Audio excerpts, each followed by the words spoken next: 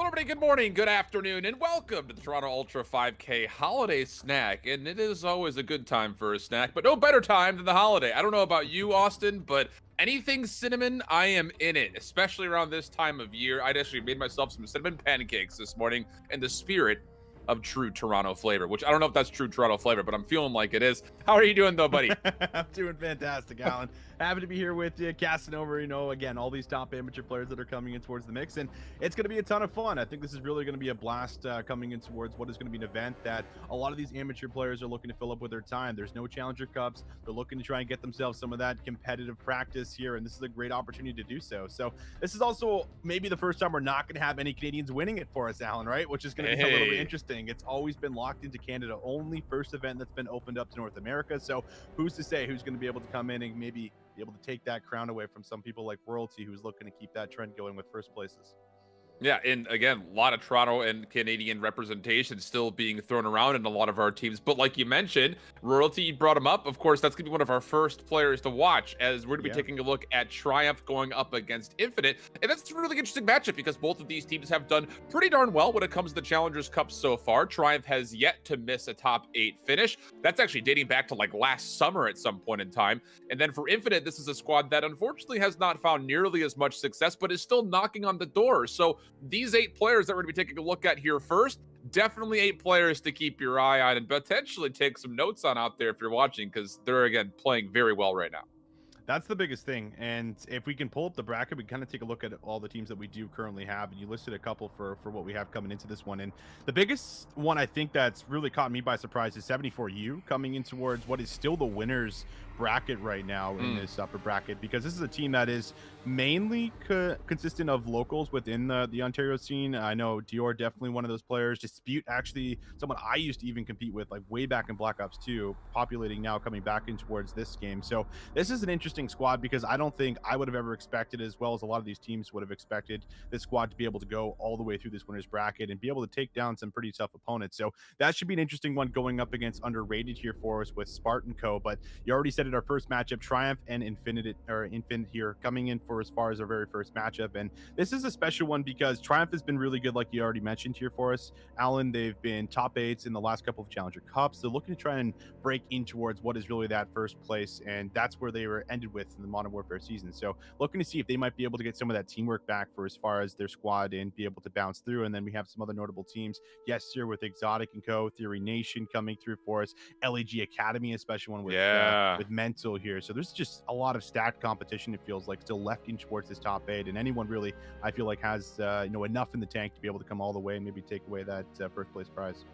And this is, I think, as much as I hate to say that this is a proving grounds tournament, it really does feel like that, because you have to remember that this is the first event that we've had in which we're dealing with that major patch that we just had a couple of days ago. So a lot of weapon changes. Of course, last night, if you were taking an eye on what's going on Twitter, GAs galore started to be thrown around all over the place. So as much as I hate to say I don't know what to expect for these matches coming up, I don't know if we can fully expect what's going to happen in these matches coming up, because things like the AK has been being talked about, attachments for the weapons are being talked about, the 1911's being talked about, smokes are being, everything's being talked about at this point in time.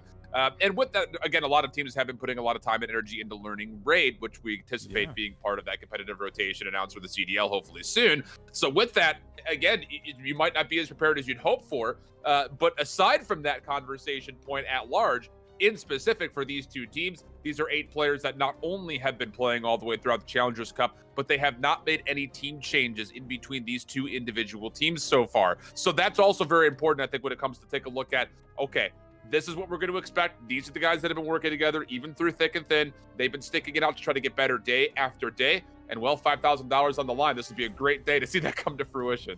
It would. And I mean, coming in here for a squad that's coming up against Triumph, you have to be pretty well prepared, because there's a lot of chemistry, I think, built into this Triumph squad now, coming off of last year, sticking together, like you mentioned. And to be fair, a lot of these players here for Infinite here with Cells, Hollow, Jintroid, and and Charullz here, a lot of these guys also having a lot of experience playing during the Modern Warfare season together in and out. So I think this should make for an interesting matchup. And I mean, Hollow's kind of the one player it feels like they got kind of left out of the CDL conversation for us, where he gets picked up with Jawza going in towards, last year, Optic Gaming. There's nothing really going for those guys, so they want to bring in 2 amateur players to try and shake things up. That's exactly what ends up happening for them. But Jawza's kind of the one that comes away with the big reward from that roster, where he's at least getting a sub spot on the 100 Thieves bench and is able to at least still act in as a sub, where Hollow kind of just doesn't really get put into that conversation. So we still got a lot of proving for himself here, even after having, I think, a decent performance, not necessarily, coming in completely flopping in last year, and also teaching, people like Slasher and Kenny, TJ, certain things about the spawns and how the game works. So he's a very, very intelligent person, and I feel like, he's really trying to get over that hump for as far as, okay, I'm one of the best amateur players right now in the challenger scene. I deserve to be picked up again, and I deserve another shot. Yeah, those UIU boys, right? I mean, again, that was a key part of that UIU team that was doing so well through the early parts of the online season. But how about this, though? Again, we talked about the potential of teams not maybe spending a lot of time on the current maps in preparation of trying to play on Raid, but we do have, of course, the 5-map list for you guys coming in for this winner's matchup. We've got ourselves Garrison for the Hardpoint, Moscow for the Search, and then we will get Checkmate at least for the Control. And the back half of the series would see a Moscow Hardpoint and then a Checkmate Search and Destroy. So with Garrison specifically coming up first, this has been really interesting because it's one of the 2 maps, that and Crossroads, that we've been seeing a lot of SMG gameplay coming to life. And not just AK-74Us. In Europe and a couple of players in the scouting series, we're picking up things like MP5s, but the big point of conversation is the FFAR. That has been in the mix over the last couple of days, and it's kind of exciting. Let's be honest here. We're away from just 1 AR, 1 SMG. We've got like 4 ARs that are being used right now and 2 different submachine guns. So the meta, again, as much as you want to try to speculate, it's kind of a question mark, and it really just comes down to, I imagine, personal preference as far as what you think fries the hardest. Yeah, preference for sure, I think, is the biggest thing. And I feel like the FFAR is just that gun that kind of fits the flex player the best, right? Like people like Deci, people like Arcedes from the past, who was running, more of that flex role compared to now in Atlanta FaZe. And it does make for, very interesting topics, because it's like the FFAR can do it all. You can win those close-up battles inside the hill and break open, a lot of these initial setups here for the teams that are defending the hill, as well as be able to, beam people across the map. So it kind of just gives you, the all-around weapon that you just love to have in the hands of people that are able to do a lot of damage very, very quickly. And I mean, it does make for, a very interesting conversation around what are we going to get, what our team's going to be running. I still think that the 74U probably still going to be the main sub that we do end up seeing here, but there's definitely been some maps where we've seen a lot more 3-1s compared to, just getting dominant ARs, for example, when we're casting things like Checkmate, where it's almost, 3 ARs in 1 sub, compared to, like you just mentioned, Garrison, where there is just a lot more room to be able to at least win those battles up close. And this is really where you can kind of unlock people like Standy, for example, who have been just absolutely phenomenal. We've seen the numbers dropped in towards some of these 8s lobbies for us, and Triumph, I'm sure, happy to be able to re-sign him as well as the rest of this roster. But I think he's really the standout player, I think, within like the entire challenger scene, for as far as someone who has a lot of eyes on him and is looking to see exactly what he's going to be able to do. And it's maps like this where he can just simply look to take over just all by himself. And I'll say this much, because we've kind of made it almost our own personal meme. Jordan General with an advanced optic on an AR. Name a more iconic duo outside of the 2 of us. I'll wait. And it's just one of those things that I'm really interested to see if he's going to try to pull something out with this. Maybe not on Garrison, but he's kind of been memed on. And people are starting to say, like, what is this General loadout? Like, it's just, you pick up a weapon that has like a 4-times scope on an M4, and you're like, Jordan, what are you doing? But it works, man. Hey, it works. And it's so exciting to see him try to change things up, especially since we've gotten away from the pick 10 system over the last couple of years and gone into more of the customize your weapon as you see fit. It feels really funny to say, but very often a lot of players feel almost cemented in, this is the meta, have to use this. And then there's players like General who are like, I don't care about all that. I'm going to go ahead and throw a 2x 4x scope and just dual zoom it and just find a way to make it work. But that's just the way that it goes. So yeah, I'm very excited, I think, to see these 2 teams in specific jump up is for our opening matchup. Again, there's a lot of storylines that we'll be building throughout the entirety of the day. But the big one, of course, is the fact that there are $5,000 on the line here. A beautiful way to start off your holiday season. I don't know what your holiday season looks like up there, but out here, Visions, it is a very cool 45 degrees with no clouds and perfectly sunny outside. So we're loving it here in North Carolina.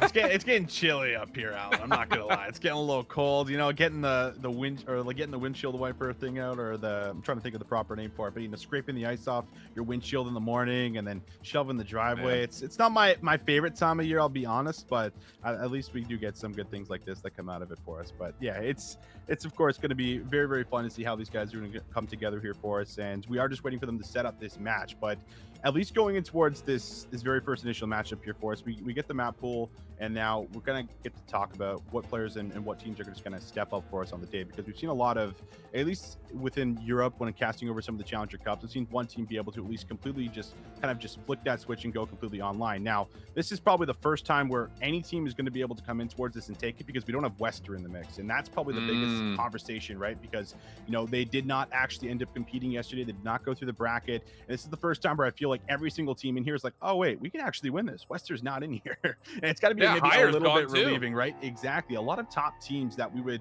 kind of anticipate, or at least predicted, I certainly did, to come in towards the top 8 for today, is not the case for us. So there's just a lot of opportunities for these players and teams that have not been able to maybe get that ideal bracket that they want. They go up against that really tough opponent, they're unable to overcome them just yet, or they can now look towards something like this where at least they can get themselves going here. So this is really, I think, the most special thing for as far as what we're going to get for some of these guys that are looking to get that first chip, are looking to get that confidence and say, okay, maybe this is what's going to work. This is the roster we can roll with going in towards the new year and the rest of the tournaments here. So yeah, a lot can be said, I think, going in towards this 5K tournament where there was just nothing else currently going on for as far as, you know, the competitive scene right now. And this is your chance to be able to at least come out with some cash, and as well as come away with, you know, a lot of, again, eyes in and really just trying to get the attention of the CDL pros, the CDL teams, and see if you're going to be worthy of getting picked up for, you know, potential sub picks that we've seen like last year go out throughout the regular season.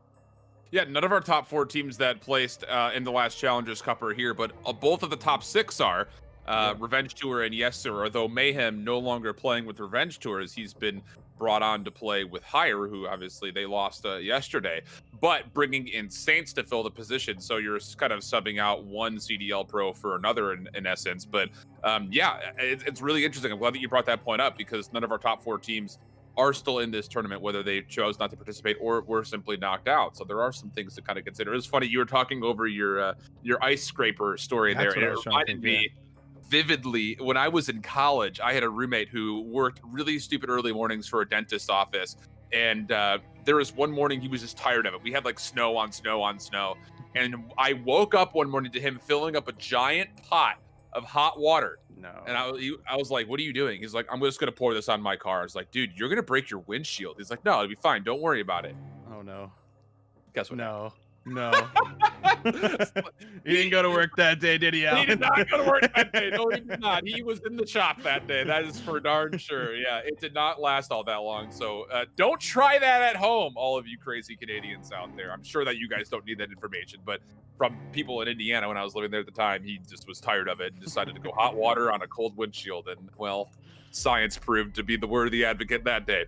We are just waiting still on our lobby to get things started here. It's really kind of a treat to be here. I know we're looking fresh. I actually was gonna wear that shirt today, the old school like 1980s like styrofoam cup shirt is what I kind of like to call it. That's fair. It's like it has that design on it. But I'll tell you, man, the Toronto people have really taken care of us so far. So hopefully we can return the favor here throughout the day with some really good gameplay.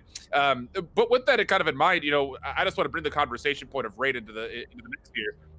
Simply because of the fact that obviously for someone like you were born and raised on that map. You came out of the womb, and Black Ops 2 was like right there, right? So I just want to get your thoughts as far as not only hardpoint and search potentially on the map, but specifically control, if you had much time to kind of watch over scrims or how teams have kind of played it so far, and if it will serve as a really good 3-mode map. So I think right now, yeah, it serves as a pretty good 3-mode map for as far as what we get, and I think it actually plays well in control, because it almost feels like in some aspects, at least off the start, a lot of teams kind of have an advantage offensively. It feels like you have a lot more room to be able to move throughout the map, and once you get that first point, you know, it comes down to, you know, a 3-lane map where you can get that early control in the middle of the map through square, through kitchen, and you can put them in that spawn trap, or you can at least force them to spawn out pretty deep, and it's not easy to kind of retake things unless you get 3 or 4 down. So I think right now, like raid fits perfectly for hardpoint Hardpoint and Search and Destroy. And then Control, maybe we just need a little bit more time with it to see if it's going to kind of come together for us. But just kind of my initial thoughts. I thought it played well, and it was the first map I've seen where it's like, okay, teams offensively are not struggling. They're not like, what do we got to do? Like, what do we really have to kind of do to get ourselves that offensive win, where it kind of feels like it is a little bit easier just based off of the map design and just how I think positions and power positions and whatnot work for us on this map. Yeah, it's so open too. Is the other thing. Exactly. Like again, you go back to Black Ops 2 maps, Black Ops 4 maps are kind of the same way, where you know where you're taking your gunfight from. Sometimes that doesn't feel like the case for some of these maps, but hey, that's just what you have to learn to adjust to. We saw it in Modern Warfare. We're seeing it here again in Cold War. We are about ready to go though. So again, just as a reminder, map number 1 will be the Garrison Hardpoint. We're expecting to see a lot of SMG presence. Still question marks as far as if General will pull out something a little bit wilder when it comes to an AR. And I think beyond that, we'll get a pretty good look to see if there are GAs, what do they look like here in play today, and if they're essentially just avoiding them on the day and just reconsidering it throughout the weekend. We'll see exactly how these teams have adjusted to the patch, which I think is probably the more general thing to look at from a broad spectrum. So yeah, I'm very interested to see, because right now it feels like there are probably 6 or 7 weapons that are definitely viable when it comes down to really what you want to use. So we'll see what the teams have found favor with, at least so far throughout this tournament. Again, all the way through yesterday. Long day yesterday too, for a lot of the guys. But this is the one that matters. Top 8 teams are left. That's it. Got to find a way to get to the top if you want that 5K. That's right. They might be running on fumes, little sleep here for these guys down, but it doesn't matter, because they got to show up. They got to go big, because a lot of these guys, especially teams that we already talked about that maybe don't have those top challenger placings here, like 74U, they might be looking to take us by surprise, maybe in towards this day as well, because they are still in that upper bracket. They are still undefeated, and being able to make it this far in towards top 8 with just the amount of challenger teams that we have, I think it's just absolutely incredible. So a lot can actually happen, a lot can unfold, and we've seen that happen before. I feel like throughout these tournaments, especially throughout last year during the Modern Warfare season, where we had all of these Northern Rival tournaments. There was a lot of big upsets. There was a lot of teams that were coming in that at least I wasn't predicting as the favorite, that did pull off some of these upsets, knock the team down towards the losers bracket, and they had to work their way back up. And in a lot of those cases, we had those second best of 5s, or just had the team that was coming back in be able to bounce back. And a lot of excitement, I feel like, is the best word to really use when we're casting over these, when we're watching over these guys, because they're fighting for money, Alan. They're fighting for pride. They're fighting for the eyes of all the people that are currently looking down on the amateur scene and the challenger scene, which is a lot more, especially coming off the scouting series and whatnot here for us, leading in towards what will be a very exciting 2021 season. So yeah, a lot up in the air for these amateur players that are just trying to prove themselves individually as well as a team. And I think that the most interesting thing to hear from a lot of these amateur teams is like, listen, we're looking to actually stick together and build. We're not going to do what we did last year, which was just like team hop. Let's get together and let's try and progress and get better. That's the biggest thing I think that we're seeing going in towards the season, and now we're going to start to see it come out here for us for our very first match, ladies and gentlemen. Garrison Hardpoint, just like Alan said, we're going to take a look at both of these squads, see who's going to be able to have that hot start. And Alan, you called it. Already seeing General with the scope as he finds himself first blood. I love it, man. I am just here for it. Anything that flips up the meta, I'm absolutely here for it. His fellow's going to try to match that long-range pressure, but again, he's not going to have the ability to go to that 4 times scope that we see. So it will be Infinite on the hill first. Hollow's able to clean up some area over by Lights, but Royalty's here to contest pretty quickly. And you got to keep your eye on number 6. General's going to go up top to comms. He's going to try to lock down the middle of the map, and with that kill from Fellow mid-map, it looks like even though you're going to be getting some good time here put together for Infinite, it's Triumph that hold the pressure on the map, at least for now, as they try to contest this back 32nd. Back 18 that you would love to be able to get for yourself here, but they might honestly just have to completely chalk it, make their way over. And you can already see player number 3, that sells. He is set up. He finds himself 2 on the rotation, and Charullz here in behind actually finds the 3rd, might find the 4th, but Royalty just able to grab the kill. However, we don't really have a whole lot of assistance here. It's all up to Royalty, who needs to play his life, his teammates across the map, and now he will fall as well. So this rotation will actually be won here for the side of Infinite, as they have themselves a very hot start here for map 1. Yeah, and one of the things that I'll notice as far as the macro goes, you're getting your main AR player, you typically have your main SMG Slayer, but then you've got about an AR flex and an SMG flex, where they can kind of go back and forth between a more close range AR or specifically an SMG to an FFAR, something like that. FFAR is kind of like that Maddox role that we're kind of seeing a lot of teams try to execute on right now. So Fellow's going to be pulling out that FFAR very, very quickly. but even though he's trying to make a couple of weapon swaps, there's been very little time to speak of, just a couple of seconds actually, as Jintroid will be pushed, and he will be pushed back. Cell's last player left. Now it's down to Charullz, and oh, nice play from Standy as he'll take away 3 and essentially single-handedly break the hard point for a couple of seconds. Standy here, just making sure that this last 20 seconds does not all go over, able to contest a good amount of it, and rotation this time around will actually be here for Triumph. So this is the chance to be able to work themselves back in towards the game off of P3. The hit starting to unfold through the middle of the map. Jintroid looks to be the first one through, finds General in the back. General wisely just backs away, waits for his teammates to move in, and that's exactly what Standy's able to do. Finds the first one, Royalty finds the second. General turns and is able to assist Royalty on the hill, and that first push will be stuffed here for the side of Triumph. And Jordan General swapping between the long-range Krieg optic, now do an M4 if I'm not mistaken, as Royalty will fall into the hill. You're going to have Hollow try to pinch this one up, and yeah, that is the case. XM4 coming into play. Again, a lot of different weapons being showcased here throughout not just the amateur scene, but also in the CDL. A lot of players are switching things up. And it's interesting, I would say this much, for to see General rocking the main AR spot as the M4. We've seen players like Gizmo in Europe use it kind of, again, as that flex roll, where he can get a little bit more aggressive, a faster rate of fire on the M4 than the Krieg or the AK. But Hollow trying to pinch up the last bit of 5 seconds will not find success. So with this, Infinite will be a little bit out, maybe not really finding the time or contest they were hoping for P3, but still with a marginal lead. This Triumph coming through with just about a full 60. Now need to find a transition in towards the middle of the map. Well, it's going to bust through double doors. It's going to be fellow General with all the kills. And well, again, on the first hit, everyone's starting to pick up steam for the side of Triumph as they will find themselves at least a bit of control in the middle of the map. Fellow would have loved to have stayed up on the catwalk, but a big kill does come through there for Jintroid. Now in towards the hill. Charullz looking to try and find 2, and he does, connects onto Royalty. This will open up a bit of that room as he now looks to soak up a bit of this time.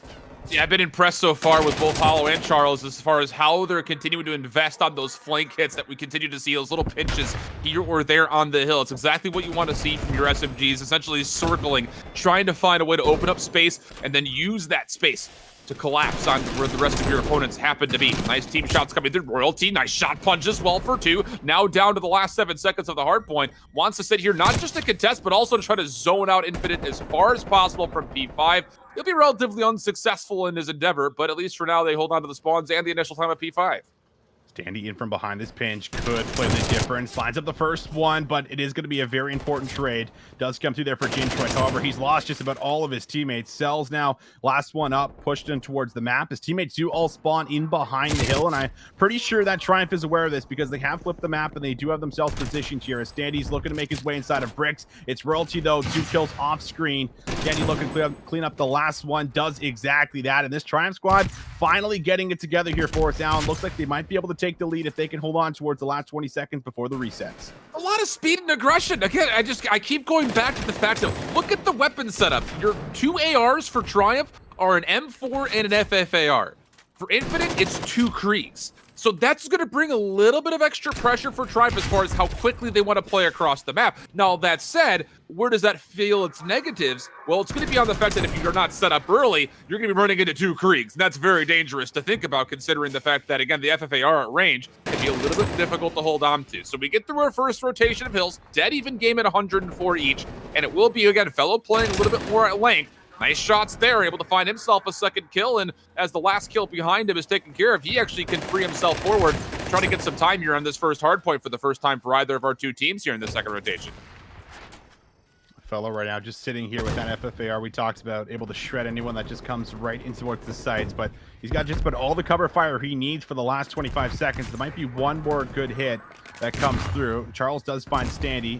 Will they start to make a move for the last 20 seconds? Charullz will, in fact, do that, but he gets taken down from the side. General just playing his role beautifully, watching over fellow, comes there with a couple of kills here, and now it is going to be the last little bit of scrap time that does get collected here for Triumph, as we'll see General try to work his way in towards the back of bricks, but will be picked up from Cell. Standy now finds himself 2 on this rotation over, as last time it was a very bad fumble for Triumph, but this time they're looking to try and make their name known as they make themselves right in towards the hill. They find themselves the first entry. Standy is going to rely on his teammates, and they find a very fast breakdown right into green. Standy not stopping, might be able to go for another. Cell's just able to grab that last bullet and shut him down, but Triumph with control on P2. Cells has to wait for a little bit of help, and with only 35 seconds to play, this might be the last look for Infinite. General's able to find one fellow, another. Oh boy, I'm telling you, this FFAR, it absolutely melts, and Fellow is showcasing that. He's got a minute 45 of hill time, 17 and 13. I hate to just keep going back to the weapon meta, but think of the role that Fellow is playing right now. When he's running this FFAR, he can either challenge at range, or more specifically, he can actually challenge the hill and hold hill time.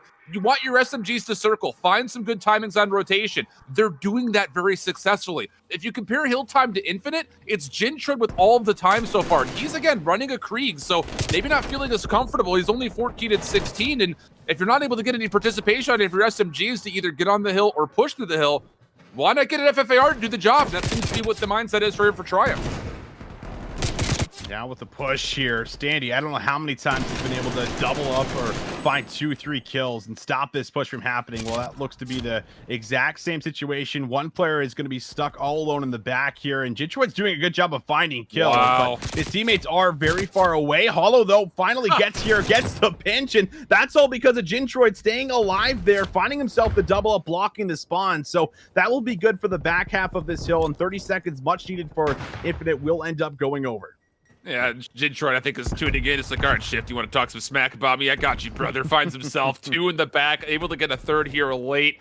And now it's leading to them digging into this deficit, just down under 60 points. Standy trying to work the rotation, trying to make sure nobody exits for free through caution.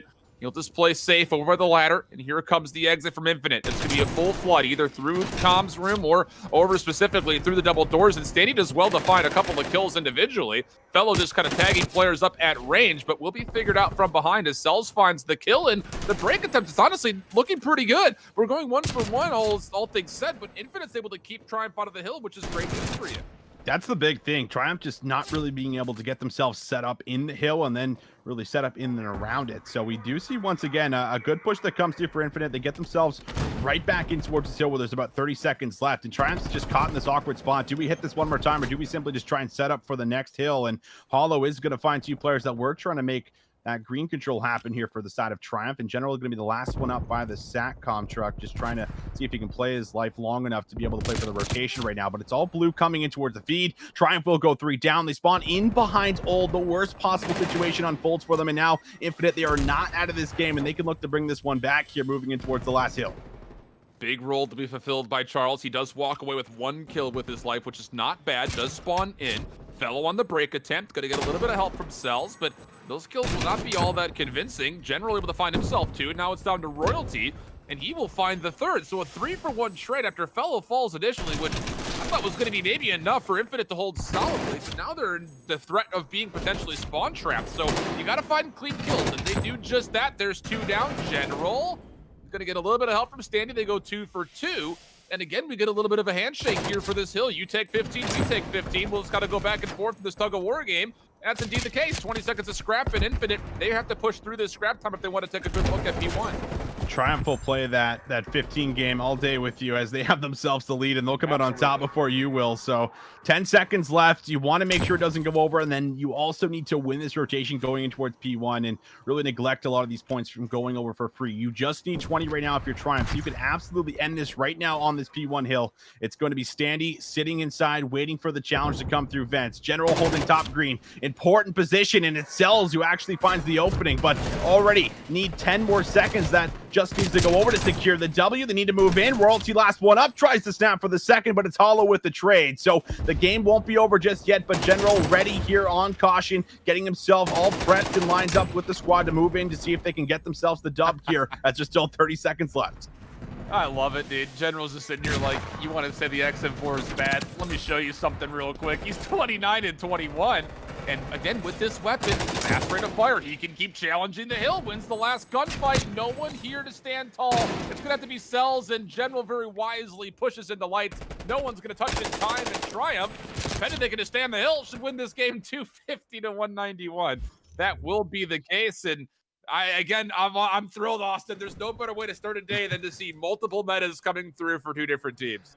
Multiple metas, multiple lead changes for us, 2-stack teams. Yeah, it is a great time to be casting some Call of Duty for us for sure. And this is just such an interesting game because it feels like right off the start, Triumph were just, caught in this really bad situation where they didn't really grab a whole lot of points off of the P1 hill for us. They then had to chalk that one up, say, all right, we'll just let you have that scrap time. We'll play for the rotation. And then they were just broken on the very first push that came through there for Infinite. So it just seems like they were, really slow to start. But once things turned around by P3 and they're able to get themselves just about a full 45 seconds coming through there, that was where things started to change. And then Standy started to come online. I couldn't tell you or count the amount of times that Standy was able to find 2 kills. I mean, people got to trade him out, and they got to trade him. If they're not trading him, then they're just putting themselves in such a disadvantage on a map like Garrison, where everything comes off of team pushes and control and doing it together here for us. And Triumph were just able to respond a lot better in the second half of that game, being able to bounce back.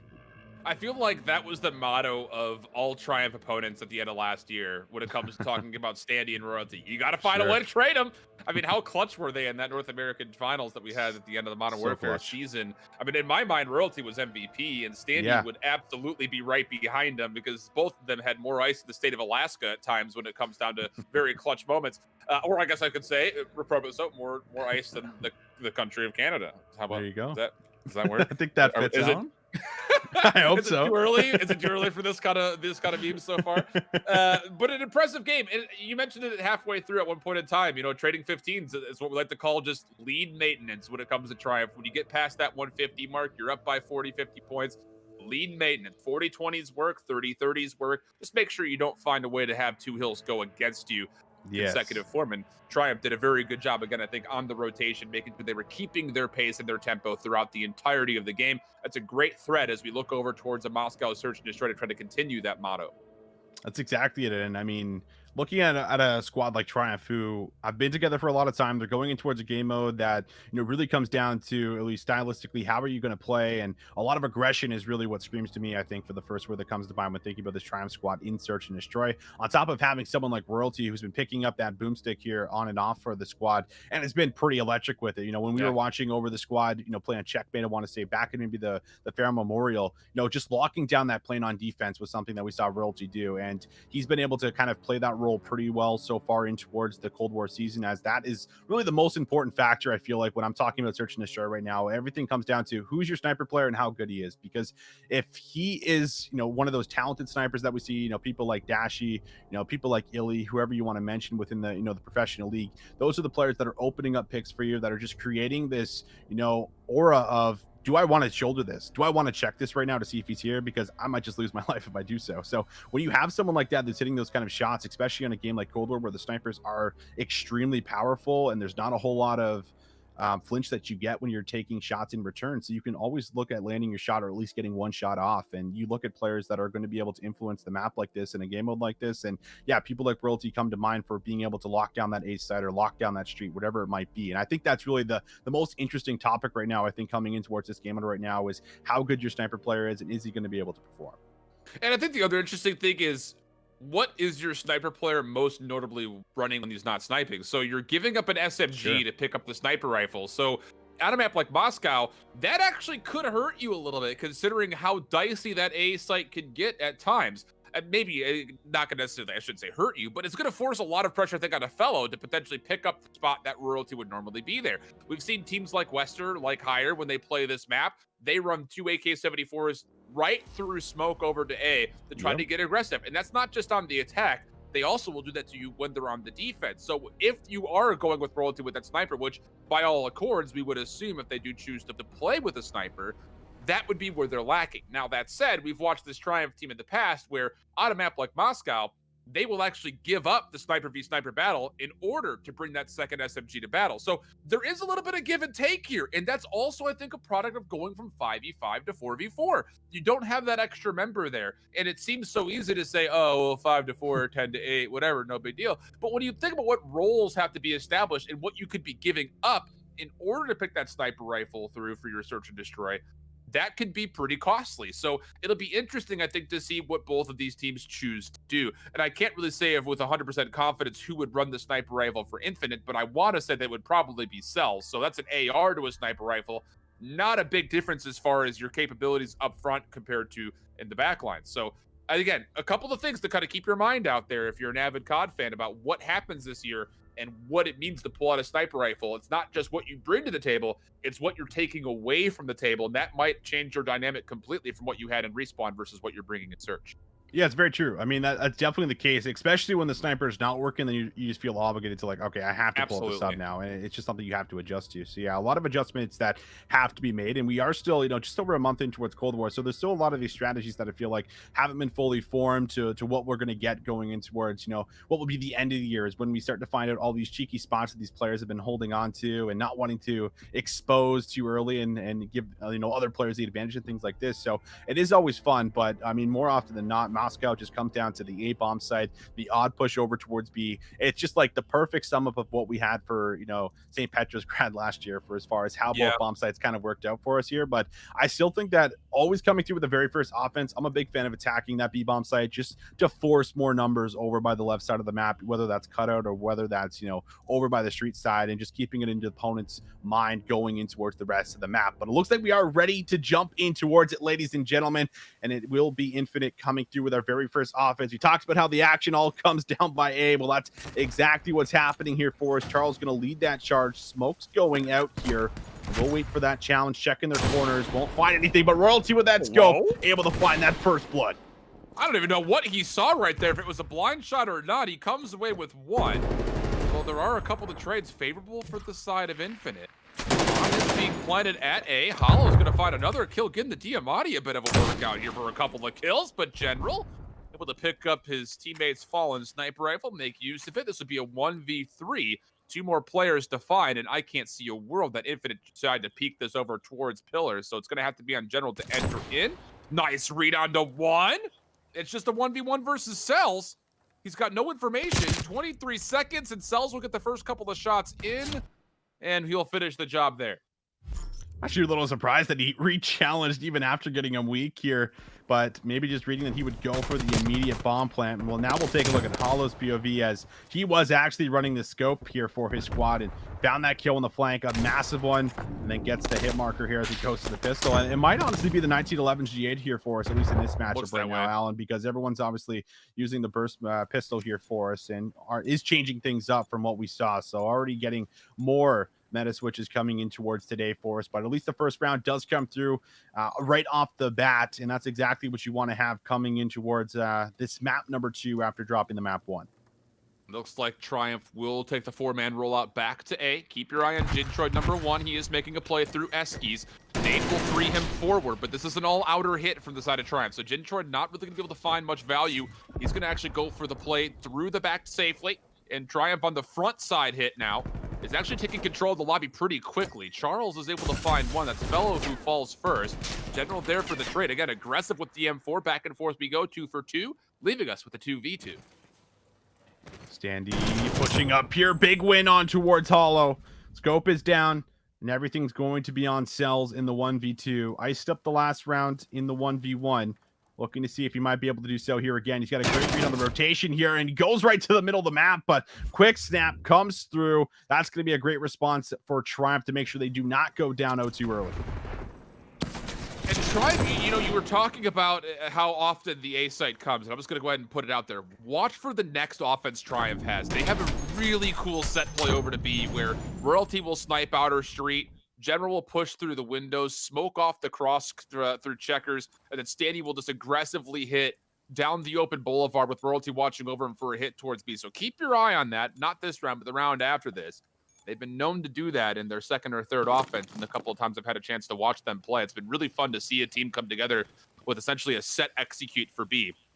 This time, for Infinite, nearly the exact same loadout. Cells watching mid-map. Infinite will be mostly largely up top by the escalators, and Triumph are trying to get a 3-man stack through Eskies, and it is not successful at all. Hollow throws a smoke to deter any line of sight through the middle, and it comes away with 2 kills. Infinite in a 4v2.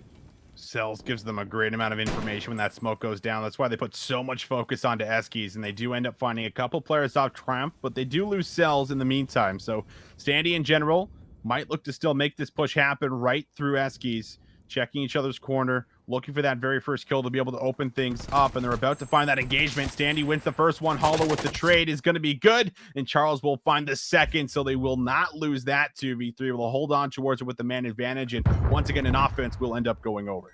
Yeah, and how about the passive play? Just playing through lobby, let them rotate through the middle of the map. No need to rush to the objective. Let's just make sure we hold our angles and see what they want to do to try to recontest, because they're going to have to, at some point in time, recontest this A site. So let's see here. Am I a prophet today? Visions is the question. We'll try and make this set play over to B.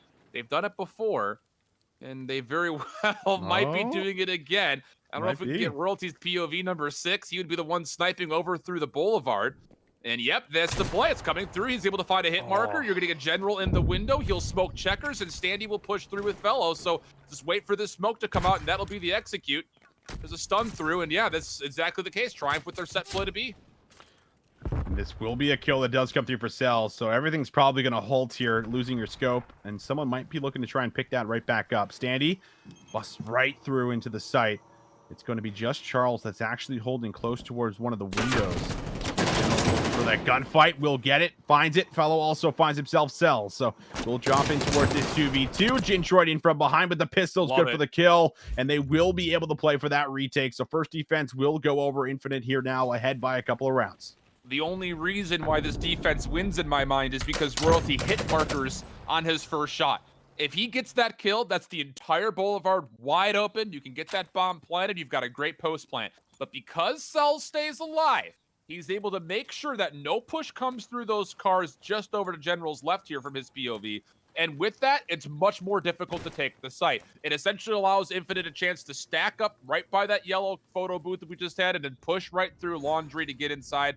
Really beautiful defensive play, but you have to give credit to the fact that Cells stayed alive. Not really to any of his accord, just the fact that he got hit markered and not fully eliminated. A lot slower of a round here off the bat, but finally that move is made. Jintroid finds Royalty. Once again, the player that needs to really lock things down and stay alive with that scope. No longer going to be here to work for some of those quick snaps or picks.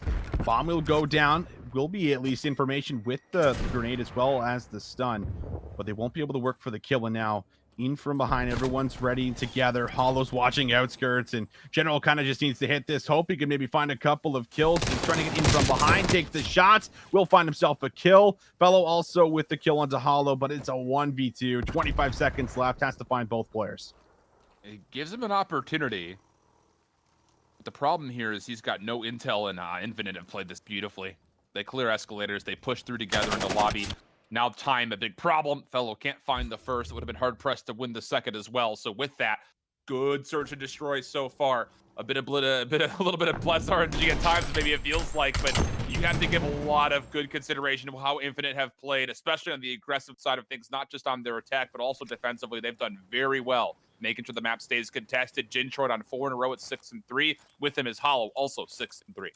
And you likely know that Triumph's probably going to go default back towards A or go in the middle of the map here, unless they're looking to try and see if they can get lucky again over by B. And that's exactly what they're going to do. So it will be just a 3-stack that comes through. And because you have a little bit of comfort here, you could look at maybe throwing out a risky little round here on defense, try to get aggressive, try to get full control of this A site. And this is actually just going to default to a very passive offensive round where Triumph, I'm sure, are screaming, let's just work a pick. Let's try and find that first kill, and then we'll look to make a play. But Standy is going to throw the smoke out, try to get some information by the street. Not going to find a whole lot right now, and everyone's still very, very passive, but it looks like they're lining up for what could be an aggressive takeover by A. I love that. Remember that smoke right there. We'll break it down at the end, but it's going to be up to Charullz to try to find one kill, and he does. That's actually beautiful. Now the defense can rotate over. They're going to be hard-pressed to contest the bomb plant. I don't like that at all. If you're Infinite, there's no way you're going to be able to contest that bomb plant. Not with the numbers that are here for the side of Triumph, but Cells is able to go 1-for-1. Even as the 1v1, but General pushes forward, takes the kill, and now I back up. Remember that smoke from Standy? When we were laying out that B hit from Triumph, it was General that throws a smoke in the same position. So that smoke that comes out, you can hear that.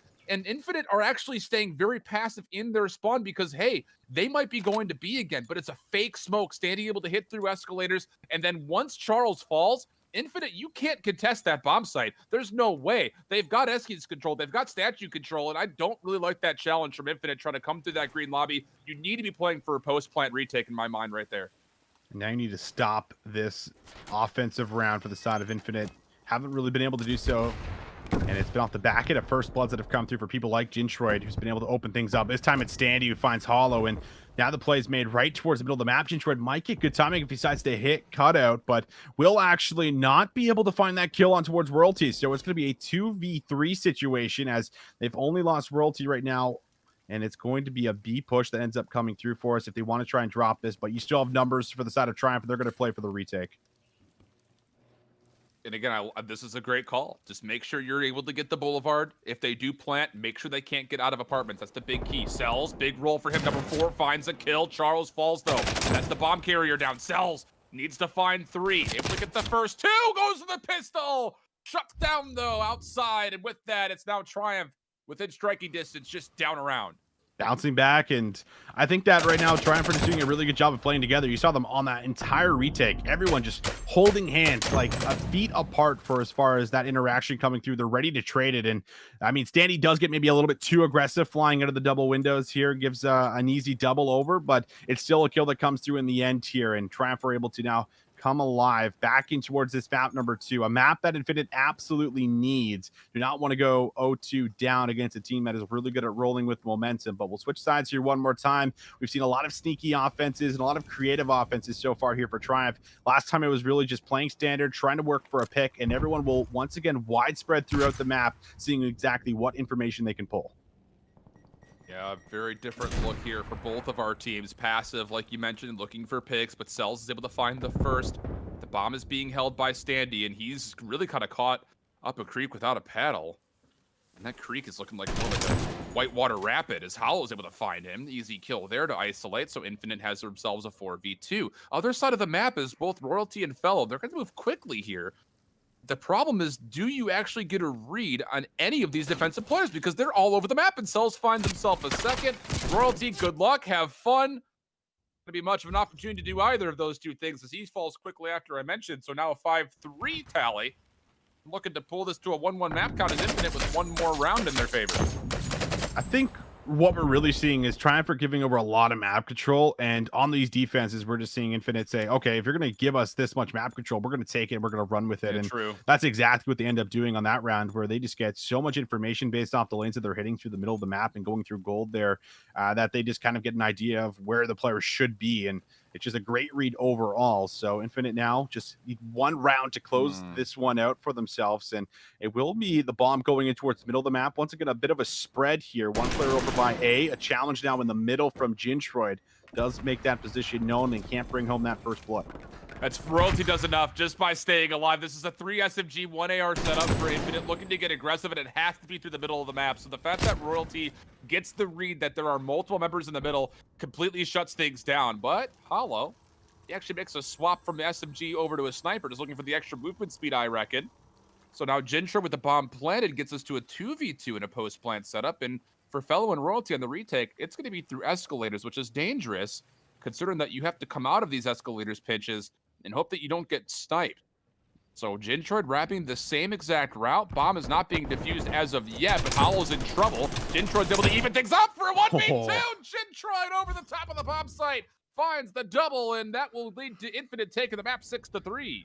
6-3 series tied up here 1-1, and what a play for Jintroid just to go all the way through their spawn and just honestly hits it. Says, I'm gonna rewrap Eskies. And how many times, did we see Triumph come in towards the retakes by A through Eskies? I think that's just a great read again, coming through from the squad that is just showing a lot of strength right now in search and destroy. A lot of great reads and how they're being able to at least manipulate the map in some of these situations where they're creating man advantages or they're looking to create man advantages here. So everyone really on the same page, and Jintroid just goes for the full wrap in between Eskies, comes up from behind and able to lock down the 1v2, snapping from player to player. Just a really big map coming through overall here for these guys, shutting them down, not allowing Royalty to take over with that sniper, not allowing, the subs, the aggressive sub play that we talk about here from Triumph be able to take over. It was just a lot of great first bloods, a lot of really big scenarios being played out here for NFINITE, and they got to be absolutely ecstatic about tying up the series in that fashion that they just did there in map 2. Yeah, so for me, I think the biggest things to take away here is the fact that we talked about, again, the pros and cons of if you bring a sniper rifle that happens to also be your SMG player, does that take a card out of your hand? And it seems to be that way. I mean, we didn't really see too often Triumph on their attack try to double smoke and then immediately hit over to A. Maybe only 1 or 2 rounds. in which they would full flood towards the northern side and give away the escalators pinch. On the other front, though, what we kind of take away from Infinite is the fact that not only is Hollow an incredible sniper, he finds a lot of value not just with the scope, but also with the Diamatti pistol. But beyond that, because Infinite is playing at a very high pace, it's actually taking away the opportunity for Triumph to set up these execute plays that they're looking to find. So maybe there's a bit of a speed discrepancy. Maybe it's just a couple of hit markers that unfortunately aren't kills. Kind of hard to say one thing or the other definitively, but one of the big keys, I think, is the fact that we did see a lot of aggression coming out of Infinite, and Triumph was not necessarily as prepared for it as you would hope that they would be.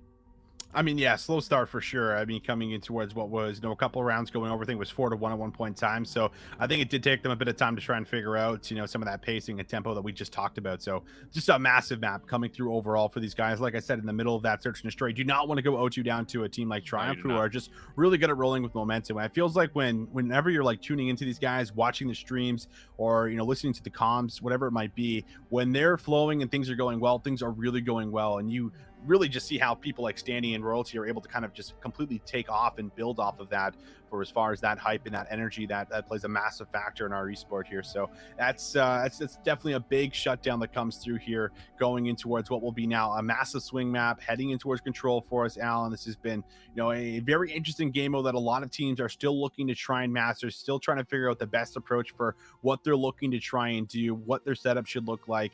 And overall, I think this is the game mode that they've spent the most amount of time trying to really dissect and figure out just the best way to play it overall.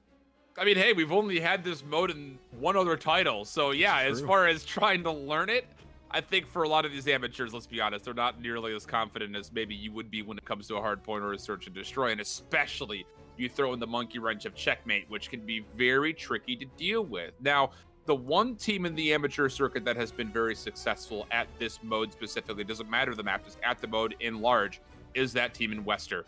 And watching back some of their footage from the Challengers Cup 2, how they enjoyed playing this map of checkmate was they would split up the team into two different duos, an AR SMG over the middle, an AR SMG over to the outside, whether that's up towards A or on the opposite side of the map, doesn't make a difference. Obviously on offense, it's most likely going to be over towards A, but you take away either that north or that south lane and you control the plane, it only leaves your opponent's one option. And it doesn't make a difference, again, if you're looking at them from the attacker's POV or the defender's POV. If you're limited to one option, it's very easy to collapse on that option when you need to. And that was what Wester did extremely well versus teams like Higher in that Challengers Cup final that we had from this last week, it feels like. Which I guess technically is this last week. Can you believe that was only 7 days ago? It feels like it was a lot longer. Yeah. I know, right? Yeah, but checkmate, I would say, I think from my point of view, and we talked about this off camera, is like trying to break this map down from even a caster's POV is very difficult because it almost feels like domination in a way where the small things that you might not normally assimilate that to be successful, that's what's leading to success right now. That one kill that, it's just one kill on the other side of the map. Well, wait, that guy can now hit the OE completely for free or take over one side of the map completely for free. And that's what I think is the most important thing to kind of keep an eye on as far as when kills turn into map positioning. That's when things become very successful for your team that you're looking for. Well, ladies and gentlemen, here we go. It's going to be the big swing map, and we'll see exactly who is going to take it. Offense coming through here first for the blue squad, trying to get themselves that middle map control we talked about inside the plane. Standy doing an excellent job of that, as it will be Jintroid's nade that ends up finding him in the end. But already on this first tick, that looks to come through with the positioning that we see from Fellow pushed up, as well as General just sitting here waiting over with that ACOG scope we keep highlighting. But it will be Cells in from behind, trying to grab both of the players on the point, but will only be able to get himself General. With an M4 again, Triumph playing around with the different weapons that are available. Second tick will definitely be here. Jintroid pushed up into the plane, could potentially come back to pinch this third tick, and I think you're gonna need to. Royalty holding from the front is good for one, but it's Jintroid who finally gets around the back to clean things up, and that will deplete the progress just before the third tick comes into play. Just before that third tick. And I mean, the big change that we do see going in towards controls, you can stack that zone and get it very, very quickly now. So a big factor when you get 2, 3, 4 players down. But Standy is going to start to work his way through this left side, gets himself underneath the wing, and will start to at least make some noise by this other zone on B. Great shots on towards the second player before he ends up falling in from behind. So this has at least been decent stabilization coming through right now for the side of Infinite, and making sure that that first zone does not get captured, the extra minute does not go up, and they're also now getting themselves a bit of map control as they're shutting down Triumph from moving up here at all. Triumph has not had plane control for a single second this attack so far.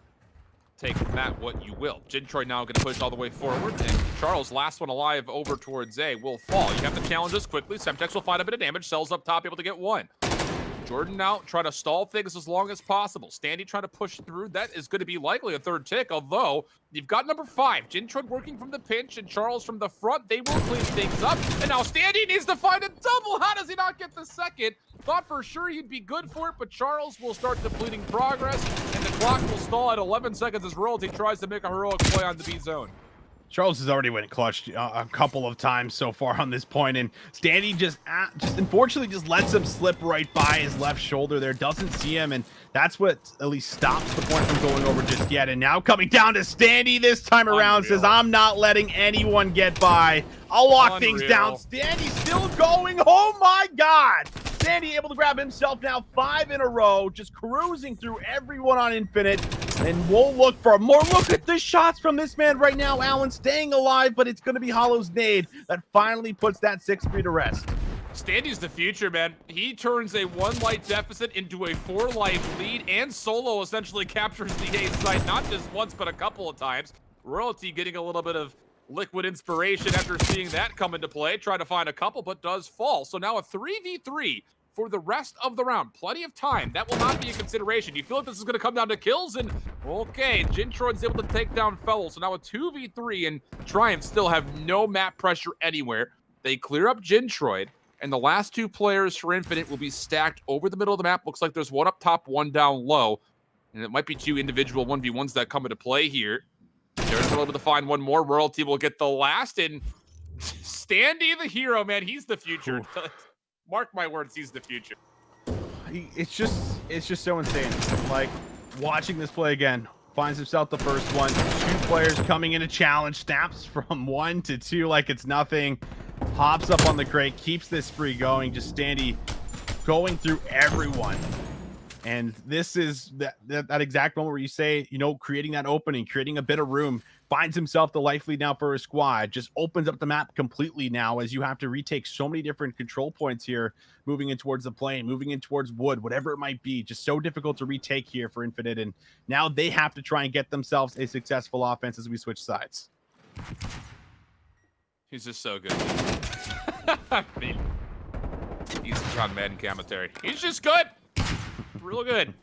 Charullz up top again. Look at the difference in the pressure here. Infinite is putting a lot of attention to the mid-map, and defensively Triumph is doing a better job of committing to the plane. But Charullz will make sure that Royalty will not exactly feel necessarily safe. Although, watch the route Royalty is hitting. He's going to slip right behind this quickly, mind you. This should be a free kill into Charullz, pending he can read him on the plane wing. And no, it's Seltzer's up top. He'll find the kill. So he'll double down. But General, meanwhile, will clear off the A zone. So no progress to speak of here so far for Infinite, even though the lives certainly are even. We'll stop the clock now. Both zones actually being pressured at the same time. Charullz went so big on defense. Now looking to go big here on the offense. General coming right up through the middle of the map. Looking to apply some of that pressure.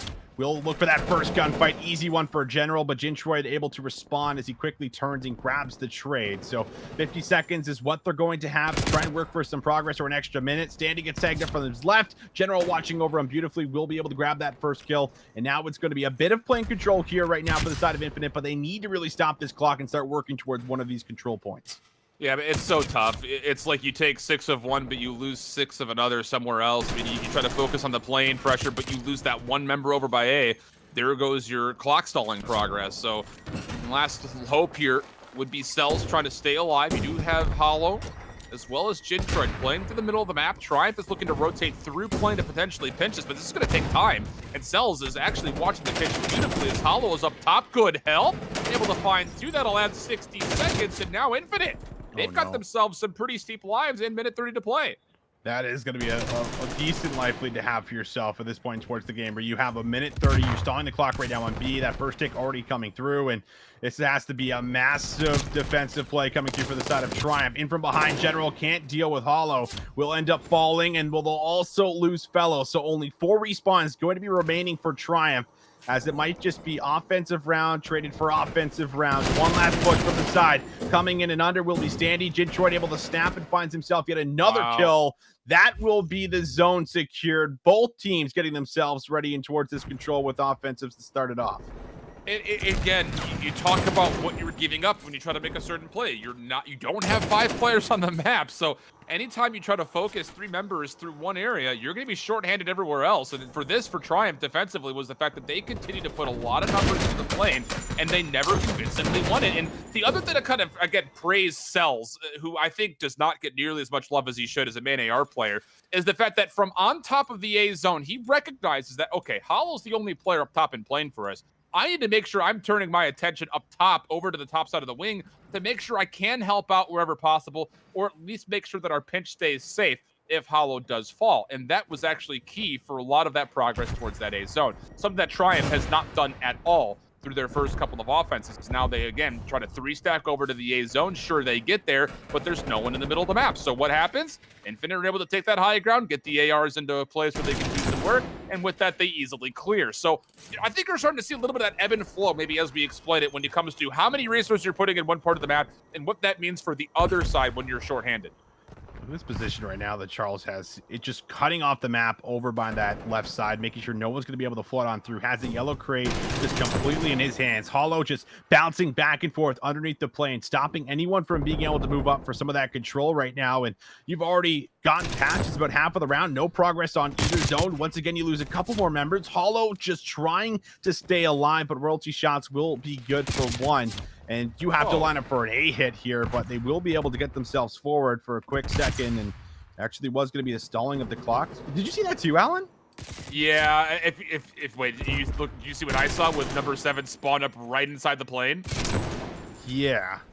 Yeah, I was about to say, you know, there have been some adjustments to make the attacker spawns more favorable, but there have been a couple of times where I'll watch a defender spawn right at the nose of the plane, which is obviously way too far forward, I think, when you compare it to the offensive side of things. And I don't know if that's what you were kind of gasping about, but that's the thing that kind of took me away from the play at the moment, was watching that spawn happen right in the middle of the plane. Will be one last touch, though. 3.3 seconds, and yeah, of course, it's going to be Sells that comes in here, cleans out the point. So this one a lot more convincing compared to our last 2 offenses, where it just felt like they got 3 or 4 down just about 20, 30 seconds in towards that round. And we just saw how they were able to punish them, keeping them just deep inside their spawn, not allowing them to be able to stop that clock, which is just such a massive factor to winning out on your offenses here for control. So it's going to be Infinite with a great bounce back here in map 2, now transitioning in towards map 3, where they just need one more round to close things out. And the life lead, if this were to go to a round 5, is massively in favor of Infinite right now. I mean, they won their offense with about 8 lives to spare, and then that defense, they had, what, a 4 or 5 life lead as well, right near the end of it. So they're in a really advantageous spot pending. They do not win this offense to send this to a 3-1 to get that round 5 defense. Charullz, Jintroid, all able to find kills, exchanging hands and sharing his carrying gear, as Jintroid will find the last. That'll for sure be at least 1 tick of progress, and Jintroid's not going to push forward. He's going to stack this, and I like the call because Hollow was pushed up into the nose of the plane, so Triumph recognizes they can't fully hit this A side unless they clear mid-map, and little do they know, there really isn't anyone else in the middle of the map. So as another kill comes through, the pinch will finally get there. It'll stop the 3rd tick of progress from coming through, but 2 ticks already gone, and B's also found nearly a full 1st tick as well. Standy tried to do some heroics as he acrobatically tries to go on top of the yellow crate, but he will also fall, so things will reset with 50 seconds to play and a small life lead for Infinite.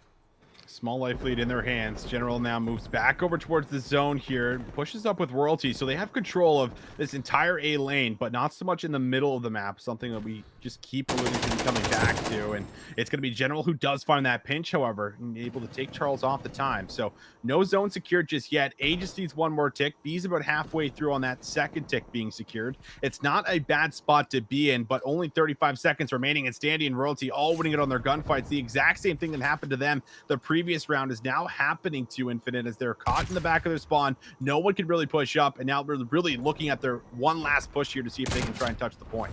Yeah, they are going to be able to touch over towards A.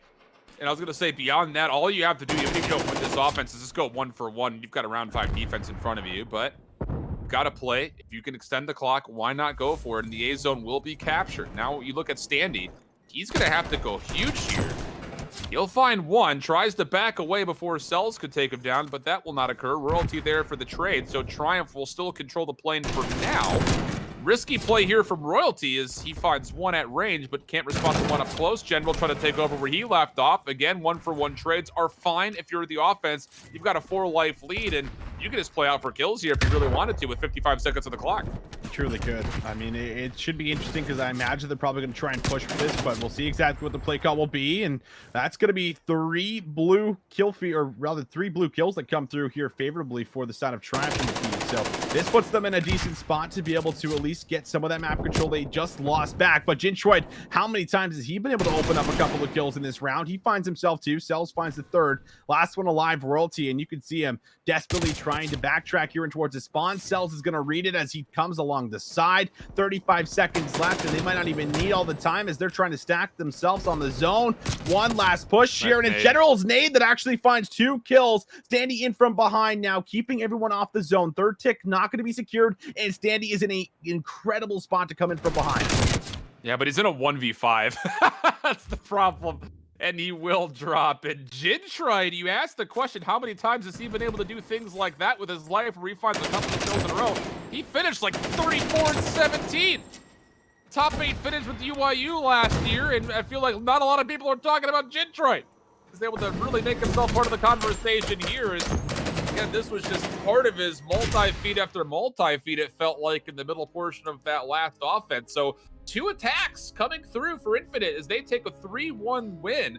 They're on checkmate control, and it feels like yesterday, and maybe it was yesterday, that we were talking about how offense on control is impossible to do. And well, wait a second, let's just give teams a chance to try to figure it out. And I will say this much, Infinite did a much better job than Triumph, being able to know when they could work the middle of the map and pinch up the A-hill versus when they've got a 50-50 in the A-hill and work around the outside towards A to either spawn off some kills or potentially get the full wrap.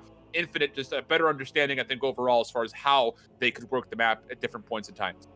And after the update, I do feel like control it's at least a little bit easier offensively. We saw it, stacking the zone now is just the way to really come away with these offensive wins, where sometimes you get 3 or 4 down, you can just 4 stack it. And I've seen the bar just goes like incredibly fast. It's like, it's honestly insane to see it just kind of just go all the way. It's like, oh, we were on here for like 5 seconds as a team. We got it.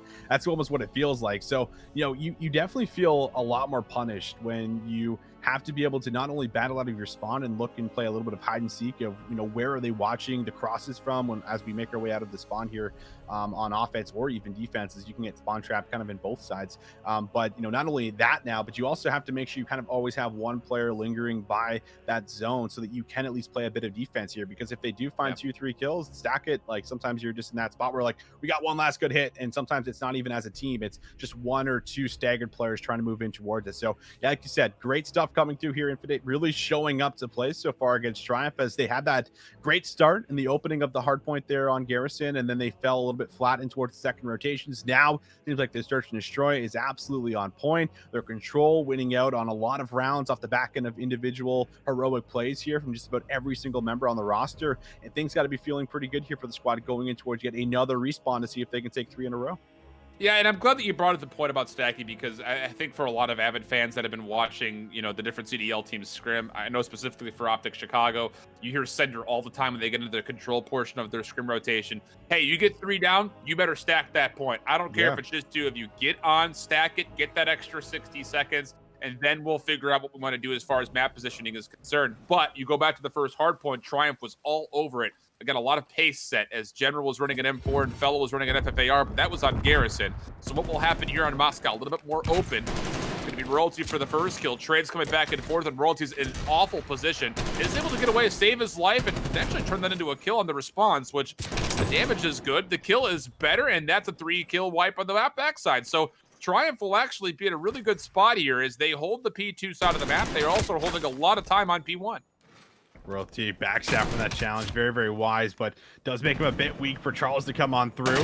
General with the scope here once again finds himself an easy pickup on the hollow. Will he read Jintroid coming all the way in towards the back? He will not, but Fellows also making that big anchor rotation in towards the back where no one has actually spotted him or trying to back up here. So we could just get a flip of the back and maybe just almost a 50-50 parallel spawn foot race more or less towards it, as it's about 5 seconds to play for. Infinite will have themselves just a slight lead here by a point, but Fellows making some work happen in the back. He finds that kill on the Jintroid, and this should be enough to have police station control, but the reflank on the flank here out from player 7, Charullz, looking to do the exact same thing.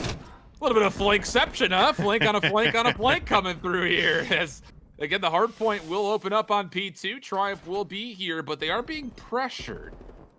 We've got number 5 over to the backside of the boulevard. That's Jintroid trying to watch any rotations come through.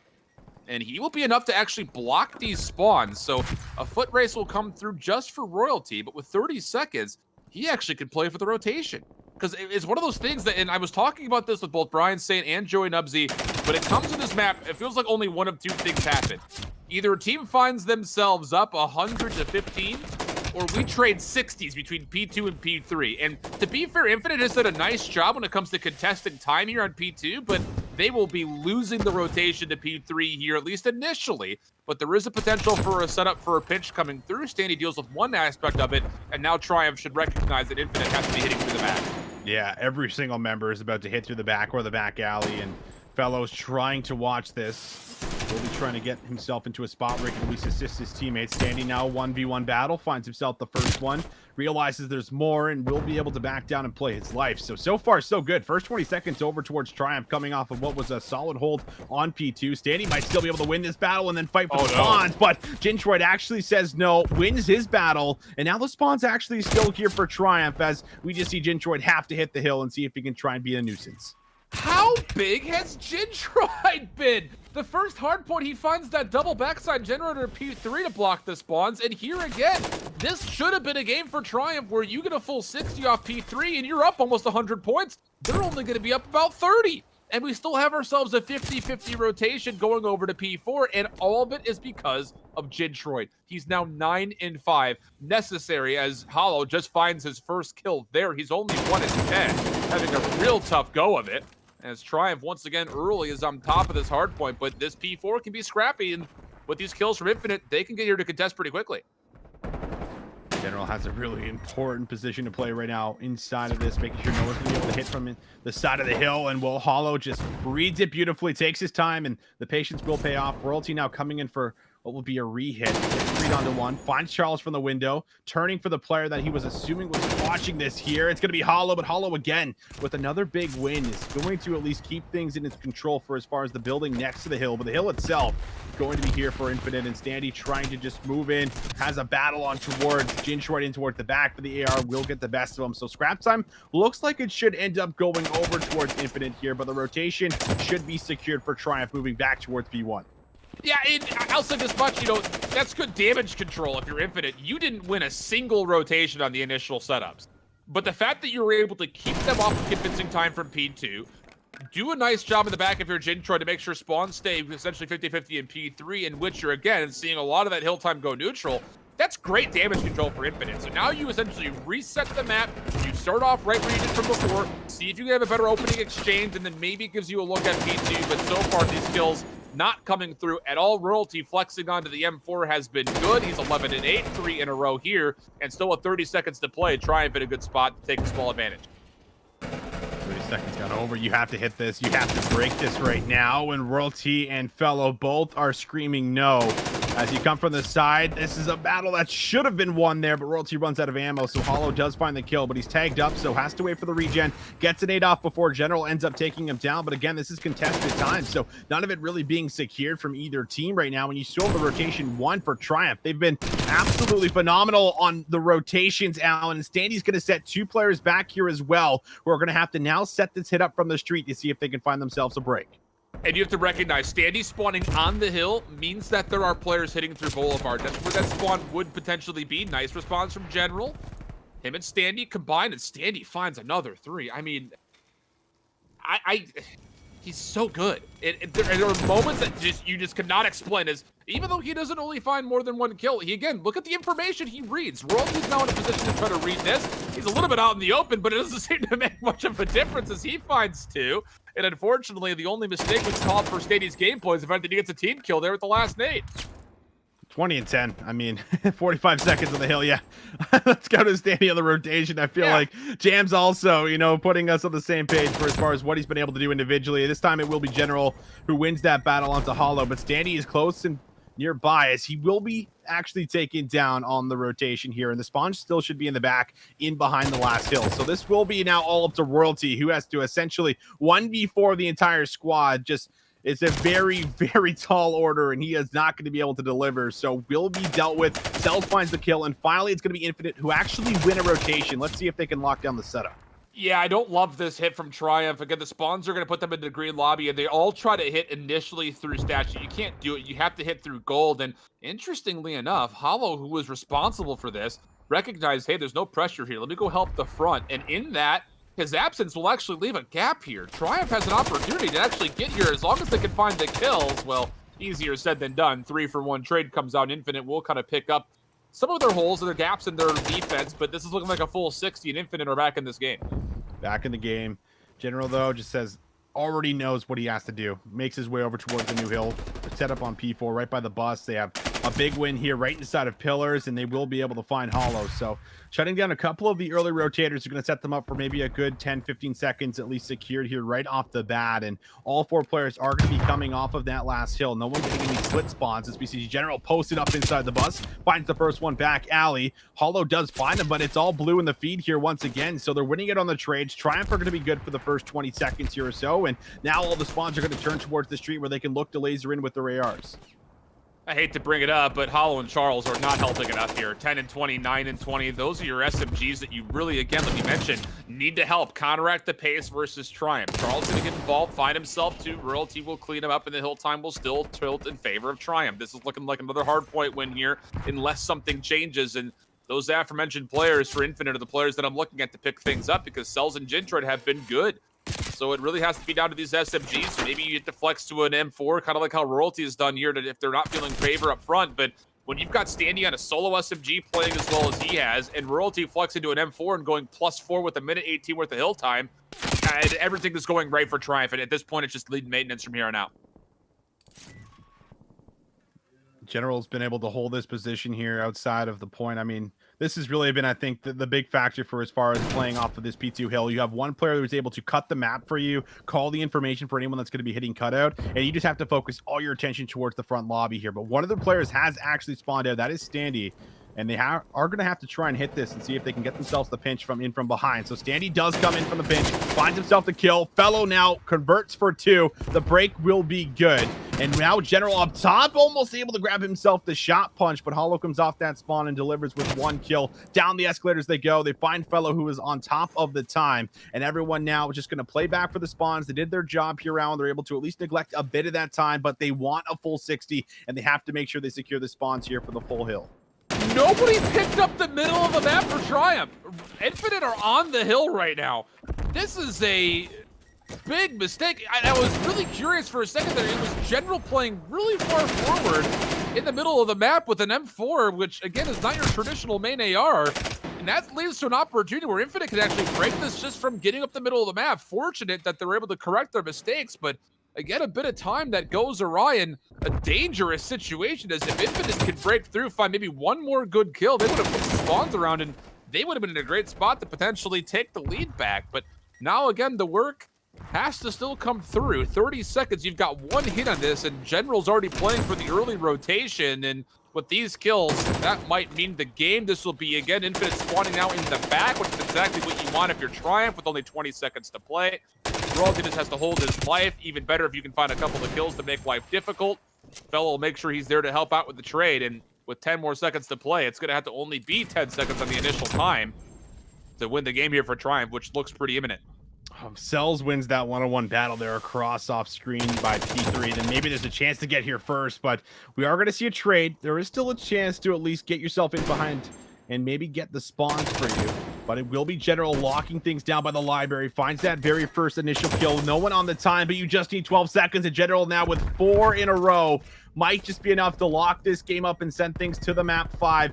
5 more seconds is all they're going to need. Hollow trying to get himself some contested time. Hollow finds 3 out of 4.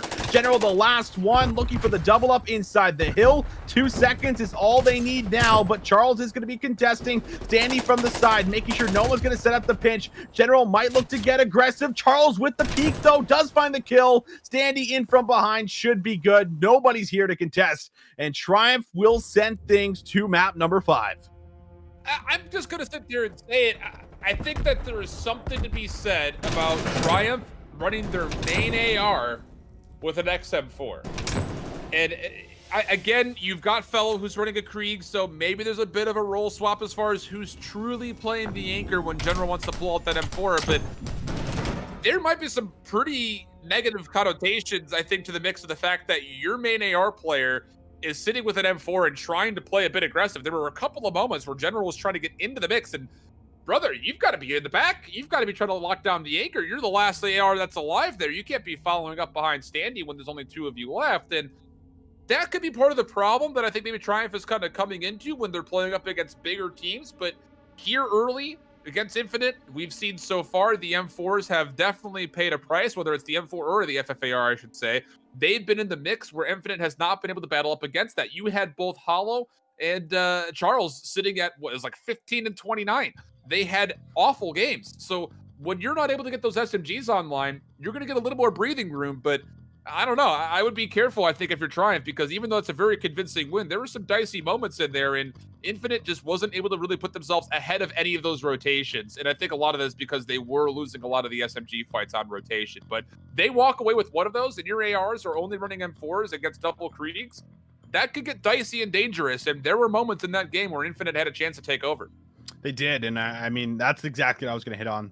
You know, just the rotations. That was the biggest factor. I feel like there was, I think, everything except for maybe one rotation by P3 they lost, and then they were unable to really find themselves maybe a successful break, but that's fine because they end up rotating towards P4, and then they get that lead right back in their favor. So that was really the biggest factor. I think it just came down to moving earlier, being able to also realize, okay, rotational spawns are a factor. We're all pushed out on the map. No one's in the back. If we kill them, they're going to spawn in behind old. A couple of those moments happened behind P2 for them, and it just felt like everything just worked out in their favor. So yeah, subs just really not really coming in here, I feel like, with the best performance. But the good thing is that they've already shown us a lot of strength in Search and Destroy for us, Alan. So we're moving in towards yet another Search and Destroy map here to see who's going to advance towards this winner's final. And this is, you know, not only a big match for as far as, you know, being able to see who's going to be able to stay alive in the upper bracket, but being able to at least go in towards that winner's final, knowing you're coming off of a massive Game 5 win is also going to be pretty big. Getting those Game 5s out early, I'm always a big fan of before you go in towards those winner finals,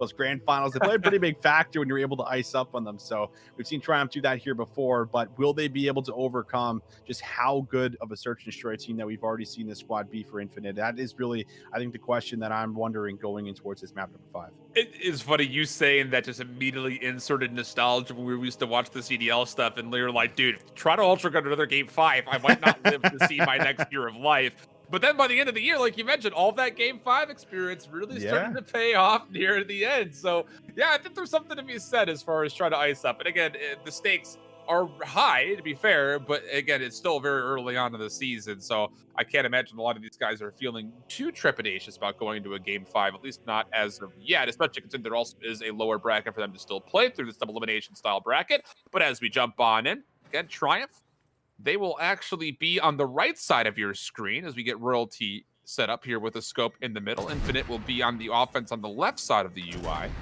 And this opening bomb hit is looking to make their way over to B, but this is very hotly contested. And I think Charullz has recognized that and says, I'm not ready to plant this yet here, brothers.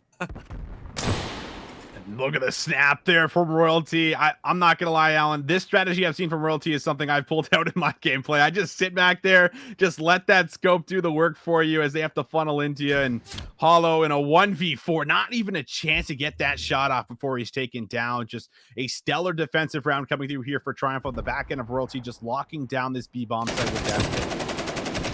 And again, look at the crossfire setup to make sure Royalty is a little bit safe. You've got Standy in the front, Fellow watching the angle from the plane, and then General's just making sure nobody pushes through in the opposite flank. It's a really nice defensive setup, like you mentioned, with the sniper rifle getting aggressive. How long will that stand? And will there be a response from Infinite here on their defense? Jintroid, I was going to say, is he going to stick with this Krieg, or is he going to swap things up and get more aggressive? He's got a forward spawn, and he's going to pull out the 74U. Charullz is going to hit in the middle. Jintroid playing the top wing, but Triumph is 3-man hitting over to A, with Fellow watching the opposite side of the map. So is there a good crossfire to watch any players that peek up top play is my big question right now. Standy with that bomb.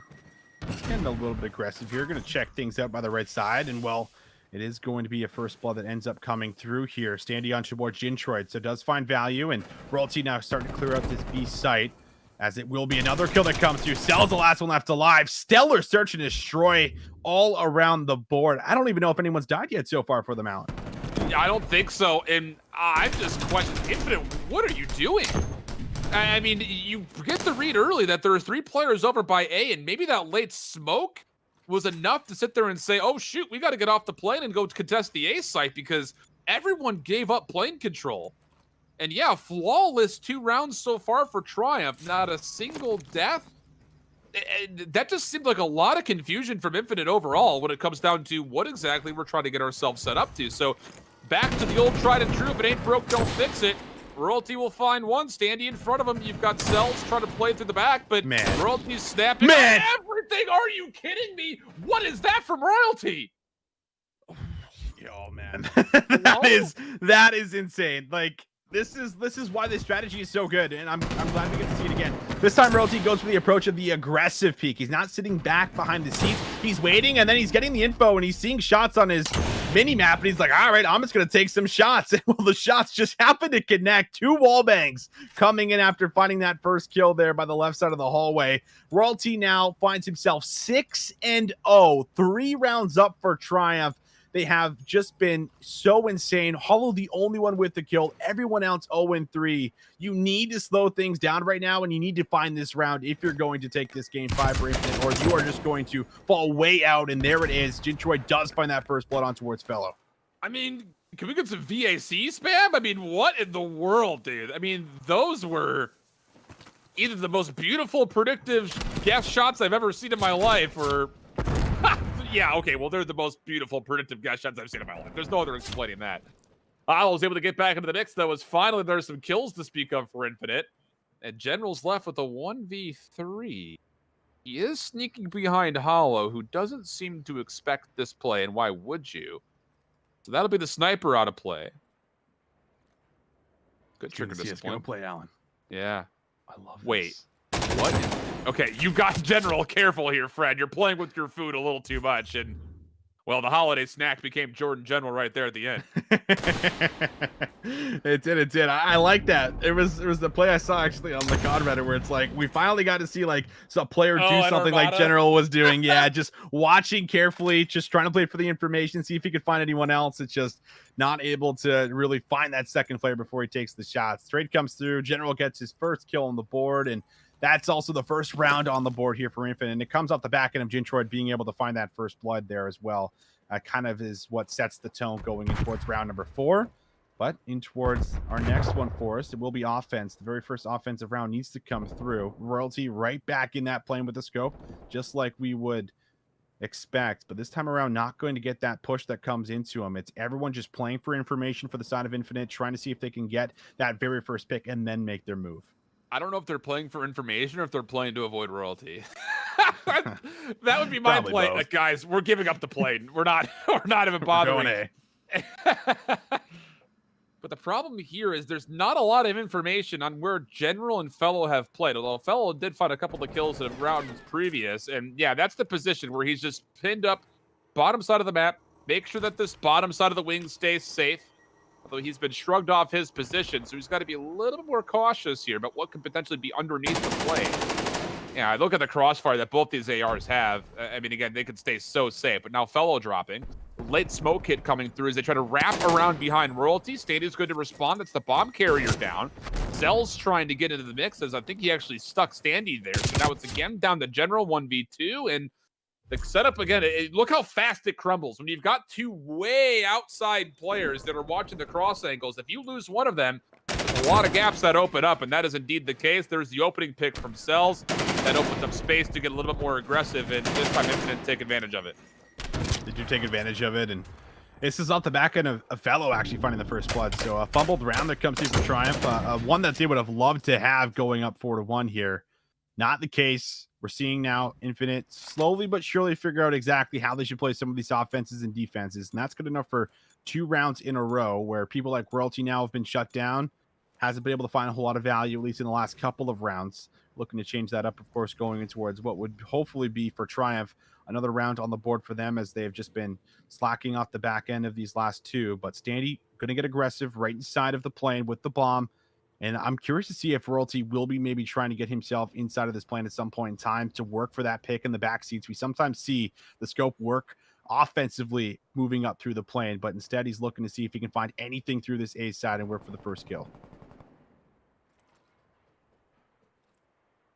Look here from Royalty. This is dangerous. You can't go too much further forward, as the A site can be treacherous in its own right. Standy and General working this together, and I don't know if General just caught information before the smoke fully embellished the site, but he does find 1 kill. Standy responds to Charullz up front. That'll lead to likely a bomb plant, but sells a Jintroid. They're able to respond to kills. So now 2v2 post-plant setup is going to be a bit weak, and Standy's been figured out. That should be an isolated kill there for sure. And last, Jintroid doesn't expect the player from the right. Doesn't make a difference. Standy comes back, and now it's just down to Cells. Finds Royalty at range, but it's a Krieg versus a 74U, and no way Standy leaves the site. No way he's going to leave this. Cells has to make this move here. Closing in on what is going to be 20 seconds left. Going to find Standy. Standy waits patiently, wins that one-on-one battle, and they will bounce back. Not going to drop 3 rounds in a row, just like they took 3 rounds in a row. Cells almost had an opportunity to be able to clutch this one up, but when it's a 1v1 battle against Standy Allen right on top of that bomb, and he's got a submachine gun, and it is not an easy battle ever. Not at all. Not at all. And so now, in a 4-2 setup, Triumph has definitely had the edge as far as how their setups have led to success. So it's really going to be on Infinite to try to respond. And especially on the offense, they will need to do that quickly. And how about this play? Jintroid trying to get aggressive through the bottom side of the plane, saying you want to play passive defense on these cross angles. They're trying to take them away, but unfortunately, the hit is not successful. So now it's Hollow who has to respond to the top side of the minimap and get his POV. Charullz is actually trying to respond behind this, but it's Standy who finds the kill, leaving Charullz to a 1v3 situation. And he will find 1, but I don't know how you work your way through this. The smoke will help him get a little bit more map control, but he's got so many angles he's got to worry about. This would be a round to clutch here, keeping your team in the game. Only down by 1 spot. Fellow goes to the pistol point. Royalty just able to get the shot punch off here in time. Now, once again, a round coming through for Triumph. We go back to this first blood from Fellow, where it seems like a lot of these battles have kind of dictated and determined how these rounds have played out for us, either offensively or defensively off that first pick. This time, Fellow is able to bring it home, and Triumph just need 1 more round to put this one away and go in towards that winner's final. Looking solid for him. And again, I have to respect the fact that Infinite have tried to switch things up. They've played things a bit differently, but it's just this setup for Triumph is so difficult to deal with. And a lot of it is, again, off the fact that you were conditioned that you cannot challenge mid-plane because Royalty is there. And now him moving forward, trying to play with Standy. Trying to find the sniper battle as Hollow has brought the sniper out to play. He's playing over through the backside by Tube. Now he's actually pushed a little bit further forward. Gets tagged up down to a single shot, 9 HP. Semtex goes a bit wide, and Triumph have made their way through the A site. So it's going to be on the Jintroid trying to clear this. He's the only player who's even remotely close. Standy, little prone peek here. Maybe trying to catch a player off with an angle. Jintroid not going to fall for that. Royalty now forced to grab that bomb, as we'll see the time just ticking down, and Fellow now also taken out of the picture. Royalty 1v3, no chance, runs right into them, and well, staying alive is going to be Infinite, not going out just yet. Yeah, I actually really like this from the side of Infinite. I mean, again, a bit blessed as Jintroid. He's just in a 1v1 prone v prone on Standy. But for Triumph trying to hit the A site for really the first time that they've really committed. Again, they had that one setup where they looked like they were going A, but then smoked their way back to B, and it caused a bunch of chaos for Infinite. This time, they were much more responsible around that front side of the map by A. and it leads to them finding their third round. But again, a lot of work has to be done here. Howl takes down Standy early. That's actually a huge pick because now Royalty, he actually cannot play forward into B without the safety of an SMG in front of him. So if you're Infinite, you've got to find a way to set play over to B. There's no way Royalty finds another 3 kills in your mind. You cannot let that intimidate you. It would intimidate me, Alan. Honestly, when the scope's done some crazy things to you like this, not easy. But Hollow does actually respond back, and now things are looking a little bit easier to retake on towards Royalty, where he's actually changed his position completely. The scope on the bomb site finds himself the kill. Will they give it to him? Royalty has done some insane things in the past, and Search and Destroy has to go to this pistol as he looks to maybe come in behind, take some shots. Position will be known. Probably going to likely double chow him, but they don't actually want to give him anything. They instead are just going to hold their ground, wait for Royalty to make that move. Hops up one more time, goes to the bomb, and they're going to be able to hold the crosses, hold the angles, and it's once again another round coming through here for Infinite. They're not going out, Alan. Now just need 2 more to bring this one back and take the series. And Howl's coming to life. Again, they are destroying General and Fellow setups on these passive cross angles that they're watching. Howl's getting aggressive on the outsides of the map on the attack. And with that first pick on Standy, it means that, again, Royalty cannot move nearly as far forward as he's hoping to. He can only play for trades in the middle of the map. So what do you do if you're Infinite? You don't chow him at all. Let Hollow continue to play on the outsides. Get these passive peaks from Triumph. Get yourself a numbers advantage and then make a play. Charullz, forward, smoke. Good for 1 and not good for the second. Royalty finds the trade. That should also mean he's got a 74U to also play with. And things will just passively get reset with 60 seconds to play in a 3v3. I love this play. Everyone here looking to make themselves known at the A-bomb site, but one player is going to be watching it. That's Jintroid. Shoulder peek there for Royalty. Gets information and could look to work a snipe on towards one of these players, but excuse me, won't be able to get himself at least a challenge out through the middle of the map. Will back up. Now looks like they're going to maybe make their way back towards B. It's not going to be easy to retake this, but there is going to be player number 2 watching this, and, well, it's a big kill onto Hollow. You've lost your sniper player. The trade is there, but Royalty looks to get the bomb down. How do you break this if you're Infinite? Triumph is going to play real passive and then wrap around the plane edges. Really smart play. You don't see anything. You know they're already inside. And Royalty's timing, perfect. Finds the first, not the second. Sells, trying to respond to a player who we thought was going to pinch, but that was not the case. It's General from the same spot.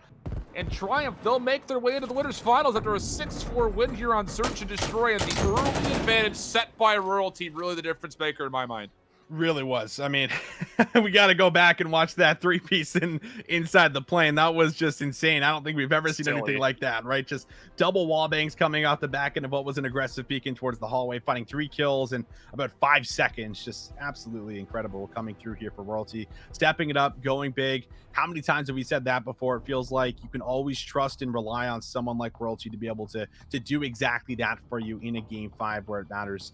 And that is enough to push them towards the winners final here and send now Infinite down towards that lower bracket to see if they can try and fight their way through, which they can absolutely get themselves back towards this grand finals. Sure. They looked very strong in Search and Destroy. They just got worked extremely hard with that scope, and I think it took a little bit too long for Hollow to get there and match Royalty, which is not easy to do, to be fair, but it just was the complete takeover, the 6-0 start there from Royalty. I think that really got those first 3 rounds under their belts.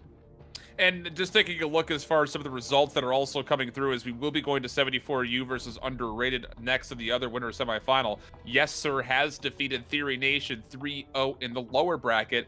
And we currently are in a position where Tournament Players is up 2-1 versus LAG Academy. That's Mochilla with Teskiy and Andrew Onyx that are playing under that Tournament Players roster. So that's still ongoing, as you see here in the bracket. But like we mentioned, coming up next for the next winner semifinal matchup, it'll be 74U versus Underrated. And, well, it's actually interesting because I would say the team that is listed as 74U is the underrated team here. As Underrated is GloFrosty, Saints, PROLUTE, and Spart. Again, what was mostly 3/4 of that Revenge Tour squad from the last couple of tournaments here, Austin.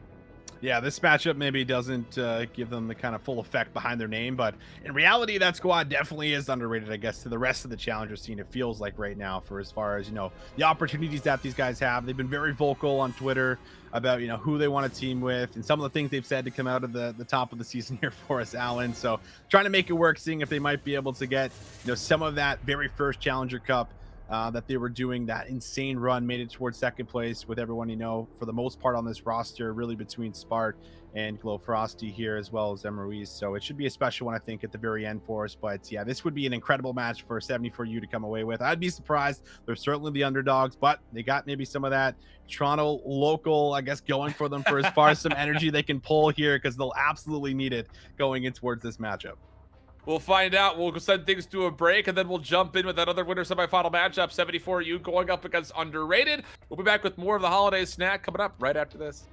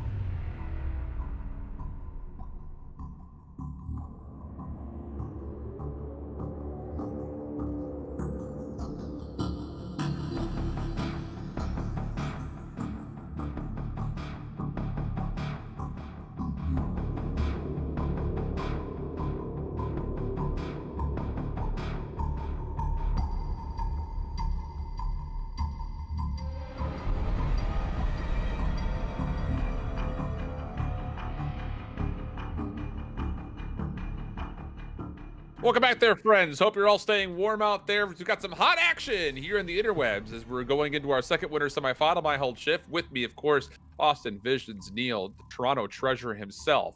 That's my go-to. It's by far my go-to. It just rolls off the tongue so nicely. It's very sweet. It tastes nice coming off the tongue for sure. But speaking of things that are nice, we had a really good one. Map 5 coming through between Triumph and Infinite. Triumph working their way on top after a very tough first search and control. They bounced back in the map 4, map 5 beautifully, getting them into the winners finals. Infinite still a second chance as they'll be going down to the lower bracket, but we have to determine who the other winner finalists will be. 74U going up against Underrated. And this, I think on paper, it should be a bit of a mismatch, but again, hey, you're sitting here, top 4 teams in the winners bracket. Obviously says a lot about how the tournament's gone so far for you, specifically looking at that 74U squad. That's right. I mean, this is, I think, again, surprising, like I said at the top of the broadcast, to see these guys go through what is, been some insane stacked lineups going in towards this entire tournament. A lot of the challenger players, the top challenger teams playing in these tournaments. So the fact that we've had, a couple of these Toronto locos be able to form a team here with, some other, amateurs in the scene that maybe aren't as well known, I guess, as, some of the players that we have in the mix here, especially on this underrated squad, is a little bit special for as far as a team that is still in the upper bracket. That's the biggest thing, is like, they might be able to come out here and surprise us for as far as what they're looking to do. And I feel like there is always, a couple of those teams that do come in towards these early tournaments in towards the new year that are able to kind of break into those, top 16, top 8s off the start of, some of our cups or some of our challenger tournaments that we do have. And, they're like, who are these guys last year? They just were not in that level, and they were not playing in the top 16 level type of thing. And they're able to come in towards these tournaments and do exactly that. This is one of those teams that's able to do this. And the fact that they've been able to already place themselves inside of the money, I think, is insane. But they could honestly keep on going. We have no idea what to expect. I have not had any look at these guys individually, but I do know someone like Dior has definitely been able to make it in towards these top 4 finishes and some of our northern rivals that we did have during Modern Warfare. So honestly, I'm just excited, really, I think, going in towards this one, Alan. Maybe they just had a super hot day yesterday and they're able to roll through some teams. If they can pick up some of that and bring it in towards today for top 8, then they still have a shot at being able to take down this squad. But it is absolutely going to take everything they got to be able to take down a lot of these names that have been in the Pro League, out of the Pro League, you name it, in the challenger scene for certainly a long time has been a lot of these members. Yeah, and for 74U, they actually got their way into the top 8 by going through Theory Nation in 3-0 fashion. And we know those Theory Nation guys, they're continually top 32, top 24 finishers whenever they go to major events. So again, not a bad team by any stretch of the imagination there. So who knows? There could be a surprise brewing here for us. But I think, again, taking a look at this underrated team, again, the 4-man squad did consist of playing with Mayhem. He has now been picked up by Hire, essentially replacing Pentagram, who's built by Gamers. A little bit of a shuffle going on there, not necessarily a roster mania, but just kind of a trade for trade kind of happening there in the mix. So with that, Saints is the player that's actually, I think, coming in to finish that 4th member spot out for underrated. Again, a very talented roster to start with. You bring a lot of professional experience to the table while adding in Saints to the mix. Really, you feel like it doesn't hurt you at all. If anything, it maybe helps you more than what you had before. Not to take anything away from Mayhem, but it almost feels like a 1-for-1 trade as far as what they've done in the last 2 years, I think, specifically. Certainly. I mean, I think there's something to be said about some players in the scene that are able to, play that role that isn't necessarily maybe talked about. Isn't Standy who's popping off with those 2 and 3 pieces, but it's able to at least do some of that dirty work, or at least give you some of the insane callouts and do that in-game leading. I think that's what Mayhem definitely did for the squad, I feel like, before getting traded. So now we'll see exactly how everything comes together here for them, with the likes of some more search and destroy presence like PROLUTE, for example, and like professional player Saints, who's just been in the scene for such a long time. And well, as we kick it off, Spart and Saints already able to get themselves a couple of massive wins. So they'll get the first touch on towards P1, where they're looking now for an idea for exactly where they're going to be spawning. And now they realize that they have flipped the map right off the bat, as Saints is still on the spree. Yeah, Saints is one of those guys, again, that I think he just brings so much to the table as an SMG Slayer, which is what you're looking at here. But it's interesting to also see Spart kind of go into that AR flex role. You anticipate that GloFrosty will always run the main AR for his team, which I'm sure will likely be the case. But Spart going back and forth, I think he mostly got his name last year during that Atlanta homestand playing with Sib, where as a collective duo, they were some of the more electric MP5 players early on. And how about Dior? He's actually going to pull out the Magnum instead of the Diamatti for his secondary, as again, that 1911 seems to be G8 here for the large majority of the challengers seen thus far. And so it's interesting to see him kind of bring a different weapon to consideration, although this time it looked like a pretty solid start for 74U as far as holding out of the P2 spawns. It'll be a small lead, though, for Underrated, and they're also working from the front to get some time on the second hill. Dior in the back, and I mean, we've been on Dior's camp quite a bit. He's had that hot start here, 5-4, looking to try and find a couple more kills. He throws himself inside the hill. One player does actually manage to sneak in the back. I believe that is going to be PROLUTE here, trying to influence the spawns in the back 35 seconds of this hill on P2. It's Dispute and Dior, though, both winning a couple of gunfights. They find the player on time. Now it's going to be a big kill coming from outskirts, as you're going to also start to look for this rotation. Two kills coming through, and this is going to open things up. Make that 3. OBJster, I believe, is the name coming in here for us, Alan. 4 sprees, 6-4 now, as we're starting to see 74U come online. Hey, man, if he's going to keep going on 4 sprees like that, I won't critique the fact that his name is OBJ and he's staying away from the objective. I don't care, man. Just find these kills, brother. 4 in a row for him. A little bit of a misstep here on the cliff leads to a dicey moment in which he's got to consider what happens here. He will find another. He's on 5 straight now. That will also be some contest to the back. He wins one more off camera. So 6 in a row for OBJster, and 74U will spawn out Underrated. A really good look at this third hill. 43 seconds still to play, and they're already in a 40-point lead. 40-point lead. Manny in the hill. 2 in a row. Almost a minute for as far as objective time here. Everyone's absolutely firing. Manny with another finesse here on the side door. Now goes towards the Krieg, trying to see if he can find some of these longer range shots for the outer challenge here from the tank. Everything is set up for what could be an easy rotation as well, going in towards P4, but they are locking down the last 20 seconds inside of P3. OBJster going to be overwhelmed, but still coming out with 1, as Dior looking to also try and push in for the last kill on towards GloFrosty. They will struggle with grabbing the last 10 seconds as Frosty grabs 2. So we transition over towards P4. The spawn still in the back right now for 74U, and they're going to be able to touch this hill first. I do need to mention the fact that I actually misspoke here. It's not just Mayhem that's essentially needs to be replaced, but also M. Ruiz has been replaced by PROLUTE, another very talented member in his own right, as he had a top 32 and a top 16 finish, most recently playing alongside Ace with the LVG boys. So I don't know if that's a full roster change or not, but it seems to be at least some consideration here for Underrated. So really it's just Spart and GloFrosty that have stuck together.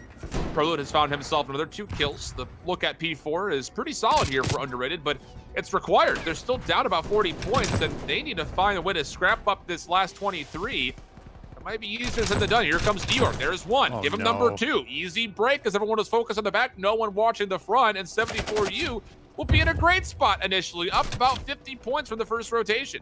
And they grabbed the last 16 seconds here, just on top of it all. Just Dior just finding that window to be able to find 2 players almost sleeping at the wheel, not really watching each other's sides, and both watching the same thing. So easy couple of pickup kills, and we will see Saints play for that exit. So as much as we see 15 go over, now it's going to be the feed completely flooded with red, as first 10 seconds has been secured. Manny now starting to make this push happen from the outskirts, coming in here right towards P1. Going to jump up on the tank, trying to land the shots, and GloFrosty going to throw on the skates, give him a little slide, finds the kill. Dior from in behind does at least get the trade, as we'll see 74U get themselves on top of the hill.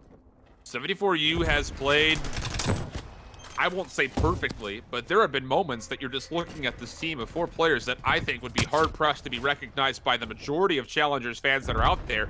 They have played clean hardpoint.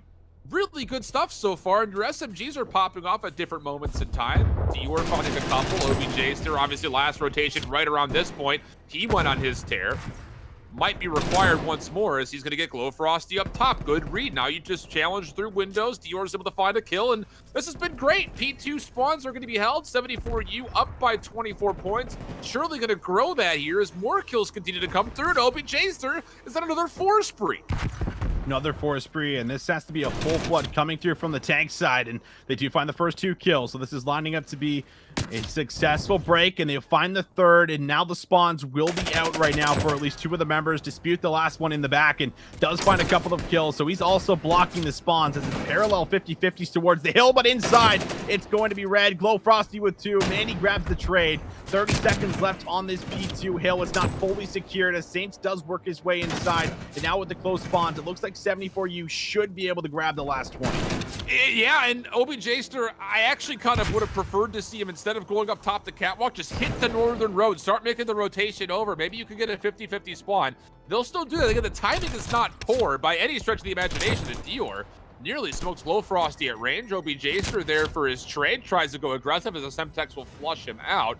And looks like for now, Underrated will stabilize. I mean, this is looking like someone in the ICU right now trying to stabilize because, goodness, it's near flatline at times for Underrated. Good trades coming through. OBJster not going to get the double, but Dispute. He works his way in for one, not a second. The proximal spawns will stand, and Underrated continue to dig into this deficit. Dior going to be able to tag up one player here. He is waiting patiently for his teammates to help him with this break. PROLUTE, though, from in behind the tank, finds himself a kill. OBJster goes to the pistol! Opens the hill up, takes down 3. 25 seconds up for grabs on this P3 hill. 74U still maintaining this lead as they try to break through in towards the back, but unfortunately they both line up, so GloFrosty grabs both players rotating. They leave the hill maybe a tad bit early, so 10 to 15 seconds will be picked up, and Underrated in a great spot to actually be able to bring this one back as well as take the lead. What in the world are we watching here? OBJster from the front finds another. Still have to break through to the back. Dior is going to be watching towards the big rock, and this is the time where Dispute has to get up top this cliff. Dior is going to find one. Spawns will be out, and that's a clean feed for 74U. A 4-man wipe. 74U looking to stretch up to and beyond the 200-point mark, and they're in a great spot to do it. OBJster has found himself an AR. He's locking down the outer lane. Underrated trying to come from cliff. A nice Semtex will stick, but the spawns, yes, they will. They will flip out here, and it looks like Underrated will have the numbers to try to break for the scrap. Finally, they push all the way in behind rock, and they should be able to get the back end of 20. But Dior, last time he hit this lane and he found 2 easy kills. He's gonna do it again. Finds himself one, almost for 2, but more importantly, he takes them off the time. So as much as they're not going to be spawning here in behind P4 anymore, it's fine. The scrap time gets picked up for 74U. That puts them close to about 200 points. OBJster already trying to get ahead of the curve as well, leading in towards the future hills for the favorable spawns. But we turn our attention back towards P1. Manny looking for the aggressive challenges. He actually has the 74U out now. Will try to challenge out, finds that win on the hill, and now we'll fight for the time. I don't know if it's just because we have this epic music behind it, but it's making this story feel like an absolute, I don't even know what. This is someone called producers in Hollywood. There's a story brewing right here. OBJster for another 2 to the pistol again. That time a bit further out of range than he would have liked. Dior trying to find the trade, not going to be allowed. So Underrated, they're down, but they're certainly not out. 20 seconds to play for. Any contested time is fine. Good help from GloFrosty at long range. Manny will delete 1, but there's only 10 seconds worth of scrap here. And there will be no pressure this time for 74U over to the P2 side of the map. Spawns are still in, so Underrated, they'll just be down by about 30 points. They need to have a solid hold here at P2. And again, every single time we come this direction, OBJster just seems to find a way to pop off. He's coming in with a 2-spree. He will fall. Dior trying to pick up where he left off. Finds one in the back. Try to find a 50-50 for these spawns, but again, just a deep anchor for Underrated will allow them to stay in for a time, but no one's getting any hill time, and as Dior finds a couple more, that'll be almost 5 in a row. Will eventually be dealt with. OBJster looking for the trade. Good delay here from Spart as he stays alive, but still no one's seen a hill time yet. Finally, Underrated can get on, but 30 seconds has already expired. Yeah, it's like everyone just forgot about the objective, and the objective was the spawn. So first 30 seconds isn't really going over to either team, but finally it will actually be the side of Underrated in the hill for the back end of the 20 seconds, which is just going to about put them to a tie game leading in towards P3. Anyone's game in this rotation going to play the difference, and Saints finds the kill, and now the spawns in behind Old will be here for 74U. So what a rotation coming through, but you still have Dispute in the back. Is playing in behind P4 as Dior comes up the north side of the map, hits that street, finds himself a kill. Now moving in towards Fire here for a big entry. Will be able to play for the trades as Manny finds that kill, and they will have control for now. Spawns are already flipped as well. Spart's gonna come on in. He'll find one elimination, but has to play his life.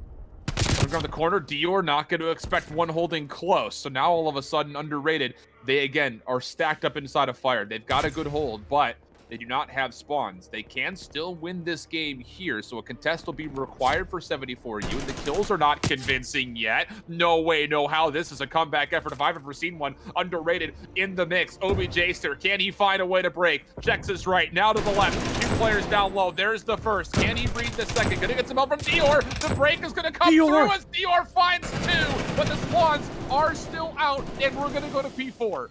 You have to break this here on this push. Manny needs to find a kill, maybe even 2. As they're lining up, 4 seconds, that's all they need. Manny loses that first gunfight. Dior finds it, but no one's close to the hill. And the comeback will come through. 74U firing in all cylinders in the first half, but Underrated pulling things back into their own hands as they'll close out this map number 1. I don't know what to be more impressed by. Start from 74U, 4 players that, let's be honest, Austin, we pay a lot of attention to the challenger scene. Yeah, I have not heard of a single one of these members. So that should say a lot. I don't know if I should be impressed that way, the fact that, again, 74U were smoking, or should I be more impressed with the back half of this game with Underrated finding an incredible last-second comeback? I'm a little bit hard-pressed. Can I have both? Is that greedy? Both. That's right. No, it's interesting, right? Because, I mean, Dior and Manny, I feel like, are the only 2 players that I'm really, really familiar with, where these guys have just been, you know, a part of the Toronto local scene. I feel like playing in a lot of events, a lot of the Toronto XPs, and, you know, playing in a lot of these Northern Rival tournaments, and now up towards this one as well. So, you know, these 2 players I'm definitely familiar with, but I don't think I've ever seen them play this well. Dior, I think, you know, in specific, I've watched him probably every single Northern Rivals, and he's always been a top submachine gun player coming off that last season in Modern Warfare. But feels like this game, you know, he was taking over against players who, again, were in the Pro League. Like, he's playing against Saints, playing against, you know, Spart. Like, these guys have been up against the top level of talent that Call of Duty has to offer. And Dior just went on multiple rampages, broke open a number amount of hills. And even when we were coming down to the final moments there, as much as they do end up losing there by about 25 points, you could still see them not panic in those final 5 seconds where they have to break. And they just took their time to just pinch that hill out and be able to get themselves inside of fire off the back end of a couple of clutch gunfights that just went their way. But just seeing that come through from a squad, that is something that I feel like you don't really see for a lot of these amateur teams that we maybe don't see make those deeper runs in towards some of these Challenger Cups and whatnot for us. There may be a moment where one of the players feels like he has to make that move, has to go for that heroic play, but everyone just stays calm, collective. They find that break. It's just they needed to then find another break on towards B4. So a lot to ask for, but still some moments of, you know, very intelligent play coming through, not only individually for these guys, but as a team as well. I think, you know, just trying to reflect back on those final 3 hills that we saw where Underrated make their comeback, I think it is just an instance of extra discipline that we're seeing out of the experience of Underrated. We talked about how P2 was neutral for half of the time, but that was a requirement because Underrated were trying to fight P1, so their numbers were thin. And when that happens, going to a crucial hill like P2, like you had mentioned in the mix of there, you've got to turn your attention to the objective actually being the spawns, not the hill. And that came through for the first 30 seconds. It allows Underrated to stabilize it. It gets them right back into tie the game. And then I think, again, there were a couple of moments where 74U missed maybe 10, 15 seconds worth of time that they could have rotated to a bit earlier. They're a little bit late. They don't fully get those initial spawns. They're essentially fighting from the front. And one of the biggest takeaways, if you're not familiar, I think, with our casting for Modern Warfare going now into Cold War, if we're framing up as always fighting from the front, you're probably losing the game. You have to get set up. You have to get a rotation in your favor, because if you continue to try to play for breaks, you're probably trading at least 30-30s, if not 20-40s. And that's obviously not good and not in your favor. So I think near the end, those last 3 hills, 74U just got a little bit caught off, maybe sitting there getting a little bit too amped, saying, we've got this. We got it in the bag. Oh, wait, never mind. They're playing more disciplined gameplay. We let a couple of seconds slide here, a couple of seconds slide there. And the next thing you know, Underrated's on top of you, 250-226. So a good performance, though. I mean, we're woke. Definitely, without a doubt. I mean, we're sitting here saying that Underrated, no way they lose this game based on paper alone. But like you mentioned, you get to the top 4 of the winners bracket, says something about your tournament run so far. And we saw a very of why 74U is here right now. Yeah, they came in with fire, and I mean, the big thing I think is keeping that fire lit throughout this series and not just being like we should have had that map one, and being really down on yourselves as much as that probably should have maybe been theirs for as far as map one. I think you framed up excellently on why underrated, are the team that they are with the players that they have and how they're able to at least bring that experience in for as far as a factor. But keeping that fire lit, like I just said, is super important going in towards now this map number Agreed. 2, where you have to make sure you're bringing that exact same, gameplay from the map number 1 going in towards the search and destroy, because it's another scenario where you do not want to be 0-2 down trailing a squad that is a little bit experienced going in towards control, which is something that not every team has necessarily grasped as of yet for as far as how to effectively play it, especially from a team that we just haven't really seen for as far as that game mode. And well, maybe Alan, they're just super insane at control. We don't know, because they did play really, really well. And really, I think the big thing we were framing up is they might be able to surprise us. They did surprise us, and now we'll see if they can continue to do so. I think is really the big factor for us going in towards a game mode that people like Dispute, I think, is definitely going to be able to step up in this, for someone who's been at least a part of the search and destroy scene back when I was playing and whatnot. So this is someone that I feel like might have to try and step up. But on the other hand, you have a lot of search and destroy stars here as well. PROLUTE, probably the most well-known search and destroy player in this lobby throughout the high roller scene here. And I mean, Spart right behind him as well, playing in that offseason quite a bit. So there's a lot of players here that are just as equally talented, if not better, here going in towards this map 2 for search. I don't know, man. I'm not sleeping on anybody anymore. Oh, I'm definitely not. I am here ready for another tight battle between these two squads without question. I'm not 100% sure what the map is here for map number 2.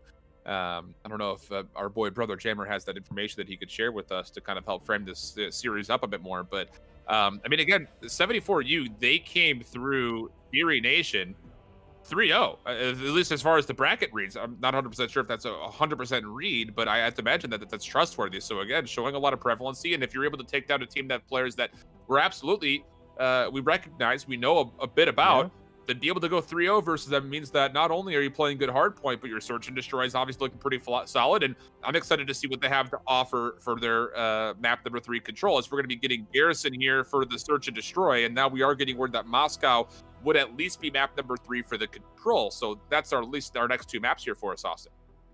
The next 2 maps coming through, and Garrison search and destroy is very interesting because it feels like you need to grab an offense to to win this map. It's very defensive heavy with the way that the map works. It's not really optimal unless you're in those 1v1s and 2v2s where there's a lot more room. But as soon as we go in towards GloFrosty's POV, I was about to bring up the sniper play. It's just, this is the middle of the map narrowed down for you. This is just a sniper's dream, but it's going to be PROLUTE and Saints that finds some kills. And OBJster, unfortunately, teammates Manny finds himself a kill on the Saints, but this would have to be a 1v4. And while he is now known as GloFrosty, gonna hit it and find the kill. Very first round gonna come through pretty successfully here for the side of underrated.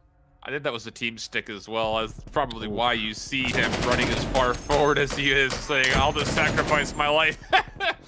But PROLUTE hanging out top comms, able to find a couple of kills, and that will lead towards a very successful defense. And you also saw, again, the sniper rifle into play. I think also Red, that play try to come through over to Curtains.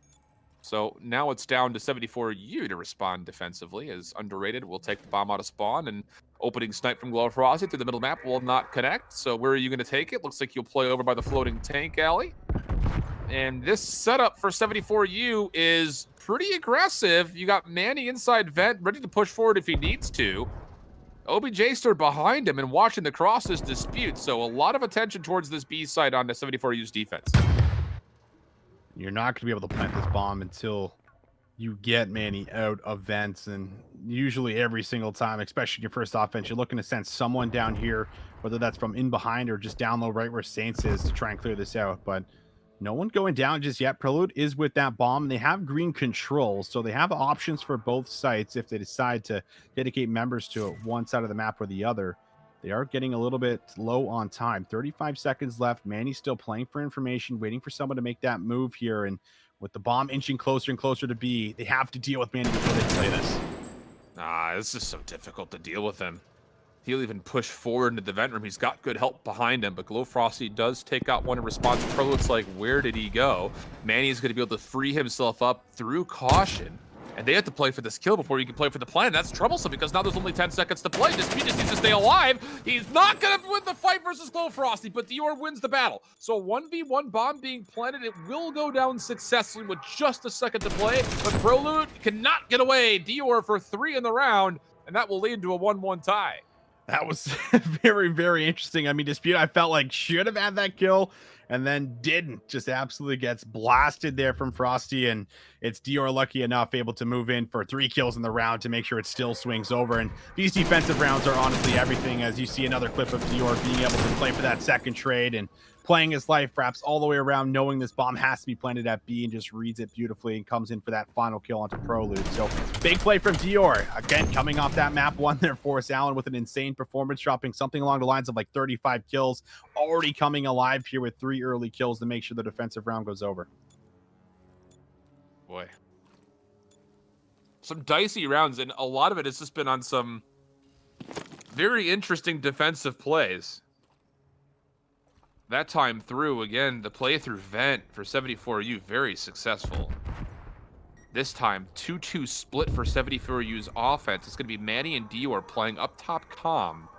PROLUTE nearby. Spart more defensively will wrap back over to Cobble. But the bomb the whole time is leaning B. The problem is I don't know how you clear out lights or vent with this setup right now. So if 74U can't find a pick, I just don't know how you execute. It looks like they might just try to wrap this back over. Maybe even try to play to A. Saints has a pretty important role playing his life, as he's probably going to be the first one in, and will PROLUTE. Gonna just catch the edge of something there. And that nade will not go inside of green. And Dior has been holding this very patiently. And getting green control on your offense is a massive part of being able to at least execute on one of these bombs. And B is, again, what they're probably going to have to line up for. But you're coming down to the last 25 seconds. A move has to be made. Yeah. Dior still watching inside of green. PROLUTE could get good timing, come in from behind here. But I think Dior's going to get the read. And there's the first one. Dispute trying to hold things off. 15 seconds. Bomb's not being planted. He had engagement over towards the B site. To the pistol he goes, but Dispute falls. So now the bomb has to be stuck. It will... No. Yes, it will. It will go down just before the kill comes through. So now it's Dior who has to frantically make sure no one's on the defuse. He's going to read it. Also able to find Saints. So now a 1v1. GloFrosty, 30 seconds to play. Up top finds the kill. And Dior, unfortunately, on the frantic rotation back, will not be successful for the 1v2. Defense will stay strong. I was going to say, I mean, Dior has been the one that's been stepping up big time so far for 74U, 5-2. But GloFrosty has been for his squad as well, as he's 5-1. A battle of the juggernauts plays out in the 1v1 there for us, and GloFrosty gets the best of them. But we take another look at least at Frosty's POV, getting that player here, and it's just lucky enough goes down. And I mean, Dior at least has a chance of being able to clutch that 1v2 because that bomb gets planted, and it just ends up falling just a bit short in that final gunfight here. So defense still playing out here for us across the board. Every single team, or rather every single round, going over to both of these squads here defensively, and it's really just all about opening up that first offense. We'll see if Underrated are going to try and do anything different for us heading in towards this round number 4. Saints pretty far forward. PROLUTE with them on this attack. Dispute again. This is the angle he's watching, just over the top of Manny, who wants to get aggressive, but rethinks the approach. Back to the vent he goes. This is the exact same defensive setup the 74U had last time, but Underrated, instead of trying to play for the player in vent, they decided to take off the guy in light. So now Manny has to leave, find 1 kill. He does so successfully. What a heads-up play from Manny.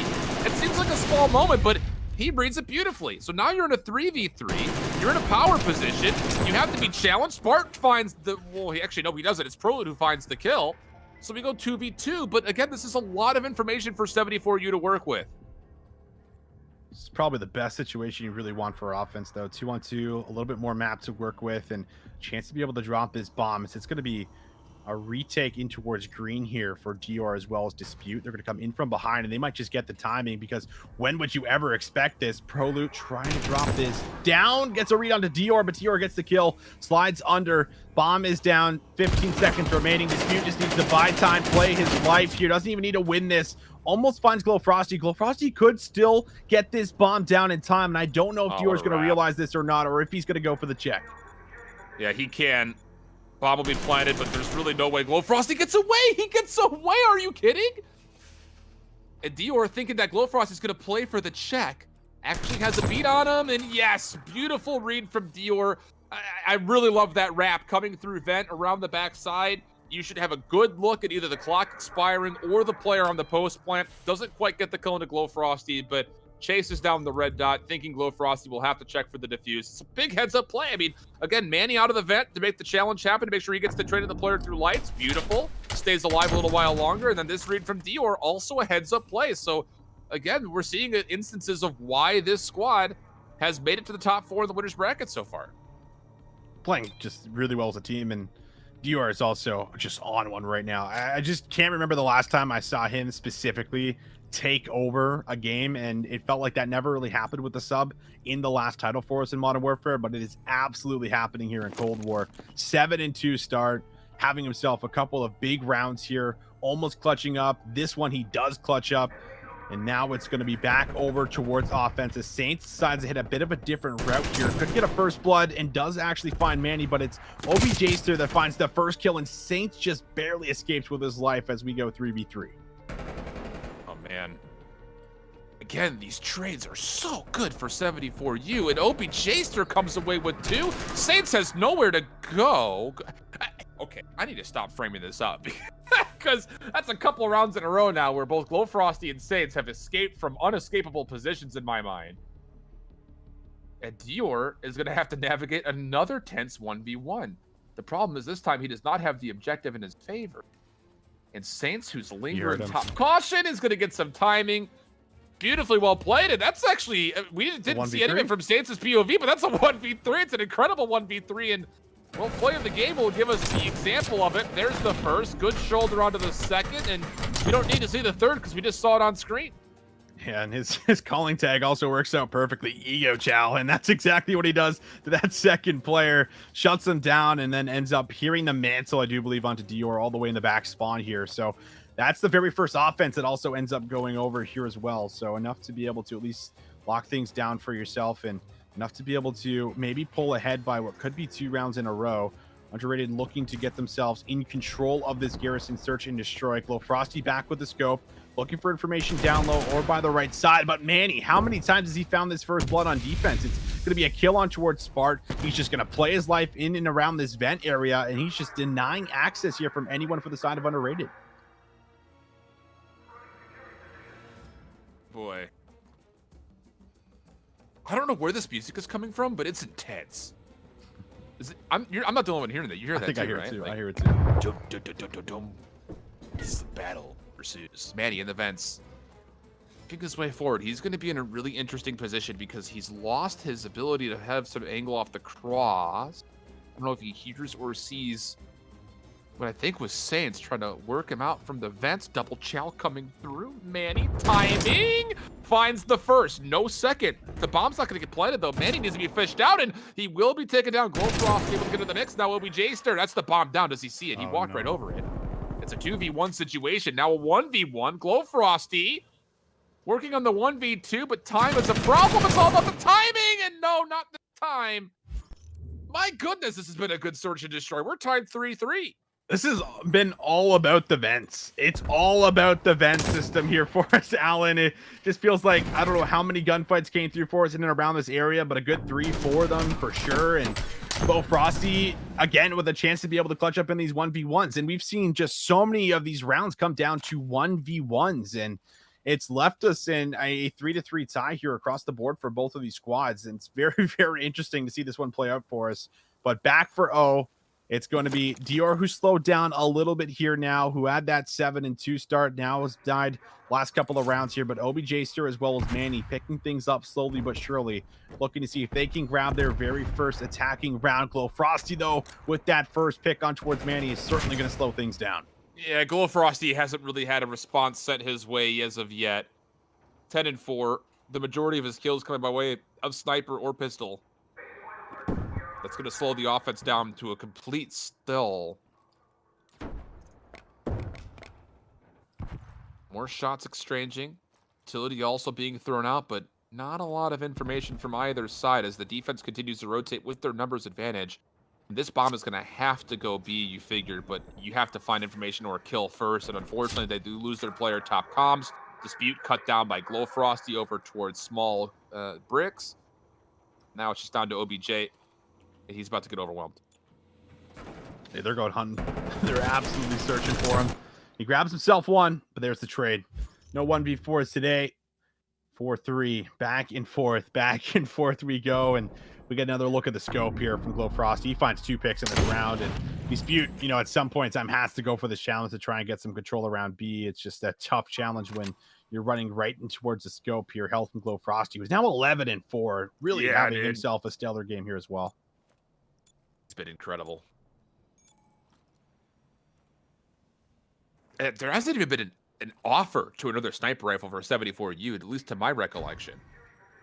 Yeah, I don't think their setup has been this every time. It's been an SMG through lights, SMG either forward to the build map or in vents. That's Manny. He falls this time. So Dispute has to back away, and this player up top by comms also likely has to fall back. You need to try to keep this B side safe, but Saints on a long play. He'll find the second kill of the round, eventually trading out his life, but it's fine because you're in a 3v2, and you've got a lot of map in your favor. Dior, big gunfight, takes down Spart and gets away, resets it to a 2v2. Getting away there was everything to make sure you can still help out Dispute. Going to work for lights. Got to be careful. You always give the shadow off before you go for the challenge here. Just trying to bait over some shots, but 20 seconds left. Have to get this defuse down. One player going to be tucked away in double doors. The other green who's completely wrapping, and PROLUTE wins that first kill. Dior checks the vent out. Does grab himself one. Knows that PROLUTE was close by, but just not going to be able to find GloFrosty here in time. So this is actually finally the offense that we've been waiting to go over. Ends up going over to the Magnum. Dior's actually been pretty good with it, but in the end, it's not going to totally matter. Grabs 3 kills in the round and finally does bounce back here, but we will see a 5-3 scoreline in favor of underrated as they just need one more to close this one out. So remember last year, Austin, when we were talking about gunfight and my favorite weapon being the EBR? Not really, but yeah, your favorite weapon. I remember. So the bane of my existence now in gunfight has been the Magnum. Magnum. Just so it's got some kick, eh? It's got some kick, and it's just the fire rate. I feel myself spamming more than the shots are coming out. We gotta get you in a call with Dior, apparently. We really do. Take me to school real quick. This time Spart gonna get a bit aggressive, double smoke. This is actually from the defense's POV as they want to get aggressive, but how about 74U? 4-man stack. Over through top comms. OBJster not gonna find PROLUTE through cobble, and that's not good because that's the bomb that's also. Yeah, that's the bomb down. Tough spot. Dispute doesn't even want to go check this out just yet, but we'll take a little peek. Finds 2 players. Shoots out 1. Goes for that re-challenge, and easy gunfight for Spart. Manny, 1v4 situation. Bombs down in bricks. Has to cross the middle of the map. And, well, as we get later to the search and destroy, underrated finally figuring things out on offense and defense. Coming alive here in the last 3 rounds in their favor. They will be able to at least pull ahead in this series 2-0. Heading in towards this control. A chance to close things out in 3-0 fashion. That's one of those moments where 74U, you get 3 players up top in comms, and you're like, wait, where is everybody? And you almost don't know what to do next. Like, you're expecting there to be a gunfight somewhere around the sat truck. It doesn't come through. And the one place they forget to try to clear when you have that much space so quickly is to get into tires, try to work your way into cobble, take away that defensive rotation. PROLUTE able to sneak his way in first and foremost, find himself those opening kills, including the furthest one forward, which was unfortunately the bomb carrier. But still a lot of great moments in that search and destroy, man. Color me impressed. Yes. 74U will fall down 0-2 in the map count, 3-6 there in the search, which leaves us to the control, and that was played on Moscow. Ooh, it'll be interesting to see what comes to the mix here for 74U, because so far they've had success with their ARs, success with their SMGs. But I think the big consideration is their awareness and understanding going to be high enough of a level to play up against underrated, especially if 74U starts to find them success on the attack? Can they convert off of that opportunity? That's my biggest question so far. That's definitely the big factor, I feel like, going in towards this one. And we've seen a lot of, I think, great plays, come from the squad so far, as a team for sure coming in towards that very first hard point here for us, as well as individually. I think Dior has been just fantastic throughout these first couple of maps, and you're looking towards him again, heading in towards this map 3 to maybe take over. But, we're going in towards a game mode where these guys have been shut down the last couple of maps. They've had good moments, but they've been yet to close, and that's the big factor for us. Still a chance to bring this one back, I feel like, coming in towards it, but we're going in towards probably one of the hardest controls, I feel like, offensively right now, for sure. I don't think there, maybe Garrison you can make an argument for, here and there, but yeah, I feel like this is definitely the most difficult one.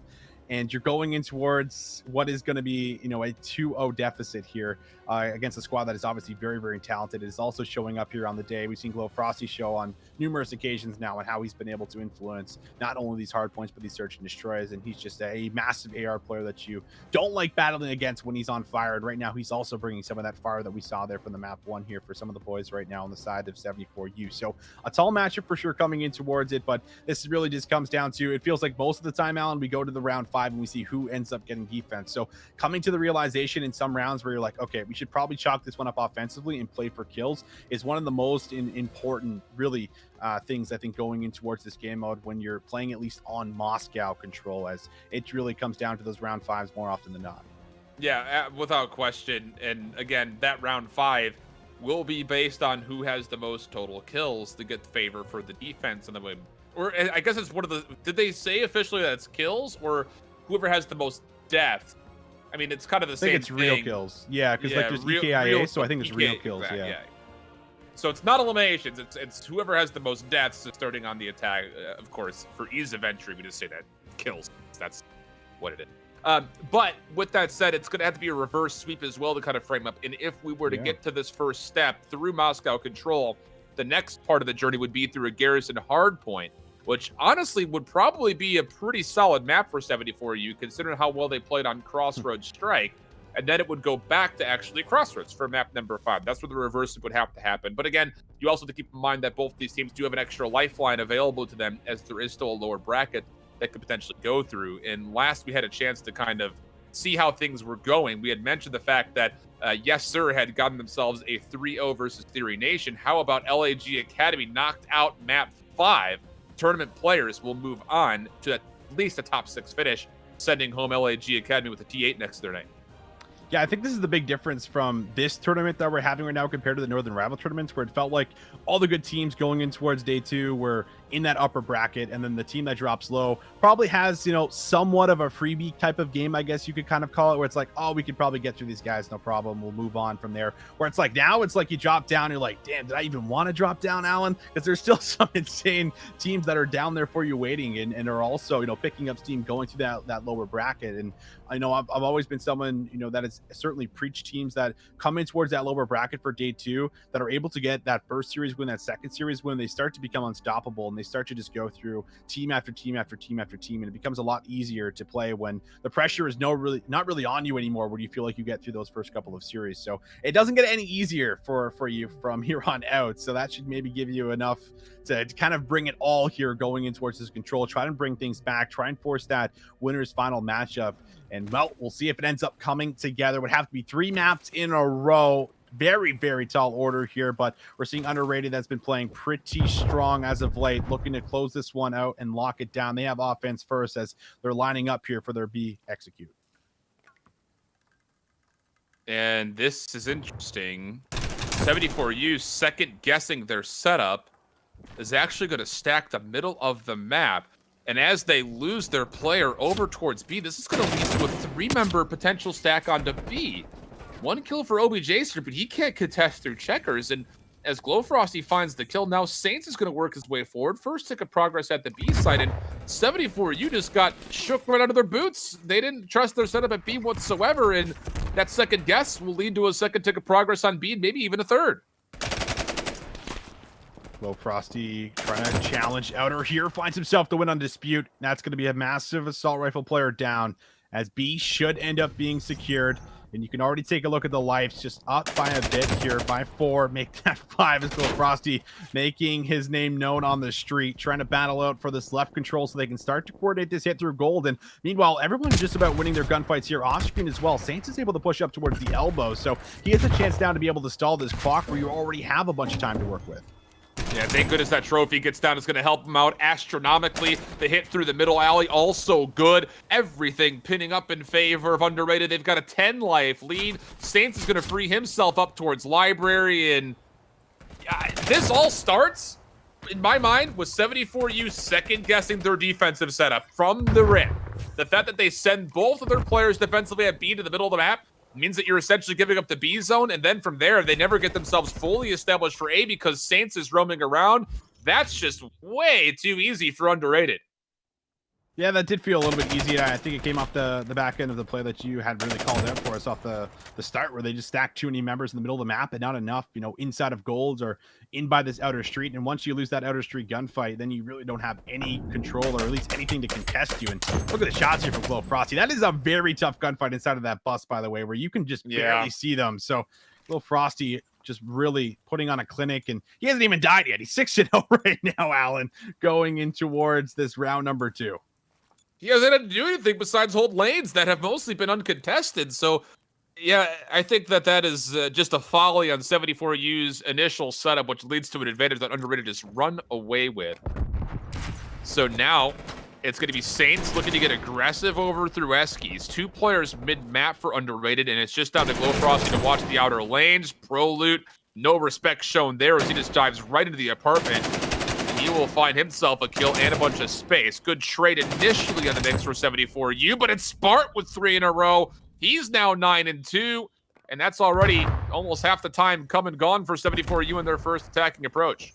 Yeah, they have to worry about the spawn trap here in towards the back. Some of these players like to roam around in the apartments or in behind at a lobby. You can see them second guessing themselves, waiting for what could be a challenge, but it's PROLUTE still being a little bit annoying here, a bit of a nuisance in the middle of the map. Tough gunfight there. OBJster goes for the aggressive challenge, and Saints will come in and assist PROLUTE there with the kill. They cleared a couple members here from the base, so now just the rest of them just on top of the point or by globe. Dior hits the middle of the map and gets a bit of control, but 20 seconds left. You have to make a play, and well, there is the time as they find 3 down, and we'll be able to get on top of the zone. Okay, this is looking much better. Saints has to wait for this hit to come from the Boulevard. He cannot be the first one to challenge mid-map. Dior in the apartment windows, though, is in a great spot to make sure nobody challenges, so the hit has to be coming from the Boulevard, and you might have to chalk this. No one's going to get here in time by the look of it, and yeah, that's going to be the B point secured. Maybe you can play for exit kills, and that looks to be the case. A 3-for-2 trade, making a 4-for-2 trade overall, will lead to Underrated still holding on to a 2-life advantage as well. About a minute left here. You want to make some kind of a push, but really from where it's a little bit scattered here. 1 player coming from the top, now a couple through the middle. Manny does find a kill, but it's pinching from behind from Spart. Could play the difference, and it doesn't even matter because GloFrosty just beams dispute. So you lose your AR player. OBJster with that 74U has to come in from behind. His teammates also going to try to maybe flip out the spawns here towards the back left and get control of Library. That's best case scenario, but Saints is just ready and waiting, laying prone, finds the easy pickup. His teammates find the last 2, and well, 30 seconds left. You might have one last push, but you got to battle through these gunfights in the middle of the map before you even get close to the zone. I mean, if you couldn't tell from the tone of Austin's voice, he's not feeling all that hopeful about that coming through. And again, the time, a big problem here, but it's also going to cost you lives to do it. And yeah, this would be a pretty impossible situation. Really, you're just hoping you can reduce the life deficit as much as humanly possible, but not looking all that great for him at the moment. 2-for-2 trades, not going to be good enough. We will go up 2-0 for Underrated, looking for a 3-0 overall to get them to the winners finals. And they do have a pretty significant life lead as well, as they try to work their way not just to a win, but potentially, if necessary, a round 5 defense. This was the 3 kills that came through there for Spart. He finds one in the middle of the map, opens up that lane, finds Dispute on Statue, and then Dior just loses the gunfight he really shouldn't have up close and just can't really trade out on towards Spart. Just enough to be able to come away with what was a lot of control early on, as well as a lot of lives that they took off the board very early on as well. So Underrated 2-0 up in the series, 2-0 up in the control. One more round would be good to secure both here for them, coming out with a 3-0 win out of this winner semifinal. And now Saints might get a little bit mixy here for us, or he might try to apply some pressure towards A here off the bat, or at least maybe just bait it out and keep OBJster now just ready and waiting for this push. A lot more discipline here for 74U setup, not flexing away from the B side, even though there is no initial hit. Consider it a lesson learned from the first offensive round from Underrated. OBJster mid-map, trying to get the help in. PROLUTE, though, for 2. He's flexed over to the Krieg 6 this time around. And that will lead to some progress out of the B zone. Still needs the first tick of progress to come through. Dior able to read the player, the first one at least. Spart, second one up. Will likely be Semtex out of this position. And yeah, he will fall to Dior's nade, and that will be, again, time off the clock here and you can also try to deplete this progress. But while this is happening, GloFrosty's still stalling the clock as he's made a solo play over to A. That's going to leave for some time for Underrated to get back off their respawn. Yeah, it truly will be, and you can see now this also stops OBJster from wanting to really push up as he's waiting. That first tick comes through, and he wants to make sure his second tick does not come through. Waits on the stairs, will be able to land some shots, and at least gets the information that they're probably looking to target the B zone here again. 30 seconds left, and this has been a much better defense this time around, but Saints does find that very first kill into OBJster, opens up a bit of the map. GloFrosty now has the mid cut, and this is just really Dispute kind of in the outer area here in one apartment, so you could look to battle it on the Dispute. You find that kill, and now it's really all to player 5 here and from behind to see if Dior might be able to find a couple of kills. He's found himself one, and now has to make his way towards the zone. And again, trade for trade is okay here if you're underrated. At worst, you can play for a life lead into that map 5, or pardon me, round 5. But with the B zone being chalked, you actually have a good look at maybe trying to get this offense going. And this is strange. Dispute in a really tough position here. Tries to take a jump shell. It will pan out nicely as he takes down Saints. But GloFrosty picks up where he left off. My goodness, it's just been so good from the side of Underrated when it comes to winning the middle of the map. And again, you see them getting forward. They've already taken control of L, which is not a position you want to give up lightly if you're 74U. 2-for-1 trade coming into the play, and that will mean that 74U can start to set up their defense successfully. Just 40 seconds remaining. That's all they have really to make this hit count. This gunfight in the back would maybe played a bit of a difference here. But Saints loses that, so it's going to be really a 2v4 for the time being as they lose a second player. And everyone's going to try to hit maybe through the middle, but Dior finding a couple of kills here. Saints finds the trade. Manny looks to pick it up. OBJster also pretty far pushed out in front of this front of A here. And this really should just be a close of their very first round. As we'll see Manny try and just stall out the clock a little bit, but they could still maybe get themselves a touch here. Dispute in a really good position. Finds himself the first kill. They do get on top of the zone, so they are still in this one, but they can't leave it. Only 3.5 seconds remaining. Second tick's going to come through successfully. Spart with the kill up top is going to lead to maybe a third tick coming through. Someone's got to get here defensively. They're spawning all the way out. It has to be down to OBJster. Him and Dior trying to work it together, but it will not come through. Underrated in the final moments at B and the final moments at A, able to find themselves a second successful attack, and they will take the series and the control in 3-0 fashion. 3-0 fashion, taking a couple of offenses here. Like, this is a really difficult map to do it on, but we've seen now teams have a lot more success offensively as a whole when it comes down to that change on as far as the progress made on the zones now, where you can stack multiple members and it plays a massive factor here for you when you are looking to try and secure that zone, get that extra minute of time, or get the second zone to secure the actual offensive win, whatever it is. I mean, we are seeing teams now start to figure it out a little bit easier because it feels like you actually get rewarded when you take 3 or 4 down now, Alan, where it's not like before find 3 or 4 down, they come off the spawn, you don't even get that first tick, or you just barely get that first tick. So definitely a bit of a change towards the game mode, making things a little bit easier, and Underrated just completely understanding what they're capable of doing on some of these offensive rounds where it came down to a lot of clutch plays, and they clutch up in both of their offensive rounds to close that one out 3-0. Yeah, it's just, there are so many small moments that I think you look at the difference in this one, and you're going to sit there and say 6-3 blowout.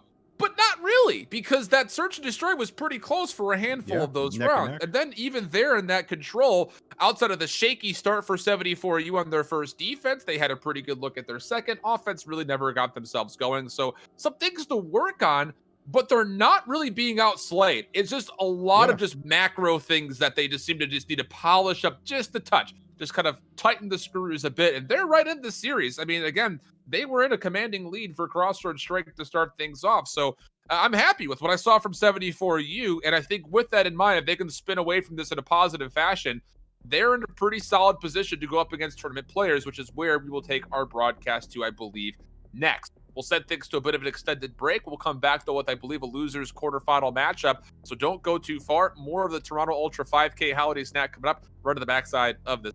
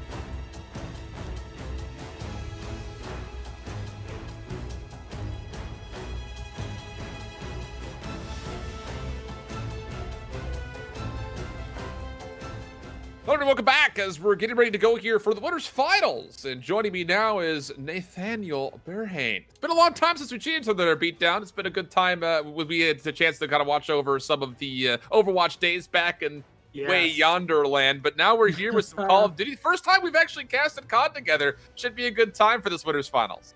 Couldn't agree more. Super excited. Definitely an easier game to follow than Overwatch. So I'm being completely honest with you too. So it's bound to be an excellent show we have ahead of us today. And of course, we have a great matchup ahead of us today with Triumph versus Underrated. Two teams who ranked very highly in Challenger season here. And obviously, this is going to be a banger of a matchup. Yeah, again, our top two teams out of the winners bracket and two teams that have done very well to continuously find their way to the top 8.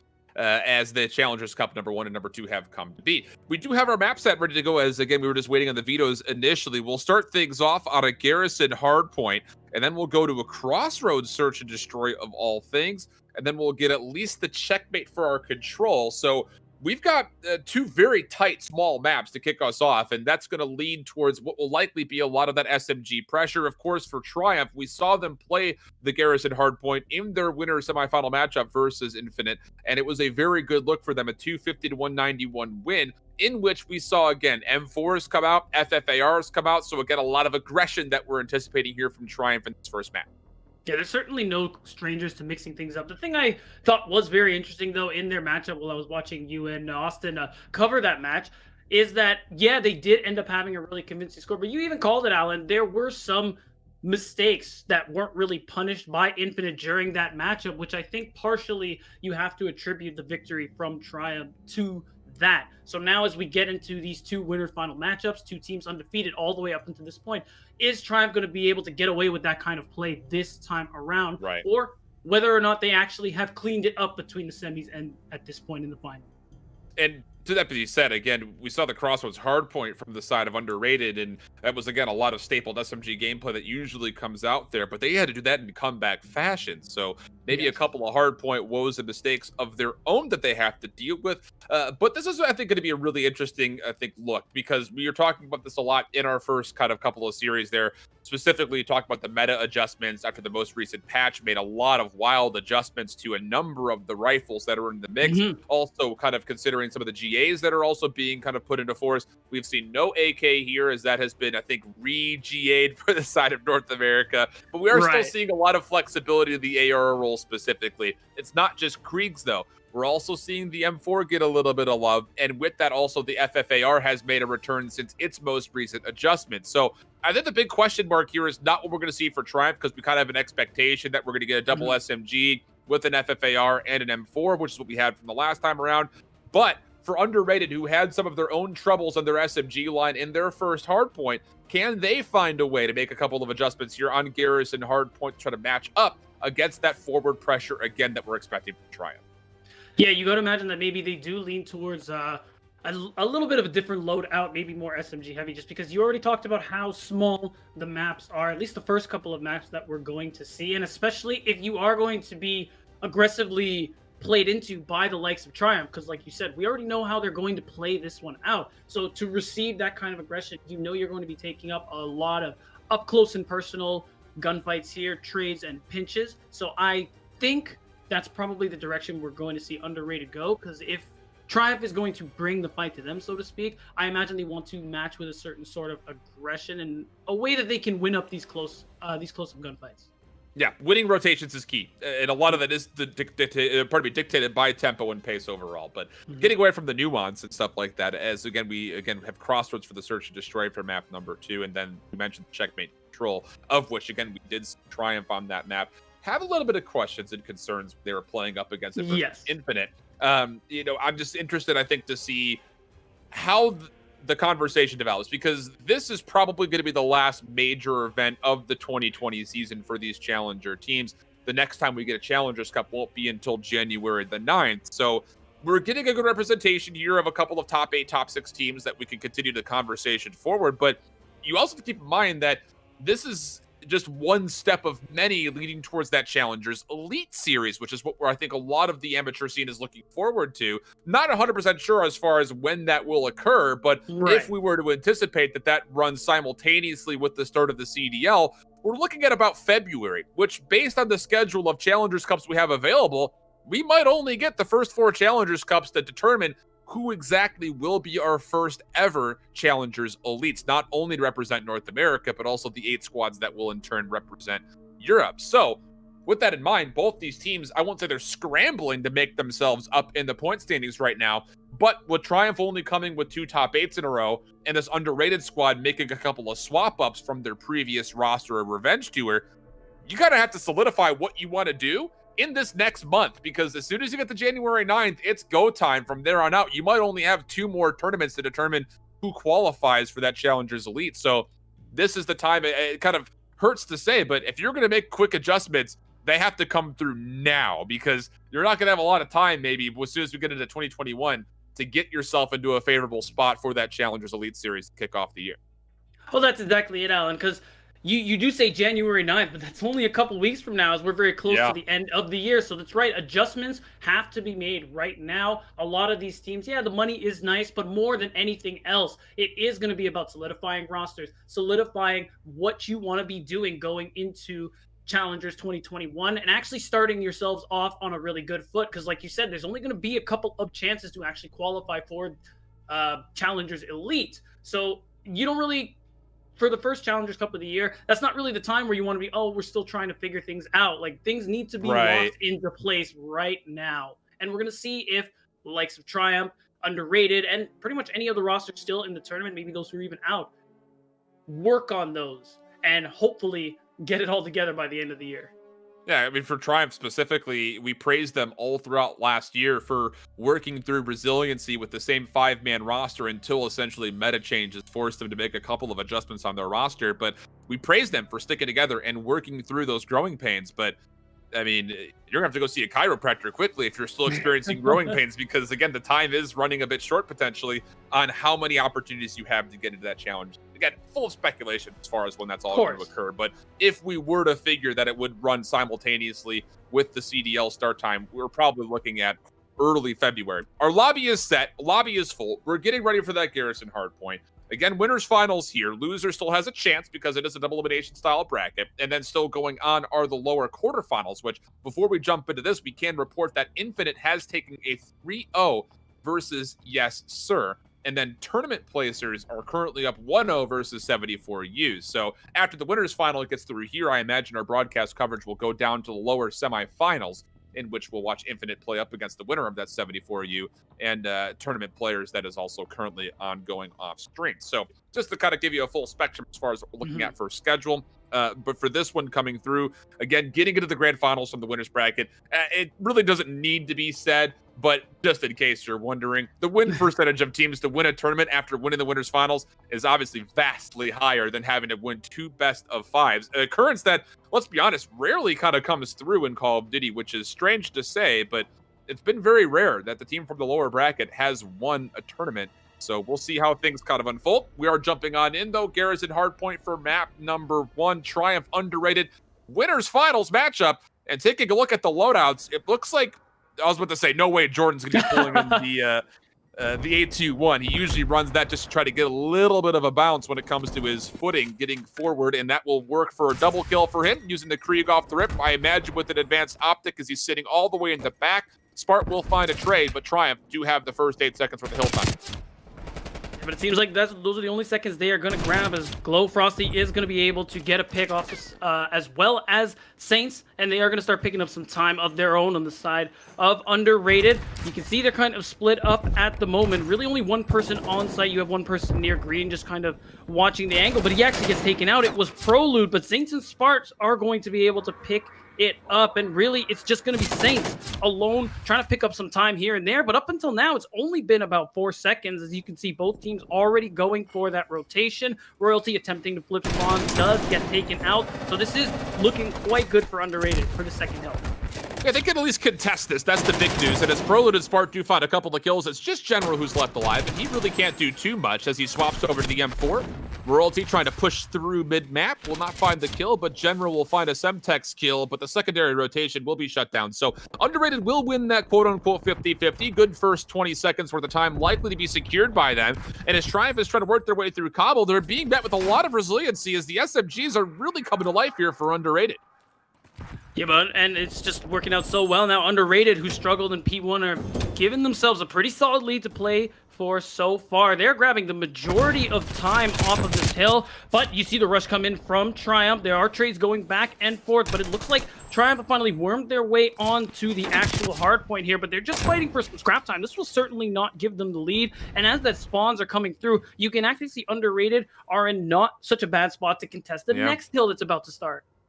Yeah, this is actually a really good timing on the rotation. This was something that we kind of critiqued Underrated on when they played Crossroads, but so far they have done very well. General will be the first one into the hill itself, but again, he's being challenged from multiple angles. Royalty's trying to 50-50 the spawns by playing his life in green. Not going to be all that successful in doing it. So it's down to Standy and Fellow. Neither will find too much progress, so Underrated, they'll stabilize the spawns, but still a hit potentially going to come through from the front. Royalty is good for one. Semtex to clear some space as he tries to make his way forward and nearly combines for 2 kills, but it's Spart in the back corner for 2. Fellow deals with him, but again, Underrated will still hold. Yeah, and the spawner is such a helpful part of that. And whoa, Philo gets rolled and smoked firing squad style. That's going to be 2 for Saints as Underrated still firmly in control here. And that's going to be 2 hills now where they hold the majority of this time. And as we move to this P4 hill coming up soon, they actually aren't in such a great position to contest it. This could be Triumph starting to get some points of their own back on the board, as they haven't picked any up since the P1 hill. Yeah, this is looking really dicey, and at a certain point, I'm a big fan of the school of thought of, all right, just give up the back 20, let's just get rid of it, let's not worry about it, put it in the back of your mind, let's get a good setup for the next hard point, of which they seem to be putting a lot of consideration over to caution, but nobody reads the front, and with that comes a natural pinch. Underrated go 4 for 2, and not only do they break through on their first attempt, they're still holding the proper side for P5. Triumph look lost. Yeah, this is not like the Triumph we're used to seeing here. Yes, they have some issues, but the way they're defending these hills is a little bit questionable. They are so clumped up, but if you look at Underrated, they spread themselves out really well, controlling multiple parts of the map, and it's been doing so well for them so far. You can see the lead that they've built up for themselves as well. You're looking at almost 100 points already. Yeah. They had, like you said, they're on the side to contest the P5 hill. Like, everything's coming up Underrated, and Royalty, unfortunately, can't seem to find any bit of luck this game. At least Underrated will get a couple of players towards the back of P5, but because the 4th hardpoint was still active, Triumph will get a bit of a split situation here. Triumph now working their way through. Very beautifully done. Again, Underrated was in a little bit of a spot where they could try to hold on for P5 spawns, but the cleanup from Triumph was very well done. No time being generated, but the spawns are safe, and now you just have to win one more set of gunfights, and you're good to start getting out of this hill. But we kind of critiqued this from Triumph when they were playing on Moscow. A lot of time just going neutral. It's giving an opportunity for the SMGs to move forward. Saints and PROLUTE will combine for 2. Spart getting into the mix. And that's a full 4-man wipe. Underrated dominating through the first rotation of hills. And it's exactly as you said, Chip, this passive play here from Triumph, the fact that they're just letting time go to waste when they really can't afford to be doing so is what hurts them here on this hill. They really have not a single leg to stand on, as PROLUTE is going to pick up Royalty. They are going to pick up this last little bit of scrap time. So we're in a similar situation as before. Triumph are going to start off on the right foot here, having the position on this P1 hill, but that's never really been the problem for Triumph. It's holding on to these positions and spreading themselves up so they can control space accordingly here. Philo's going to win the trade, but ends up getting traded himself. Jordan General, though, is going to pick up 2 in the background, so it looks like we have a bit of a hold coming through here, and Triumph stacking up some points, but Underrated are certainly coming for another rehit. Yeah, this is actually a bit troublesome because you've got Standy in a forward position. He finds himself 2. 3 in a row now for him in this life. Royalty is sitting there saying, this looks like fun. Let me try to make his way a little bit further forward. 20 seconds still to play with. Standy trying to chase down a kill. Knows he's got to respond to the threat coming through caution. There's number 1. Does he read the second? He does. But the kill will still come through. Trades will be there, and Triumph looking much better so far. 10 seconds, which you're okay to give away here. But Fellow, he's made the swap away from the FFAR back to a Krieg, finding much more value since the swap. will try to contest a little while longer, and we'll have about a 70-point game, but Triumph is in a good position to lock down some early time here at our second hard point. And with this, they could actually start to mount a bit of a comeback here. And I'm not saying this is going to happen, but imagine they get the full 60 off this hill. All of a sudden, you are well within contention still on this map here, and you could easily take the lead off the next point. But again, holding your position is going to be the big thing here. Royalty gets a pick, but gets traded out. His teammate there, Standy, is also there to trade. So again, they are holding very strongly as Standy gets another one. And this time around, Triumph look like they're firmly in control. The switches to the loadouts you talked about seem to be paying dividends, Alan. And Triumph is almost sitting here saying, stop us if you've seen this story before. They had a slow start to the first Garrison events versus Infinite, and it was in the second rotation that they really came to life. And, well, say it's deja vu. We're getting a little bit of that here once more. Although we'll get a 50-50 foot race to see who gets in the back in time for the P3 spawns. Fellow, big gunfight went over through green, but they do lose their man in the back. But the pressure for Triumph is enough to at least block the spawns for now. Good wins holding the spawn was Fellow. He'll spawn right on up. And even though you've got underrated in the hill, you've got numbers here for Triumph. The kills also convincing.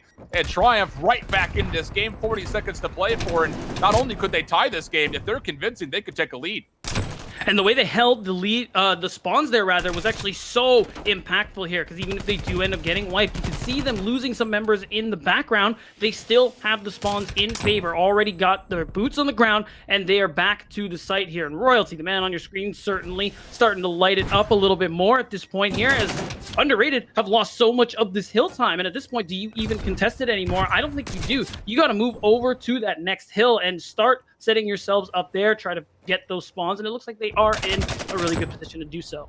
Yeah, you're okay, I think, to send 1 or 2 players just to try to play for aggressive exits or maybe even contest some of that scrap time because you had GloFrosty all the way in the back, essentially just playing anchor, but that's going to be that you're a little bit short-handed as the kills do not come through successfully. Triumph break from the front, but watch out, Underrated spawning 2 players on opposite sides of the map. Could get a bit of a pinch position. Can Triumph read this? It would be difficult to assume they would, and, well, just as I call it, it's going to be a couple of kills in a row. Make it 3 straight, looking for a full wipe. There it comes. Underrated on the rebreak. Will get through successfully with 32 seconds still to play for the hill.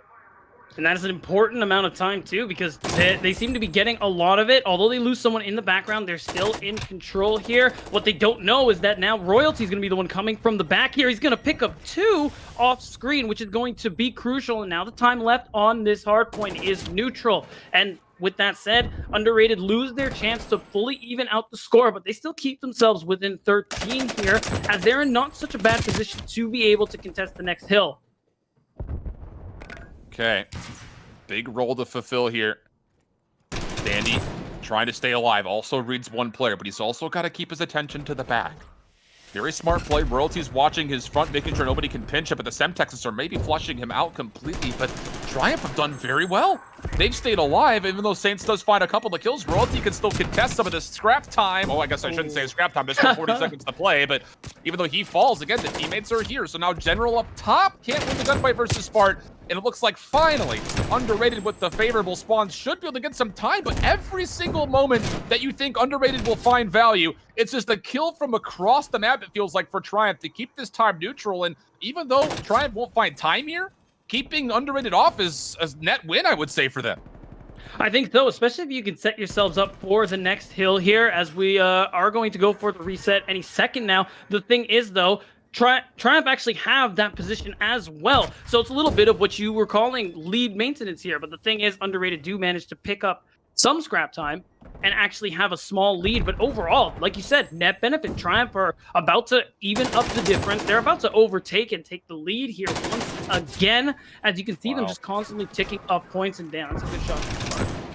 And talk about just the shutdown of GloFrosty. He had a great start. He's now 15 and 25. Even though PROLUTE has found 31 total kills, he's only got 12 seconds of hill time. So we talk a lot as far as understanding the weight of kills as, let's be honest here, Beatdown, hold on a second. This might come down to game clock. There's only 26 total seconds left. So as much as we've talked about Triumph maybe not playing for the hill, it might pan out in their favor as they've got a marginal lead. They do need to start streaking their way over to P2 because there's only a couple of seconds in between the game clock and a net win for either of these 2 teams. Saints on the rotation for 2. Leaves Fellow on the hill by himself. A 3-point lead currently for Underrated. Good help from Standy, but you've got to be convincing of this cleanup, and they're not going to be able to do it. So now Underrated, they could play for a little bit of time, or they could try to zone and let the game clock be the determining factor. This will be the first time that I've seen a hard point in this title go to the game clock if they choose to do that. You and me both, Alan, but we're going to see if that actually plays out. All the kills are coming up Underrated. The game clock has frozen because they are opting to stay on this hard point here. They want to give themselves that large lead should it come down to game clock here, but they're still controlling this area very well. They're still picking up these kills. Royalty trying to sneak his way in, unfortunately not able to do so. Fellow, though, is going to get 3, but at this point, he's actually going to be able to pick up some time of his own. This gives Triumph the opportunity to hold here, and to make it even worse, they have the bad spawns. When that next hill comes up, it's going to be on the other side of the map. Number 5, Saints will spawn up, actually. That's really favorable for them.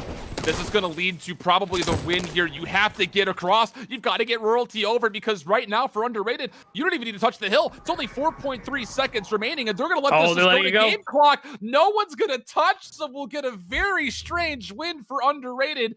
228 to 212. Yes, you're reading that correctly. What a strange first hard point. And right when you thought Triumph was going to start creaking their way back in, they let too much time go to the clock itself, and Underrated take advantage. And you see, the thing is, too, we were kind of praising them for it previously just because they were holding on to their lead, getting the proper rotations to be able to actually sit on these next hard points so they can start solidifying their lead, picking up more points. But the problem ends up being, yeah, sure, you managed to keep them off the hill, but now the problem is you let Underrated kind of control the spawn a lot of the time. They always had Royalty trying to flip spawns, trying to go off onto the side here, but it didn't actually work. He ended up losing out on a lot of those trades, and when that doesn't really work out, then leaving time to the clock like that ended up playing against them, because Underrated were the ones picking up a large amount of that time on the back half, I want to say. Yeah, I guess this marked the day and the time here for both of us. First time we've experienced the game coming to a game clock conclusion, and outside of maybe a couple of rounds on like Hacienda Hardpoint back in Black Ops 4, I don't think we saw it at all in Modern Warfare. I could be extremely wrong, but I can't remember a time that I've at least cast over a game that went to game clock. So it's been almost 2 full years since we've had that happen, but it was, I would say, more common in 4v4. We saw it a lot in World War II, that the game would end just off of game clock alone. So our first instance, at least for my taste here in this one, 228, 212. And I have to keep saying that out loud because it's still not really clicking with me that was the final score for a hard point. But we will be seeing a 1-0 map advantage for the side of Underrated, and we'll be going over to that Crossroads Search and Destroy, where we expect a lot of, again, quick-paced gameplay coming through for that search. Yeah, absolutely. But probably the thing I'm really interested to see is, are Triumph going to be able to play that same really aggressive style they played previously in their winter semifinal match? Of course, I got to call back to the play where Royalty gets 2 through the wall and a 3rd on the plane there, which was, I screamed as loud as Austin did, I'll tell you that much, but no one was around to hear that one. So I wonder if those aggressive plays are really going to work this time here. I really liked how in the first map we saw Triumph kind of play the map a little bit more. The first part, not so much, but they started to spread out and control the map a little bit more. But on this map, I'm kind of concerned on how they're actually going to... Are they going to clump themselves up once again? Because that really didn't work so well in map 1. Yeah, a lot of question marks, I think, because we talked already over the fact of Triumph on their Search and Destroy. If they're going to pull out a sniper rifle, they're giving up an SMG, at least by default, because Royalty obviously mostly runs an AK-74U. But on the other side, for the side of Underrated, again, we've also seen them pull out that sniper rifle and do very well with it, but they're really not losing too much because it is one of their AR flexes that usually picks up that sniper rifle. So we're not really losing too much as far as that long-range pressure. But like we talked about on Moscow for the AS&D site, double smoke executes with SMGs is very common. That could be said for the same thing here when it comes to Crossroads. Not necessarily towards A or B, but the double SMG smoke hits in the middle of the map, I think, are most common when it comes to trying to win that mid-alley between the 2 bomb sites. So some question marks, and I'm interested to see what exactly Triumph and Underrated both bring to the table here for the search when it comes to, are we going to pull the sniper rifle out, or are we going to try to put that back down, pull just a normal AR, maybe double or triple SMG hit that mid-map, because that mid-alley seems to be a big key focus for a lot of these teams here early in the Challenger season. Yeah, I'm really interested to see how that one's going to play out as well too. I'm curious if I know it is common sometimes to see that sniper rifle come out here, but I actually wouldn't be surprised if, because since you bring it up, have royalty on that AK-74U, on that SMG, and play more forward, play more aggressive, because it is, like you said, a lot about getting control of that middle alleyway between both of these bomb sites. And I feel like that's going to be a really important point of contention, whether it's offense or defense, because it allows a lot of flexibility, especially on offense, for what site you actually want to try and either play towards or pivot towards. Yeah, a lot of question marks. And I will say this much. It's been kind of fun because Crossroads, and we saw a lot of it during the most recent Challenger Cup when it comes to the Search and Destroy, the chess game that's going to kind of coming through. It's kind of like a game of speed chess. Everyone's making their moves so quickly, trying to not only execute, but also adapt. So I'm just interested to see if that will again be the case here. I've seen a couple of very cheeky opening set strategies, specifically from Team Yessir, who have unfortunately dropped out of this tournament with a top 6 next to the name, as they again lost 3-0 to NFINITE. But we're ready to go into games, so we'll see if any of those set strategies have been learned or adapted from any of these two squads. I'm specifically looking at that A side on the offense. A couple of really interesting smoke strategies to come into play. And how about this? GloFrosty sniping, but 3 SMGs behind him, but it's Royalty who draws first. And now all of a sudden, you've got Underrated with just SMGs left. How do you make this work on your attack? And that is going to be a very difficult question for them to answer here. PROLUTE is the one holding the bomb. 2 kills end up coming through. So it ends up being a 2 versus 1 Royalty. Left to clutch up, as we've seen him do in the past. Pistol out, but can't quite secure it. So already, like you said, like a game of speed chess, Underrated have made the first move. It'd be interesting because if Royalty continues to win that sniper battle and you're going to be pulling out 3 SMGs, how do you adapt not having anyone watching over the top of you? PROLUTE with a couple of kills to help bounce things back here. Question marks still continuing, but the 3 from PROLUTE does win open the round. So now you go back over, and interestingly enough, I would be anticipating seeing Royalty play over towards a Cliff v Cliff battle in some form, and that will be the case. GloFrosty will meet him there as you see him on the X-ray just to his right by fences. Spart pushing. Will actually get into garage. No one's going to read him whatsoever. Oh, the hit marker. Royalty saves a life. The hit marker comes through, but the pistol will get the job done for first blood. Yeah, super crucial that Spart doesn't end up picking anything in that play. Does manage to get off really far. Royalty with the headshot. It's going to knock PROLUTE right out of this round. And this is another pretty solid start here for Underrated. They do lose 1 in the process, actually 2. So now it is all of a sudden GloFrosty, the last one alive left to clutch, is already taking shots, is super low, can't find the snap, as Triumph are going to answer right back. Wow. Thought for a second Saints was going to do it to him, didn't you? I know. Finding the 2, nearly had a chance for the 3rd, but this is literally a page out of the phrase book of how to save a life. Add that verse to the song. But this shot from Royalty, man. If this is me, I don't know who I'm shooting at. Am I shooting at Saints or I'm shooting at PROLUTE? Saints throws the shoulder, but it's PROLUTE who unfortunately gets his scalp taken off. So 1-1 we go. 3 kills from Royalty in the round to make sure that they're able to stay tied even. And now we're wondering for Underrated. Will there be an adjustment as far as what they're bringing to battle? Again, it was 3 SMGs with a sniper rifle on their first attack. And off the rollout, I would assume it's probably the same. How about this hit? Standy moving quickly with Fellow. They nearly stack up for Spart, but Royalty also getting into the mix means that now it's just down to a 3v2 situation. Now make it just down to GloFrosty in the smoke. Gets a read. That also should lead to a weapon. It sure does. It's an M4. He'll feel pretty familiar with that gun in his hands, but unfortunately it's Standy from behind to have the last word. Talk about fast and hard this time around from Triumph to take the lead there. The immediate aggressive play over to Catwalk. Spart actually impressively manages to get the trade in that scenario, but at the end of the day, when you have one guarding the bomb site like that, just as soon as you lose control over the other side of that building, you have complete sight over the bomb site, and it's an easy kill for you. And just like that, you see Underrated lose 3 players in the process, leaving GloFrosty to have to clutch up. And he was getting there, but it's a tall ask. Yeah, it truly is. 5 in a row, though, for Royalty. Dominated the opening sniper v sniper battle, although a lot of it has just been based off shots through the middle of the map. Not really, only I think 1 kill onto GloFrosty so far by sniper. Smoke will come through late, and General is not going to push through this. So with General with the bomb, this is a very interesting setup because he's running an AR, so this is going to have to be a slow play, and this is going to have to be based off picks, you feel like. Yeah, most likely.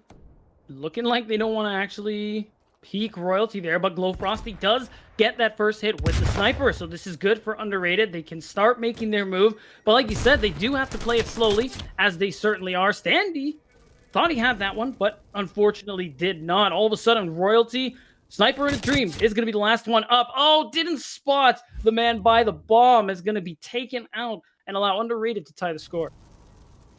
And for the most part, as quick as some of these engagements have come through, they haven't happened immediately off the rip. There have been a couple of aggressive routes that have been taken, some of them successful, others not.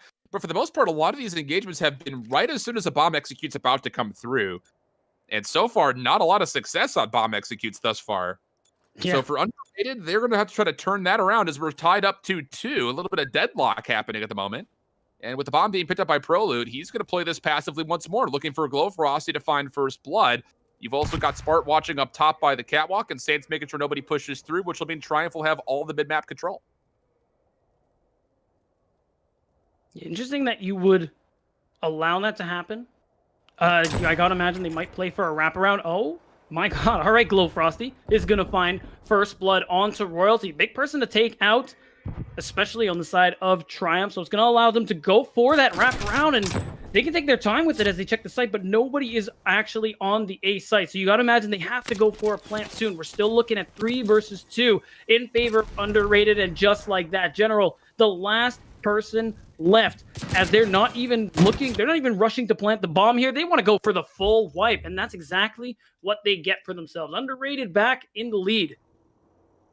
And I'll say this, but PROLUTE is such a key asset, I would say, for a Challengers team, like Underrated. Again, 2 of the 4 from Revenge Tour, PROLUTE picked up after playing with Onyx last time the Challengers Cup with LVG. But it's not only the fact that he's a very capable SMG player, he's also very comfortable with an AR. And that SMG flex role, when you have a very talented second SMG that can go to a third AR, it gives you so much variety in your looks that you can throw out an SMG, like especially in a search and destroy.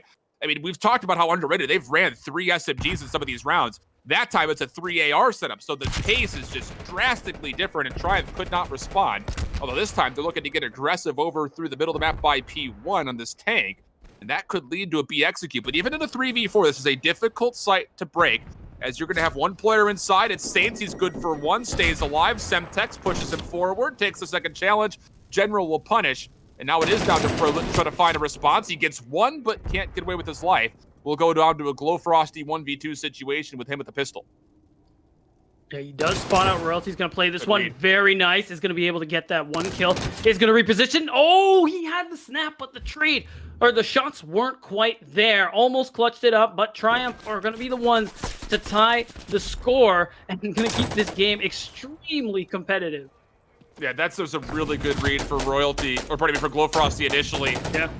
But the kills from General there, very good as far as clearing out that B site. And I'll sit there and say every day of the week that if you see a 4v3 situation unfold and the bomb is going towards B with the numbers, don't consider that a win, because the B site can be very dangerous and very risky to try to work your way into. And one player can spoil the plans, but General for 3. We're also tied up 3-3, and they say good things come in 3, so we'll see if we'll be treated to a very special 7th round here, as we'll get another very passive setup, although GloFrosty working towards the top side of the map will have a little bit of assistance here with both Spart and Saints pushing through. And the bomb, meanwhile, for PROLUTE is actually still lingering towards A, so if they don't find the picks, will they cut mid-map and try to get onto A is the question here. We'll shortly get our answer, and that's going to be Spart backing away. It looks like this will eventually be a design towards the A site. Yeah, you can see PROLUTE very carefully watching the site. Does get the read that nobody's there, but oh, he actually gets knocked right out. Royalty watching that angle so very carefully, and in the process, all of a sudden, you see 2 losses for the side of Triumph, making it a 3 versus 1, excuse me. Standy's the last person alive, left to clutch up. He definitely can. But I think he just ran right by someone. Not sure if they've heard the footsteps here. He's trying to find somebody, and he does, but he can't get the shots through. Yeah, it's one of those things that initially, after you make that attack and approach, and you see nobody over the middle of the map, nobody by P1, you're not getting any reads on anyone getting aggressive towards A. I think you are a little bit upset about losing first blood there to Royalty, you have to figure is up top. But I think the adjustment is actually better said. The fact that they were able to get through Catwalk, isolate the kill onto Royalty, find themselves a 4th round by just getting through the defense. So a bit strange on both sides, because I think initially after Royalty finds that first pick, you're thinking there's no way Triumph's defense loses this. But they flex around the incorrect way. Now a little bit of aggression as there's a 3-man stack towards the outer tank, and for Underrated's defense, it leads to 2 kills in a 4v2 situation for them to try to find round number 5. Yeah, and this time it's General, with 2 of his teammates down, already trying to wrap around the other side of the map. Standy, though, through smoke. He's going to pick one up, start to even things out just a little bit here. Jordan, but General's the last one alive.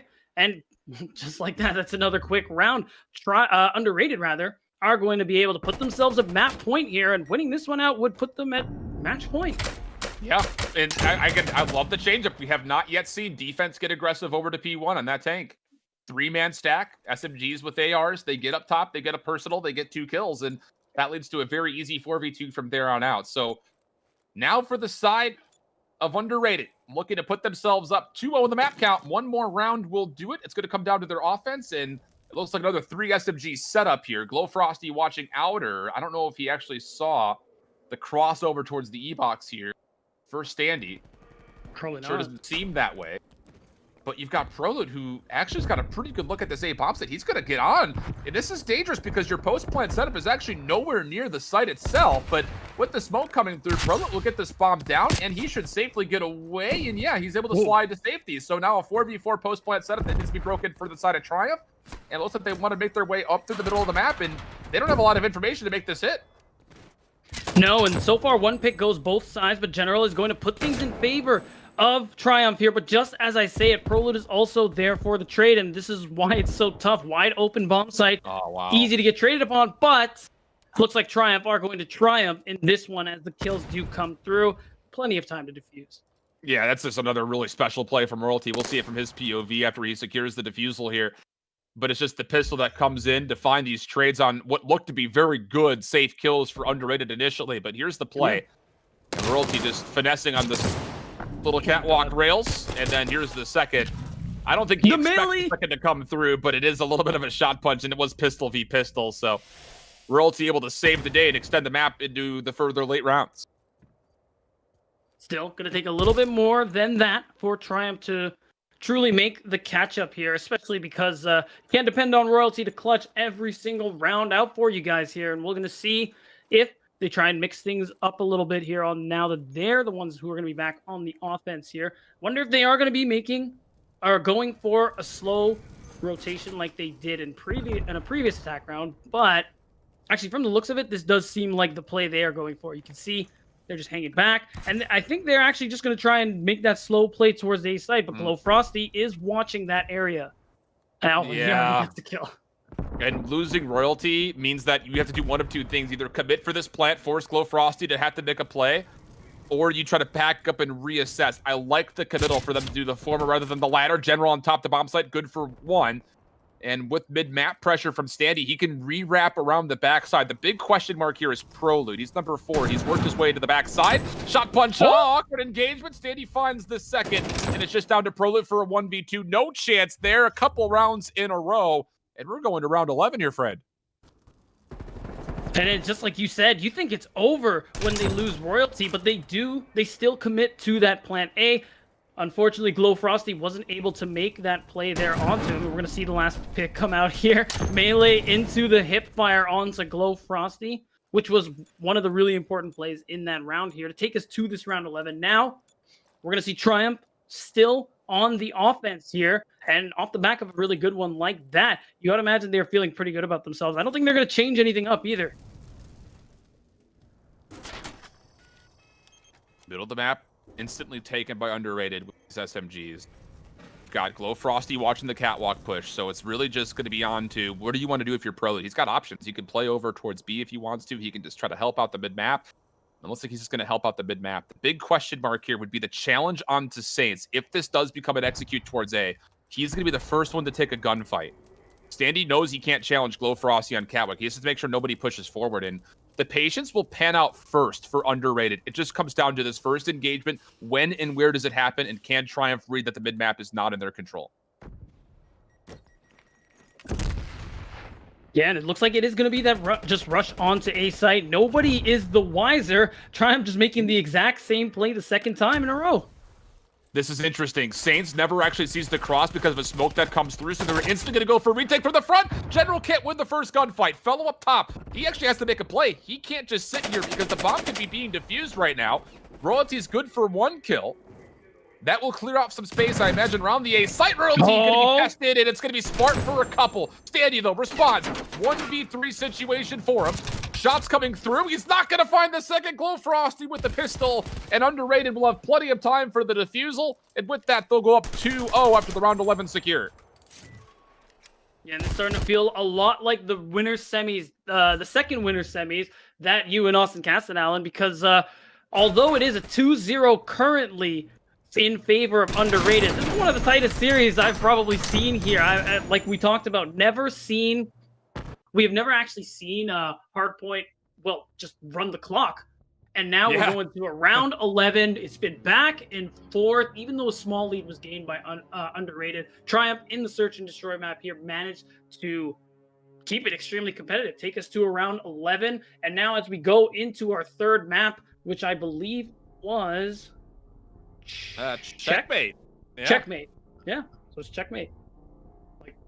Well, Beatdown the News doesn't get much better for Triumph fans here, as again, they just lost this map 1-3, and it was 2 offenses that Infinite was able to take away from them. So the adjustments are going to have to be quickly made here if you're Triumph, who, if I remember back correctly, defensively, they were trying to double stack the middle of the map. They had Fellow and General on opposite sides watching crossfire angles, trying to get themselves in positions to kind of lock down lanes on a more passive setup, and didn't lead to a lot of success. And then on the offense, they really, again, were not throwing a lot of resources into that middle plane, and it caused Infinite a really good look at being able to pinch and flank behind that A hill, which so far has been the majority focus for Triumph. So those are the biggest takeaways that I had from casting over that first series. I'm not sure if there's anything different. Again, this is our first true look at Underrated on the checkmate control.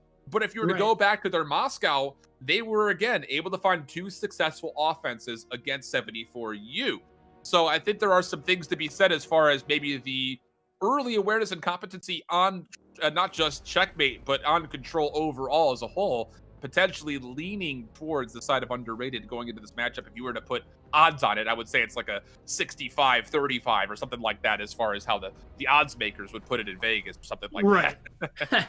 Yeah, I think you're right on the nose there, Alan, if I'm being honest, because watching that match as well, I pretty much got the same ideas from that. And realistically, we did see an offensive win here for Triumph when they played check here. But the problem is, that was honestly the only reason they won that was because of that clutch from Standy that we were all watching, which was unreal. But if not for that, they were very likely going to lose that one as well. And I said the same thing about them with Royalty. You can't depend on clutches to win you everything here. It is going to come from really smart map play. Like you said, paying more attention to that middle of the map, because they gave up too much space in that particular matchup. And I really hope after a loss like that, they definitely at least gave it some thought, said maybe we're going to try and spread ourselves out just a little bit more, move a little bit forward when we're on these defenses, because you can't give away that kind of space. You can't just let the enemy team take control of the middle plane like that.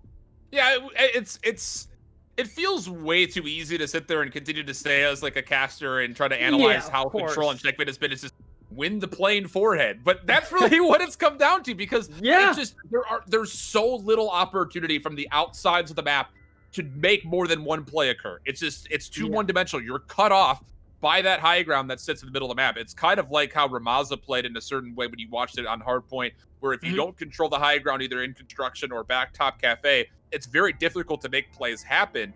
The interesting thing about this setup is the fact that the play itself is also pretty difficult to traverse, because it is a lot of close quarters combat that does come through, but we are ready to go. So all of our speculation aside, we'll see how things kind of come through. Looking at mostly Triumph to make some adjustments here to see if they can try to work more of that middle map pressure. They will be on the attacking side first.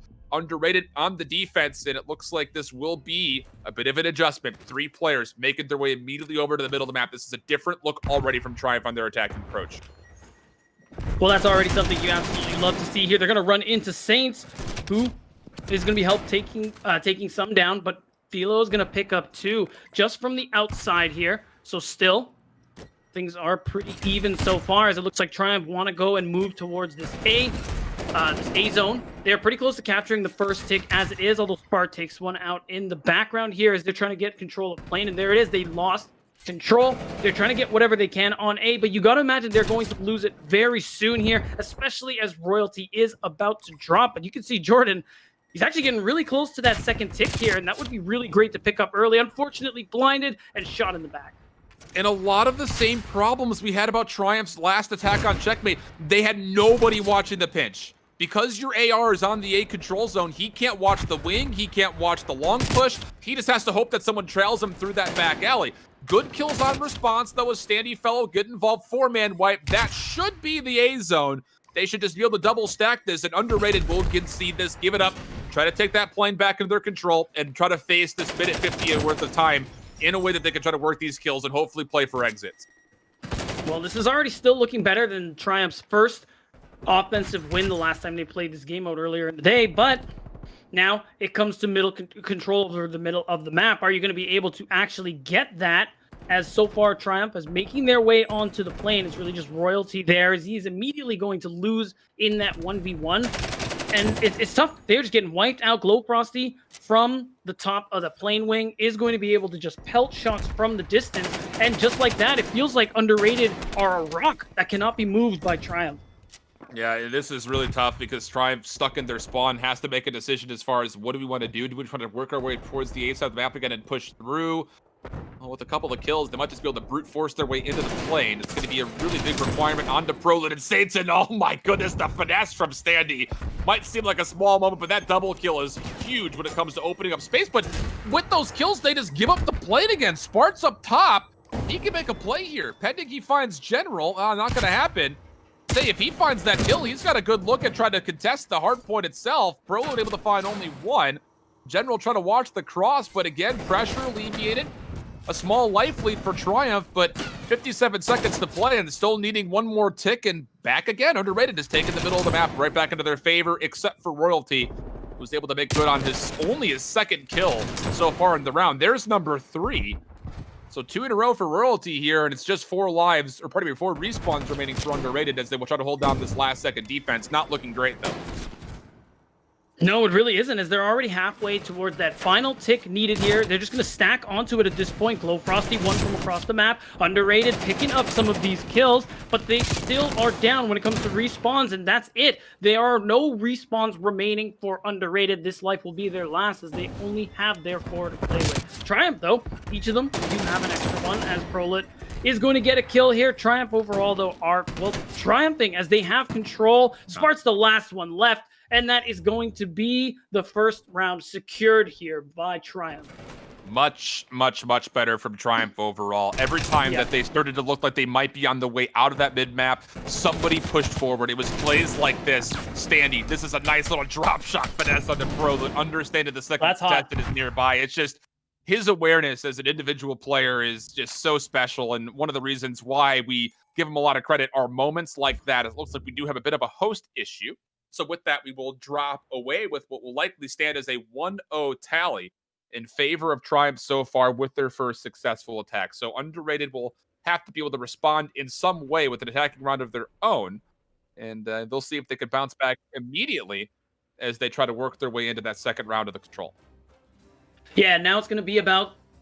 So this is looking better from Triumph, but this is one piece of a 2-piece puzzle here, or I'll think of a better analogy after, but my point is the defense is what's also going to be important here. They seem to understand now how important controlled middle of the map is going to be. The question is, are they going to apply that to their defensive plays? Are they still going to have 2 just hanging back closer to their spawn, or are they actually going to commit those resources towards that plane and try to get the kills so that they can keep Underrated when they're on the offense back, especially from that B site?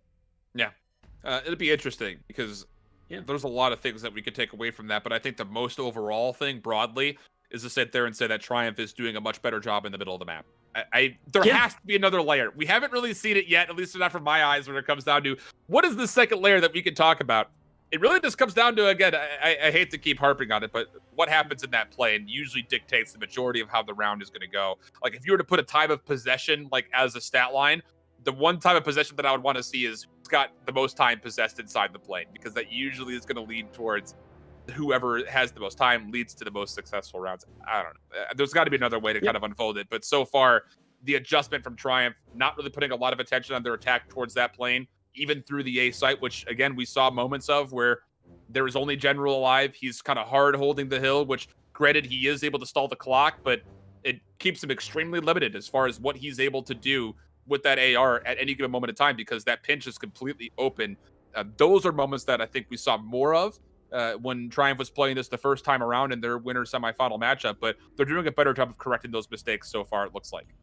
Yeah, they're well on their way to some really serious improvement here on this map and this game mode as a whole. So now I kind of want to look to Underrated as well, who seemed like they had a really good control of the middle of the map. Like we were talking about it during the first part of the offense coming out there from Triumph. They seemed to be like they were pretty in control. It was really hard for Triumph to find that foothold, but then all of a sudden it kind of fell apart. And honestly, I'm having trouble kind of figuring out why. If you know, Alan, like what kind of happened to Underrated? How did they lose control when they seemed like they were figuring it out?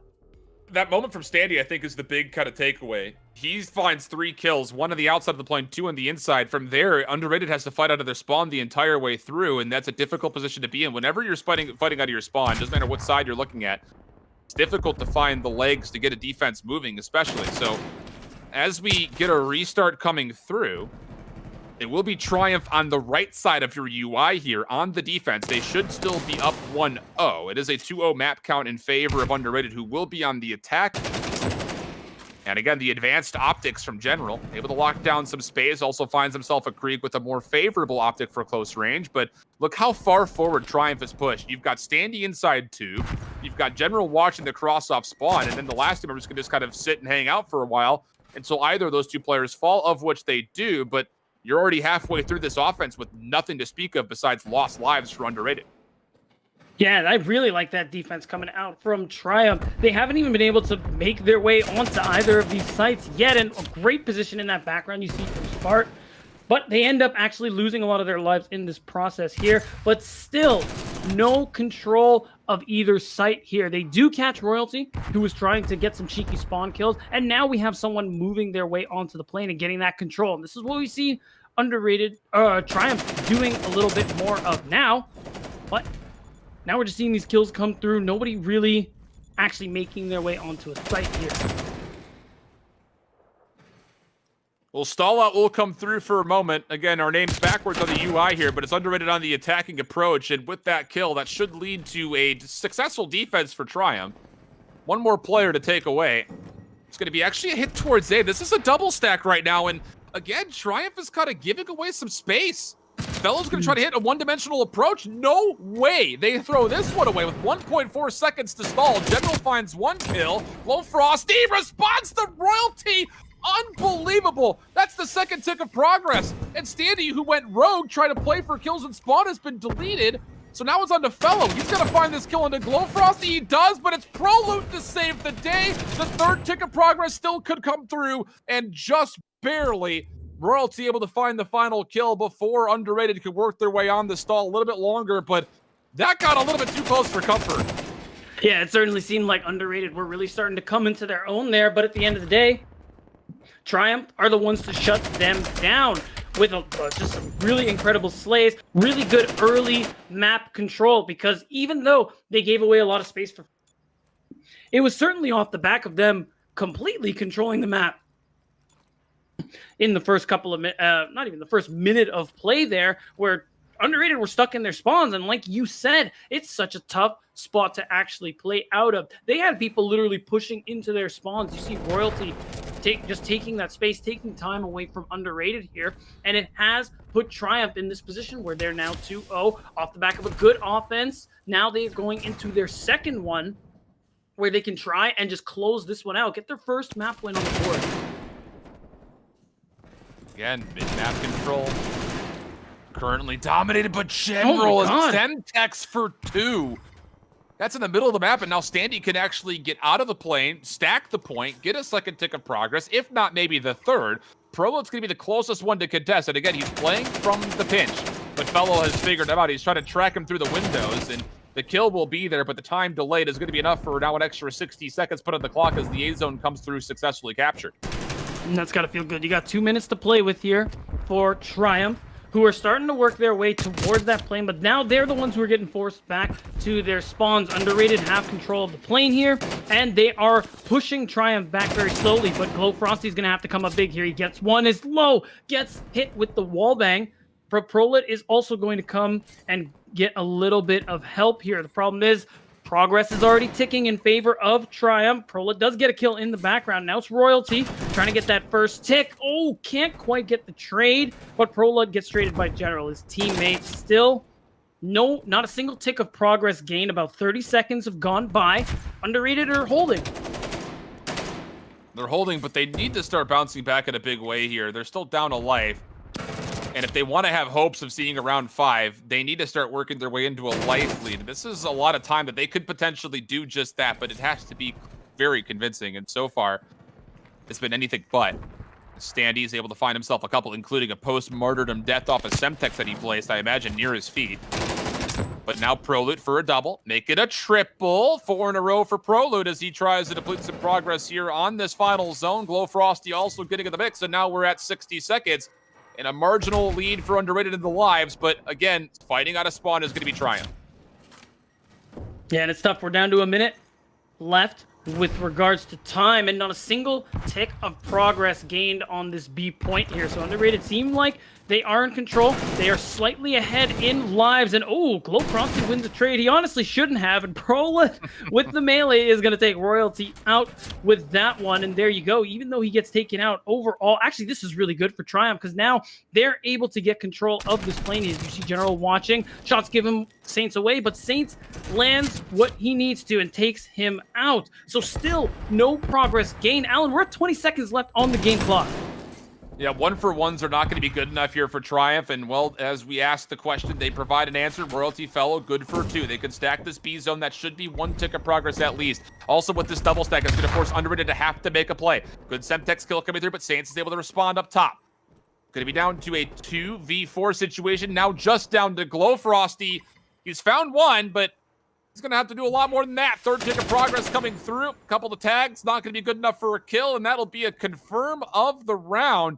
And how about Triumph? Bouncing back in a big way. They take a 3-0 here in the control to get themselves their first map win. And it's just phenomenal, the difference in play we saw from the last time they played this map. Just earlier on in the day, not even 2 hours ago at this point, or just about 2 hours at this point. But still, really good for Triumph to be able to come back in a really big way here on this map, be able to get their first point on the board here. It's definitely going to be a quite tall hill to climb to actually get that reverse sweep going. But now as we go into our next hardpoint map, we're going to see if they can actually get that one done and show us the reverse sweep. Checkmate hardpoint is the second step here of what we'll say is a 3-piece puzzle here for Triumph coming. Yeah. And then yeah, it would be a Moscow, Moscow Search and Destroy would be map number 5. Again, not great news for Triumph as they dropped that map mode specifically. It was map 2 versus Infinite in their winners semifinal. It was a 6-3 loss there. And I think a lot of it wasn't necessarily because there was this advantage for Infinite. I think a lot of it was just the fact that Triumph was never able to successfully pull off some of their setups, a couple of missed opportunities. Royalty finding a hit marker during one of the B attacks. Yeah, that was tough. And then Hollow had a couple of pop-off moments with the sniper of his own to kind of respond to some of the set plays that Triumph had over to A. So a little bit of, I won't say lottery being found there, but it kind of feels that way at times when you get a center mass hit marker coming into the mix. So as you take a look now for Checkmate Hardpoint, again, it's a lot of the same situations that we're talking about for the control. Who can control that plane the most? Because as you go to the hard points that are on the outsides, a lot of it can be done convincingly through the middle of the map. So that's kind of my big focus as far as how things could potentially move into this 4th map, and where Triumph will have to be better faster if they want to try to find a way to get this reverse sweep online. Certainly, and I know you keep harping on the middle of the map, and I assure everybody watching it is for good. It's for good reason. Sometimes it's that simple, like that the middle of the map, especially on one so almost, what's the word I'm looking for? It's symmetrical, where a lot of it is open, where the middle of the map is this construct, it's literally a plane, where you have so much of a view of the rest of the map. It's just, it really is that easy sometimes. But what the question is it going to be that easy for Triumph to be able to get that mid-map control? There was a lot of ebb and flow, sometimes Triumph, sometimes Underrated, a lot of back and forth due to some wipes from both sides here. So I think more consistent control is going to be really important, especially because of the snowball potential of this game mode. 100%. And again, we're going to be spending a lot of time focusing on the rotational timing as well. You know, when you want to play for those back spawns, you're looking at sometimes 40-20 is okay, especially as you look for what is, I think, probably the more money hills. You got P2 on one side, P5 on the other. 4 can be scrappy. 1 and 3 are obviously right in the middle of the map, so they're going to be pretty scrappy as well. But you're really looking at who can take the advantage when they rotate over to 2 and they rotate over to 5. And it's going to happen at different times. You know, obviously pushing through P1 if you're on the unfavored side versus what could very well just be, we'll throw 2 players in the middle for P1 for the side of Triumph, and then just keep our ARs back to make sure we hold on to these P2 spawns. We'll see what they decide to do here as General takes one outer route. He's going to have Fel just to his left watching the cross, so it's going to be on the Standy and Royalty trying to work the middle of the map. That's not going to be all that successful as Saint Spart find the first 2 kills. Royalty will get involved as it will be actually a 3 AR setup here for Triumph. We'll see how that pans out for them and see if the pacing becomes a bit of a factor as you already have Underrated not only convincingly taken the time, but they've also flipped Triumph spawns out. Yeah, then have done so very quickly as well, and they've already given themselves the favorable side of the map, and now they can play it out just as you talked about Triumph might. Have your ARs hang back so you can keep control of these spawns. They certainly have control of the lead right now, even though this hardpoint is currently in contention here. But Underrated don't really mind that, as they have GloFrosty really getting some damage in through the side of the map. Even though he gets taken out, it's still overall a really good start here for Underrated, who of course they have the hill control. They just need to get the kill onto General here, who's actually still alive. This could actually pose a problem as you see Spart spawns on the other side of the map. Yeah, and I'm curious to see what else is going to happen. Okay, so Saints does spawn in. I was about to say, with a 50-50 exchange over the middle of the map between north to south, would it still stay that way for the spawns, or would that kind of negotiation of the middle lead to the spawns being in the back? And we got our answer pretty quickly. And here's the other big difference. When Triumph is focusing on trying to get the spawns in the back, they're typically not getting hill time. Underrated have not left the hard point yet. So even though they're fighting for spawns, they're never giving up the core objective, which is the win condition of score alone. Good couple of kills coming through, 20 seconds to play for, and Triumph looked like they want to give this one more good go, but that good go has been cut short as Standy will fall, and with that, the scrap time will be confirmed and Underrated with a commanding lead as they'll be up 68-3 if they soak up every last second here. Yeah, certainly, and I think that's what they want to do, especially because they don't even have a little bit of control over this P3 hill. That is all Triumph here, but it's going to be really important that they hold on to control. Some of these picks coming through for Underrated do not bode well for that. They're already losing control here on this bottom side of the plane. Fellow, the only one left. He's going to get taken down as Spart takes Royalty trying to help out his teammate. 8-1 for PROLUTE through 2 lives. 6 in a row is what he started off as, and when you get that kind of a participation out of an SMG player, you're going to be feeling awfully confident. But now Standy says, okay, pose me a challenge, I'll try to step to the occasion. He surely does for a couple. Triumph has done well here on a very scrappy third hill, and again, you got to keep in mind that as you draw the proverbial 50-yard line there, what's going to happen on the left side of the map? Because that's where you need to try to hold on to. And Saints actually spawns towards the left-hand side, which will drag the rest of Underrated spawns in that direction. I'm sure Triumph will be a bit bamboozled by that. But again, they were a little bit too far forward past, like, again, that imaginary 50-yard line. So good cleanups on the backside, but still needing to find a way to get the spawns back into their control. Good help with the backside here from Fellow as General wants to be the one to push forward. Finds a little bit of damage, but no kills. And eventually gets traded out himself. But again, this is good hardpoint time for Triumph through 4. Very much needed here. The thing is, those spawns have been flipped. Underrated are coming from their backside now. And we're going to see how Triumph actually receive their 2 kills in favor of Underrated. General, who's been so good with these nades, is going to take PROLUTE out. And there you go. That's going to be a large amount of time gathered here. And a full 60 would mean that Triumph tied the score. It doesn't look like they are letting go anytime soon here, as they have such a good position right now. You do see PROLUTE take control of the plane and manages to allow him to take out General 2. And there it is, Underrated now. Managed to wrest control, but still Triumph pick up a lot of much needed time here. I think at this point it's time to just cut your losses and go set up for P5. Yeah, and I think there's a lot to be said about PROLUTE's patience, letting the game come to him as an SMG player on an AR-centric map. He's been able to find himself up to 13-7, although he does fall there to Fellow, but it can be very difficult, I think, for SMG players on this map, especially when you start to streak to these more open hills, like this 5th hardpoint that we have right here. Royalty just trying to keep his life. Good kills on the top side as Underrated trying to play for the backside spawns. Now they're making their way right across. Trophy keeping Royalty safe. The respawn's coming through. Is it going to be enough? Not quite. Break from the front right at the 30-second mark. Another good look from Underrated. And once again, they control the spawns and they have the favorable side of the map. It's not going to help them for the reset when we go back to P1, but overall, they're going to be able to pick up the, I can't even call it scrap time. I think that's going to be 30 seconds they grab from this hill, and it's going to set them up really well going forward as they just widen their lead even more. And the interesting thing is you see some of Triumph's members start spawning on the other side of the map. I want to see Underrated start to make their rotation, see if they can't mess with those spawns just a little bit here, but it looks like they're not going to. They'd rather just go for a full retake. Yeah, I kind of like this as well. I mean, it's kind of a battle of two different options here. Do you play for the full time and then get scrappy mid-map and then eventually play for a late rotation to 2? Or do you try to essentially flip the spawns early? It's very difficult to do because even P1, if you've got one member on the far left side of the map, you're not going to get those spawns to pull. So now it's going to be down to contesting as much time as possible. A dead 40-point lead here for Underrated. And PROLUTE with a minute and a half worth of hill time at 14-7 has been a key reason why Underrated is enjoying the lead that they are.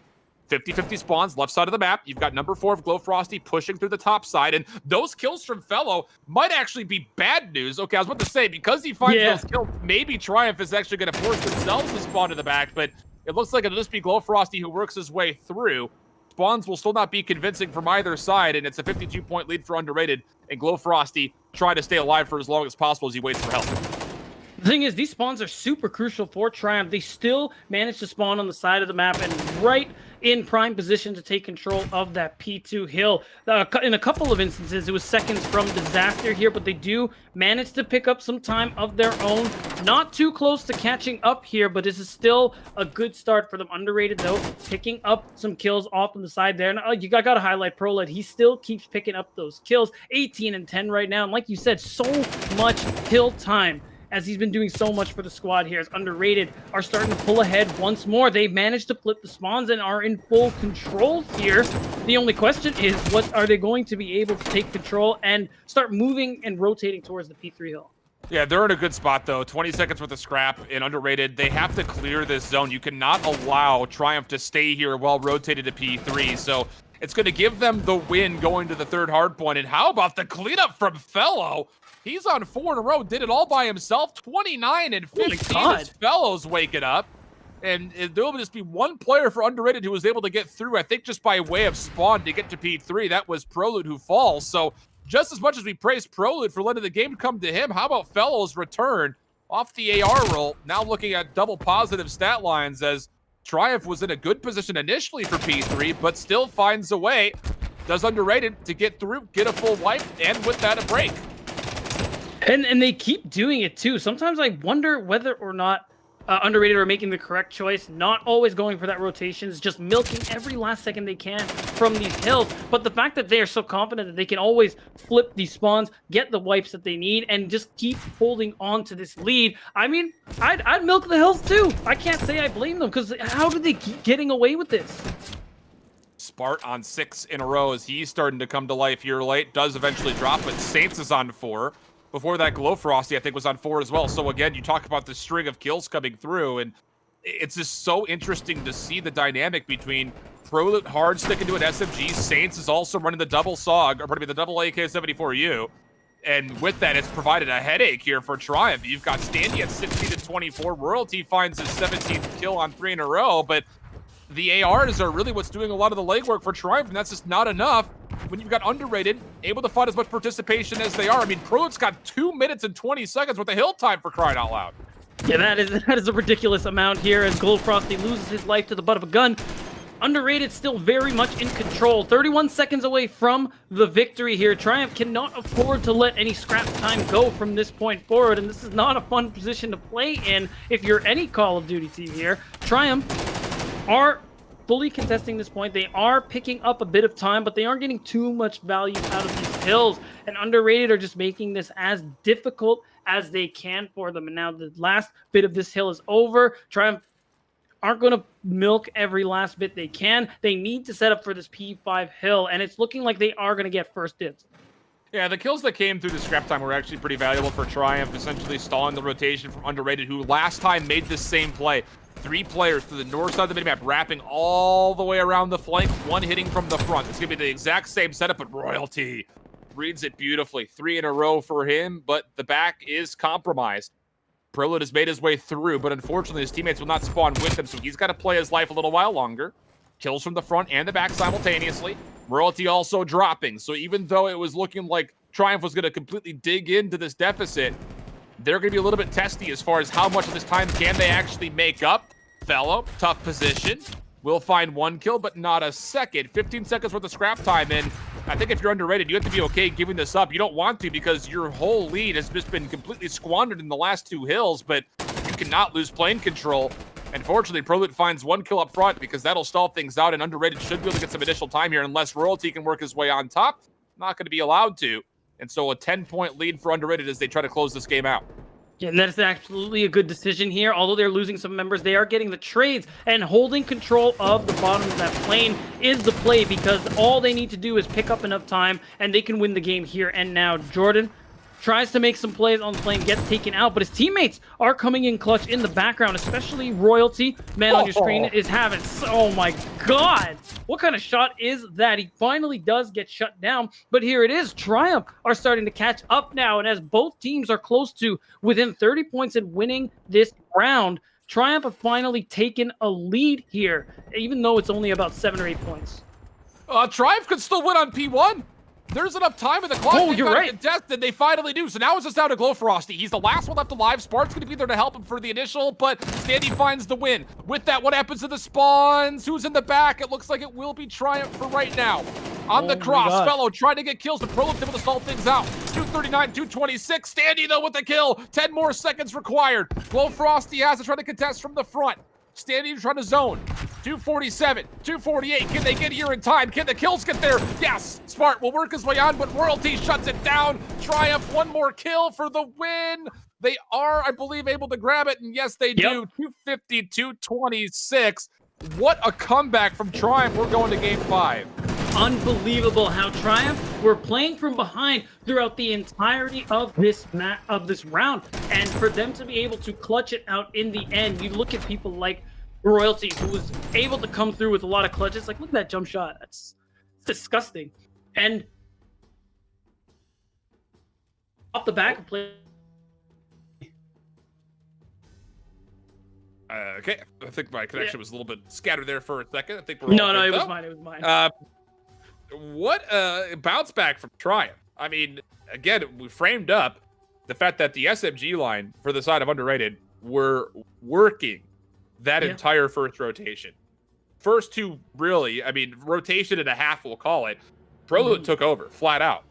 But then Triumph make a little bit of an adjustment. They try to stack a little bit harder, run in duos, make sure they're playing for good trades, get the initial setups, which is what we were talking about a lot. If you're going to be running 3 ARs, which they were throughout the majority of that round, you have to make sure that you're giving up scrap if you have to play for initial setups. And they did so beautifully between P4, P5, and then again from 1 to 2. Late in the second rotation, going into the third, they make up about an 80-point deficit. They take a lead, and then from there on out, it was just all gas pedal as they do work their way back in, and the reverse sweep still alive, but it does come to a Moscow search and destroy. Last time Triumph was here, again, they lost it 3-6, but that was a tighter game than the 3-6 might lead you to believe in that winner semifinal matchup versus NFINITE.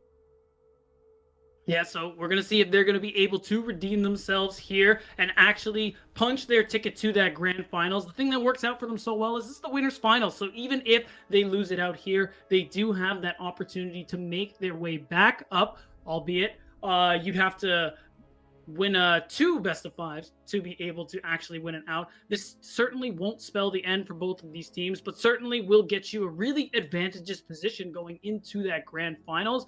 And honestly, I think you are a little concerned if you're underrated. I think you had a very convincing lead, not only in map score, but even in this last map here in Checkmate. And you just kind of ended up letting that slip away. The enemy team in Triumph adjusted faster than you did, more effectively. And now as you're going into game 5, all this momentum is in favor of Triumph, even though S&D doesn't always work out for them, even though Moscow, the last time they played, it didn't go so well. I think this time they might be able to do it. And taking a look just briefly at some of the results that are coming through, we were down to our final 4 squads here. Obviously, winner goes to the grands, losers goes to the lower finals. But in our lower semifinal matchup, which will be coming up after this game 5, it's tournament players with a 3-1 win over 74U and Infinite with a 3-0 win over Yessir to make up that lower semifinal. Again, that will be coming up after the conclusion of this very dicey winners finals matchup that we have going for us here. And Triumph working on that reverse sweep for joining us here late. And it's going to make for a very interesting last couple of matches here. Again, the holiday snack, $5,000 is going to feel like an entire meal. Probably will be an entire meal, at least for a couple of days for a handful of these players. I know how they like their Grubhub and their delivery services and all that stuff. Whatever happened to the good old-fashioned is make the meals that you want to eat. Whatever happened to that? Am I just a boomer? Gamers? Come on, Alan. No. They don't do that no more. I can tell you for sure. Especially COD kids. Come on. Take 2 scoops of G Fuel and whatever's on deliveries. That's dinner for tonight for these guys. That's right. But it's, I think, you know, this going back into framing up this Moscow search and destroy, expect to see some set plays come out of Triumph. Expect to see Royalty with a sniper rifle. Expect to see them set up a couple of set plays to beat. But I think the big question mark where they kind of missed their opportunities outside of the hit marker that we saw from Royalty that foiled their plan towards B was they didn't find a lot of success in their attacking rounds towards the A side. So that's where I'm really kind of looking for adjustments out of Triumph. For the other side, though, for underrated, they looked good in the Garrison Search and Destroy. They're playing very aggressive with their SMGs. We also saw some good sniper gameplay come out into the mix. So I'm kind of looking for that balance to also showcase itself here on Moscow if they want to try to find a way to stop this reverse sweep from happening. Yeah, and it's fair to assume, too, that we're going to see a lot of that flexibility that you highlighted, that we can see. Like, you can see a lot of different looks, a lot of different loadout mix-ups here from the side of underrated. And I think that's also definitely a really crucial point to highlight, because they can... This is a good way for them to be able to respond to these set plays. The fact that they're very malleable, adaptable. So I think that's something I'm looking towards, too, to see if they can actually come on top, and deny that reverse sweep. But Royalty... He's going to pick up that first blood and say no. Yeah, PROLUTE try to get aggressive through the middle of the map, and that will be shut down as well. So this initial offensive attempt, not looking good. Standy, I think, has information. Standy, number 7, and a 1v1 potentially here with GloFrosty, but it's General who's also making a play around the back, and that will be probably the round here. Bomb will be salvaged, but this is a tough way for Stance to try to make a play, and he will be cut down. Yeah, that's right. So far, we're going to see that aggression punished heavily by Royalty, and at that point, it just seemed like the rest of Underrated fell like dominoes. I love that position from Standy as well. Not Saints, I think it was PROLUTE, but whoever it was not expecting that really forward defensive positioning there, and it's just these little plays that added up into a really easy round 1 win. And it's back into the speed chess analogy you brought up earlier. How about this, though? Set play for Triumph. Again, Royalty will watch over Standy. Yes. General will play in the middle of the window and then eventually smoke the cross. Fellow's just going to toss whatever he has to try to delay the defensive rotation, but this is 100% a set play coming through. Beautiful pick from Royalty, and now likely this will lead to the execute. But the interesting thing about this is Fellow is still lurking, and the smoke that's coming through will actually flex them back over to A. This is dangerous, though. I don't think anyone from Underrated saw the cross happen, but they're starting to second guess. And the interesting thing about this setup is the fact that Fellow never pushed through. So as Underrated are starting to recognize that this is not a hit towards B, they freed Spart to get to the back, and they still have green lobby pressure. I think there's a mistake here. They will go 2 for 2. So it's Spart for a 1v2 setup, and it looks like his position on the flank will be revealed as he misses his chance at the first kill. Yeah, this is a tough position to be in here as, well, just like that. That's actually going to be the second round there. It's Triumph. We're going to be the ones to take that one here, because it seemed really unfortunate for them in the process. The fact that they end up wrapping themselves around to A, they used up a lot of time doing so, and it feels like they didn't have enough time to actually set themselves up for that post-plan defense there. But I guess it didn't matter in the end because they ended up picking all the trades they needed. There are things to break down, but we'll save that for another time as far as how that setup went a little bit awry for both teams. But I love the creativity, again, from the side of Triumph. It's not the set play to be. They get the opening pick. Yeah. They do still throw the smoke late, but not going to find the kill. Again, the Milano being pulled out for General just to get this movement speed up to Globe. Very dicey position to be rocking by himself. No chance for a trade, so he's got to go at least 1-for-1. Standy, he's just been allowed to go forward. There are no early smokes for underrated. They have to clear this corner. And Standy, he was here before. They should know that this is a potential play. And Standy throws, why? You don't have to throw that shoulder if you're Standy. Just stay alive. Couple of kills come through. And now General on the opposite side of the map is either going to have to play for a long flank or immediately rotate over to help out this A hit. Yeah, it's a crucial mistake that's really going to cost them. Underrated. Still taking it slow, though, even though they're up 4-2, as it seems like A is going to be the play for them. You do see Fellow here, who is watching, but I don't think anyone's going to come. This wraparound from General is actually going to be pretty important here. If they do get the drop on someone, it could be huge, especially because Fellow is going to pick someone off in the background here, but he does lose his life in the process. He can see it. He's just trying to line it up, but can't find the shots he's looking for here, and gets taken out from the distance as Underrated, rather, are going to pick up their first round. Okay, Standy. Lesson learned. Yeah. No need to peek. You've got General aggressive on Globe, so they're not going B. You know they're not going A. The only thing you don't have completely covered is mid-map, but you can pick that up from escalators if you want to, which I believe someone was there. So I just don't know why you shoulder for information there. I think it's just, again, a mistake from Standy. A rare one that we can comment on, but again, one that I think is worth noting. Similar set play. How about this from Triumph? Royalty outside, Standy in front. General going to be playing in the middle windows. How about this, though, from Underrated? Aggressive from Saints, pushing right on through. GloFrosty watching down low on the cross. And Fellow's going to read this information. I don't think anyone from the side of Underrated will read this play. Easy first blood. And now you know that you've got to play over to A, as that player mid-map usually plays aggressively on the A site. So another good adjustment here from Triumph. Yeah, and Underrated moves across to the other side of the map, too. So they actually have no control of the space here. Royalty throwing a couple shots down. Doesn't hit the mark, but that pressure. Big hit. PROLUTE for a couple. Royalty staying alive. 1v1 versus PROLUTE. Dancing outside the lines. Comes back around. And just breaks line of sight enough.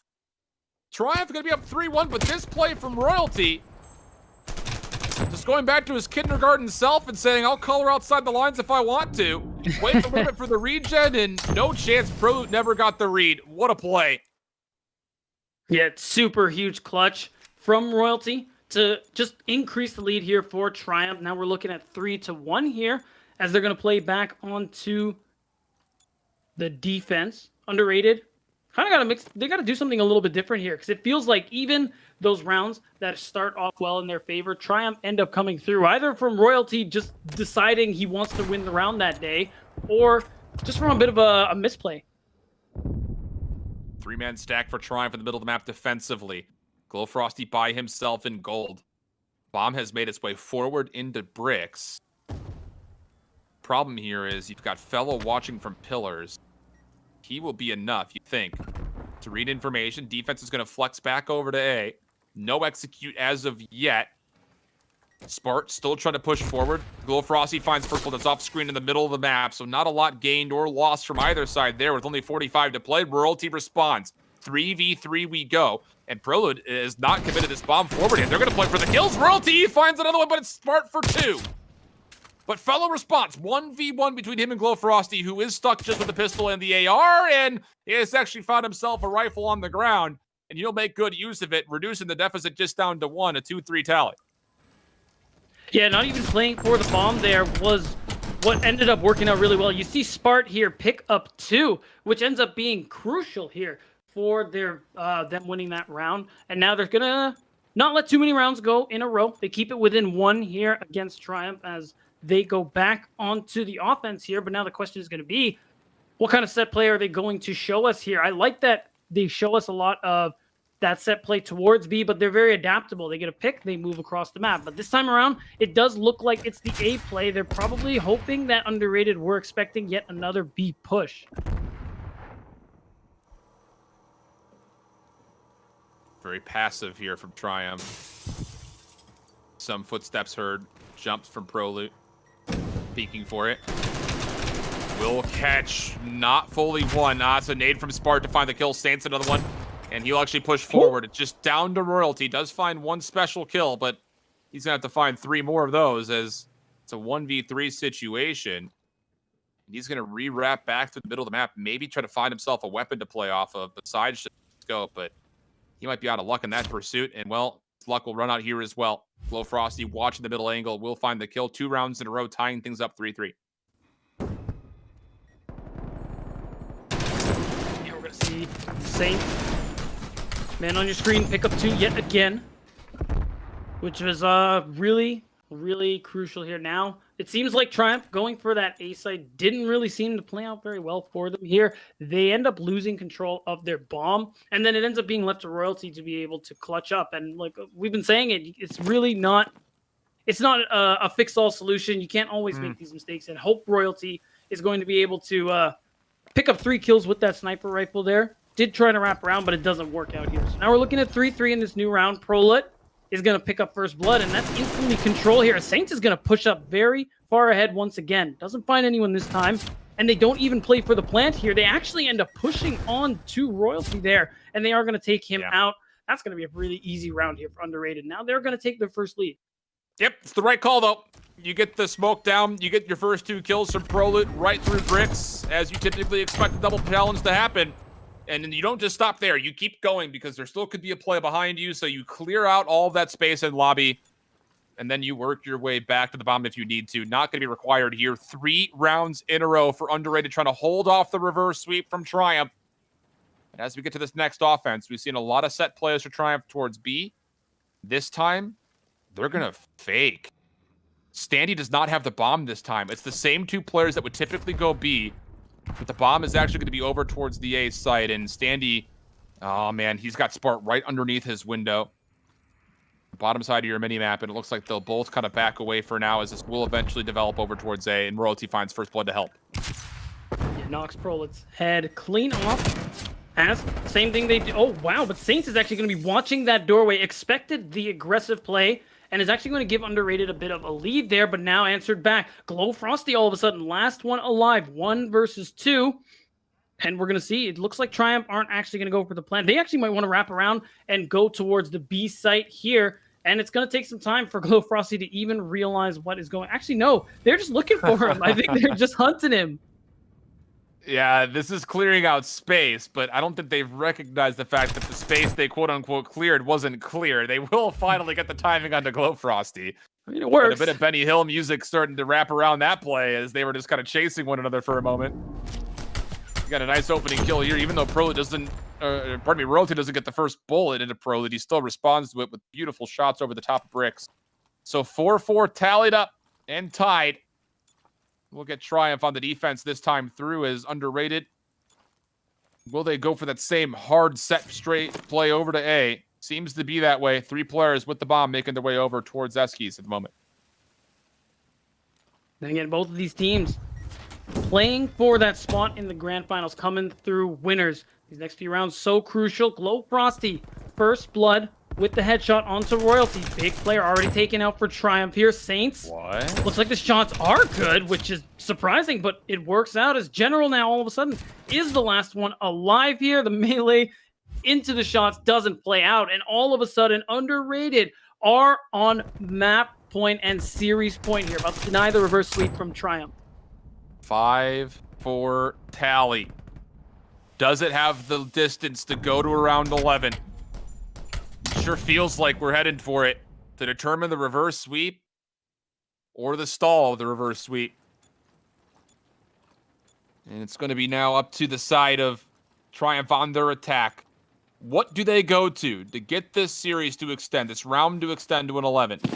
Do they go back to B with their same set plays? And it looks like yes, but this time all 4 players are coming this way. This will likely mean will be an execute over to B. GloFrosty up top, likely sniping in the deep back. Fellows here with the push. And I don't know if GloFrosty's seen anything or not, but you're already seeing Spart make the rotation over to B. No information on Saints, playing safely in cutout. And now the execute trying to come through. Spart will be the first one up defensively.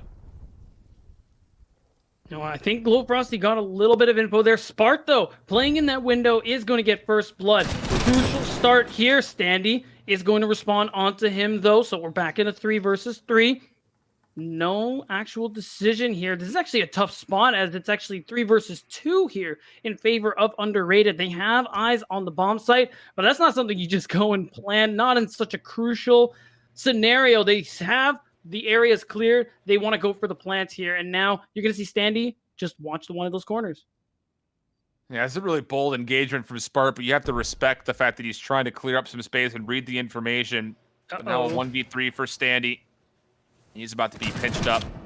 Yeah, PROLUTE from behind, no problem. Diffusal will come through, and with that, Underrated will be our squad to get themselves into the grand finals from winners.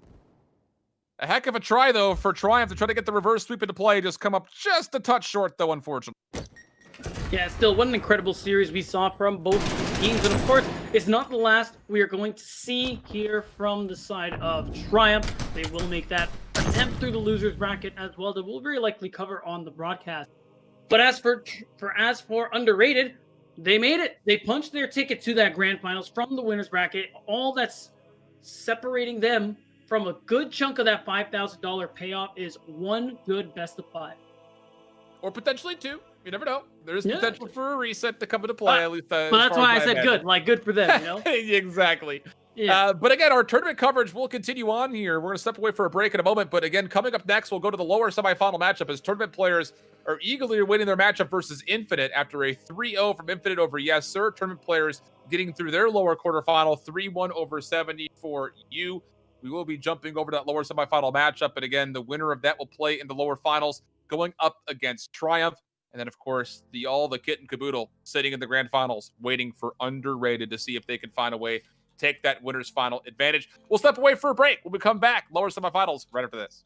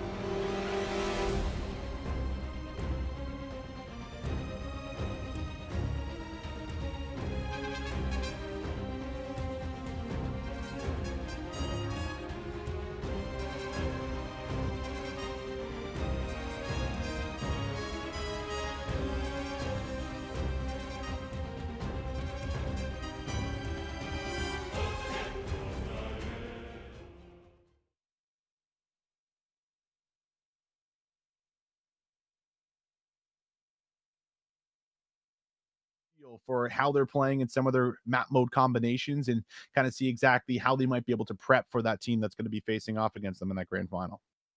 Yeah, it is going to be really interesting here because whoever wins this semifinal, of course, is going to be playing against Triumph, who we just saw lose in that winners finals in a nail biter of a best of 5, all the way up to map 5. I want to say round 10. I don't think we were quite in around 11, but it was close to say the least. And now even Triumph are going to be watching this semifinals match because, of course, there's a lot on the line for them as well, as whoever wins this one has to face them, and they want to get their spot back in that grand finals, get that chance at the better part of $5,000 US, because Canadian dollar sucks. Let's be real, and it's good. It's good overall.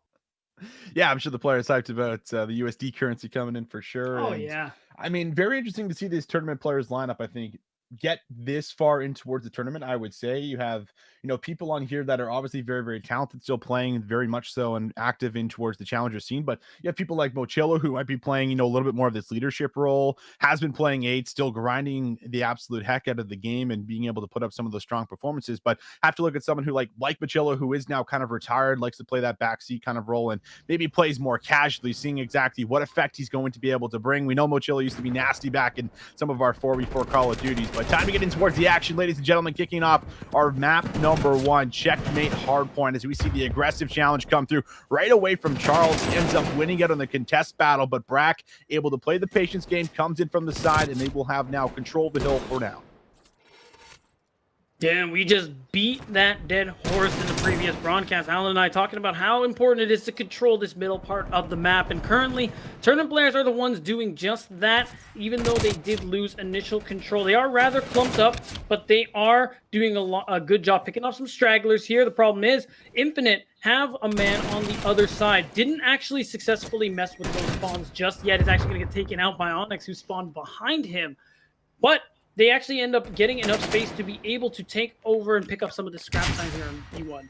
Yeah, giving over the scrap time. Look to set up for P2 to see if they can lock down a good chunk of time here. A couple of kills on rotation will swing their way. So tournament players in an excellent position to be able to mount this comeback. Small little comeback, I guess, of about 5 or 6 points, and now looking to take a pretty decisive lead. Cells looks to be the first player to maybe start to find some of these players lurking through this right side and has to now get through Tiny. We're just waiting patiently here, rather Teskiy, excuse me, as he's going to be able to find it. It's Hollow with a double, and Hollow's had a great opening here so far in towards the hard point, but hasn't been enough for as far as the break. Jintroid now in towards the back, big gunfight, finds Brack, can't combine for 2 onto Mochilla. Cells inside the hill, will be able to break on through, but the question is for how long?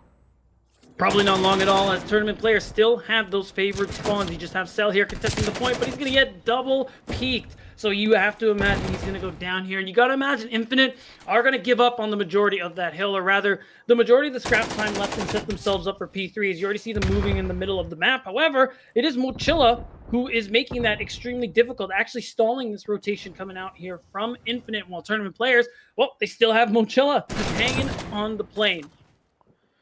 Charullz, big kill in rotation, finds Brack, who is watching that under cross, and now no longer will be able to do so. Cells up top, gets himself positioned on top of the yellow crate. So a great setup currently in effect right now, as we will see now just about 30 points going to be separating both of these squads. Hollow soaking up the time inside the hill. Aggressive challenge and absolutely beams Brack there for the kill. Able to play his life long enough as well. But from the side, it will finally be a kill. That's going to open things up just a tad bit to be able to get on through, find some of the openings. Onyx with a couple of kills to break open this hill, looking for a third, but Charullz will get the assistance, and now they will be able to fight for the scrap times. It looks like Infinite should be able to grab the back 20. Yeah, that's going to be very big. Infinite going to even out the score rather with that bit of scrap time. They won't have that position. You can see the attempt to flip the spawns there from Cells doesn't quite pan out, but they still have a decent position here to contest the beginning of this P4 hill. You see Charullz goes for the challenge, but it's not quite there. Jintroid is nearby. Cells is on his way as well, but neither one can actually win their individual 1v1s here. So Infinite, good idea. It doesn't play out though, as tournament players are the ones who are still holding control. And even Hollow, who's trying to get control of the other side of that plane, is also going to get taken out here. Tournament players are holding strong. Tournament players really going to be in a great position because they can just play off this rotation back towards wood and be able to get themselves in towards the final hill pretty easily. But Hollow, he's going to eat a teammate right to Jintroid. Wow. Falls right in his face, and very unfortunate. Charullz trying to be able to go big, and we'll be able to win a one-on-one on towards Brack here. 15 seconds to be fought for. Can't see another hit to come through. Teskiy was trying to hold the angle to make sure no one could push on through to the back, but he will lose that gunfight, and now it's going to have to be picked up. Charullz really the first one kind of leading the charge here towards the new hill for as far as being able to influence those spawns. He's now got Jintroid with him, and we'll see if they can get themselves towards the back and try to flip out the spawns. Try as they might, Infinite cannot influence these spawns here. Jintroid finally getting some luck on the other side of the map, but so far it's still in control of tournament players here. They're winning these long-range trades and are just collecting time second by second here, as Infinite forced to spawn on the other end of the map are having a really hard time contesting here. But actually currently nobody is on this hard point. Too many got wiped from the side of tournament players, so this is finally a chance for Infinite to pick up some more time on the board here. They might actually be able to get the lead here because there's still a good 20 seconds left. They actually have the spawns in their favor. Only problem is for the reset, they're gonna have a really hard time rotating. What a play from Jintroid. I mean, Jintroid's the reason that they're able to grab these last 30 seconds here off of the last hill for themselves, and it's all based off of him being able to work for 2 or 3 kills in towards the back, finding Teskiy for the last one, and that is enough to flip those spawns out. So we go towards the reset of the hills, and Infinite here with just about a 20-point lead. Not astronomical by any means. You can still bring this back for tournament players. That's exactly what they're doing. Oh, Brack! He finds himself a nice little 180 onto Hollow. Wakes him up a little bit, and Brack's not done. Find 2. Oh. Brack finds 3. Oh my god, can he find 4? Charullz from the side will be able to make a successful pinch happen, but the damage is done as Mochilla moves back in and gets control of the hill. That's exactly it. The damage is done. Tournament players still have control over the favored side of the map. Even if they lose control of this first hill, the thing is they're still going to have the best spawns to be able to rotate over to P2. You can see on the side, Jintroid is trying to fix that yet again. Be that hero. He actually gets a pick. He's still alive in the background. So this is actually super crucial if he wins out another gunfight here. This could set up Infinite really well for this P2 hill, but unfortunately he's taken out in the background. And Cells is going to pick up a couple of seconds of scrap time here, but overall Infinite do not come out on top. Super close game we got in our hands right now. Beat down 128, 138, just a couple of points separating these squads, but this hold could be enough to really give yourself a comfortable lead. Good slide coming through here for Cells. He goes for the G slide right off, gets tube control, and this is really step 1 of being able to flip out the spawns and towards the back, and now they got more numbers here, which means that they should be able to play for the flip. They just have to now push in for the control for the hill, and Hollow gets the job done. He puts himself on a 3 spree. No one's been able to answer the last 6 or 7 kills. Finally, one comes through, but Hollow still defending the front, able to take down Onyx. One more challenger will come up, and well, Hollow's got no problem. Will run out of ammo, as it looked like he might have been able to snap for 2, but it's still fine. They worked their way in. Cells is going to be able to grab this scrap time here, as we will see once again a lead change play a factor. Unbelievable how tight this is. Austin, I'm gonna be real with you. I swear to God, if another one goes to like just the game clock and not score, I'm actually gonna lose it if we see that not only for the first time but twice in the same tournament. As you can see, Infinite get control here over this plane, have picked up a couple of seconds off the top of that hill, but right now it's a neutral. No one can really commit any members lest they lose somebody in the process here. But it looks like Infinite will get that first attempt as they're gonna start moving their way across, but they're not able to. Cells gets taken out, but Jintroid certainly there to trade, but it doesn't seem like it is quite enough here, as actually nobody's really picking up too much time. It's a little bit in Infinite's favor. Yeah, very scrappy hill for us here, at least for P3. If you can grab time, great, but it's really about playing for that rotation. Charullz so good inside the hill so far in this game. That's about 1:20 now, stacked up for himself on the 3 spree underneath. Hollow also been lighting things up. The subs right now for Infinite have just had insane moments throughout this hard point, and now this might be enough to break 200 points. About a 50-point lead sitting in favor of Infinite. Enough to close things out here going in towards the next hill. If they can get a hold, and Charullz still not done, having his way with everyone. on tournament players, just cutting through them one by one. Cells already has the rotation towards New. Mochilla, though, does pick up a very influential two-piece. It's going to stop Jintroid from really pressing forward here. There's still a chance to be able to move in for this break as they're at 215 to 155. You need to break this, and you need to hold it for tournament players. And it seems like that's exactly what they're doing. The kills from the plane there were super influential, and now they actually are in control here, Austin. They haven't flipped and messed with any spawns, but they are okay with that. They just need to make sure they're on the rotation as they wipe the likes of Infinite in just a second there, as now they seem to actually have successfully flipped the spawns here, and it does work out, as you can see. Mochilla on that bottom side of the map is going to be ready for that rotation and ready to answer anyone from Infinite who actually tries to flip the spawns yet again. So this could be the start of tournament players really closing the gap here. And this still very likely, or rather this game could be decided going back towards the P1 hill. So the hill after this, depending on whether or not there is a full hold that comes through, there'll be a couple seconds short. Jintroid finding himself a couple of kills. Remember, last time around on this hill, this was when Jintroid made that massive play to flip out the spawns in towards the back. Trying to play that role here once again, as it's going to be a battle up against Teskiy, who's playing very far back. Jintroid still on the spree, finds himself on 3. Snap for Teskiy. Can't bring home the kill, but puts in some shots and enough maybe to flip out the spawns. Here is just one more player inside the hill. Once again, they've done it. 30 seconds has gone by, but a lot of that has not been collected here for the side of tournament players. So we will see at least control still, but the spawns are going to be a lot closer for Infinite, and they need to now break on through. But Onyx says no as he's locking things down inside the hill. And this is super crucial. With this, the rest of this hill being scrap time, tournament players not only take the lead, they have the favorable position for the reset here onto P1. Look at where you can see Mochilla and Brack are. Although Mochilla does go down, you still see one person here controlling the plane. Actually, it is Mochilla who's stayed alive and is in control here. Does finally get taken down. Teskiy, with a much-needed nade kill, is going to go through as well. Now it's 222 to 222, and the site is being contested. But a huge double there from Cells is going to secure this in favor of Infinite as they send all of tournament players back to their spawn.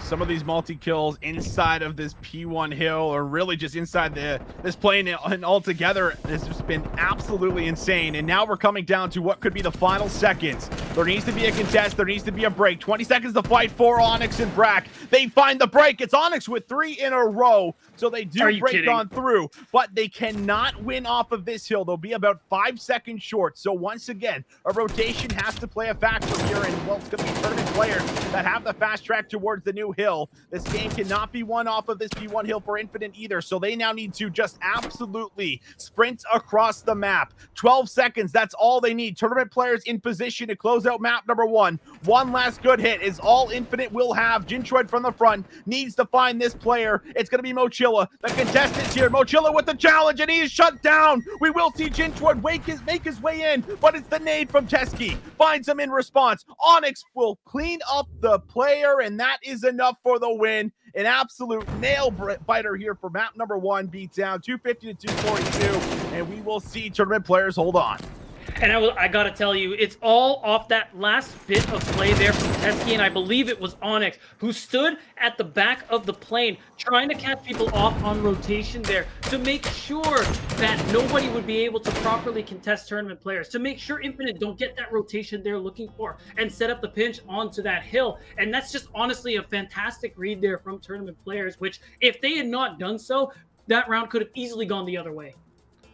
A lot of explosive plays coming through from all kinds of players here for us. And yes, the very first map, and I mean, we were already talking about how some of these series now could end up going the distance based off of some of the talent that we have going up against each other. And this is definitely a series that is lining up for something like this. I mean, 8 points separating these squads when it comes down to that final tally there. And that could have honestly went, you know, a number of different ways depending on how some of those gunfights play out, and just being able to force the spawns in towards the back here. Tournament players just staying a step ahead, always putting themselves on the right side of the map for the hill that's going to be populating in towards the future was the biggest takeaway. It felt like they were at least set up first in a lot of those situations, and that's enough to come away with that W here. And I mean, what a map to actually take to kick off the entire best of 5. You want to grab that first hard point, want to grab that cushion going in towards Search and Destroy, where things are also going to be equally as spicy here for us. Beatdown going in towards a game mode that has been honestly pretty explosive as well throughout the day, and a lot of round 11s have also come through here for the most part,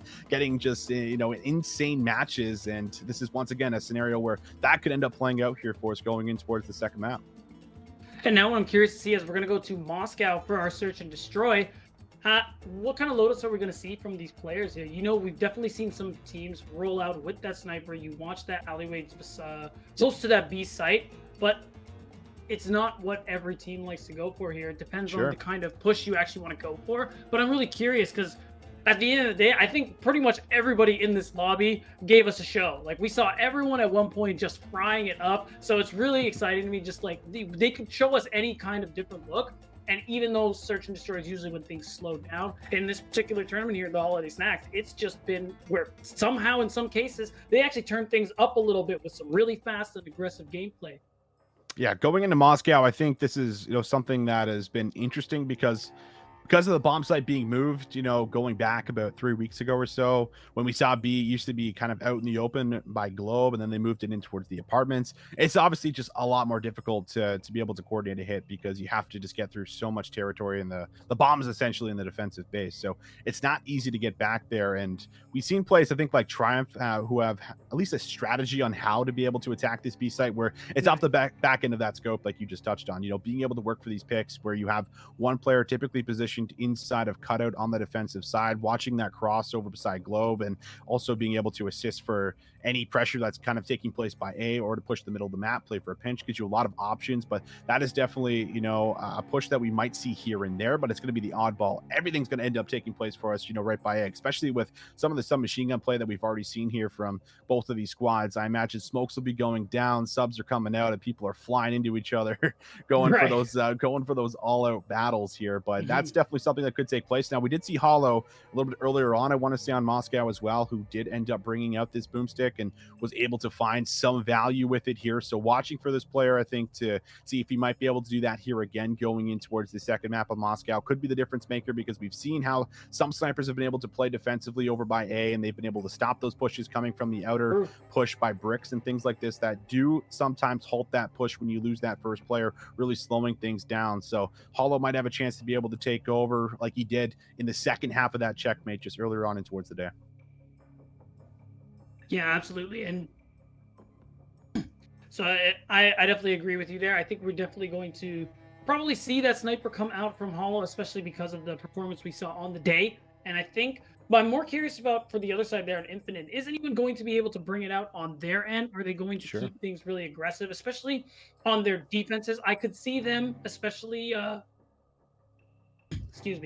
very much like Standy on those defenses for Triumph in the previous match we just saw on Moscow, would really just push himself up past the usual defensive line and try to catch people not watching every single corner there to try and get a lot of these cheeky, aggressive picks. It gives you a lot of options, I feel like, is the biggest thing. But Alan, I think, brought up a really good point early on. It's like, if you're going to pull out the sniper, then you're giving something up for it. And in 5v5 compared to 4v4 was the biggest factor, where it's like you could just have one dedicated sniper player, and you could have 2 ARs, 2 subs, 3 ARs, 1 sub, whatever you'll have it. And you could at least still have some kind of effectiveness with close range gunfights being your sub players and still being able to battle out at medium to long range with your ARs, where we go back to 4v4, giving up one of those roles for a sniper player could honestly hurt you, especially if the sniper's not finding value and you're playing against a very aggressive team who's maybe just taking A by storm, and you have to be able to either match that pressure, with your subs, or you have to be able to find value with that scope where you can just catch them going for those aggressive pushes, punish them for going for those over aggressive shoulder peaks or whatever you'll have it. And there's really, something to be said about playing off of that and kind of getting a read on how your opponents are playing and adapting throughout that match, which is something we've seen very much kind of take place on Moscow, how a lot of teams like to just kind of dedicate a couple of members maybe towards the middle of the map every round, play off information, and then kind of decide and pick and choose what bomb site you want to hit based off of what picks are either going down, or at least what you're seeing and what's going out kind of through that middle of the map. Something that is certainly very important for a map like Moscow in a game mode like this, heading in towards Search and Destroy. But that being said, this is also a pretty important bounce back coming through here for Infinite, because you never want to be going down, you know, 0-2, especially when you're facing elimination. This is something that I always preach, especially in this lower bracket, where you go down 0-2, you go in towards that control, a game mode that a lot of teams aren't completely comfortable yet. You can kind of feel like it's almost flipping a coin in a sense. So this is a really big takeaway for them going in towards this map too. I feel like for me, for as far as being able to time the series up and make sure things do not get out of hand just 2 maps in.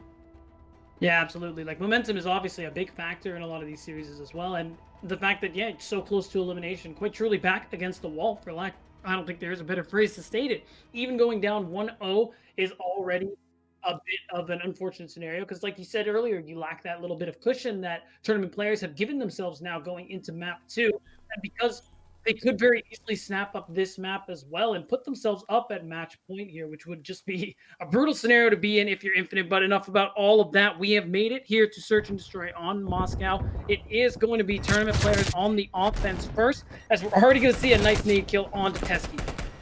There's that aggression that comes through. Charullz and Hollow both winning it on gunfights, but Onyx able to take one home before he ends up dropping here. Another challenge comes through. I think that was Jintroid that ended up challenging on out to bring that one home. And, well, all the aggression that we just broke down and framed up is exactly what takes place. Jintroid does, in fact, grab this kill and then moves in for the second. Yeah, definitely a player to watch out for, especially in those search modes. Really someone who can just clutch up and fry. You get him, you see him very often picking up those multi-kills in really crucial scenarios, and they do end up being the reason why Infinite comes out on top more often than not here. Now, as we swap sides too, we are going to see Mochilla be the one to bring out the sniper here out onto this defense. And I'm really curious to see where he's going to set up. It looks like he is going to be watching those sight lines on A, kind of like you mentioned here, but now part of the map, part of the other side of the map isn't really as well taken care of, and they're going to just rush onto the site here. And Charullz is going to pick up first blood, as he's actually, I'm not sure what happened there. It looks like he tried to pull up the sniper, but he gets taken out by Teskiy and Brack, as now we're in a 3 versus 1 scenario all of a sudden in favor of tournament players.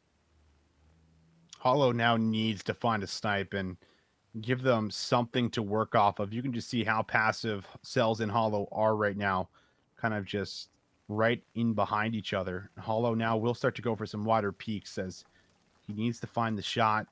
Hopefully right on towards Brack here in the corner. Brack is going to go for that challenge, but Hollow takes him down. So Teskiy with the quick trade, but 1v2. Cells needs to win that. And, well, that looked closer than it should have been. But in the end, the 1v2 will end up playing out here as we got ourselves a tie game. Again, things looked a little bit dicey there. The thing is, too, I'm not sure what happened early on with that retake. I really like the aggression we saw from Infinite rush onto the site through the smokes, end up picking up a kill for themselves and getting them that numbers advantage. But then I think someone got mixed up with their loadout. I'm pretty sure it was Onyx, and he ended up dying for it overall. Otherwise, I see that working out a lot differently. Or not Onyx. I think it was Charullz. But regardless, it could have ended up working out a lot differently for Infinite, but still, nothing to panic about. It's a 1-1 right now, as they're just going to make their way through our tournament players right through the smoke, but they're actually taking this one slow. Onyx playing for information, does have that bomb, so might have to play a little safer than most. However, yeah, is still positioned pretty aggressively here, waiting for someone to maybe hop up on this back alley hop up. Meanwhile, kill has went through. Brack will drop, so 3v4 situation here on the offensive. Hollow first pick, looks for 2, will just try to buy a little bit of time, but actually goes for the peak. Meanwhile, we see someone pushing inner, and that's going to be Mochilla with the kill on the Charullz. So what was just a 2v4 situation is going to now turn in towards a 2v2. There's 35 seconds left. Onyx finds one more, but loses his teammate, now 1v1. This is going to be really crucial. He could go for the bomb plant, but he's looking like he wants to clear up some space first. Doesn't know Jintroid. Isn't too close to him. He is going to go for the plant. Should be able to get it off successfully. Can he get away is the question. Jintroid's about to walk in. He actually goes the other way, which is going to be crucial. He's just going to hang back. As now we're just running the clock at this point if you are Onyx, but he is looking for him. I don't know if he's going to see him is the question. He gets caught sprinting, and he's going to take him out. So Onyx will be able to clutch up.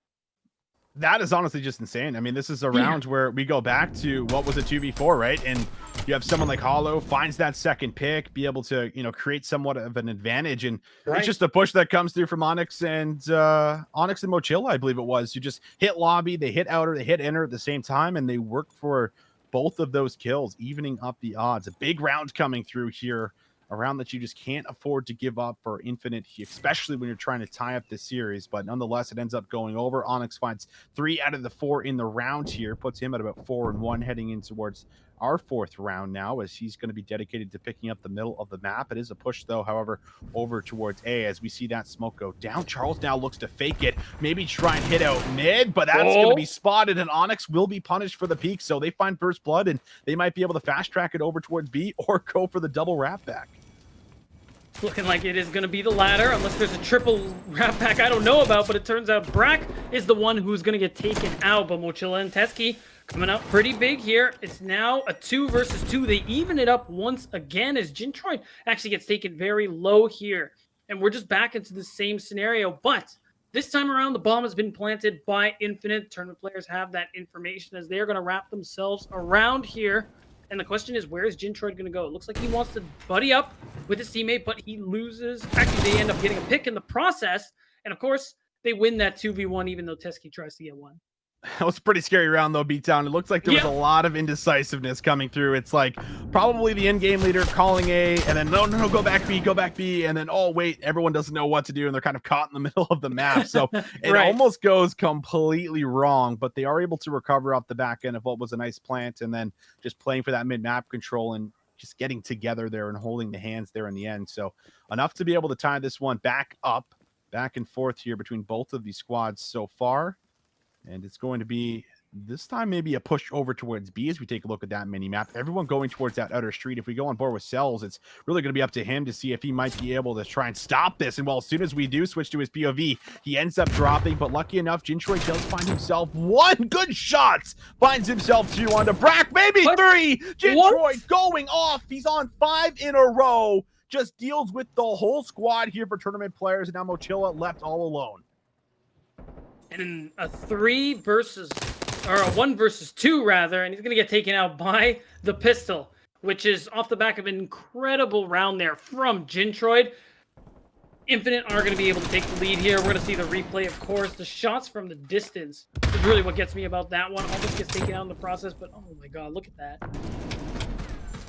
Just what a good round overall there from the side of Infinite, and Jintroid himself, of course, and it's looking like things are cleaning up just a little bit here. Infinite, who are a little more, or who have been indecisive, seem like they are be a little less so. I just don't know how Jintroid gets 3 players. I don't know how Onyx doesn't trade him when he's already half health there in that last engagement, but it does not go through. 8-2 for Jintroid, just 5 rounds in. Strong performance here, one that you need to have for Infinite. And what a time to step up. But job's not done just yet. Still only about halfway through our search and destroy. And Infinite up by 1, looking to see if they can combine for back-to-back rounds here as they're also lining up for a B hit. It's going to be Onyx, who should be getting some kind of sound cue, I have to imagine. I mean, one's going to run right in front of him. He could have trigger discipline in from behind here. Onyx going to play the patience game, finds the kill, looks for 2. Big plays from Onyx now, bouncing back. He's going to do what Jintroid does as he finds 3. Cells gets the trade, but too little too late as he's now pinned inside of gold, and he's got to get through 3 more players. Cells gets 1, but at what cost? Loses all of his teammates. The flash does connect, so they do get the information, and that's an easy pickup there. Cells goes down, and we have the score tied once again. Unbelievable. Onyx matching Jintroid, frag for frag. Yeah, he gets the information. Just the trigger discipline of not taking the shots on towards Charullz. Really understanding that this push is likely taking place by B when they have not really got any other information by A in the middle of the map. And Onyx just plays that honestly beautifully, and it's enough to be able to come home with 3 kills, stop that push all by yourself, and tie things right back up. Quite literally does what Jintroid does in the previous round here. What he could do, I guess Onyx could do better. So now we go in towards what is going to have to be a massive swing round for us, Beatdown. Seeing exactly how this one unfolds. This is a mid-map hit. Everyone's just getting aggressive, and Onyx will keep that spree going as he finds first blood. Hollow does have the boomstick coming out here. Oh, can't quite land the shots, and he is spotted out. Really needed that pick there as Mochilla falls in the background to Charullz. Oh, and there goes Hollows. We're seeing trades go back and forth here. It is blow for blow for these teams, as it is 2 versus 2 right now. And all of a sudden, just like that, Cells goes down, and Charullz is alone. One man and a dream. But can he actually fulfill it, as Onyx does catch him out here and gets an easy trade for the win? I think that puts Onyx on 10 now, as he has just turned up in these last 2 rounds, finding, I believe, 2 in this one, 3 in the last one. Yeah, really starting to go big here. And Brack, of course, with some nice crisp shots there in the final kill cam, enough to make this offense come through for tournament players. And that was also a B-bomb execute that they managed to pull that one off on. So a big round to come through, and now you need to respond with that for Infinite off the back end of what has been played. It's just been opened up mainly through Jintroid, looking to maybe some of the other members now. See if they can start to get a little mixy and get themselves involved. Onyx, aggressive push right up Teskiy, trying to throw that nade out. Will not connect, but this push is happening through bricks, and Teskiy is going to find Hollow here, and actually a second, as it's going to be a 2v4 situation, but Jintroid making it now a 2v3. Yeah, unfortunately, Cells a little slow on the rotate there. Is going to be in a 1 versus 2 scenario. It's going to be really tough to clutch, but he's going to make his way, wrap his way all the way around here. Trying to get through the middle of the map, see if he can catch someone out. But I like it. Brack and Mochilla just moving together as a unit, searching the map for him. But Cells is actually going to wrap all the way around here and might be able to just pick up the bomb unnoticed here. But he does have to play it slow, which should give Brack and Mochilla the time to wrap around and meet him. The good news is that you don't have to face Onyx here in this 1v2. But the bad news is he's not ready for the gunfight. So this will be 2 rounds coming through back to back.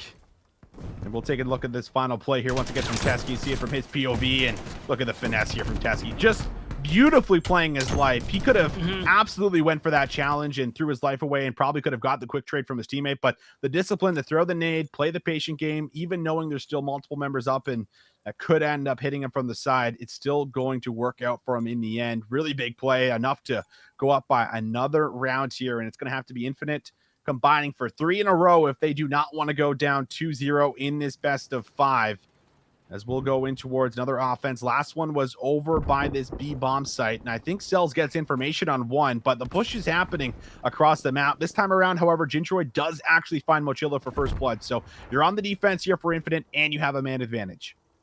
And this time we're seeing Cells rotate a lot faster, just taking his time, though, checking through the middle of the map to see for any flanks, but overall, he's now a lot closer to his team than he was in the round previous. And it seems like tournament players aren't really going to mix things up. Brack knocks Jintroid's head off. Oh, Hollow should have won that trade, but doesn't. So now we're even on both sides here. Onyx has picked up the bomb, but he's the only one left in this fight. It's going to be a 2 versus 1, 1 gun and a dream. Is he going for the plant, it looks like, or... Yeah, he's gonna go for the plant, and he's actually just gonna hang back here. Trophy system with him as well. He's gonna get 1. Cells is the last one alive here, and there's just a 25 seconds left, Austin.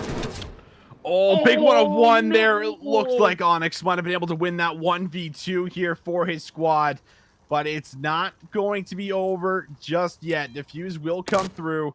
Cells able to clutch up on his 1-on-1 after getting the information from where his teammate had died, running right in towards Eskis here, and things did get dangerous. But yeah, this is Brack with that 2-piece here again, and absolutely beams Jintroid, and then Hollow needs the trade. This, like you said, beat down. Yeah. I mean, if this trade comes through, likely this whole offensive push is probably shut down, but Brack at least gives them an opportunity off the back end of that 2-piece there.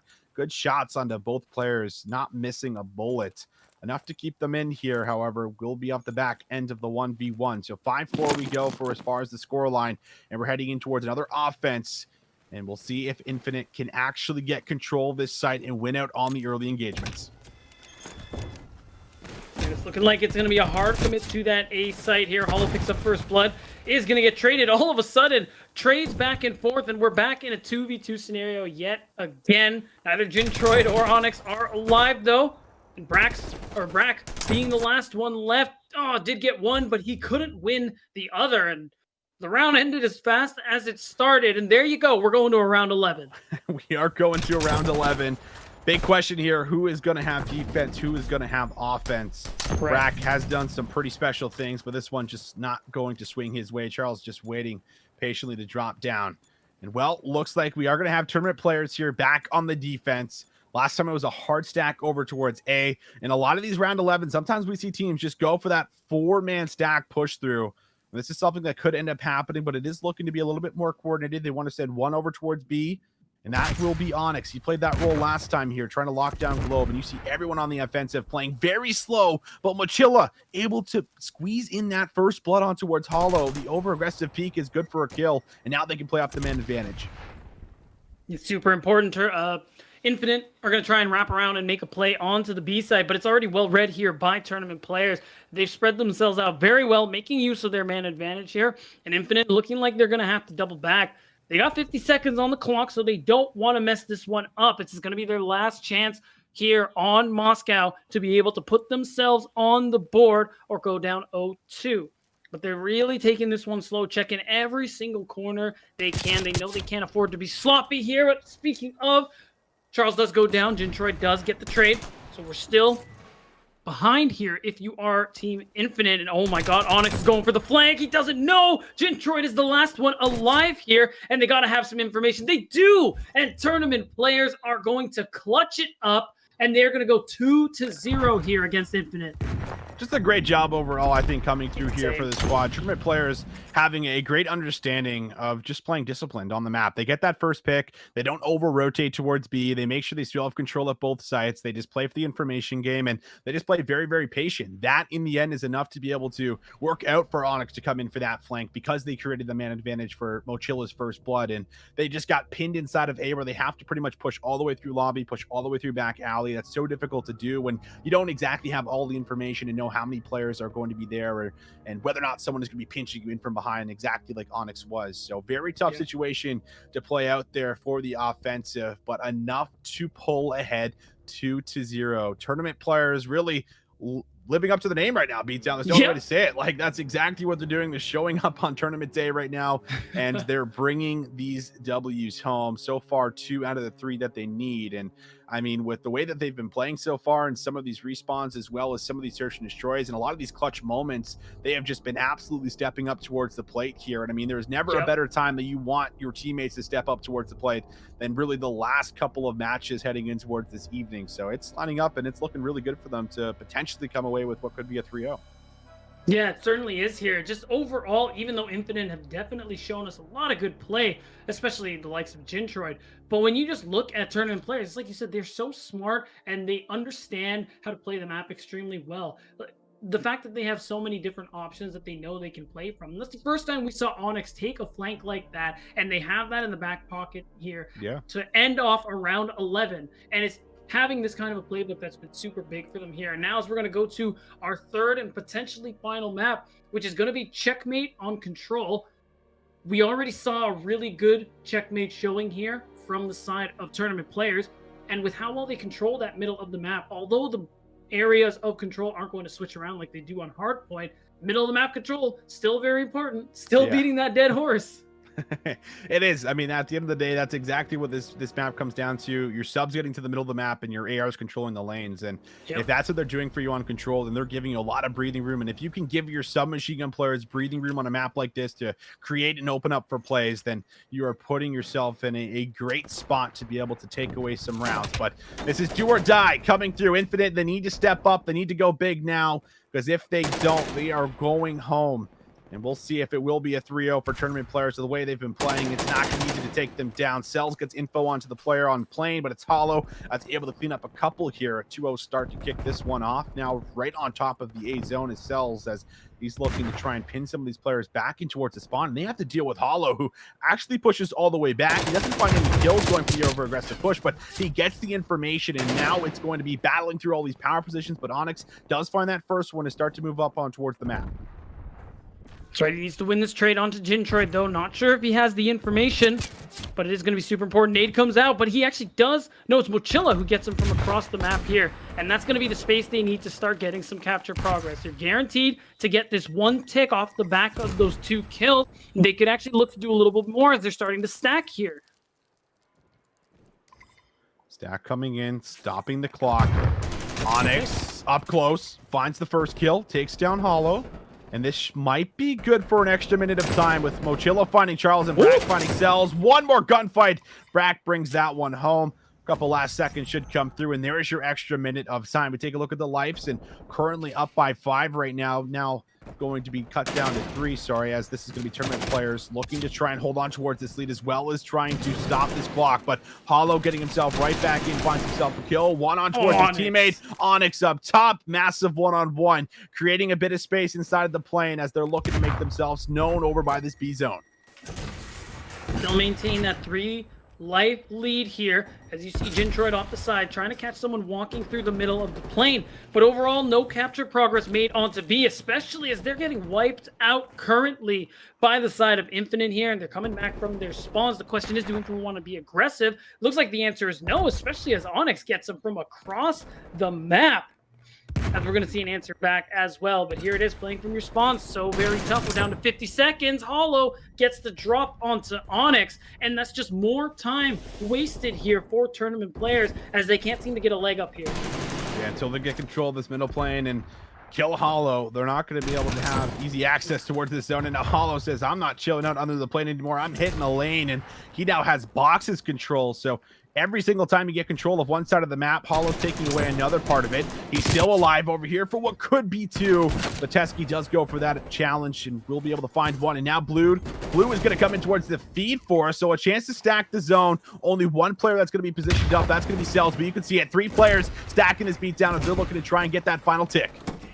Can they get the kills they need to? They're almost there, but the contention is coming through. Charullz picks up 2. Onyx tries to mitigate this damage, but it can't be done. They almost got that 3rd tick. There's still 18 seconds left. The melee from Brack is going to be crucial as they're starting to get some progress here. They have the numbers advantage here. No respawns left, and they're going to be able to finish it off on this attack round. So that will be one much needed round here for tournament players. This looked like this one was honestly maybe chalked up for what could have just been a solid hold there in the end, but they finally break through the left. They're able to get Hollow out of that box's position, and it's enough for them to find 2 or 3 down as soon as Hollow ends up dropping. So that ends up just resulting into a stack on the zone, and you get 3-4 players in that zone, and that progress just absolutely flies by. So they will find themselves the very first one that comes through offensively. So a lot more pressure now going to come through. And you can see it Cells as well.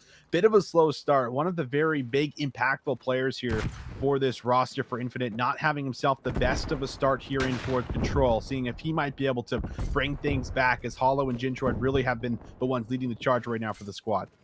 And Hollow once again picking up first blood. There's 11-6 currently. Honestly didn't show up on Moscow, but is here to play on Checkmate. Has been a bright spot for Infinite so far. But Infinite sent back to their spawns as they aren't able to make too much space. They're trying to make it onto A, but they lose their teammate immediately in Jintroid.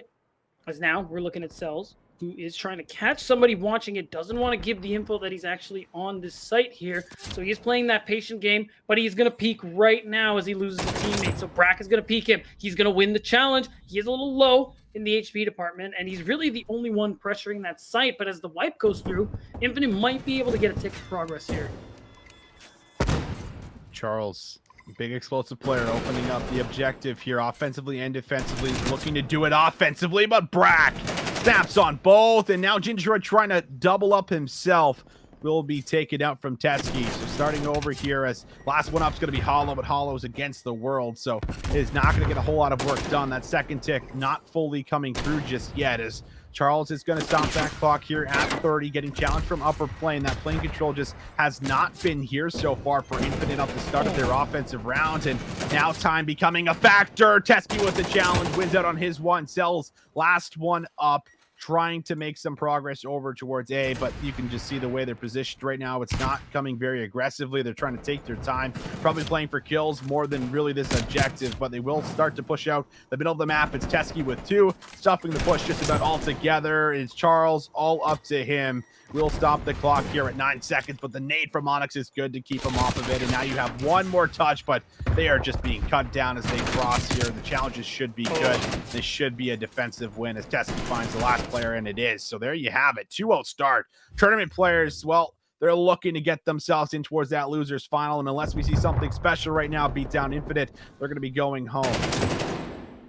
And it's going to be really tough for them here. You can see whatever bits of progress they could gain from themselves was quickly shut down, and you can see how well tournament players always let them get that progress and then push in towards, as consistently denying them that second tick there on the A site, and they just end up running the clock out as a result. They consistently had control of the plane, and Infinite could not manage splitting themselves off to both control plane and try to get some progress on that A site. And as time runs out, you get even more desperate, and that's when you make those mistakes, and Infinite really fell apart towards the end there. And you can see tournament players back on the offense rush for the plane above all else, and they understand how important it is to control this part of the map.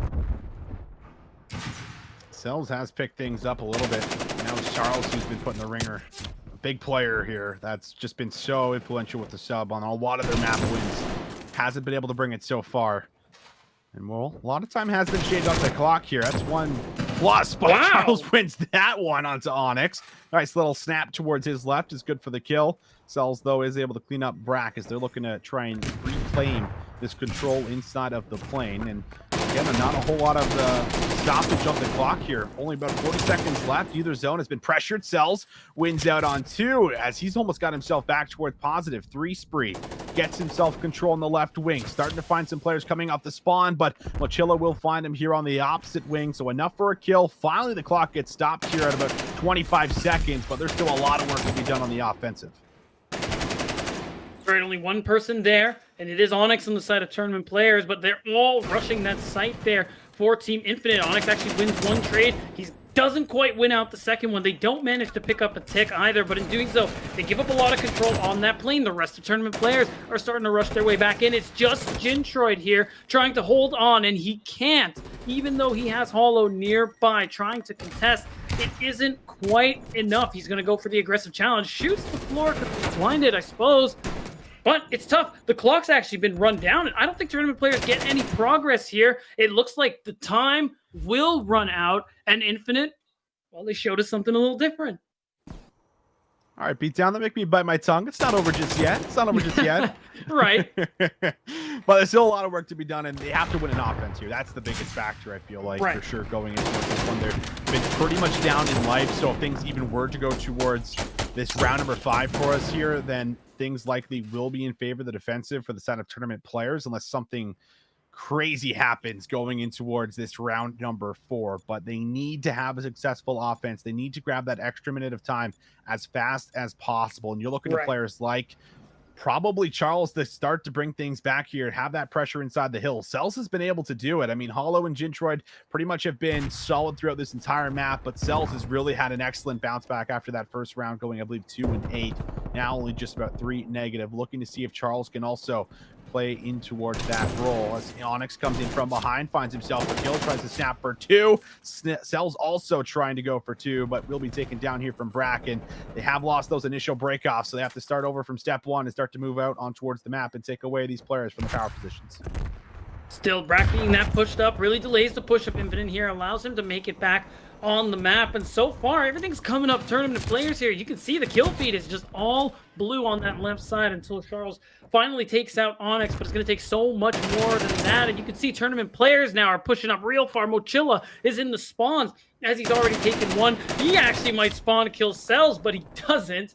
A little bit greedy in that regard, but still, overall, you're forcing Infinite to play out of their spawns, and look what's happening. It feels like the last round here, 22 seconds, and not a single bit of progress here gained from Infinite. This is the attack round they needed. They finally got their way on. Teskiy takes out Hollow, though, and Brack is right there with them. We're running out of time here. Someone's got to go big. That is just got to be Jintroid. He felt like in this moment now as Teskiy, he's starting to press forward. One last push needs to come through. Teskiy's hitting the challenge, finds 2, looks to snap for 3, gets the help from Brack.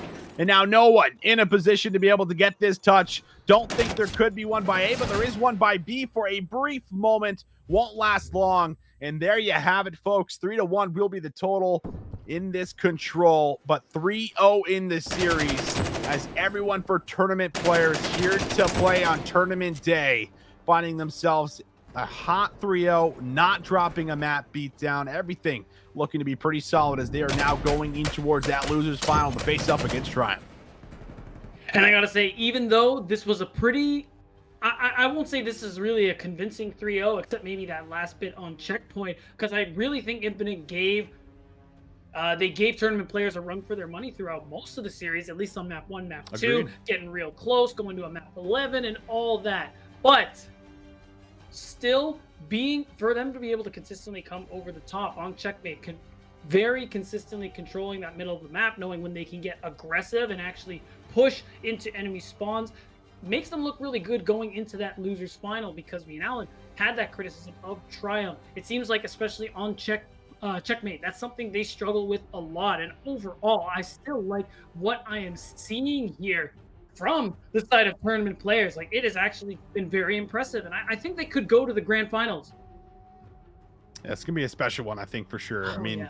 Going in towards this matchup, Triumph have looked pretty solid on the day. They've went to a couple of those game 5s, especially in that last series where they just fell short, right? Almost pulling off the reverse sweep. So we know this team is very good at bouncing back. They've stuck together for a reason. And well, even during the Modern Warfare season when things were not going good for this squad, they even stuck things out. So I will absolutely say they will bounce back going in towards this losers final. It's just, are they going to be ready for these tournament player squad that has been absolutely solid here, at least thus far on towards today? We're going to have to find out, ladies and gentlemen. I believe we're going to be getting ready to set up that match. So we're going to throw things to a quick little break, get set up. Don't go too far. We come back. We got our losers final coming up next.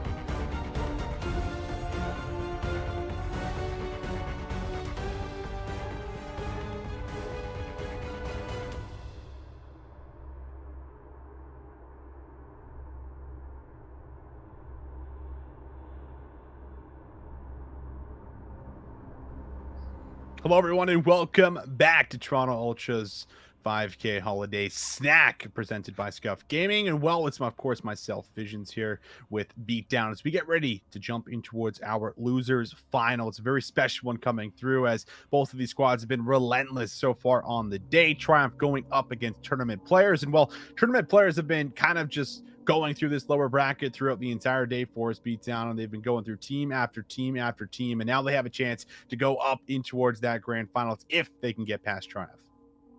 Dan, that's going to be the question on the forefront of our minds here going into this matchup. I touched on it a little bit based on what we saw just towards the end, right before the break we went on just now.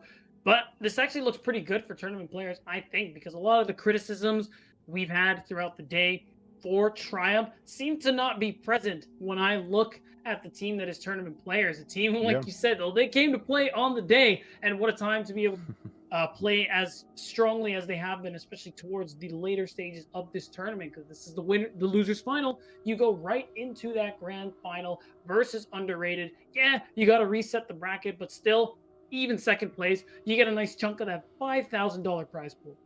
That's exactly it. And yeah, top 6 actually going to at least get yourself some money. So all these guys at least going to be able to take some cash home. But like you just said there, Beatdown, they want to be able to take home that first place cash. That's really where it comes down to, right? But let's take a look at this bracket.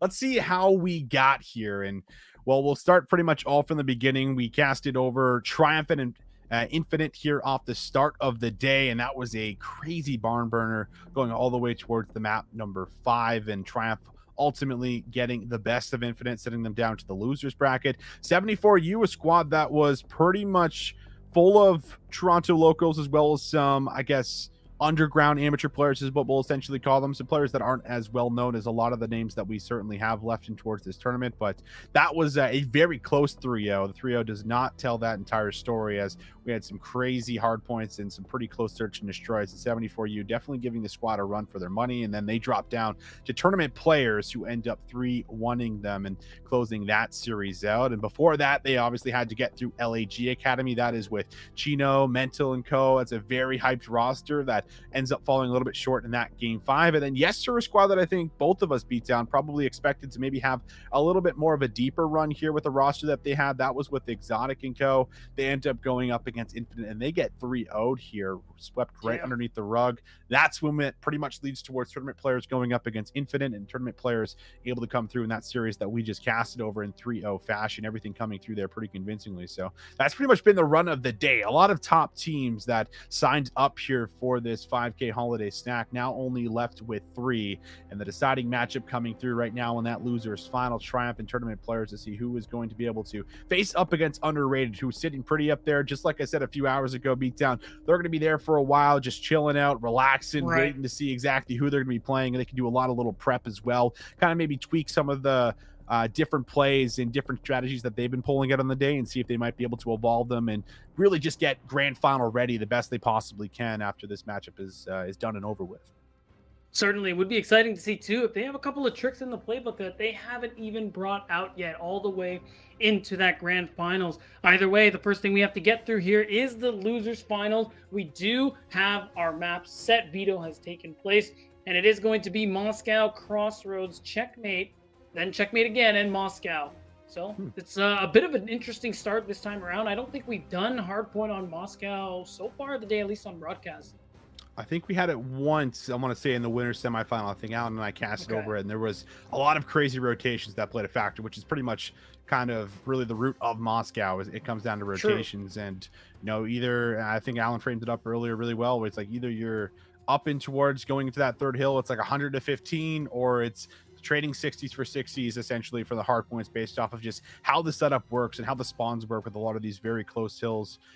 Getting right in behind them, being able to flood your numbers in faster than they can. And as long as you do not get flipped out, you should maintain control as long as you're trading effectively inside of the actual hardpoint itself. So that said, I mean, this one should be interesting because it comes down to not only, you know, the AR play, but a lot of what we're going to get up close and personal. And I mean, so far coming in towards, you know, what was that last series? It was a lot of the submachine gun play that really had stepped it up, I think, individually here for the tournament player squad. And that's what you need, because you're going up against Royalty and Stan. Standy. These are two of the most electrifying submachine gun players in the game. I mean, especially Standy feels like, he is one of that up and coming talents where, he has not hit his ceiling yet. He's still got so much farther to go. And as he keeps playing with these experienced players, he's only getting better and better and better here. So you have to match that pressure going in towards this, as well as maintain the AR pressure to battle up against, people like General and whatnot. So not going to be easy, but definitely going to make for one exciting matchup to see who's going to be able to move on to Grands.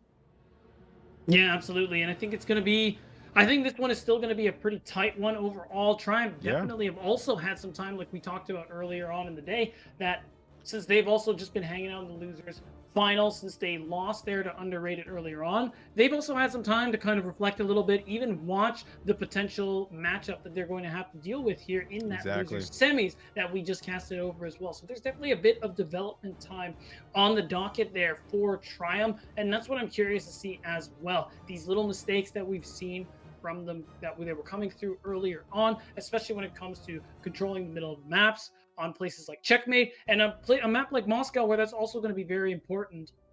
Is that something they've actually worked on from then to now? We're going to have to see.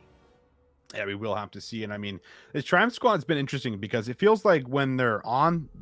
And you can definitely see how they're able to take over. I think not only individually, but the teamwork starts to come in. I mean, this was a squad, 4 out of the 5 members here, except for DiamondCon, essentially, that stick together after winning Challenger finals, coming off of the last year. And that was not all that long ago when you really think about it. That was just about the middle of August. So, they've been teaming together for a very, very long time. The chemistry is absolutely here, but we've certainly seen how the squad has had some of those slow starts. And I mean, it happened today on Garrison Forest for one of the series where they just came out a little bit flat, took them a little bit, too long to kind of get going. And when you do that against squads that are this deep in towards the tournament that have the ability to be able to take over, exactly what we just saw from tournament players here in that last series for the loser semifinal, then you can sometimes be left behind, it feels like, and you're always playing catch up. You're never necessarily ahead of the curve, and you're always behind it, where it's very difficult to fight from that position and get yourself back in towards the game. And I feel like that's probably the biggest key to success, if you were to kind of call it that, going in towards this losers final. This is something I think that's really important for Triumph to come out here hot. They have to have that hot start. They need to come out here firing, and if they can do what they did coming in towards that very first best of 5 that they won on the day in the winner semifinal, then there's absolutely a chance to be able to take this by storm. But I think it all comes down to how they start, and if they fall flat in this hard point, I think for map number 1 here, Beatdown, we could see them fall into that trend where they sometimes go 0-2 down and then they're forced to pull off the reverse sweep. You don't want to be in that situation. You want to at least have that map, maybe even 2 if better, going in towards those third maps and whatnot. I think to make matters worse, against a team like tournament players who are a very consistent team from what we've seen with how they play the map when it's on hardpoint. They are so good at controlling these spawns, influencing them to work out in their favor. And it's something they do so consistently. They have players like Onyx who frag so very hard, and it's consistent play. So I don't think this is a team you can afford to go down 0-2 against, because they are going to end up putting you. See, 0-2 is like you're already in the coffin, but against a team like tournament players, they're already nailing it down. I don't think you can get, even Triumph could even find a way back into the game. Start off that reverse sweep, because if tournament players get that lead, they're just going to run away with it.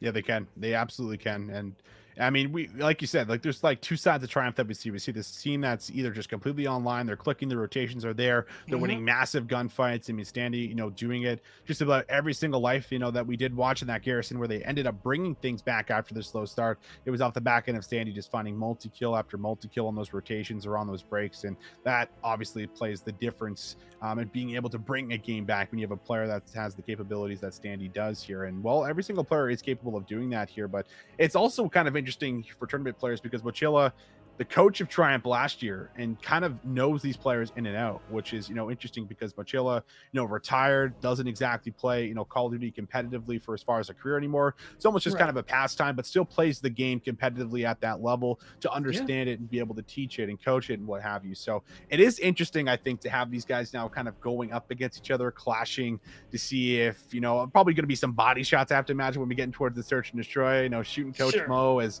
probably something that these guys will be laughing about, having a great time. But with that said, ladies and gentlemen, we got our losers final coming through, a best of 5 tournament players up against Triumph to see who is going to be able to walk away and fight in that grand finals. It's a contested hill right off the bat, just as we would usually have it. Onyx laying down, tries to get that challenge, and Standy will win out on the first gun fight, but Mochilla as well as Brack both going to be able to answer back and keep this hill scrapped. And even though Teskiy's going to get a kill off into the distance, overall, it's going to be really hard to contest. You have Onyx, actually, who's made his way across, but couldn't do too much here. And I think overall that push into tournament player side of the map to stall them was really wise as well. So Triumph are going to be able to pick up a lot of time. And if you look too, they're starting to rotate here.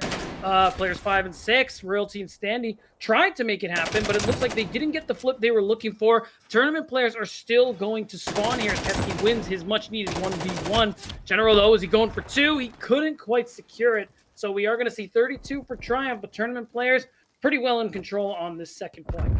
Credit to Teskiy for making that big rotation in behind the street to make sure that they do have spawns here. But now it comes down to, are you able to lock things down? Royalty with that XM4, clean shots on towards the back is going to absolutely gun Moch. And well, there's your answer. They will not be able to hold the setup. So they take all that time to essentially rotate in towards the back, and they only get a couple of seconds off of P1, and then only another 10 here off of the break for the new hill once it pops. Not a great situation to be in, as you can see the rotation currently being played for, and tournament players now forced to put themselves in a spot where they need to now hold a full 60 so this game does not get out of control. And it's so unfortunate when you lose control completely on that P2 hill. You're at a crossroads, even with 30-40 seconds left. If you risk your spawns being flipped by the enemy there, and they decide that it's not worth it in general, wins out quite the gunfight. Again, couldn't quite go for 2, but overall, it's tough. We're on this P3 hill, but tournament players are struggling to actually collect time here. They're trying to play for this map pressure so that Triumph can't actually take them off of it. Now they're starting to tick up some time. But like you said, Awesome, full 60 is necessary. Onyx gets one, but couldn't get. General is starting to make his way across, just waiting for the health regen to come through. Shots are good. General having a really good round so far. Finally, he's going to get shut down by Mochilla, who is on a 5 spree. Onyx is doing pretty hot himself, as we're finally starting to see some signs of life here from tournament players. This is really what they needed to happen. This is the full 60 that they're going to be able to get here off of the P3 hill. And now they have a chance at being able to also contest this rotation. Brack actually finds the first player, and that player spawns in behind Old, who also ends up falling here to Mochilla. So they now at least take a few of the numbers away from the rotation. It's just going to be about 2. And the last one up, I was going to say, is Teskiy. You might have been able to do something off screen, but he will also fall. So first touch will be here for Triumph. They're not going to fumble the rotation by any means, but now they have to fend off the push, as everyone is lining up here through the street, and it's actually a pinch in from behind. Multiple angles about to be hit on this hill, and it's just one player inside the hill. Teskiy trying to be able to now contest this time itself, and looks to be good for him, but he's taking some shots in from the back, and now needs to rely on his teammates to win out on some gunfights. That's exactly what they do. Brack and Mochilla pretty much clearing out these lanes. Brack gets some bad timing on a stun and will finally end up falling down, but you do have control in the hill, and we'll see if tournament players can hold on to it. Oh, and just like that, Standy also gets caught with a bad timing. The nade there. It's looking like they are mostly holding control here. Tournament players, though, finally losing it. They managed to mount quite a bit of a comeback here, and they're actually keeping the time neutral as they're making their way towards it here. But it's looking like they just want to catch people on rotation, as the reset on the P1 hill is where they have set their sights. What they don't know is Standy is going all the way around. Is that going to matter, though? Because it looks like one person has already seen him. He is going to get taken down. All that time for nothing, as tournament players are about to tie and potentially pass Triumph in terms of score. A great comeback for sure coming through for tournament players, and this is going to be a massive play for Onyx, who is just really all alone trying to play his life. It actually goes down way of Mochilla's trophy, playing against him a little bit, and also see Royalty get cut down as he tries to cross over towards cutout. Standy, big gunfight in the back, does not read the player hitting his close left, and Mochilla actually finds 2 good shots onto General, doubling up here, and Mochilla has really just had his way with this Triumph roster. He used to coach them. He knows how they play right now, Beatdown, and he is off to a fantastic start, 15-6. Certainly is. Triumph are going to pick up some of that scrap time, but tournament players are going to be able to move around and get first rotation here. They have the spawns they need. They're getting the picks. That's 2 for Onyx. Mochilla is going to go down in the background, but overall, spawns are in their favor. Tournament players in control. Onyx gets another. Fellow is going to take down Teskiy. Fellow's going to get 2 with very low amounts of HP. He's looking for 3, but he can't quite find it. Overall, his team is falling around him. And again, much needed time on this hill picked up by tournament players who are starting to narrow the score, but they need that full 60 to comfortably take a lead. But Royalty is going to pick up 3 in the background for them to be able to take control. And look at these spawns, Austin. Tournament players are on the other side of the map. They're on the other side of the map. It's not the worst case situation right now because they could also play for the rotation, but will they give over 20 seconds? Brack doesn't look like he wants to, but will be taken out here nonetheless. So they're not going to be able to really hit the scrap time unless the spawns in the back come through, and they do. So Mochilla actually forced to hit the scrap time and then loses his one-on-one gunfight as the spawns are a little bit chaotic. It's going to be a 1v2 for the time being. Royalty from the front trying to find a break, but it's just trophies everywhere. Goes for that challenge. This time around, Teskiy will not get gunned like he did previously there from General. So this push is coming from the front, oddly enough here, and it's not easy to make this happen, but now the spawns flip in towards the back. And this is actually perfect for Triumph because they can flood in behind Library. They just have to win a couple of gunfights. Fellow finds the first one, takes down Brack. Onyx now the second one to fall. A chance to move in towards the point. Royalty with the shots are good. And while the spawns in the back will pay off as they break on through and look to fight for the last 30. And part of that is Mochilla unfortunately spawning on the other side of the map. Started off as a good pinch, but unfortunately flipped the spawns entirely in favor of Triumph, who again are holding on to this lead firm as it is growing. And we're in the same position if you're tournament players. Do you really want to give up that full 20 seconds? And it's looking like they are going to have to, as the P4 hill is about to come up in a couple of seconds here. And they need to grab a full 60. In general, catches one on the slide. It's going to make it that much harder. They're already making their way around here. Mochilla gets one. Can he get the second? Unfortunately, he gets traded for, but the rest of the tournament players are still there holding on. Time is ticking towards their score, but they need a little bit more here. They need one more wipe if they want to catch up. General trying to find this player underneath the car. He's now going to go prone. There it is. Finds Onyx and gets him off the time. That's going to be the first step in trying to gain control of this point. But it's going to be Fellow and Standy both responding back with gunfights. Royalty from the side is going to get control of inner window. Challenges out. Able to find himself one, but good shots here from Brack. Does answer back for one. Job's not done, but Brack goes prone and actually gets an angle on towards Fellow. 15 seconds up for grab. Standy does not want it to go over for free, as this would tie up the game. And while Standy with some good shots is going to be able to at least keep them off the time as things go into a bit of a stalemate, but 6 seconds will be picked up. Rotation now for Fellow as he's right back inside of P1. Going to take some shots, goes for that challenge. Onyx will shut him down, and now it's going to be a 50-50 for the hill, but Royalty trying to play for the spawns in the back, wins a massive one-on-one, seeing if he might be able to influence the spawns for P2. So far, they seem like they're mixed up just a little bit. Not quite the spawns they're looking for here, but you still have Royalty in that same position.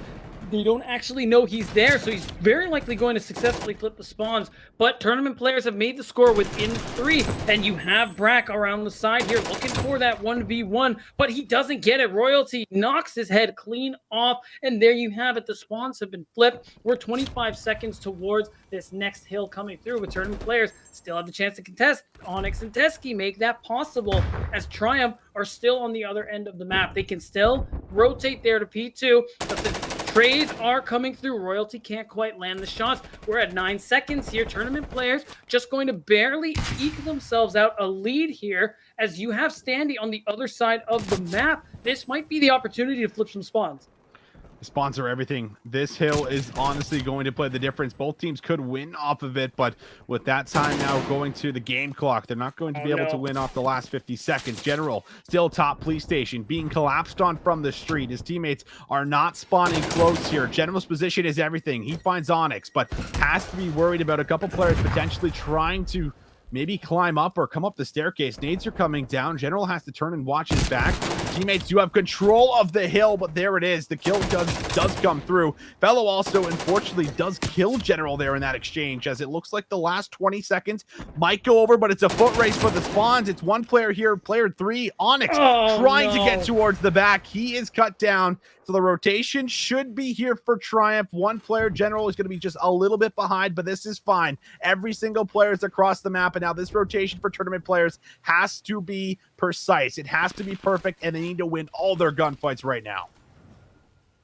Minor lead, but no control, as you said. And this is what they got to play for here. Standy is watching Proto. He doesn't have to do anything. His teammates have got it for him. Fellow is going to pick up 2. Royalty with 1 on the back. They could win off of this hill here for the side of Triumph. And it feels like tournament players don't have a way in. Oh, but you do have Brack in the background picking up 1. Standy on your screen gets 1 as well. But they're actually going to pick him off 2. That's going to be 2 for Onyx here. They're finally starting to get some points, but the spawns are still coming through. You have 1 more contest coming out from Triumph here. And the thing is, both teams could win off of this hill here. Only 20 seconds needed for tournament players as Standy is going to take Onyx down. And we have 2 coming from the back here. Players 5 and 6, Fellow and Royalty, as they force Triumph off of the point. So the thing is, you can abandon this if you're tournament players.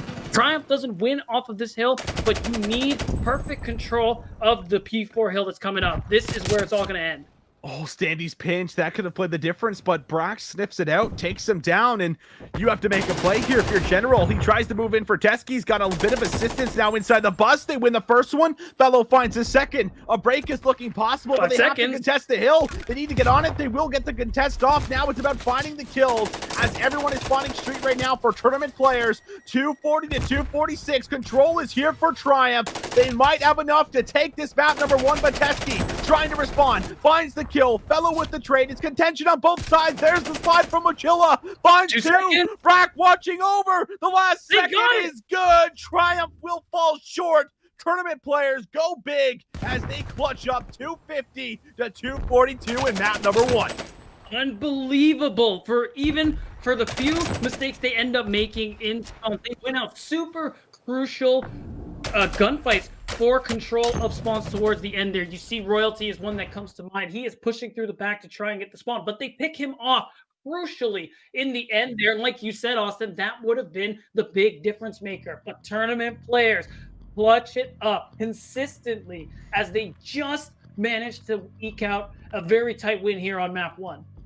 Mochilla still got it, man. Coach or not. Coach Mochilla still got it. I mean, he's been displaying that in his stream. He's been streaming 8s, with the pro players, top amateurs, well, whatever it might be. It's definitely high-level talent that he's always playing with, and he's still got a bit of that sauce that we always used to see back in the day, bringing it out here for us, and enough to go clutch in those final moments there with a couple of kills and just clearing out the point. Big plays, and, I mean, this has really been, I feel like, honestly, just the entire storyline of this entire tournament, just a lot of massive clutch plays coming through in the final moments where the pressure's on, someone has to go big, and this situation is Mochilla and his squad who end up bringing this very first map home, and just insane fashion to come through here for us. But that is just the first one. I have to imagine Triumph probably a little bit frustrated off the back end of them having that rotation 1 towards P3, where if they just lock things down and Onyx doesn't come in from the side to get that 2-piece there in the pinch to flip things out and create a bit of chaos, and that probably is the game, honestly. That's closed out right there for Triumph on P3. But again, the clutch plays. Onyx comes in, gets the contest, able to buy time for his teammates to be able to at least extend that 1 more hill. So very exciting stuff as we get ready to now jump in towards our search and destroy. I believe that's going to be on Crossroads here for us, which should be a little bit interesting because this is the map that is being talked about of taking out of the rotation due to how small it is, at least for some of the respawns. Not sure what the idea is around search and destroy, but at the very least, a very small map. Some sniper play absolutely plays a factor for us by that catwalk or by that cliffside and bottom ice, and there's really just a lot of explosive plays, and it feels like once 1 kill goes through, everything just erupts immediately and the rest of the kills kind of follow through right after. That's right. We can definitely see some sniper play out from Royalty there for Triumph. As in the winners semis, or in the winners finals rather, we definitely saw this exact situation play out for them, as I believe they managed to actually win out on that map. But overall, Triumph little wishy-washy when it comes to search and destroy, and losing that first map, not giving yourself that bit of cushion, is a little bit unfortunate. We already talked about tournament players, not a team that will really let you catch up. They really can double down when they start to pick up these leads, even if those are close matches. We even saw in the loser semis that they managed, even though it was close, they managed to consistently win out every map and go towards that 3-0 finish, and they've already taken the first step in this 3-piece puzzle to be able to do so. We've done exactly that. It's just making sure you're going to be able to bounce back against a team that has played you very, very close. And there's not been too many search and destroys that I think Triumph have went through and they've been able to convincingly win. I definitely think this is one of their weaker game modes of the 3 that we currently have, you know, in our pool. So this is going to be a really big one, I think, at the very least here for us. And it's interesting to see how some of the vetoes at least played out for us, you know, between these squads where we saw them win on checkmate. That was off the back end of really purely royalty scope inside of the plane, being able to do some pretty incredible things. They go in towards, you know, some of these other maps where they're not finding the same amount of value here for you. So they're going to play and try out Crossroads, I feel like is likely their pick to see if they might be able to go in towards a map that just haven't played on the day. They might be able to find some favor on and bring this one home. And you what a time to do so, because it would again tie that series up here for you 1-1, so you don't go 0-2 down into towards a deficit. But you're playing against a team that is, you know, extremely strong here in search, and there's been a lot of these teams formed within the challenger scene. And I mean, a lot of the players that are coming to the challenger scene are just kind of purely from the search and destroy scene for you. So you come in towards what is going to be a roster where you have an insane in-game leader here, Mochilla, very experienced veteran player, is able to do some of that shot calling, call some of these players where you have Onyx, who's extremely explosive, massive search and destroy star, was playing during the entire offseason for us.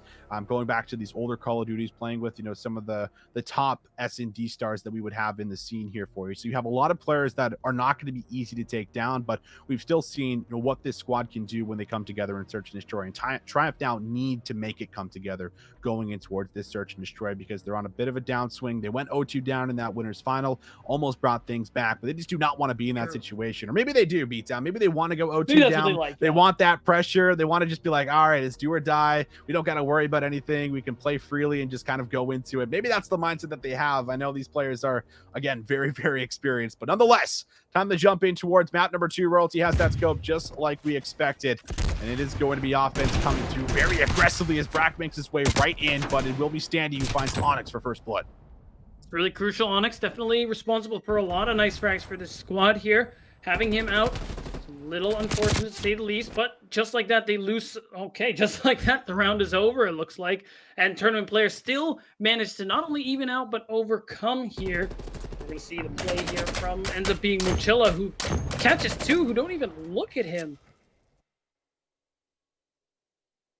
First round will be good, and that aggressive play that we just see, I mean, no one hesitates. Just everyone on the same page. If we're going to hit this, we're going to hit this. And that's the mindset you love to see here for some of these guys right now. First round will be good. Mochilla now, he wants to match Royalty with that scope.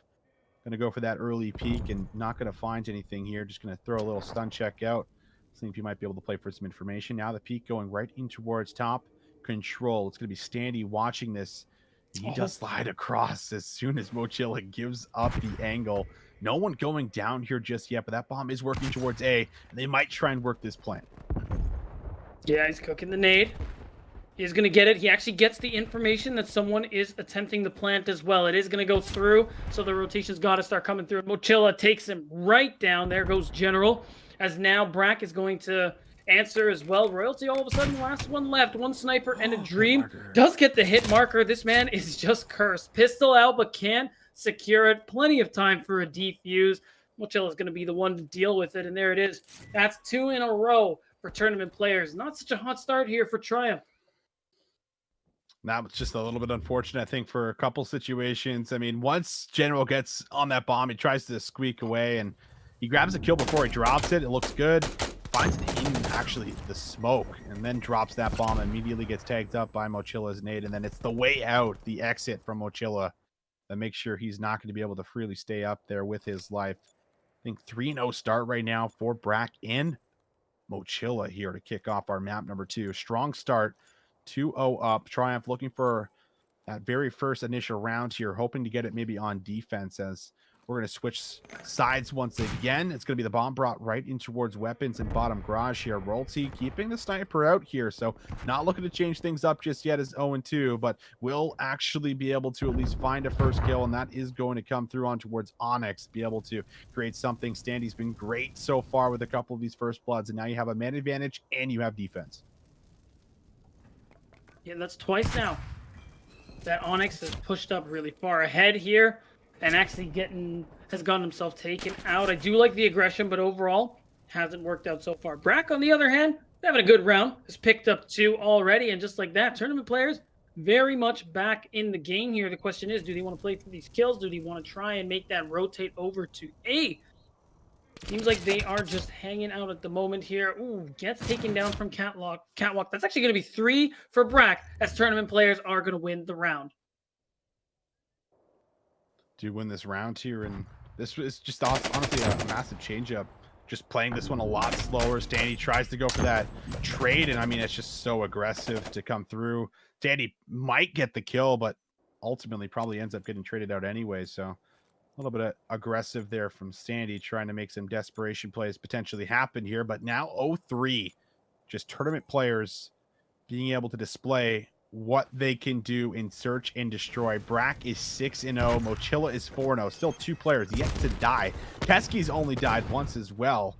And Onyx going to get very aggressive. Might try to push right through ice here. And why would you ever expect this? I mean, Royalty does grab the first kill, but Royalty actually ends up getting a team kill as well. And now Onyx from the flank finds one. All the action unfolds quickly as Onyx, the last one left alive in the 1v2. Well, certainly possible, but they're already making the rotation. They might actually come up behind him. Oh, he doesn't even know. He actually gets the 180 onto Fellow. Can he make it around the corner is the question. Oh, unfortunately, the second set of shots was good, and Triumph will pick up their first round.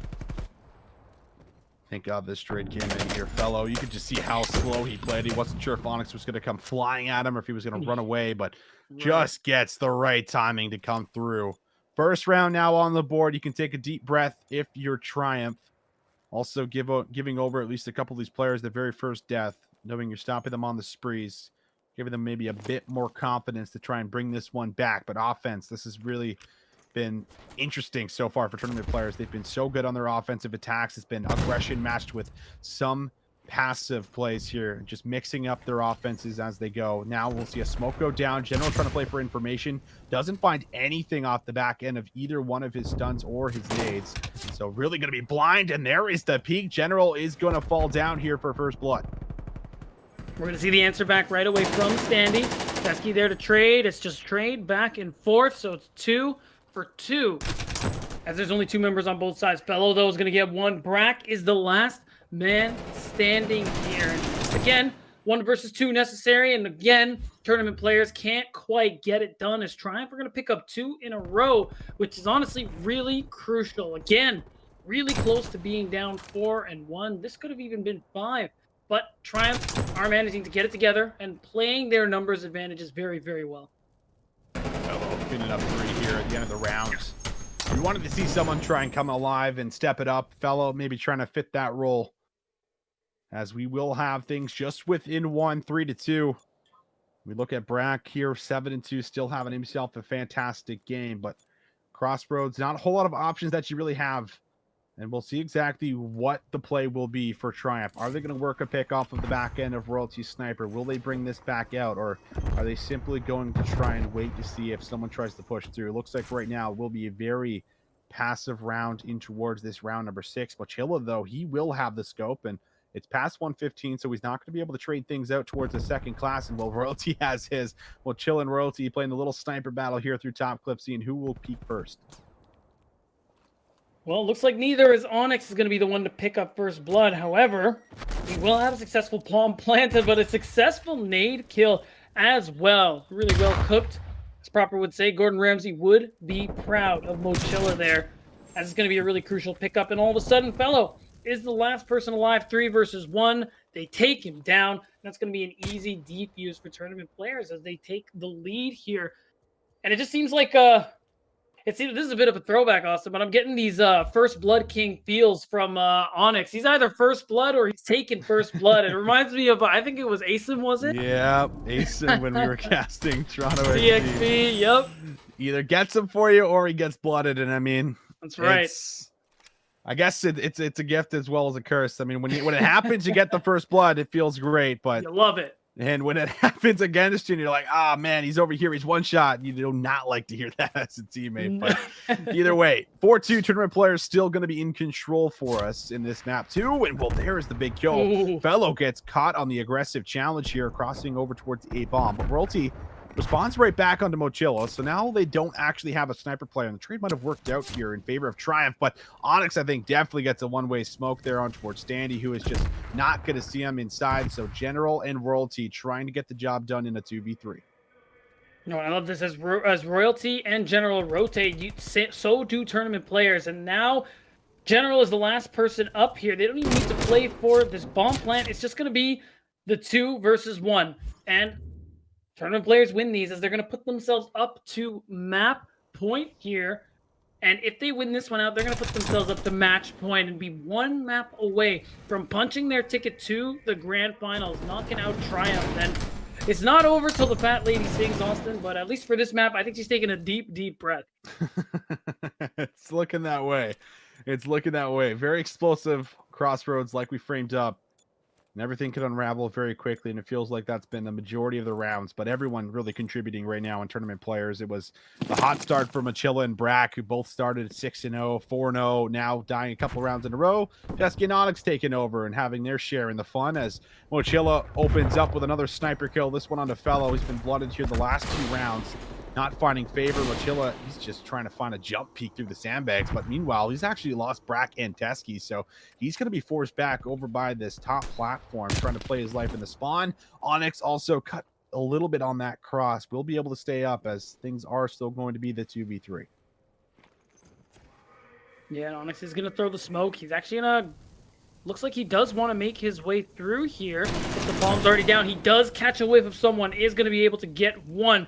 He want to walk out. Mochilla actually gets the pick as well. So just like that, it's a 2 versus 1. Standy makes it a 1 versus 1. Oh, but Standy not quite watching where he should be as he's going to get taken out for another defuse. And just like that, tournament players are going to move themselves up to map point and series point here against Triumph, who really just can't seem to find a leg up in the series.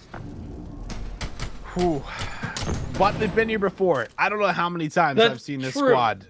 Honestly, I'm like actually a little bit convinced at this point. I don't want to cast or curse them per se, Beatdown, but it does feel like this squad. Yeah, I'm gonna knock on some wood here for sure for them. But it feels like this squad definitely always seems to just turn up when they go 0-2 down. This was something they did a lot last year, something they've already done a little bit this year, as well as this tournament. They're just going 0-2 down, and then maybe it finally clicks that it's like, damn, we're 1 game away from being eliminated and finishing top 3. That's maybe when it sinks in, and then when the pressure's on, that's when it feels like the squad plays at their best. I mean, we saw that last year when it came down to Challenger finals. They just played absolutely out of their mind in that grands, and now they need to get themselves back to another grand finals here and have to find 3 maps in a row if they're going to be able to do it. So definitely going to take quite a bit out of them before they're going to be able to get in towards that grand final here. But you take it map by map, round by round, and there's still a chance to be able to do it heading in towards this control.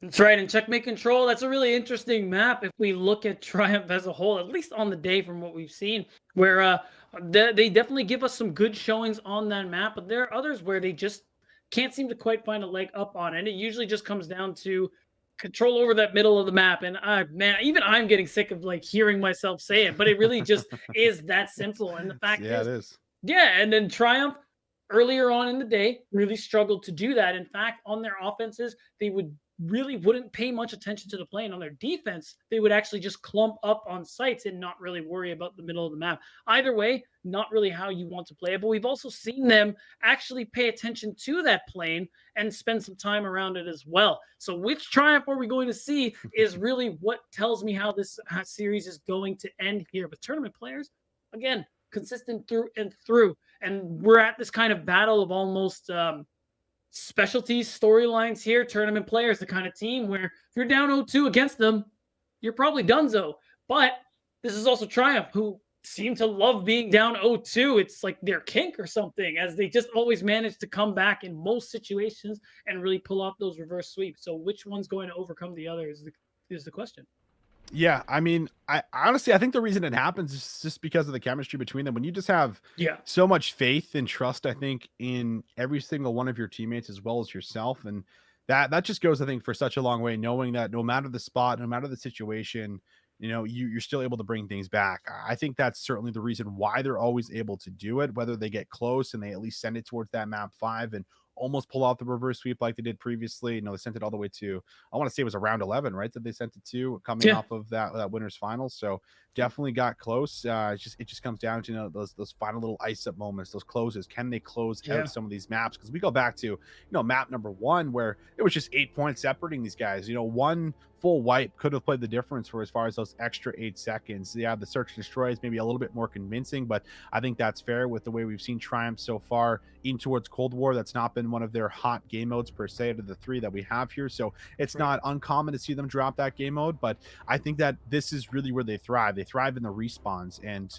they still have to be able to grab one of these search and destroys here, because if they do end up grabbing these next 2 maps with the control and then the hard point, they have to close out a search. But I mean, this is really their bread and butter, I feel like, is the respawns. They made a couple of mistakes, just a couple of key gunfights in massive plays that come through there for Mochilla in the end plays the difference. So that one's probably wrapped up and it's yours, and we're looking at now what is the massive swing game heading in towards this map number 3. So you can't be too down on yourself here if you're Triumph, because you have played a pretty close series and you're going into a game mode that you're going to be able to take over. People like Standy, people like Fellow, Royalty, they're all able to take over here. And you, once again, I think need someone to really step up and go big, because we've seen just about every single map so far, someone going big right now for the side of Tournament Player Squad. That was, Brack in Mochilla, it felt like, in the very first map. And then going in towards that search and destroy, we had them have the hot start, and then everyone ended up contributing. But beatdown, here we have it. The map number 3 could be the final map of this losers final, or it could be the start of a reverse sweep. Yeah, and we're going to have to see which is which here, as it is going to be Tournament Players starting us off here on the offense. And not the hottest to start so far, as they're getting wiped out. Really, the only person with anything to show for is Teskiy. Going to take down 1, but there it is. That control of the mid map that we keep talking about seems to be coming to fruition here for the side of Tournament Players, and they're starting to light it up a little bit. As already some progress on A is coming through here, and the majority of Triumph are moving to try and wrest that control, while only sending 1 to deal with the situation on the plane, and that's already the first tick onto this A site, as Triumph can't quite get control of either, and it is the split plays that end up not always working out for them in the process. And look at that, Tournament Players already picked themselves the entirety of A site. That's 2 minutes there for them to play the rest of this map in a 4-life lead. Yeah, that's exactly it. 4-life lead and 2 minutes. Everything just playing in towards your hand to take good. this very first offense. The momentum still swinging their way. Mochilla, he finds one up top, takes down General, trying to work in towards the back here, as they have a bit of map control to work with. Standy trying to fight for this mid-map control himself as he tries to get close towards his teammates. They clear out the middle of the plane. Now they turn their attention towards some of the lanes here. General, big battle up against Brack, and Brack's actually aggressively hitting this. He will be able to win his battle, but ultimately is traded out here from the wing. So a lot of trades going through, but this is not too bad of a spot right now for the side of Triumph, because a lot of this time is currently just going and slipping away for yourself. Now there's only about 1:10, as we'll see them start to set up another push towards this B zone. And well, Teskiy and Brack finally open things up as they get themselves 4 down. And the thing is, too, I was worried about Standy being on that huge flank, but he ends up getting taken down immediately in the 1v1. And there it is. That wipe gets them a tick of progress. They could very likely get the second one as well. Triumph taking their time on this approach, but can they really afford to? They're about to get the third tick. Finally, Jordan is going to contest. He gets 1, but his team falls around him. Austin, is this the round?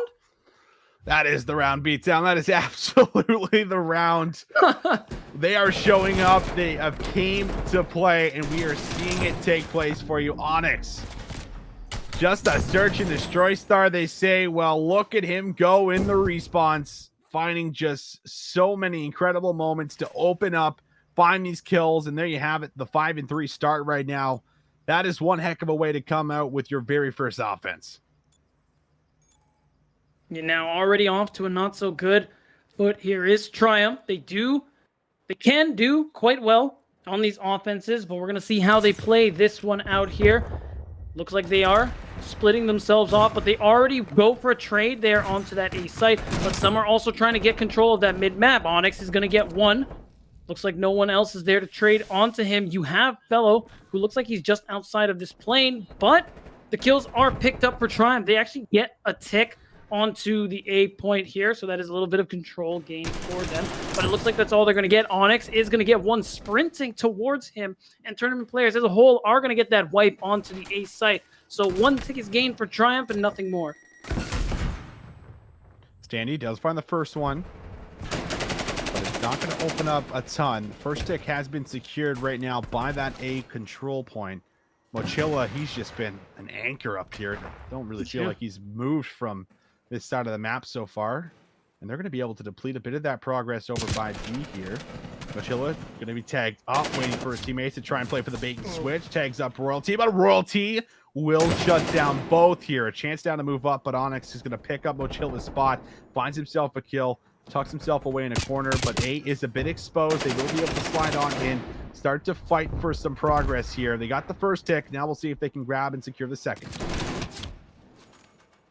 Yeah, and with those kills, it's looking like the second will be picked up, and tournament players might actually be giving it up as a whole as wow. Nice snap from fellow onto Mochilla, who tried to contest here, and that's going to be it. Point A secured, a minute of time added to the clock. So Triumph are still in this one, but they have quite a ways to go to capture the second one too. They're actually getting the picks though. So as I say it, that might actually be an easy first tick for them. And it's looking like it will be exactly that. Standy again is on the flank here, but will he get any value? It looks like once again he will not. But this could be 2 ticks coming through here from Triumph, but they're actually going to be forced out from under the plane. Still a chance here for an offense to go over. Royalty starting to turn up a little bit, finds himself a kill. 2 in a row now for him. Big battle inside the plane. General brings that one home. So a chance now to attack B. Second tick looks to be on the way. There will be a contest, though, from the side fellow trying to lock that player down, as it will be Brack finessing, but Standy gets him in the end. However, trade is good there for Onyx. A lot of back and forth, but so far the trade swinging the way of Triumph as they get 4 down, and they should be looking to try and double stack this zone. A minute left to play with. One last good push to try and break the setup. Contest is in. Royalty good for 1. General for 2, but Teskiy from the side finds himself 2 kills. However, Standy able to get in, finds, and comes out on top with the trade. So both teams come away with an offense to kick things off. A little touch and go in there for a while for Triumph, but they do manage to get it through there towards the end. And like you said, that is going to be 1 offense picked up. Super crucial for them as we swap sides yet again. Neither team winning a defensive round, but this could still be the chance for tournament players to be able to pick up their second round here, as their first offense did look very, very good and convincing. But we're going to see, if you look at the members of tournament players, doing pretty good in the score department, but Triumph have certainly caught up as well. Though Standy, who's usually doing a little bit more, is currently sitting at 8-8 right now. Well, control used to be about who could get and secure the first offense. Now it's looking like who can get and secure the first defense. Fellow, he finds first blood, takes down Mochilla, AR player out of the mix, and Standy wins his one-on-one here on the A zone. And now, oh my god, a snapper almost actually finds 3 as Mochilla comes off spawn. Standy starting to heat up a little bit here, round number 3. And that pushes back the attack here pretty far in towards their side, but Teskiy does find the first one. Royalty now from the side is just being annoying. He works his way in towards the back, and you can't safely push up knowing that Royalty is lurking back here playing for spawn kills. It is really difficult. However, they are giving up some progression there onto that A side. Unfortunately, can't win the 1v1. And at the end of the day, they actually get their first tick of progress on B. A little bit of a mix-up from usual. However, Standy is nearby. Teskiy, though, is on a 5 spree, is trying to get that second tick, but is unfortunately denied just that bit of progress here. And Triumph overall are holding, but they do get wiped. Another flank coming from Jordan to the other side of the map. Question is, he might not catch somebody, but as I say it, he does. And his team end up wiping as a result here. And I think, yeah, B-side does get that second tick of control, so tournament players are still ticking up here. They are well on their way to that extra minute of time, but they have to go back for this recontest. Fellow just cuts off the middle of the map right now, and Standy's almost crossing him out here, watching his cross.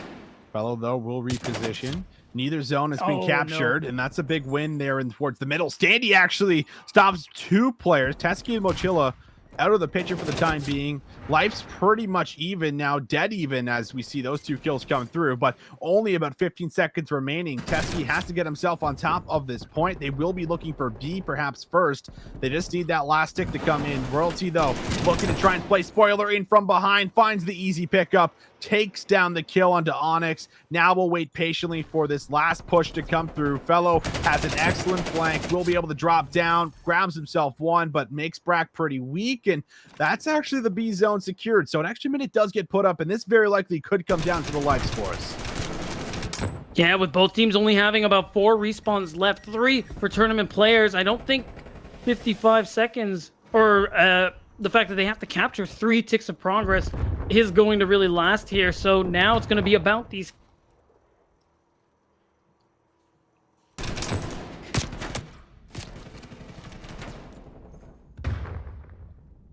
Not sure if we lost beat down there or not. No, we briefly did, but beatdown is still here. But the thing is now, tournament players on the other hand, Royalty picking up 2. Isn't going to stop the capture progress though here, so the clock is stopped at 39 seconds. As you can see, Teskiy is really the only one there. Brack in the background though is picking one up, and just like that, Triumph also no respawns remaining as they get another tick of progress here. It's 4 lives versus 2 tournament players down to their last man. Onyx is trying so hard. 1v3 is what it's going to take, and he has 30 seconds to do so. Doesn't quite get the snap, in fact, onto Royalty. So there it is, the first defensive round picked up by Triumph. Tournament players, for the first time, have their backs against the wall. Finally, first defense is good. Triumph actually have control, but the big problem, can they close? That's been the biggest factor so far for us, especially in this series. We know they're good at respawn, but can they close the respawns? They have a chance to do so right now, heading in towards what will be round number 4 for them. Chance to get away with a 3-1 victory going in towards a hard point would definitely set them up for what could be a massive swing here in towards this series, but it's not over just yet. Have to grab one of these 2 rounds, and well, you would likely like to grab the first one. The first offense was good for both of these squads. We'll see if they can now combine for yet another one. Nades go down right towards the middle of the map. General finds that first kill. Standy wins on 2. Already the break looking great, and Triumph now able to press forward as Royalty able to push all the way up, start playing for some spawn kills. Mochilla not going to be aware here, and Royalty, as long as he's back here again, they have to go searching for him instead of applying pressure towards the zone. But Teskiy, lucky enough, comes in from behind and grabs the kill. Still, they've already given up a tick of progress in the process. Spello is going to take out Teskiy there, and they're pretty close to 2 ticks on A. This isn't something you can give away so early if you're tournament players, but they want to play this one slow. They don't want to give away their lives too easily, but what they did do is give away the A site, and there it is, 2 minutes 7 seconds for them. Even though Teskiy gets the double, they're going to have to really pick things up on the side of tournament players. Down 3 lives and a lot of time to play for is going to make this one very, very difficult. It's Triumph. They have time. They aren't rushing this one. They have 2 in plane and 2 on opposite ends of the map. They're really spreading themselves up to control that space. General from across the map. General's going to pick up 2, even though they lose Royalty. This is still looking quite good for them here, as once again, you have Standy messing with the other side of the map. Mochilla is going to catch him out, though, and not even a single tick of progress has been picked up yet. However, the clock has been frozen, so this is still boding pretty well here for Triumph. Triumph certainly in control. They have a nice life lead, up by 5. Lots of time to play with. General's been trying to lock down and hold this right side here, making sure no one's going to be able to slip on through for spawn kills. But his fellow Royalty finding kills, long-range shots there with the machine gun pistol, and that's not going to be good for the kill itself, as Onyx is still staying alive. And as long as they have this middle map control, despite the life lead or not, tournament players could still close out this defense.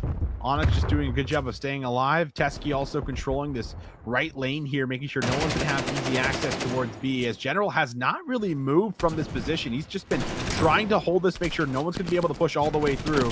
That's his job. Then that means that the rest of the players need to start to make some moves happen. That's a good kill that comes through because it gets traded right after. As long as you get away with one, Brack also follows up with Fellow here. So you've chipped away a lot of this time. Yes, we're getting low on lives, but they have to start to look at this clock as a factor and might have to start to jump on the zone. And at the back end of Standy grabbing 2 kills, this could be their chance.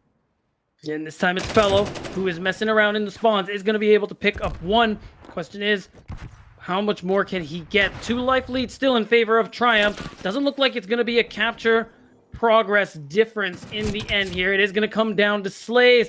Brack and Onyx are starting to pick it up, though, as things are really close. Tournament players are even in lives now, and there's only 10 seconds left on the clock here. They need to get onto this site. There's only 1 person nearby who can actually touch, and now there it is. Tournament players, no respawns remaining. Same with Triumph here. It's coming down to the wire. Onyx with the wraparound. Can he get 2? He does! And that is so crucial, as tournament players are actually going to tie the score.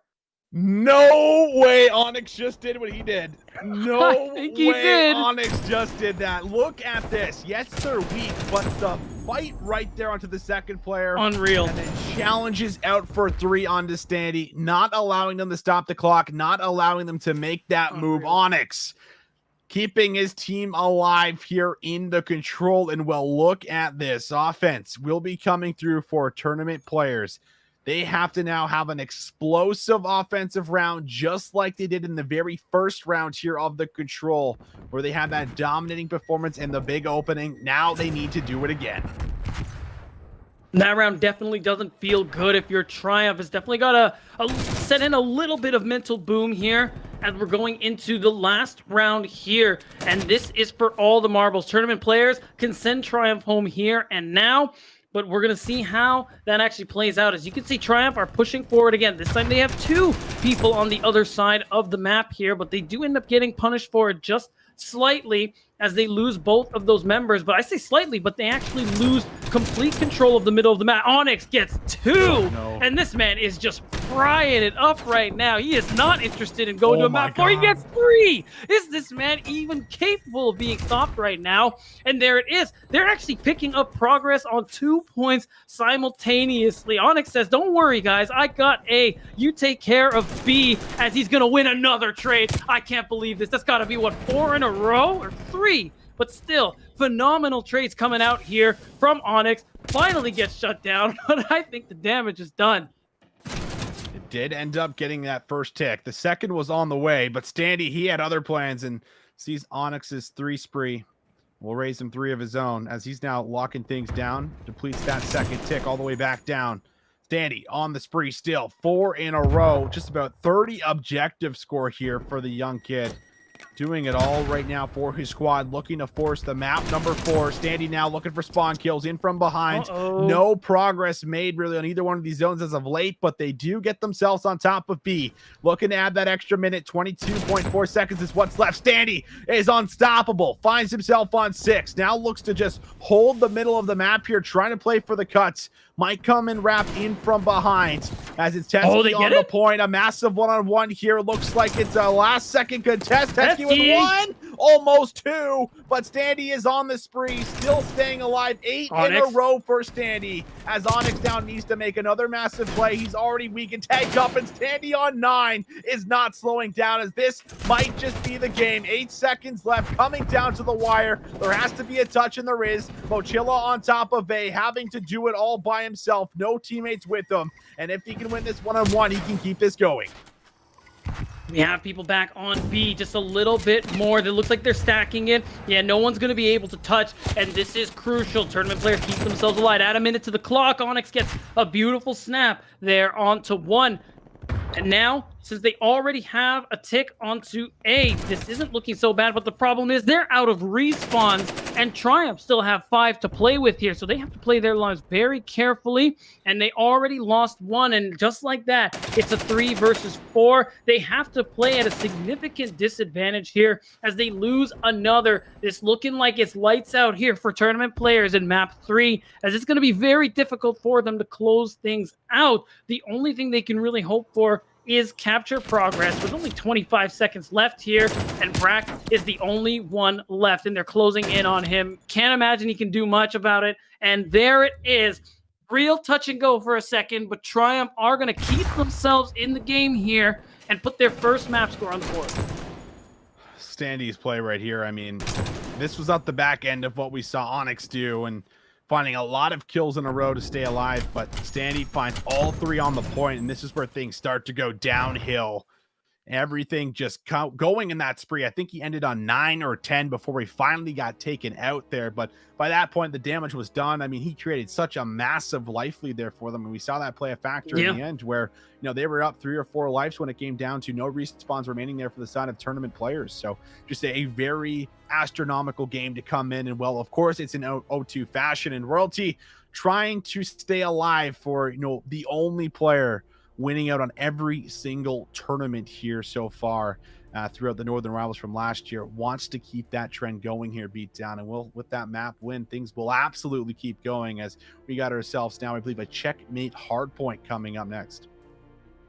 Yeah, that we do, and this is going to be super crucial here for Triumph, especially because now it's looking like this is the beginning of something here. It was tight, as tight can be, but they managed to come through in the end here, and this could be the start of the swing, like you already said before, Austin. Is now it seems like the momentum is starting to go into their favor here, and tournament players are the ones who don't want to let this go to an actual map 5, because by that time Triumph has all the momentum, and I don't think they're going to lose out on 2 reverse sweeps in a row this time around. So maybe you're right, Austin. Maybe you knocked on wood just enough for this to take place here, but it's going to be tough because Hardpoint still came out on top the first time in favor of tournament players, albeit extremely close. But I think that consistency from tournament players still can't be understated.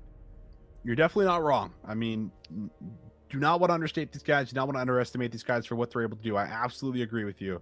But there is something to be said about the squad. I feel like in respawns for Triumph, that does feel like they're maybe a slight level above when they're playing like they just did in that last series. And that comes down to almost more heroic plays than I feel like team plays for the squad than anything else. And Danny goes on these incredible, 9 sprees. We've seen Royalty also be able to do this as well. And that certainly helps for you. But it's just the fact that they have the capabilities to be able to do this at any point in time here. Not to say that tournament players can't, but we've seen it a lot more frequently, it feels like, from Triumph on the day, especially from Standy individually, who once again is just having himself, in an incredible performance here, and enough to be able to send things to the map 4. But this is the power spike. This is the power spike beatdown. Right. They win the map 3. They go into towards that map 4. Things certainly flow for them, usually a little bit easier, and they're able to at least get themselves in towards the mix a little better, have some of those big map wins. This is a chance to do it here again. If things go to map 5, that's when I'm worried for them. But like I said before, going in towards that map 3, one map at a time, one round at a time, whatever it is, going in towards this map is the only thing you should be thinking of. You shouldn't even be worried about that search and destroy until you get there, or if you get there here. But certainly looking towards Triumph to do what they did a little bit earlier on in towards this map, where they just honestly kind of replicated that again in towards the control, where it's just, you have General pulling out his unorthodox scope that just manages to work because he's able to fight on these longer lines of sights, and he just ends up always winning out against these AR battles,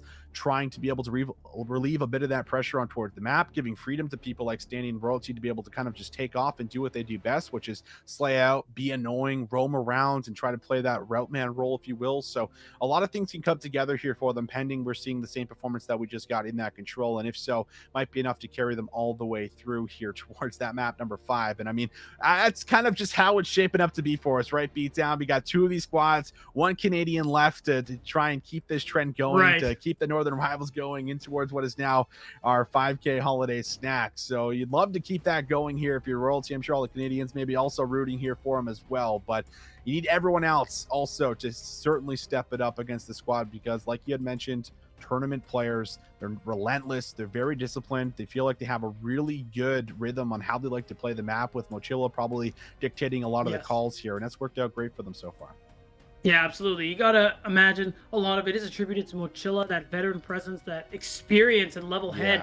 that he brings to this team, and that's why, yeah, and it's so important for them and part of their success. But of course, it's off the back of some amazing plays from the likes of especially Onyx, who's had quite a mammoth of a day himself. I got to be honest here, but yeah, when you look at Royalty, when you look at other players there from the side of Triumph, you really do believe that it is possible, especially how every time they go down 0-2, they do bring back a map, and then it's like, oh, it's starting. And then now as we go into the second one, things were really close the first time around here, but we're going to see how well they actually play it out on Checkmate, because rotations are going to be super important. Being able to flip those spawns at the drop of a hat is going to be super important, just because of how you jump from hill to hill, particularly on this map.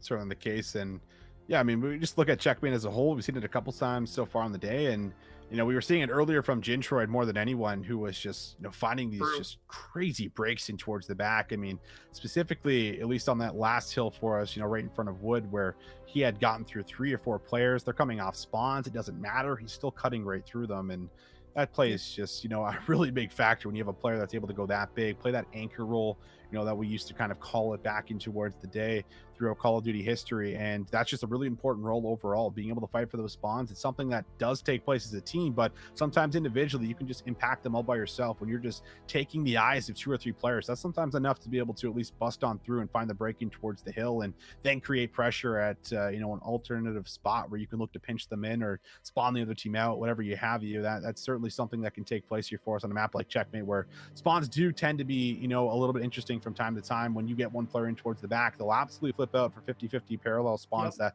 kind of come through for as far as the foot race for us. So yeah, something that we'll certainly be watching here going in towards this matchup. And I mean, so far it's been kind of interesting to see also how Hardpoint's kind of adapted throughout, you know, this entire first month of Cold War, where we had a lot of different metas. We've been seeing how the meta has worked out here for both these squads, where they kind of just have a similar 2-2 setup here, likely going in towards what will be a 3-1 setup, 3 Rs maybe coming out here for us, and just allowing someone like Standy to run that sub. On the opposite end, maybe just allowing Onyx to run that sub. We'll have to see. But ladies and gentlemen, map number 4 still going to be on the back foot is Triumph, but they have a chance to force the game number 5, pull off the reverse sweep, and get a shot at that grand final. We'll see if they can do it. Royalty inside the hill will be playing that contestant. It's Fellow from the side, finds the very first couple of entries, so first couple points will be good for Triumph, but tournament players, they respond back as they break very quickly.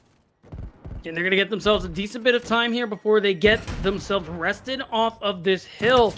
As you're going to see the slide come in, and it is good from Onyx. The trains are through, but overall tournament players are very slowly starting to stack some time here. This hill is scrappy as it always is here, but now 20 seconds left. You got to start thinking about that P2, and you're already seeing that rotation come out here from tournament players. In fact, Onyx has moved his way all the way around to try and mess with these spawns a little bit, and he's not even looking for anybody. He's just hanging out, getting ready for that next contention, and probably try to catch someone on rotation. The shots are through, but you got to get those ones, as he is going to get flashed and forced to walk away. Fellow switch off his POV there, trying to win a battle out, and now it's that battle again. Onyx takes him down. Fellow falls in the back, and everything crumbles here for Triumph. They had the early setup. They were in position, but they don't win the gunfight, so they will spawn out.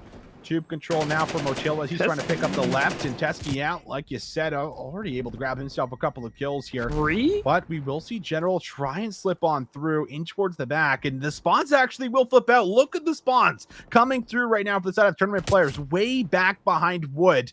So the back end of what it will be about 25 seconds should end up going over towards Triumph, but they have to now focus on the rotations. They're actually already set up and in position for it. Yeah, I'm starting to wonder, are we watching Checkmate, or is this the new Nuketown? Because that spawn flipped a little sooner than I expected it to, but overall, it's still going to be a lead here for Triumph, as they actually are going to rotate very nicely over to set themselves up for the P3 hill as well. And it's tough, they're getting the kills, but you can see the likes of tournament players also starting to...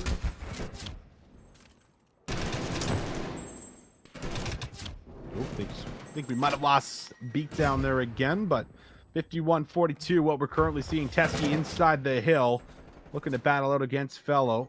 We'll lose that battle there.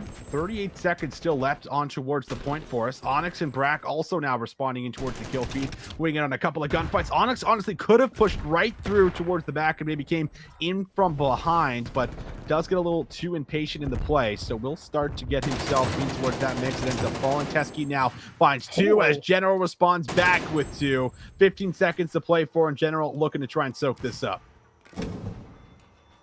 Tournament players just looking to come through and rush. It looks like they really do want to fight for this scrap time here and also start to make their way over to that P4 hill, but they don't really get the opportunity as they more or less get wiped out. But their spawns have changed again anyways, so they actually get a bit of early contention here as Triumph are now spawning on the other end of the map. Fellow, though, does win this one out and actually binds a lot of crucial time here as Triumph are slowly starting to build their lead. Tournament players not really able to find much of anything here so far, at least. They are winning out a couple of these trades, but nothing convincing enough for them to get control.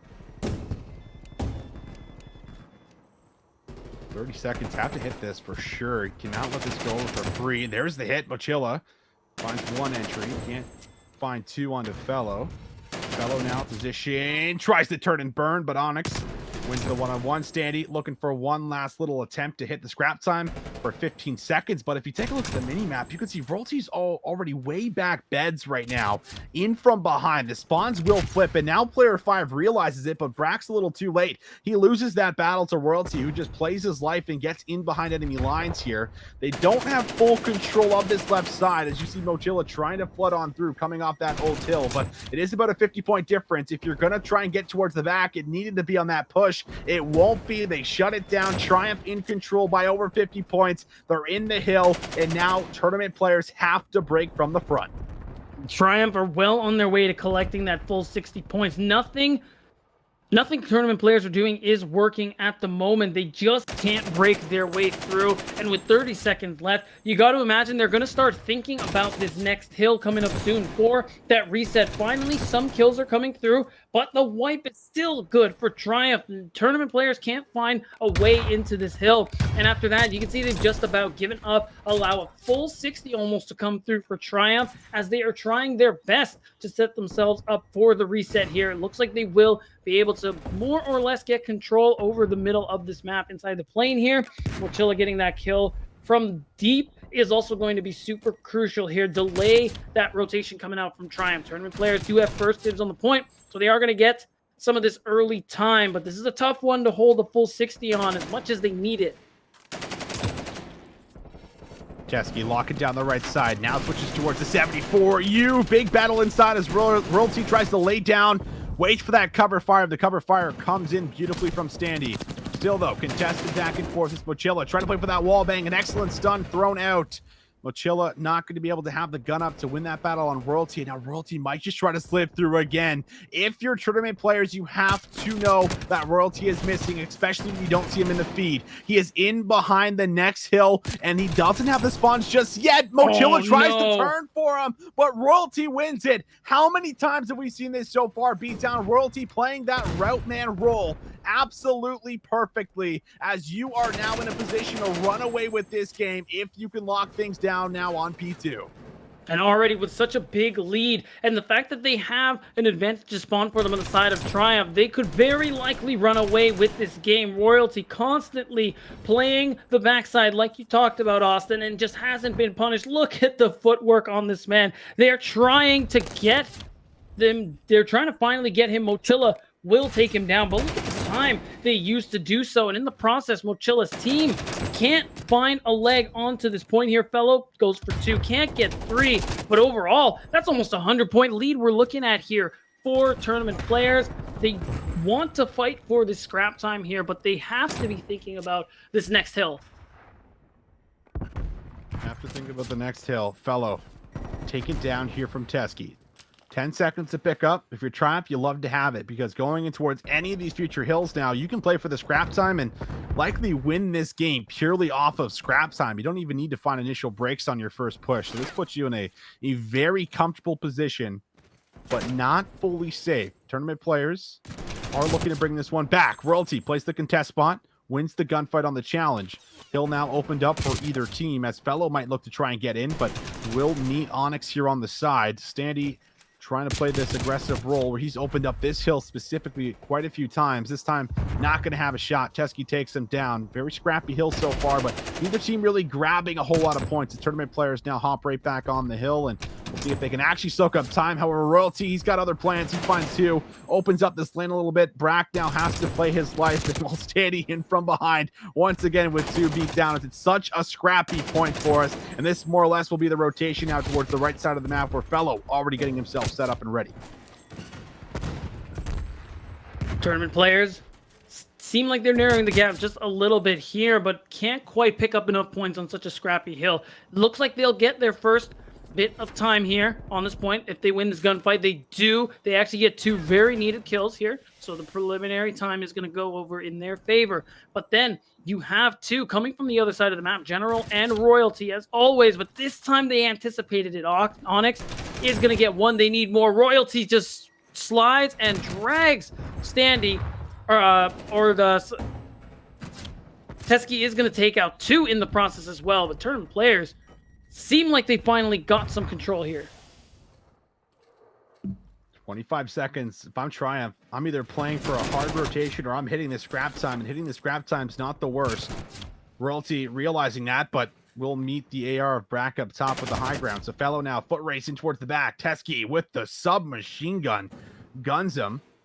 General, one last good attempt to try and fight for about 8 seconds or so, and we'll be able to win the battle, but Brack is close. So this is a great job for tournament players to make sure this scrap time does not go over for free, as well as the rotation currently being secured here. So now Triumph on the back foot. They need to try and find a break either through this right side and get in behind to flip the spawns out, or they have to try and get some lethals and tacticals down from the front and try to brute force their way through and see if they can get on the hill. Yeah, and all of a sudden it's less than a 30-point difference here for tournament players. They've been very slowly but surely catching up at the moment. General is going to catch one looking. That could be the start of something here, but Teskiy wins a much-needed 1v1 here. And Jordan, before he even gets there, Brack's going to take him out from deep. Fellow picks up two in the background, but despite the trades back and forth, tournament players have been picking up point after point. Only finally now, with an 11-point difference, do they get taken off here. But this is scrap time. They might be okay with giving up here. They look like they just want to set themselves up for the reset here in about 8 seconds and catch people on rotation, as it looks like they are doing so well. Doing well. 213, 188. Crazy that it was just about 100 points almost separating both these squads. Yeah. And it might just be a lead change. What a throwaway it would be from Triumph. They need to now get the resurgence push in effect. And well, it's being shut down. Teskiy and Onyx inside the plane, unstoppable as they come out with the trades. But General from the side window will take one off the time. As he looks to reposition, he might just honestly play for the long con here and just go for the early rotation. This game can't be won for tournament players on this hill, so it is a heads-up play if he can make his way towards the back, but is cut down on that process over. Fellow now from likely under the plane might look to try and hit this time or battle all the way through, and he's not allowed to do either, as he's actually going to be taken down from Mochilla just about right away. General still alive from the side, looking to try and move in here, playing with the trophies. Nice little snapper as he tries to cut across, but Onyx there close and tight with the trades. The lead changes in. Tournament players have the rotation currently in their favor, as well as this scrap time. This would be an absolute incredible comeback coming through, and what a way to send you off towards the grand finals. 232, 233. There needs to be a hit from Triumph, and it needs to come through now from the side. They try. Standy grabs himself one from the front, but it needs to be an actual break inside of the point. 5 seconds. 5 seconds. One last attempt. It's not gonna be there. Oh my God. Well, it looks like it's in. Tournament players coming to play on tournament day. As they bring it back, the comeback is in, and they close the series out 3-1. Unbelievable comeback, down more than 100 points with about 2:30 left on the game clock. And for them to be able to bring it back there, they denied that reverse sweep. And just like how Triumph can kick it up a notch, so can tournament players. They kick it into 6th, 7th. I don't even know what gear they went 8th, 9th into, gear. but they I think we're hitting double digits here, but it's unbelievable how they managed to turn it up and still managed to keep composed despite being so very far behind, and for them to very slowly crawl their way back and then all of a sudden very quickly overtake them into a win is incredible. It really is. And it's not only just were they playing the rotations, but they're splitting the map enough to also make sure that Triumph is not getting the scrap time. Because I said, you know, during that matchup, like, hey, Triumph could honestly just start dedicating 4-man hits towards the scrap time, grab the last 20 seconds or so, and that would be enough to be able to win the game if you did that, you know, 2 or 3 times in a row, being able to play off the next couple of hills. But it was just incredible defense right along the board here. And again, another moment where every single player for the side of tournament players is stepping up when they need to, whether that's just a key one-on-one gunfight for the time for the last 10 seconds, or whether that's a massive rotational win. It just felt like every single hill, once we got past that halfway mark where they started to bring things back, they were just winning it on every rotation. They were winning it on the important battles inside the hill. That scrappy little dirty work being done there from Onyx and playing another massive crucial role here to come out with the W. So really intense stuff. And I mean, it looked like maybe Triumph were going to get that buff where they go 0-2 down, they bring things back, they send things to the map number 5, but not in this specific scenario. They will lose both hard points here, surprisingly enough, and I imagine they got to be a little bit frustrated. A lot of strong performances, a lot of big plays that came through here for some of these individuals, but not enough to push them over the hump here of tournament players who will now be matching up against Underrated, which is with Spart and Co. A couple pro players from the past. Saints also on that roster. You got a nice stacked up lineup here for our grand finals, and we've had some crazy intense games so far on the day. So with that said, ladies and gentlemen, we got to set up our grand finals. I believe it's going to be Isle Shift coming right back in towards the grand finals here for us. It's been a pleasure casting with you. Beat down over the last couple matches here. Always a great time all around the board, but we got to throw things away, get ourselves set up for that grand final. Do not go too far. Do not touch that browser. We come back. We got grand finals coming up next.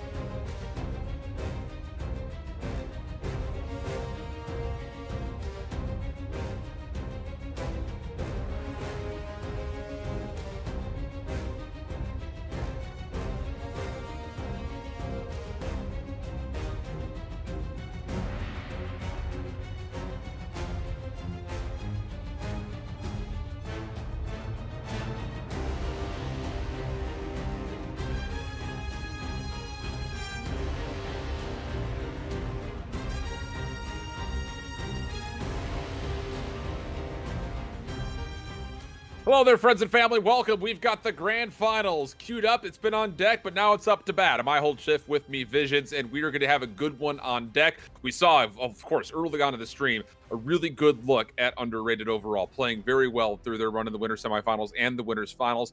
But to be sure, you take a look at their opponents here. Tournament players also putting on one heck of a show. It's going to be one really, really fine grand finals we got for us.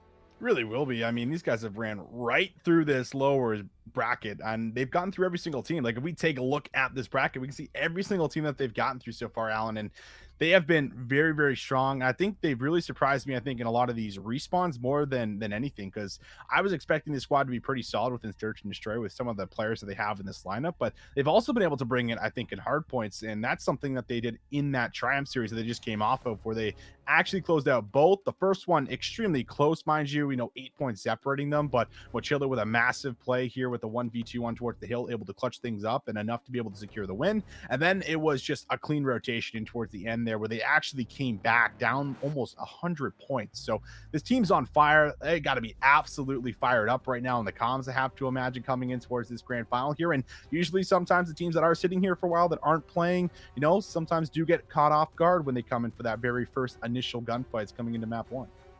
And I think the bigger thing is, we talked about this a lot throughout last year, people sleeping on Paul X at the beginning of the Modern Warfare year and Right. Onyx as well. Both were kind of dancing between teams throughout the first half, at least, Right. of the Modern Warfare Challenger season.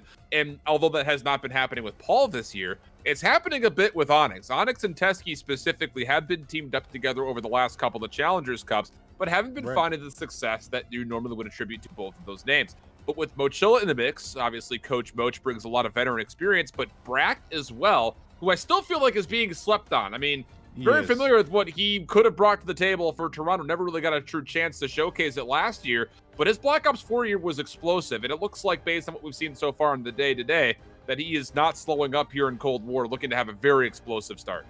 That could do a lot individually to a player. I feel like that could break a player, I think, individually, or it could just make them absolutely hungry as all hell and be able to say, I got a lot to prove still. These guys are sleeping on me, not picking me up for the Challenger series, which is pretty insane within itself, right? Brack not getting picked up for one of those first rounds. I thought that was pretty interesting. So I think there's a lot to prove for Brack, where he feels like he didn't really get a shot last year, right? During the Modern Warfare season, like you just touched on, and now wants to do it this year, wants to have that massive, explosive kind of influence in towards the scene here and see if he can look to take over and then get picked right back up towards the CDL team, or look towards next year when there's other spots that open up. So it's very much an important year for a lot of these guys, and I think Brack is just someone with a lot to prove and has always just been so solid. You talked about his Black Ops 4 year, which is almost completely forgotten about, right? Where it comes down to the year right before franchising. So I mean, it is very interesting to see how a player that was at that insane caliber is just not looked at in that same I guess lines of sight for as far as what he brings to the table. So very, very interesting for us. But yeah, very excited to see exactly what he's going to be able to do, because he had some big plays as well. Turned on someone in towards plane and then ended up getting a 2-piece right after. So everyone's been firing. And if we take a look at this bracket, this is really where it's going to kind of tell us the whole story for us, Alan, where there's been very, very exciting plays, a lot of game 5s that have taken place for us. And we take a look at tournament players where they started up against LEG Academy. That was the first game 5 that took place for them, and they have now carried that momentum all the way towards this grand final. And it's just interesting because on the other side of the bracket, again, you mentioned game 5s everywhere. We didn't get a chance to see what happened in that tournament players versus LIG Academy game, but we did see Underrated play up against Triumph. And talk about the resiliency in Triumph, who nearly have had to pull 2 reverse sweeps almost in a row just to get back into the running. I mean, they almost did it there at the end, but couldn't get to the closing parts of that 4th map against tournament players in that losers finals matchup. But outside of the LIG Academy matchup, and really I'll throw the Triumph game in the mix because that was a close series, tournament players, like you mentioned, they've been rolling through some of the competition, and that Infinite team is a very strong team. So the fact that they were able to find a 3-0 there, although again, relatively competitive from start to finish, I think shows a lot that this is a team that, again, for Onyx and Teskiy specifically, it has not been a great start. 2 top 64 finishes in a row. But they've been playing with some guys that maybe they're taking a chance on, 2 guys that we really didn't see much of, don't really know much about, but we do know a lot about what Moch is going to bring to the table, as well as what Brack can bring to the table. So I'm really interested to see if this is a true team of 4 for the next Challengers Cups. Are they actually playing together throughout the rest of the season, or is this just a temporary on the weekend thing? And if so, when it comes down to tournament players, if you find success here, does that launch that conversation for the next month? I think is my biggest question.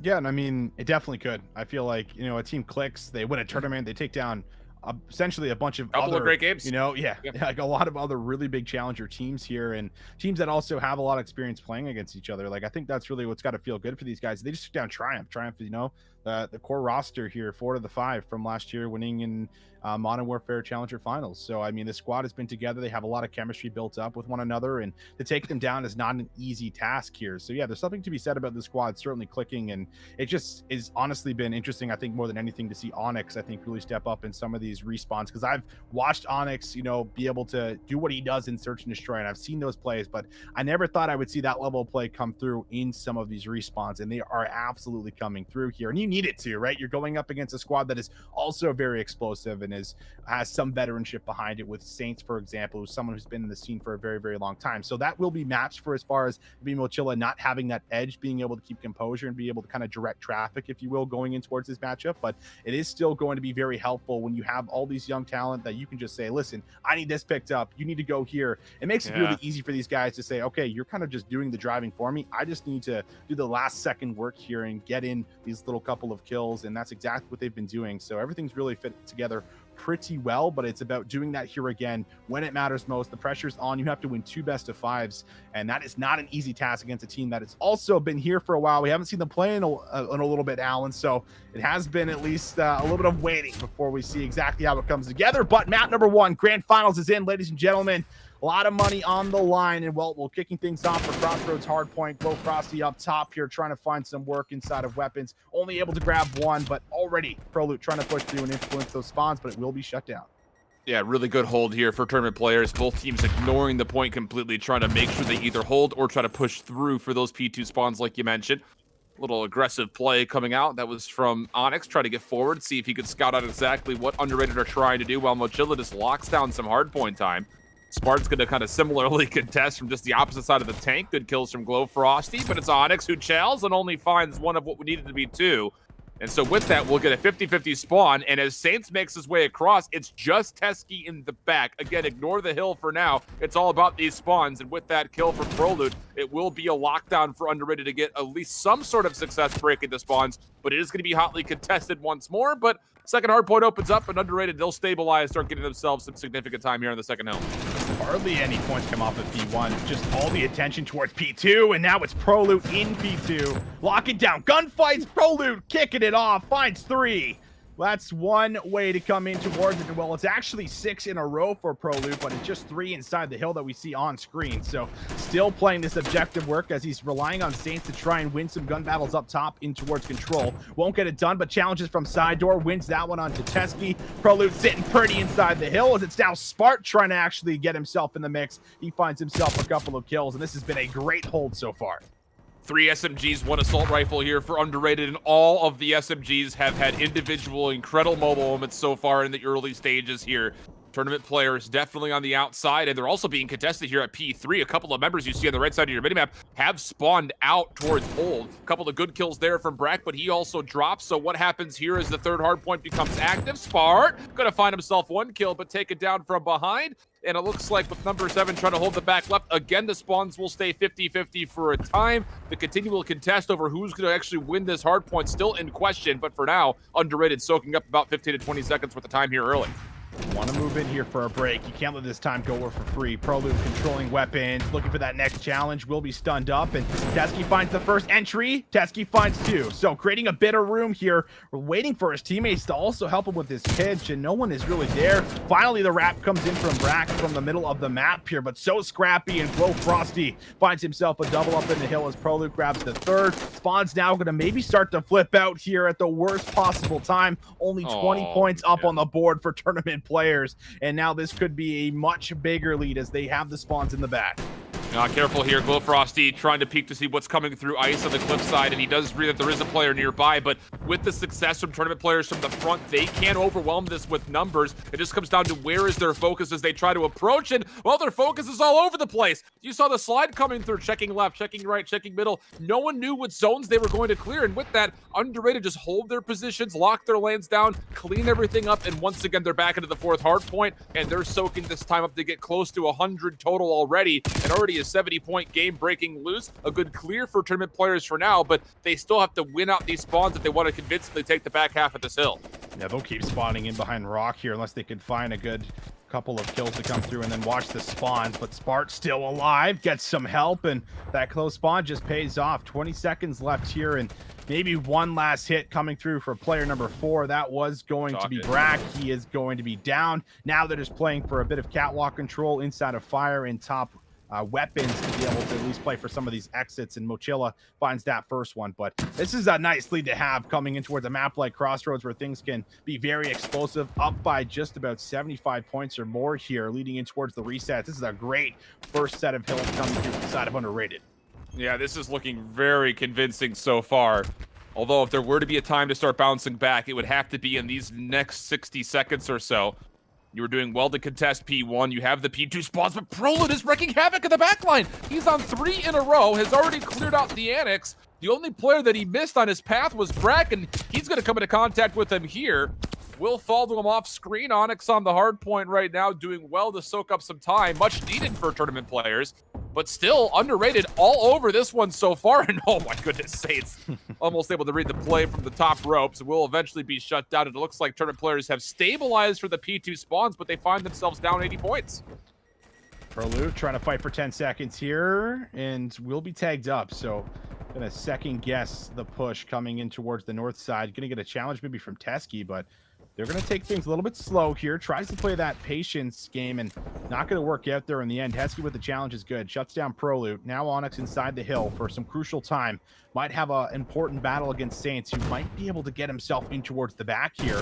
Could play for a flip. One player actually does spawn out. Onyx the last one inside of the hill, and he ends up falling down. Spart just going to move in, but it's Teskiy actually able to grab 2 very impactful kills. Staying alive, buying time for his teammates to assist. Still Teskiy trying to stay alive, but the overwhelming pressure in the back comes through, and we'll see about 30 seconds left, and it might just be picked up here for Underrated. You want the one determinant factor of what's the difference maker in this game right now? Take a look at Onyx and Teskiy, 14 and 21, 16 and 18. Then you go to the other side of your screen. PROLUTE is 23 and 13. Spart pulling up the AR flex now with an SMG is 17 and 16. And even though Saints is only 10 and 16, he does have 40 seconds worth of time, which is more than both of the other 2 SMG players on tournament players almost combined at this point. So that's your difference maker. The 3 SMG setup for Underrated, much more successful than what tournament players is running with right now. It's hitting real hard, and they don't have an answer. PROLUTE will be the first one to at least fall. And they have a player in the back, so PROLUTE does actually spawn out just about in behind Old there on P2. A chance now to set up for the break. Mochilla comes in, finds 2. The break is good. Fire control will be in the hands of tournament players, but for how long? 35 seconds left, and it looks like a hit through the middle of the map is coming in, but Mochilla's nade is just absolutely perfect. Shuts down Spart. PROLUTE now from the side. He's done some special things, but he's got to break through just about every single player now inside of this fire hill. Has a bit of assistance as Saints able to get himself in. Spart follows up. 15 seconds to play for, but they need to focus on the spawns in the back. And it's just, I talked about this earlier with a couple of different teams. When you have an AR flex like Spart, who could swap to the 74U and be just as good as any main SMG in the game, yeah, you're going to feel really good about your potential to go back and forth between that third weapon, whether it needs to be an AR or if it needs to be an SMG. Spart is actually going to reinforce that point by finding an AR on the ground, pick that up, and make sure he's got both weapons to play with, as Underrated is playing close to the 200-point mark. Good help coming around the hill. The big question mark right now is, do you get the read outside by the big doors? You sure do. Spart able to find one more elimination, and that will put them right above the 200-point mark. Over a 100-point game, and Underrated looking like they're going to be very confident closing out this first map. It would take a miracle for tournament players to find a way to come back here. Really would. And I mean, it would start with not letting this time go over, which is just so difficult to do because you have to flood through the right and you have no smokes to assist you on that cross. That cross has been watched beautifully here from every single AR player. Spart will just be sitting here chilling for the last 15 seconds as he stacks up almost 2 minutes worth of time coming through here for himself. Great stuff all around the board from Spart, but in towards P1. This has to be a hold. Already breaking the setup is Saints moving across, drawing some pressure away from P1, and you need to hold every single second, and Saints is now in towards the back, finding yet more kills. Things becoming very difficult. You just need another 15, and Mochilla trying to hold the spawns, but all the attention's on P1, Alan, as they might be able to close things out here. Yeah, this is a really good route from Saints. I'm glad we got to watch all of that. Again, you're just seeing what he's trying to do is that kind of nuance SMG where he's trying to hit routes and then come back to the hill every single time. And when you're running 3 SMGs, you can kind of run that in almost a relay fashion where you spawn up, you hit this route, clear the spawns, go back to the hill. Person behind you does almost the exact same thing if you continue to spawn out, and it's been very successful for Underrated. This is going to be a closeout likely here as, again, the spawns are going to be behind P2, which is not good news for the side of tournament players, especially since GloFrosty has recognized this. No one's going to touch in time, and even though Underrated has been waiting for a while, they look extremely ready for this matchup. 250-103, the first map final. It's always the big question I have going into a grand final. The team that's sitting there, you know, are they ready? Are they warmed up? And sometimes they're not, sometimes they are. This is a scenario where they're absolutely ready and waiting. I mean, 100-point club coming through, just exceptional map number 1 in this grand final. They do not want anything to do with a second best of 5 here, Alan. They want to get things done here in the first best of 5, and that is a great start here to kick off the series for them. At this rate, they don't even want to see map 4 or map 5 based on that Yeah, performance, exactly. let alone a second series. But, you know, it's just one of those things, and I hate to kind of sit here and throw, you know, just here are the numbers, here's who's going to win. But you take a look at this tour, what was most of the Revenge Tour squad. Between GloFrosty and Spart, 2nd place, 6th place. That was the top 2 finishes they had from their Challengers Cups won. And on top of that, you've got PROLUTE, who I would say was being slept on pretty heavy at the beginning of this year. Definitely. I actually think the scouting series helped him a lot. I'm not even going to lie about that. He played lights out in the scouting series every time I had a chance to watch him play. And then Saints is another incredible player. He started off playing with Aches and then moved to play with Parasite. That didn't obviously work out all that well for him, so now he's here with these guys. And on the other side, yeah, you've got Brack. He's got the best overall finishes with a 16th and a 6th place finish, but it's top 64s for everybody else. So as cool of a run this has been to see, I think, from the side of tournament players, on paper and just based off recent results, yeah, you're betting the farm that you're going to look at this team coming out of Underrated and say that they have a big advantage as far as how their years have gone to start this off, this Cold War season. This is where you'd say, what, Alan? You sell the farm upriver, is it, right? You gotta... Yeah, sell the farm upriver. I still don't know what that means, by the way, but we're figuring that out.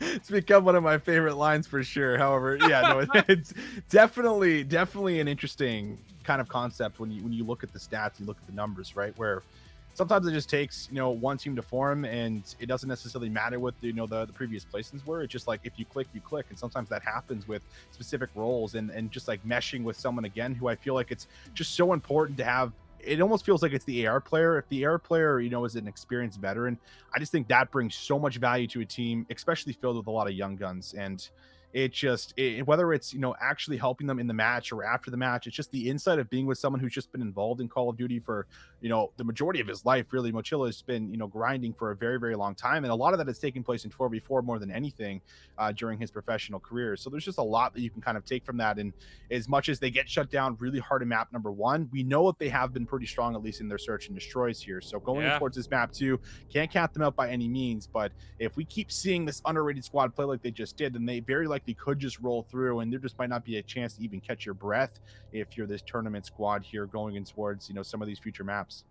Yeah, I think that it's one of those things that, you know, as far as the veteran versus the young, inexperienced gun, not to sit there and say that the 2 players I'm about to list out are inexperienced by any stretch, but when you look at the histories between Onyx and Teskiy specifically, 2 guys that kind of stormed onto the scene, had a lot of success kind of out of nowhere, I think, in a lot of people's minds, but they team up with players like Hazy and Scrappy in the last couple of Challengers Cups, 2 guys that also don't have a lot of experience. Who's running that show? In this team right here, I think you know who's running this show. It's a combination of Moch and Brack, you have to figure, because Mochilla's got a lot of coach experience, Brack has professional experience, and Teskiy and Onyx are still looking for that next platform to get themselves elevated onto their career path. So this feels more right in my mind. It's kind of like when you talk about players like Standy and Noisy. We could shout their egos to the moon when it comes to what they're able to do individually. But if you were to sit there and say Noisy's going to lead a team, is he ready for that task? I think it's kind of hard to figure. So I think there's a little bit of both ends that need to be realized when you get to 4v4, especially when you're dealing with players that their first year competing was in Black Ops 4 and it was 5v5. It's totally a new game for them in a lot of ways. That's really been the big factor. And well, ladies and gentlemen, map number 2 here, underrated, up by 1. And look at this first push. I'm such a big fan of this sound. You know I always love hitting the unfavored bomb site in the very first offensive round.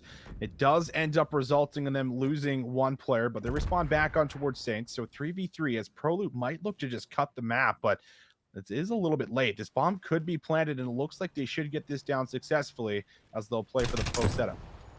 Spart, though, wrapping around the back. You'll find one. Give him a second. You absolutely need to trade that, but there was good help as well. So even trades for trades are good news. Teskiy, nice gunfight win versus PROLUTE.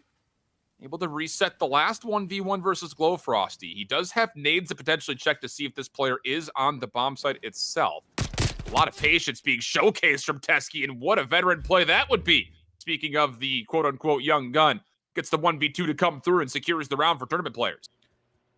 This is honestly that round that I always talk about, where you just hit this and you're only ever sending one person over here at the most. You never really send more than one, and if you do, it's probably in towards the middle of the map playing cutout while one player plays street. But you just have to stack A defensively, that you leave these opportunities for B to be hit, and that's exactly what ends up coming through here for us. So first round on the board for tournament players, just keeping that consistency going, and Teskiy opens up this very first round with 3 kills, just controlling that site, winning it on that gunfight there to clutch up, and enough to be able to come through with the first one. Now we'll see if they can respond defensively and keep this streak going.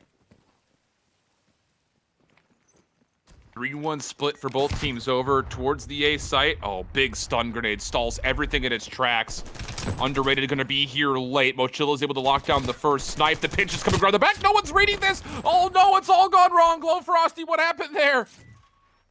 It's Onyx from the back. He's able to blow up the play completely. Now it's a 1v3. Make it a 1v2. Oh boy. Ooh. Yeah, Scope you zooms went there. in quick. Yep. That scope zooms in quick, and we've seen some of those plays, but look at this play from Onyx. Just hits it. I mean, just absolutely goes for the play, says it might work, it might not, but I'm going to hit this, see if I can get in from behind, and sure enough, no one's watching it, and then combines for the third as GloFrosty just goes wide at the back end of what could have been a very quick scope, I guess, but not going to land that one. 2-0 up. 4-1 start here for Onyx. 3-1 for Teskiy, the 2 players who did not perform well on the map one, stepping up here so far and searching and destroying the first 2 rounds. You got quick scopes, and then you got quick scopes. It makes regular quick scopes not look quick. In this game, we might as well just call it quick scopes. I feel you. Tournament players.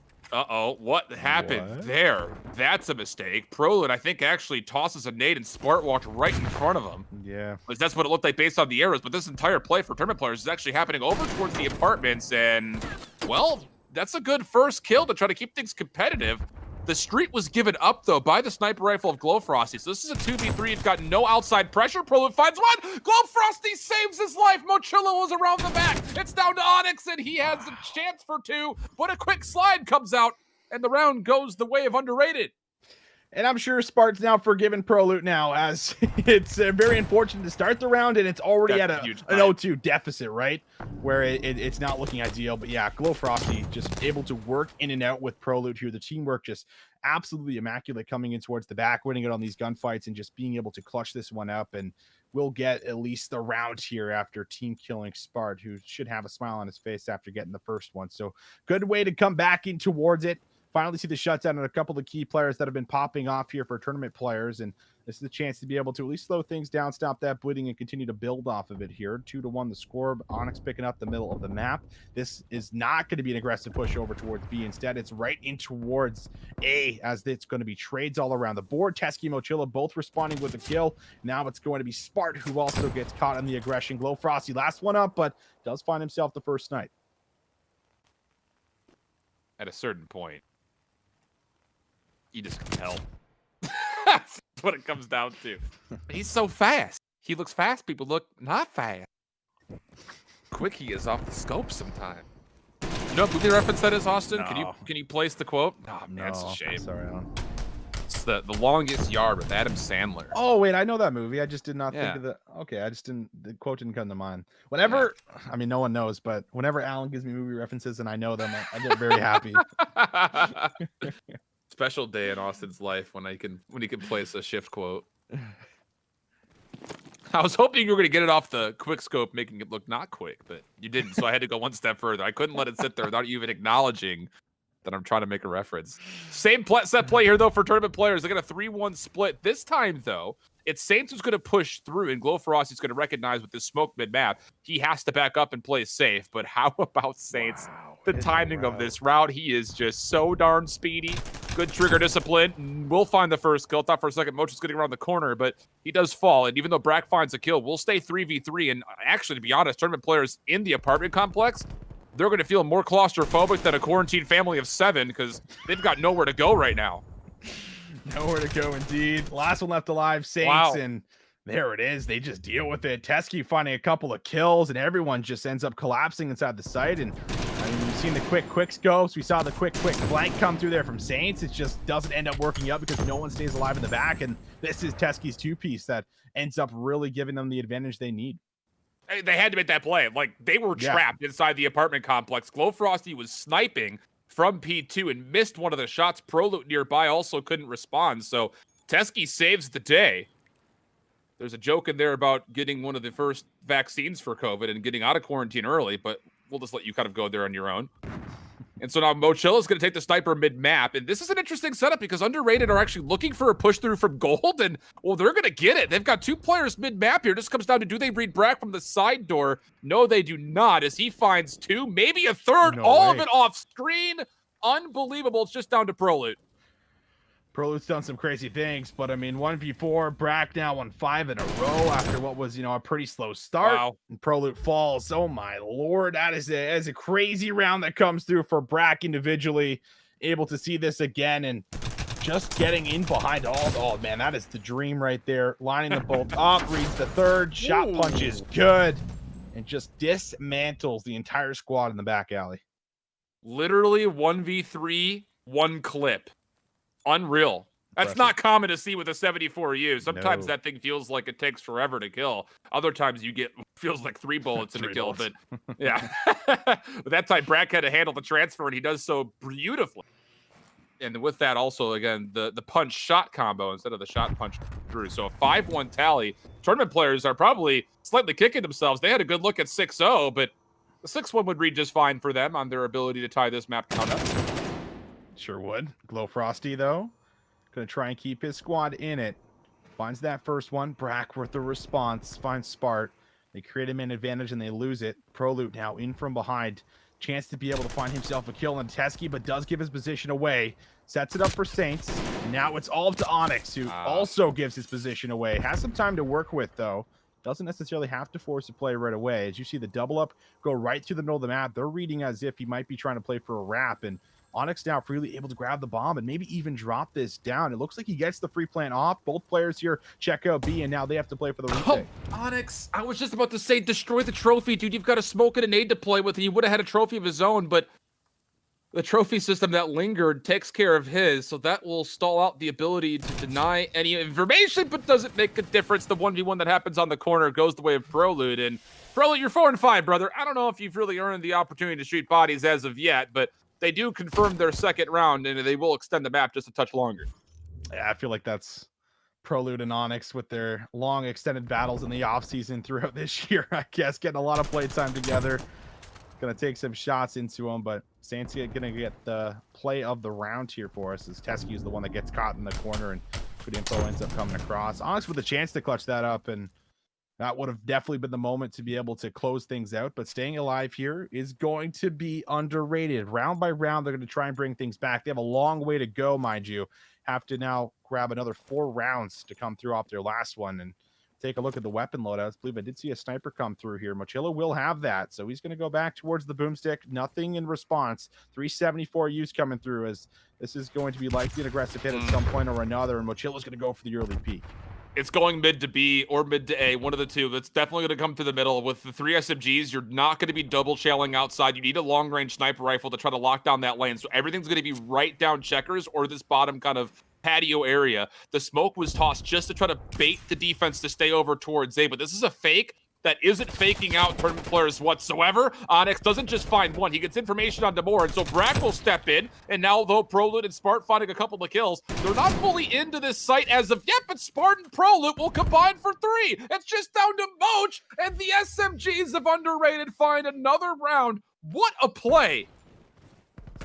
Look at this. Unbelievable. Spart comes in, finds that first one, and then tags up the second here and sets it up beautifully for PROLUTE to be able to execute on. They work for that kill, and the teamwork comes through. Even if Spart dies here, PROLUTE slides on out, gets that quick trade from the Mochilla. So we're seeing it happen slowly but surely, Alan. I don't want to call it too soon, but a couple rounds in a row, pretty convincingly looking good here for Underrated as they're trying to mount the comeback. And now we'll turn what had to be 5 rounds in a row now to just 3 rounds in a row.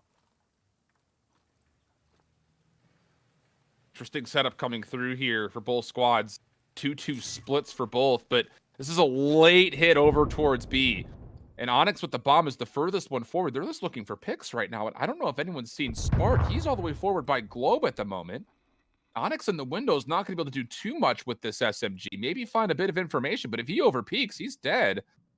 And, well, Underrated have also put a lot of their eggs in the middle basket, and none of it's going to come through. So as both teams rotate away from their set plays, they actually rotate together all towards there. We're going to get a late hit here.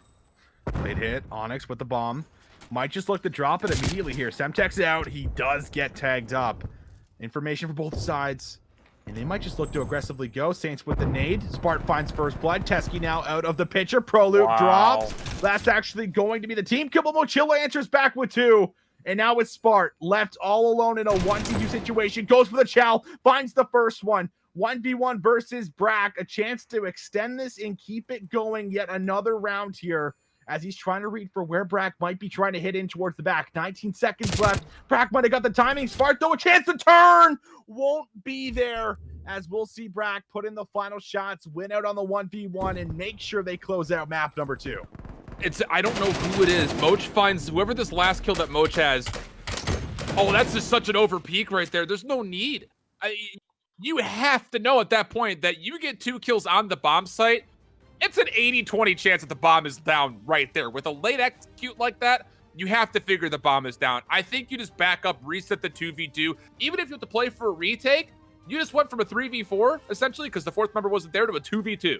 That is incredible for you on the defensive side, and I think that's one that you're going to want back right there at the very end. But regardless, a very fun search and destroy to watch. For the first part, from the perspective of tournament players who were looking very convincing, really through the first 6 rounds. And then on the backside, a couple rounds strung together in a row from the side of Underrated. But we do get ourselves tied up in this best of 5, first best of 5 potentially. At 1-1 map count here, looking at checkmate for our control for map number 3. And that was a big bounce back for, I think, a couple of key individuals there. Teskiy and Onyx both had a pretty strong game. Got to give them at least a little bit of relief. And, I mean, it's hard to say how a lot of these guys feel, especially knowing, they're being commentated over. They have a massive match here in front of them. They're used to playing in front of, viewers and streams and things like this. But sometimes the pressure hits a little bit different. So that first map, I think they fall a bit flat. But now they're starting to get that back in towards them, what we saw earlier on towards the tournament. Just that gusto that you need to be able to go for those aggressive challenges. We saw Onyx just kind of hit a couple plays, just saying, I'm just going to go and hit this and see if it works out for me. It did a couple times, and it ended up paying off for a few rounds. So things looking a lot better individually here for a few of the members. And that's, I feel like, what you really wanted from the young guns, specifically going in towards this map number 3 and map number 4, because you can always kind of assume that some of the veteran players should be able to bounce back, and tilt shouldn't really play too big of a factor for people like Mochilla. Even Brack, who's now been in the scene for quite a while at that top level. So probably not as big of a factor compared to some of the young guns here. So I feel like that's at least the best thing going for them, to be able to bring this series back and maybe, again, force that second best of 5 here for them. Yeah.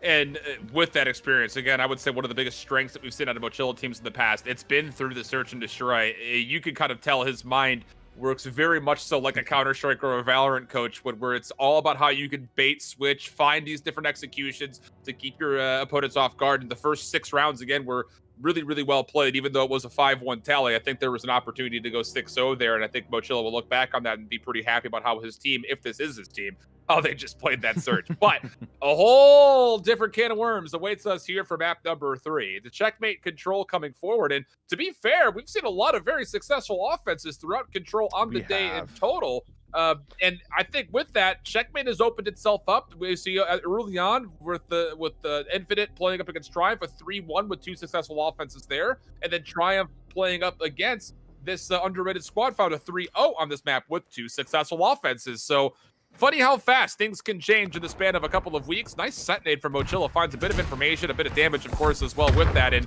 Onyx will make use as he finds a couple of kills, and the offense is looking strong. 3 players down.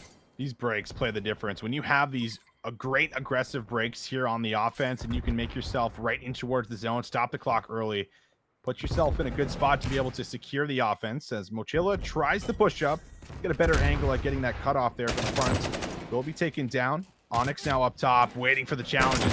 It will be Spart there to be able to respond, but Brack as well as Teskiy, both going to win their one-on-one, stacking this point together. That will be good for the extra minute of time. Very early on, they have themselves, up by about 5 lives, so a very strong start coming through right now for the side of tournament players. Well, now it's just down to, can you work back these kills right now? I think it's the bigger question, because with an extra 60 to play, you've already got good progress happening on this B zone if you want it. But again, you've got a huge life. 7 respawns in their favor. Make it 8. And underrated, you've got to slow down here. I mean, you're probably going to lose this round, but you cannot be just throwing away lives like this, because that is big implications for the potential round 5. Second tick of progress is going to come through, and I mean, at this rate, sit and spawn, let the round come to a conclusion. You're down 9 lives right now. At least GloFrosty is able to find a couple of kills. Teskiy, last one left alive, not going to find the kill. And there will be some depletion of progress on the B zone, but you're still in a really tough spot off your respawns alone. Yeah, and Onyx just finds the 3-piece off the back end of his trophy system, giving him the first one. GloFrosty does win one up top, does find Onyx, but again, are you really going to be able to stop this from fully going through? Will try, almost finds for the second, but teammate moves in. That's PROLUTE, grabs himself the trade. They do deplete the final tick here, and they're trying to work and chip away at some of the life, so not over just yet. But if you get one good wipe, you can just stack the zone with 2 players. You should be able to get this last tick no problem, or you can slow things down and play for the life. So a lot of options here for the side of tournament players right now. More than you might even know what to do with at this point. The win conditions seem endless, it feels like, and now you just stack on through, get the 3rd tick of progress. What a punishing round of control that was. I'm a little bit lost for words here. I mean, the A zone was gone in the blink of an eye after essentially one good wipe, and it wasn't too long before the B zone was quick to follow. You had that great break. You had that great break offensively, and then you shut down the following push after the break, and that's what essentially allows you to get that first zone for free when you win out on both of those initially. And you also fall down in lives just so far here that you also start to play maybe a little bit more scared. And look at Onyx right now. I mean, 13-4, like, yeah, dude, just coming in towards this. That was the first round. Gets about half of the kills just all by himself. Just phenomenal stuff here. We have not been able to say enough good things so far about Onyx. He's really had himself a stellar performance coming off that last map, now being able to translate that for map 2. But it will be a big split here for as far as the trades, at least off the break of the second round. A will be touched for a brief second, but won't be held for very long, as Saints is now starting to inch a little bit closer to see if he can stop the clock as well. I mean, technically, Onyx had more combined kills, or pardon me, more kills than the rest of his teammates combined after the first half. They had 12, he had 13, so yeah, if you want to consider it, it's actually technically over half the kills from the first round. Incredible stuff, but good bit of progress happening here onto the A zone for underrated. The problem is they're not really controlling the space all that well as they continue to fall one by one, and it's Onyx again, 15-5. Teskiy able to also get involved. GloFrosty down, and what's map 4? Because at this rate, this map might be over. It's not looking great. Not looking great here. 35 seconds left. I mean, Spart having a bit of a tough game here. Just 2 kills so far over the course of these last 2 rounds. GloFrosty is the only one really who's been able to kind of hold his ground, it feels like. And PROLUTE will get himself on top of A. So they do stop the clock. Down by about 4 lives. really want to get that second tick in here for sure, and it looks like they might be able to do just that. The hit's coming in from the back of this lane. PROLUTE just trying to wait patiently here for himself. He is tagged up pretty heavily, and now the wallbang could be enough to finish him off. In the middle of the map, though, GloFrosty trying to pick up the pinch, and they do actually secure the zone. Extra minute put up. PROLUTE now might be even able to slip through, play for some spawn kills, and draw some pressure away from B. The most important kill in that entire exchange in my mind is GloFrosty killing Brack near the tail of the plane, the back half of the plane.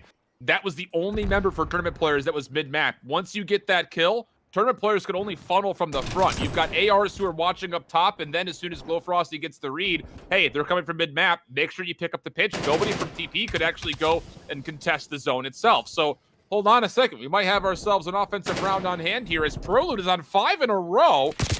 Looking really solid at the moment as he's continuing to work in the back. Long-range shots, but he finds himself up against Brack with the Krieg, and that'll be the end of his spree, but it brings the lives down to more manageable numbers.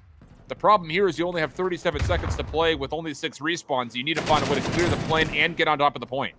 You got to find a way to kill Onyx, too. I mean, he's on 5. He's been chipping away at these lives, and PROLUTE gets that job done.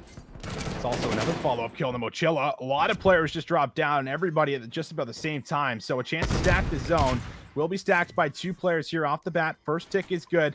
4 players actually hop on the zone here intermediately in and out. Has to be an aggressive push now from the defense. Big shots come through from GloFrosty. Turns, gets the help on towards another. And you're looking towards one last player to make this play. It's going to be Brack. He finds GloFrosty. He finds Saint. And he will be able to save things for now, depleting that zone. PROLUTE has to follow up, make some special moments happen. Only able to grab himself one as Onyx doubles up once again. You did not have to rush. You don't have to rush right there. You've got one more hit. You do not want to go one by one. And as much as I credit PROLUTE for trying to find the trade, it's just too late. You had plenty of time. 27 seconds is enough to get players out of spawn, try to contest underneath the wings, or maybe even up top onto the plane itself. And I just think that's another moment that if PROLUTE watches back, I think you have to exercise some patience right there. Yeah, sure, you're going to look at that and say, oh, Shift, if he hits 1 or 2 more shots, he gets a double. And yeah, that could be true, but that's still a big if situation. And I think it's not the safe and smart play, at least for my taste. So an opportunity started to brew near the end, but unfortunately cut just a touch short, which now leads to Onyx at 24-9 and tournament players up 2-0, looking to try to close out this control quickly. 24-9 with like 17 objective score. It's not like he's just, dude, slaying out, not worrying about the objective, playing his life, just going off. Like he's doing the work on the objective as well as finding these crazy opening kills. Just really big game for Onyx overall. I mean, there's nothing else you can really say about it, but job's not done just yet. And well, Onyx will find Saints, but takes out Teskiy in return as he tries to lock down the middle of the plane. And well, no problem. Onyx has got it on lock. Almost another one. Gets PROLUTE down to just minimal HP as he has to back down, and Mochilla now looks to pick this back up as he's also trying to make sure that his map is in their control, but PROLUTE is going to find a couple in a row to secure that for himself.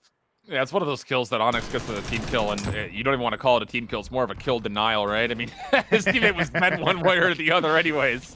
One tick of progress did get confirmed on the A, though, so with that, it's going to have to now be tournament players playing out of their spawn as they're a bit trapped up. Spart becomes a bit of a headache, but nothing that a couple of aspirants can't take care of. Brack able to find himself a couple, as now it's going to be an approach over towards B. And interestingly enough, Moch is going to hit the long route through the back, and he could, if he finds a couple of kills, maybe delay the reinforcements, but unfortunately isn't able to find the first kill. So now it's going to be a hit underneath. Spart able to find one up top. Brack still playing his life as he's on 4 in a row, but Spart looking to track him down. Shot punch, not going to be there. Brack's still alive. I was going to say he's got an opportunity to find maybe one more on the Saints, but finally he'll be dealt with, but it doesn't come without another tick of progress being secured. But at a certain point, one tick of progress is not going to be enough at either of these two sites. Have to now set up for one big push, and well, that's a great start. Frosty and PROLUTE both win their gunfights for as far as locking things down on the push. Mochilla, long range battle, good shots, can't snap for the second. Saints gets there in time to be able to clean that kill up, and well, one last touch going to come through here on towards B with a chance to be able to grab that second tick. Stopping the clock here at about 10 seconds. There is still a chance to add the extra minute. They are going to be able to stack the zone up here between Onyx and Brack, so it looks like the last tick should be good. Extra minute up, life's just about even. Onyx able to find that kill on the Saints, will open up that left lane, and now they have a chance to make their way over towards A. You have to clear the plane, though, first, and they're recognizing that they take care of PROLUTE. They're trying to track down GloFrosty, but he's been slippery up top, and Onyx has had enough of that. He'll now move up top, and, well, actually, he doesn't find the kill. Spart, again, kill denies for a moment there as he finds the trade into Onyx. So the lives are actually turned back around in favor of Underrated, and all of the progress that looked good for tournament players, not just to grab the B zone, potentially mid-map control, and then rotate to A, has been completely squandered. PROLUTE able to get himself on defensively to the A zone, and all of a sudden, Underrated looking like they could potentially confirm their first defense. Looks like it might just be there for them. Saints trying to stay alive. The trophy systems have not been very nice today. Finds the kill. Will take in down. 22 seconds left. Have to try and make a push happen. Player number 6 still inside the plane. Spart, he's dealt with. Teskiy finds the kill. GloFrosty pushed up, trying to play for info. Brack gets the trade and has to make his way towards the point. He's the only one up as he has to stop this clock, and now he's realizing that he might have to try and wait, but waiting will not pay off. PROLUTE hits the challenge, will take him down, and we will see an extension of the series. The defense will be locked in here for Underrated as they get themselves at least on the board for the control. And you have to remember, even though their first offense was a bit sporadic, a bit chaotic, and just barely successful for even one zone, they had a good look at the second. So even though you're looking at this in a pretty favorable mindset, I feel like, for the side of tournament players, you have to keep in mind that Underrated had a really good look at their first offense as well. And if they could just clean up a couple of moments, you might be able to not only convert that first zone a bit quicker, but you could also do so hopefully a bit more cleanly, without dropping as many lives as they had early in that first attack. So that's what's going to be required of them here, is Onyx is 1 kill away from 30, if you believe that or not. Brack is slowly and surely just behind him at 25 and 15. So it's been largely those two players who have convincingly taken things over, and opening set nade with the spam fire from Onyx is good for 1 kill. And that will be now just at least 1 trade back. So still a lot of toggling and vying for position, as the offense really isn't considering a major push to either of the zones as of yet. Spart tries to work his way over to A, but he finds himself in a very unfavorable position, a technical 1v2 for him, and he gets fallen. And with that, we're under 60 to play, and Underrated has to fight out of the spawn. Not going to be easy to try and bust out of your spawn. You can just see it on the mini-map. They're just going down as soon as they come off the spawn. Saints and GloFrosty do answer back, but Onyx slipping through, trying to win this battle, won't get it. PROLUTE finds him, able to clean him up. And the chance to now push up on towards the map. Middle map already being held here from Saints, controlling the upper part of the plane here, setting up for what could be an offensive push towards A. They have 1 player on the zone. Spart can't stay alive in the middle of the map, so they have to be worried about this pinch coming through, but GloFrosty finds that snap onto Onyx, but will be overwhelmed from the front as that first tick does not come through and will be depleted.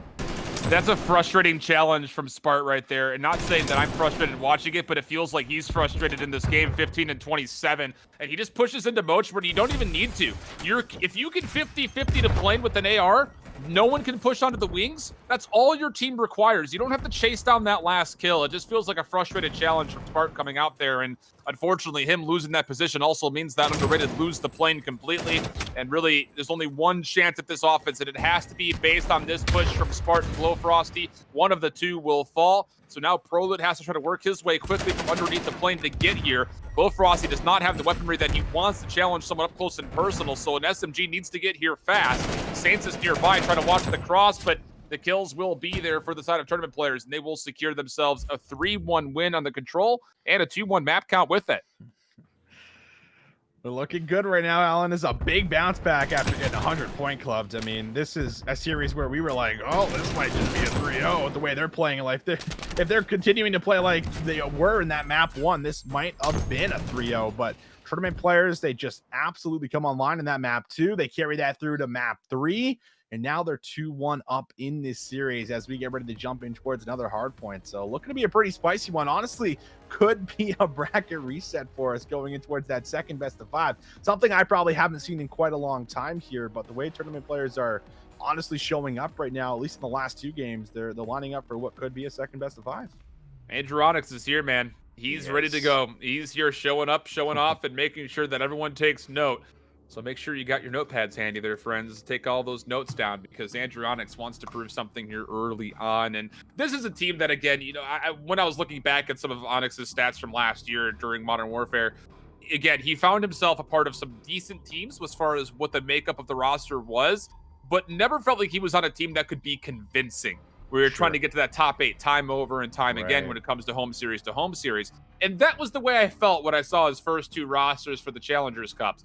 If this is indeed a team of 4, this is a better look, I think, for players like Onyx and Teskiy specifically, that, again, come off of a resume that has some pretty good padded stats behind it. Again, a couple of great placements, a couple of great showcases, but maybe not showcasing the consistency that the top teams want overall, especially in the Challenger scene. But if this is a team where you can get with Brack, you can get with Mochilla, you're going to learn a lot from both of those guys, and it has an opportunity for you to help elevate your individual skill, that's a team that I think players like Onyx and Teskiy will thrive the most in, and so far we're seeing that.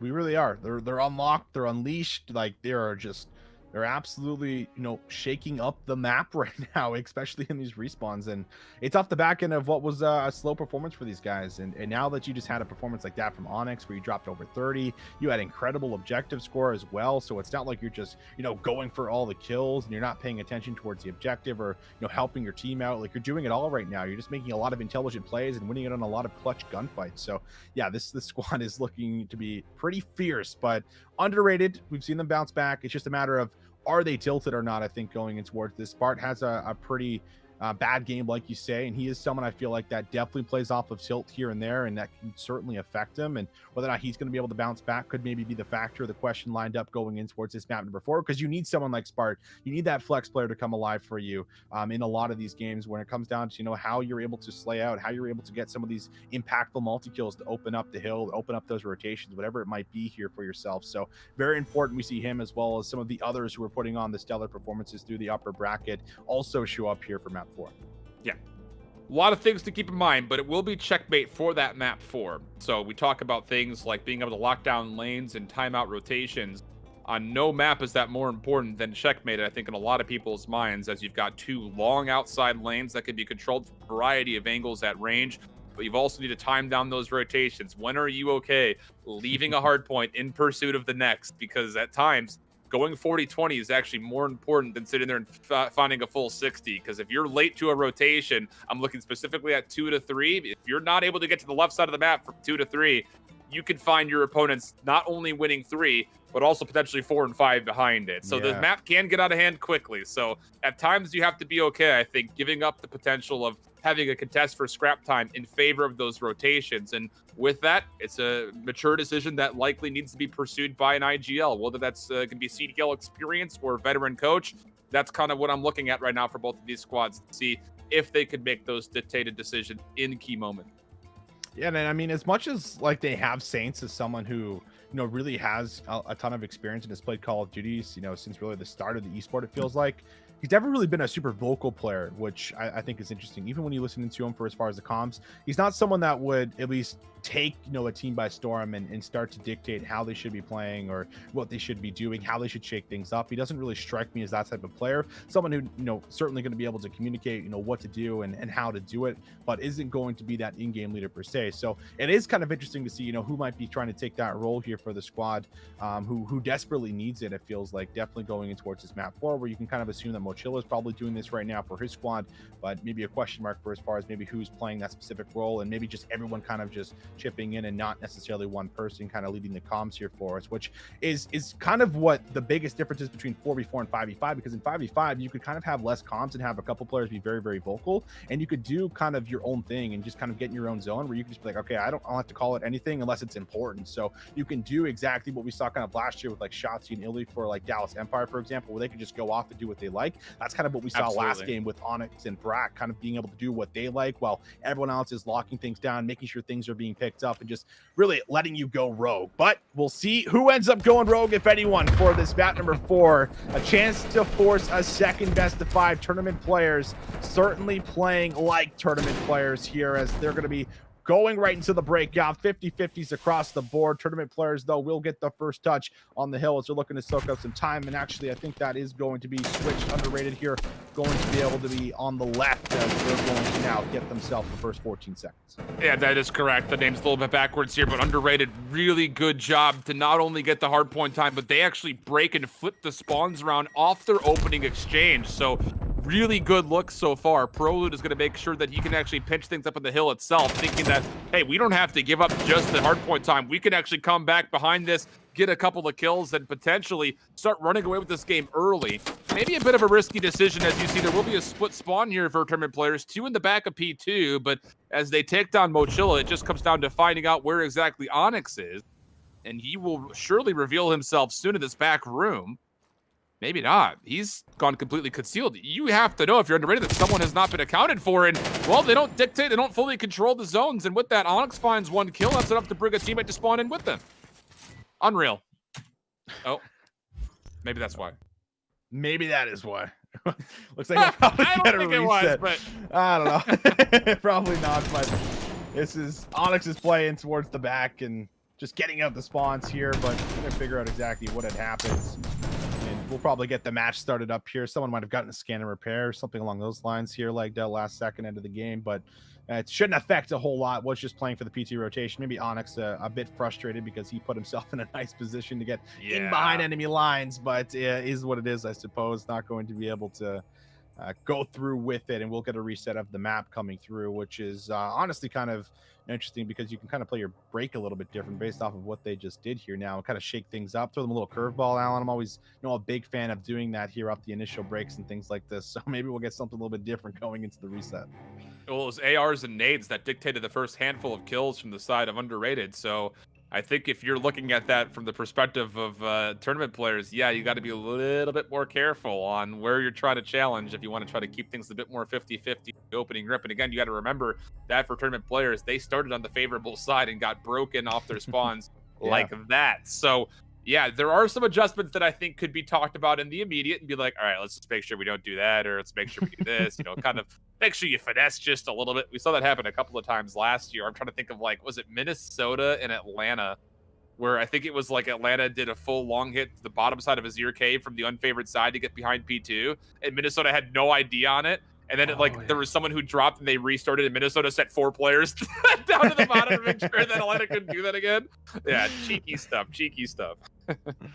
Yeah, little change-ups that kind of play a factor here. And I mean, it's really interesting for the breaks on Checkmate because everything just almost comes down to where you get your nades off and do you wall bang the right spot, it feels like in a lot of cases. So yeah, very interesting to kind of see it kind of play out for us at the very least here, as we're just waiting for the players to start things back up. Very intense series as we kind of come down to a bit of a pause, but anyone just tuning in, 2-1 currently the scoreline right now. Tournament players have a chance to be able to force the second best of 5. It's been very, very special throughout this entire day for these guys. They started all the way in the lower bracket, I mean, for the very first match for top 8, and they've now been able to work themselves through every single matchup going in towards grand finals. It's honestly an insane run, especially for these players who you've already mentioned, like, don't really have the stats and the placings to show on paper. Like, on paper, it doesn't feel like this is a team that probably should be in the grand finals up against underrated, but they are, and it's been out the back end of really their teamwork and just honestly a lot of big plays coming through from Onyx. I feel like really stepping up in multiple occasions. Mochilla as well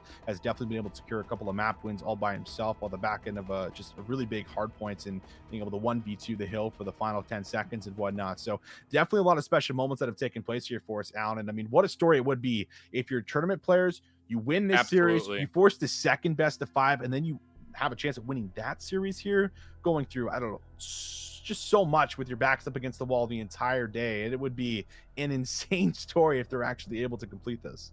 Oh, especially considering the fact that we've mentioned that this is not a set team, at least not as of before this weekend. So yeah, it would do a ton to your confidence going into a small off period where you've got the holiday season plus a week before you come back in to play for that third Challengers Cup. But this time through, it's nades, it's SMGs. They're able to almost break all the way through, but this time Brack stays very patiently in the back. It's not going to be fully enough to block the spawns as he sees his teammates spawning out in front, but he is in a position to try to keep things in contest. And that will be indeed the case coming through. Going to get a little bit of help here off screen. It's PROLUTE who's trying to find the kills in the back. but he only finds one, as will be still underrated in a really good position on the first hard point with over 30 seconds worth of time already. And not just the first, but the second here too. This is not ideal for the side of tournament players, and you have to try and push through if you're Onyx, but PROLUTE just able to find him in the back here before he gets all the way in, and you can just simply look to hold right now for the side of underrated. You don't have to force for this scrap time. You can just hold the spawns. One player does actually spawn out, and that might force them to play a little bit more passive.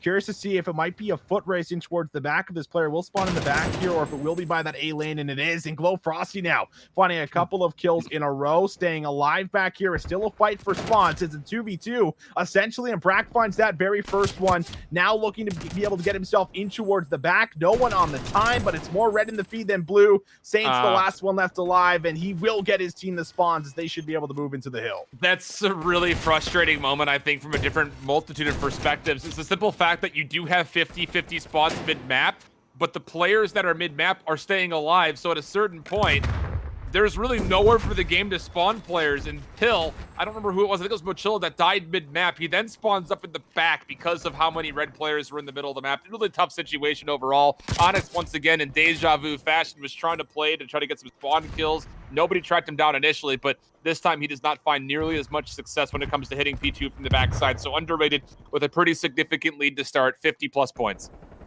50+ points. Chance to force this map number 5 here.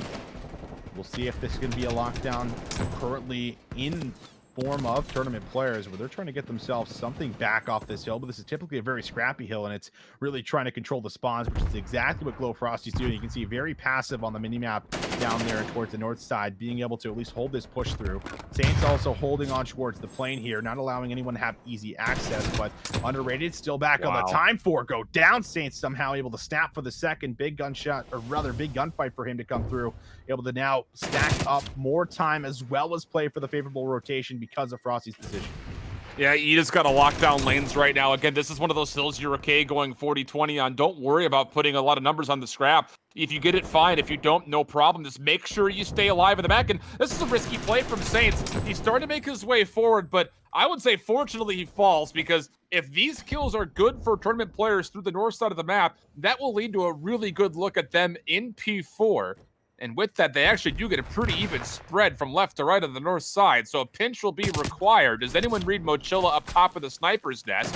The answer seems to be no for right now, but from the front, Saints for 2 will get on, and underrated will continue to grow their lead. I think player 3 comes in from behind here, and yeah, it should be a kill, and it is. So Spart finds the kill off screen there on towards Mochilla, and then we'll also see a kill on towards GloFrosty. So Spart really the last one going to be up. He's going to make sure that they do hold on towards this side of the map as he pressures the hill. Everyone now on the side of tournament players. You would love to have this time, considering you don't have anyone across the map right now to play for this rotation. This would be a big 20 to be able to get, and GloFrosty might look at contesting it here, or at the very least trying to hold the angle for the exits that come through. But Onyx gets tagged up with a nade, should be fine, and this should be the last 15 seconds going over to tournament players, as Onyx now looks to make a heroic play in the back.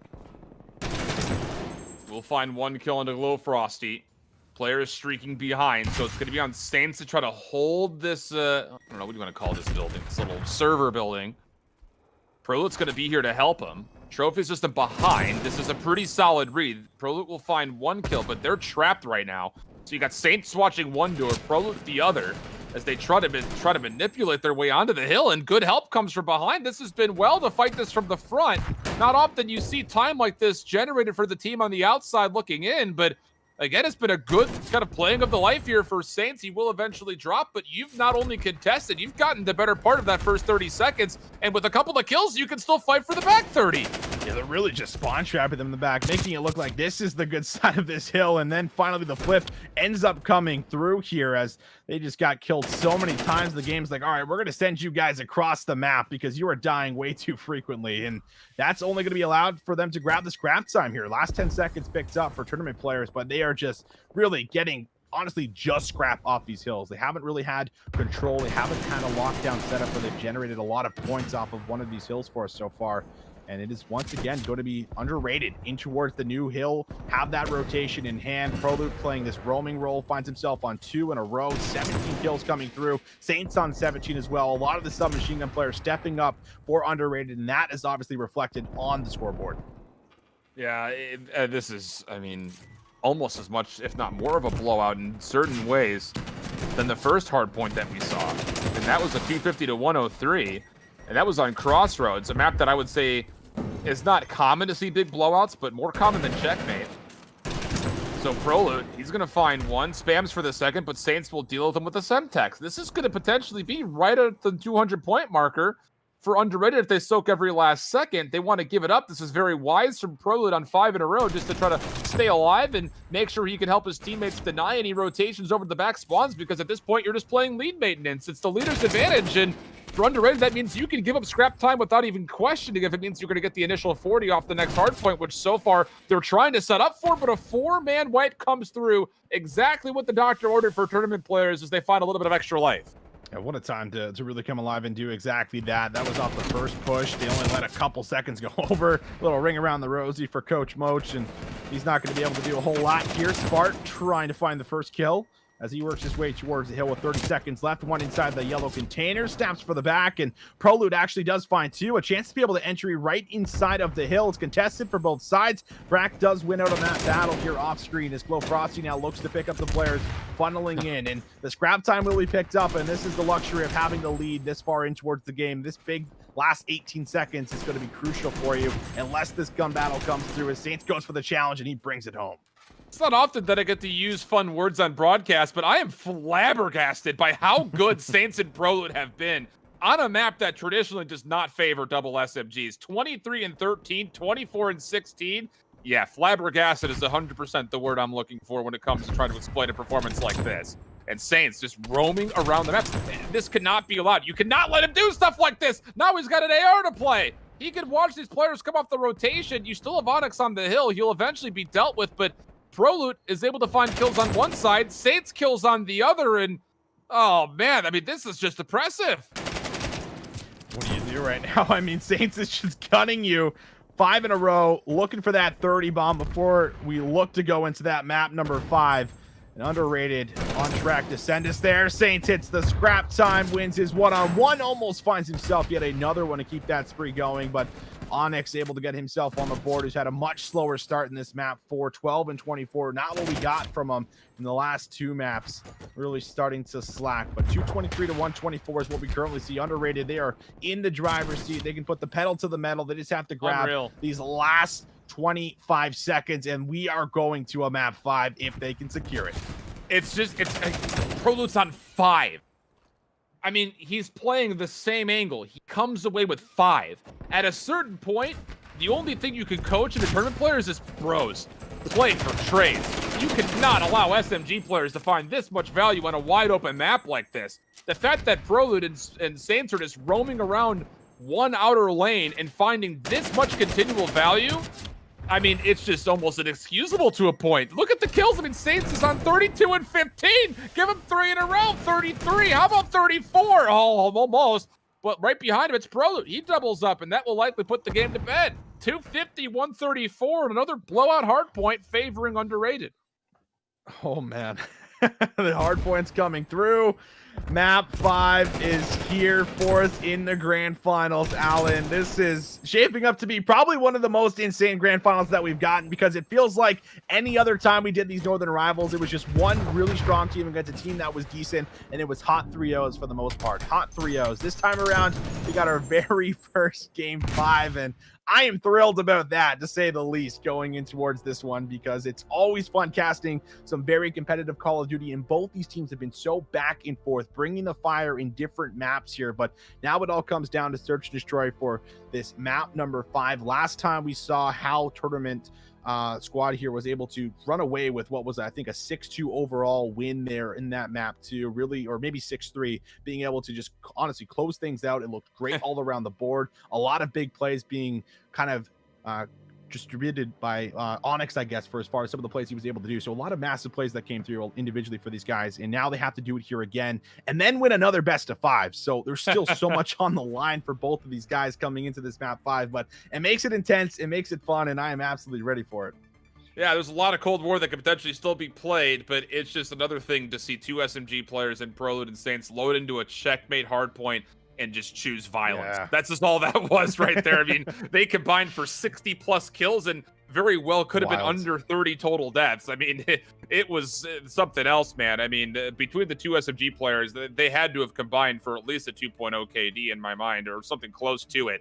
So as you go to the crossroads, you mentioned the fact that Onyx, again, looked really impressive here in previous series. But if PROLUTE and Saints continue to pull out SMGs like they have been here on not only Checkmate, but also on the Crossroads hardpoint that we initially had, and find a way to get those into valuable positions on the Search and Destroy, they very well could be too difficult to deal with. So there are a lot of questions, and I think most of it is, again, being framed in the position of the side of tournament players, because they're the ones that are coming out of the lower bracket. They have to win this map in order to see a second best of 5. Whereas if you're underrated, you lose this one, you sit there and say, okay, we played 2 really good hard points. That's obviously fine. Let's just talk over some things when it comes to our search or our control, and we're good to go. There's not a lot to lose for them right now in this map 5. Yeah, I think that's the mindset for sure. And I mean, these guys, I just don't think they found their footing, and they got caught off guard with a couple of strategies that were pulled out there for them. So I think that was really the big thing that shut those guys down coming through forward. But I mean, at the end of the day, tournament players also are pretty electric. It feels like they had a really good understanding of how they wanted to play Moscow, but this is a map that is, you know, a lot different for as far as how Moscow is going to play for us going in towards what will be Crossroads. And it's just when one kill goes through, everything just erupts immediately. And it's just the fact, are you coming out on top of those trades, or are you able to actually get some of those offenses to come through when you're looking to get those smoke plays down by A, or just aggressively hit through the street on the north side of the map to be able to push inside of fire? It's those little decisive decisions that are made and the execution that follows up on them on whether or not you're going to be able to come out with a couple of these round leads. So it's a lot harder to do it, I think, on Crossroads than it is Moscow, because Moscow, you can kind of read the map, you can play for some crosses, you can play for information, where Crossroads, everything almost just happens immediately, and you have to be ready to react to it. And if you're not, you can be caught by surprise a lot, and you can lose a lot of those rounds because of it. Look, if Search and Destroy is a game of chess, Crossroads Strike is speed chess without question. Everything happens so fast. You have to be thinking of what exact adjustments can we make pending this happens or that happens or the other thing happens. And sometimes you can't even second guess those. It's just what your natural instinct has to say. And those moments sometimes aren't coachable in the map itself. You have to go back and really break those down. So yeah, I'm very interested to see what these teams have set up as far as set plays thus far, the early stages of this Challenger season. And beyond that, I think with a new team, especially that we're kind of continuing to see out of tournament players, what are they bringing to the table? Is it going to be one of those things that they're trying to formulate things on the spot? And if that is the case, can they communicate it quickly and efficiently to make sure everyone's on the same page? Because trust is a huge part of setting up a map for this, especially I'd say defensively more than offensively. And if you can't set up your defense with good trust that you're being watched over, or someone's watching this angle or that angle that you're not responsible for, that could really be the one factor that blows up a defensive setup before you can even get things started, it feels like. Yeah, I mean, one link breaks, like, for example, top catwalk, and the rest of the chain, you know, feels the effect for sure. So definitely with you there. And a lot of it does come down to, you know, those individual 1v1s, whether that's, you know, middle steps, cutting the cross towards B through that north side again, or also, you know, sitting in the cross over towards A. The middle of the map is just about everything, I guess, is the gist that I'm really getting to, especially defensively. And if you have really strong presence in the middle of the map, then you dictate a lot of what's going to be taking place for you, because until you deal with it, you can't get to either bomb site without finding that player that's on the steps. And we've seen some teams that have had these insane submachine gun lineups that are just able to put themselves in spots where they can just play kind of back to back. One player sits in beside that back fence, that green kind of fence area right there in the corner, while the other one sits on the steps, and they both with the crosses towards the bombs. You have one player that's watching over top of you catwalk, while the other one maybe assists cliff or over by the street. So you can have yourself, you know, a lot of kind of watching each other's crosses and playing off information here for you. So it's a map that is dictated to the middle of the map, and unless you can get control of it offensively, sometimes it's very difficult to make those moves. But we're hearing that our map is loading up here for us, Alan. Map 5, the first best of 5 here for you guys, but very likely could get to a second, depending on what happens for us. It's going to be a spicy one, to say the least. We'll see if tournament players can bounce back here heading in towards it. And GloFrosty already pulling out that scope like we tend to see. Won't find any information off the bat. It's PROLUTE who finds that first blood onto Onyx. And Underrated had a really good look at a lot of rounds versus Triumph on this map in the winners finals that they played. So with that, again, that battle between Royalty and GloFrosty with sniper rifles continually happened outside over the A site. Spart was routinely watching this cross platform right on the other side of the catwalk. But it's first blood from Brack. GloFrosty missing a shot into Mochilla, but the sniper rifle presence is known. And even though first blood is there, this bomb is rotated to B. And a 3v4 situation is not nearly as safe as it would seem, let alone a 3v3 situation. So Spart's gonna get aggressive. Bold challenge, finds one. GloFrosty takes down the scope, and now it's just down to Brack, and a very nice bounce back as Spart just retreats backwards towards the sniper. Play it as a duo. That's a heads-up play from Spart as he finds the final hill. Yeah, Spart able to move in, finds that kill, and cuts on the back end of what was a really nice first blood, so they could play off the numbers and really lock this down inside of fire. And Spart just little finesse here, just back and forth. Nice snap onto Brack, takes him down for that final kill cam. And that will be the first round here secured, as both teams are going to be feeling each other out, trying to get an idea of the setups for what they're running here round after round. But of course, we will switch sides. We'll see exactly what tournament players are looking to do and if they might be able to combine for more than one round here to kick off our map 5. And I think you might be able to sit there and label that first round from tournament players as a bit of apprehension, because look at PROLUTE just getting aggressive with the bomb mid-map. Brack will find one, but it's PROLUTE for 3. Did he find all 4? Did he just quickly ace up the map? You got 3 for sure. I think Saints got the last one, baby. But PROLUTE might have got all. I know he got 3 here. Look at this. The movement. You just can't say enough good things about PROLUTE. And yeah, I think the last one came through way of Catwalk, whoever hit that there in towards the top of weapons, but still opening up the middle of the map. That's what we just talked about, Hal. That's what I just went into that deep dive with. If you can break it open, you force them to then play a little bit more passively heading in towards their next defense, where they might be willing to give up a lot more map control than you have to work with. And again, that's what I was wondering about for tournament players. Is that a bit of apprehension on their attack? Because Underrated came out, they knew exactly what they wanted to do. No conversation needed. They execute quickly. They execute flawlessly. This time, tournament players looking to get aggressive over through P1. Good couple of kills, even though they did lose Brack early. So a 3v2 starts to break loose, and Spart has to be very cautious of what he does from this point of view. Finds himself in, I think, an AR to pick up and play with, and he's getting aggressive. We'll find one. But a 1-for-1 trade is not enough as GloFrosty's down to a 1v2. GloFrosty found the first blood. This is a round you have to clutch up right now for tournament players, and they're going to hit him. They run right into him, almost lined up there for a second, Alan. It looked scary. That could have been a big moment, but GloFrosty, I believe, just shoots wide of the shoulder. And that final kill comes here for Teskiy, as they are not going to play around with the sniper. And, oh, actually, it looks like hit marker connects. I didn't even see that on my speed. So very unfortunate here, as that... could have been a kill, but likely a trade to follow. Yeah, I'm not sure if it was a hit marker or if he was getting shot from behind by his teammate. Regardless, oh, good point. One of the two came through, because I didn't see the hit marker either, but GloFrosty nearly gets a chance at the collab. That would have been a huge way to start off that search and destroy, getting 3 rounds in a row. Spart watching Catwalk. Same setup here for Saints and PROLUTE, but oh boy. I don't know what happened right there, but Saints takes his own life with a Semtex off screen.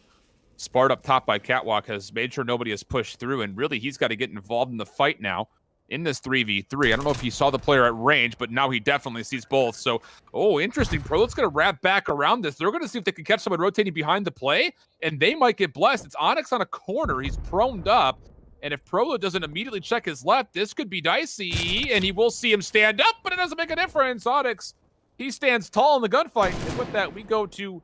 will now just be GloFrosty v the world 1v3. Has that sniper, and will he get a pick? That's really the big thing. If he can work for some kind of a peek here onto Onyx, but gives it up just at the worst possible time.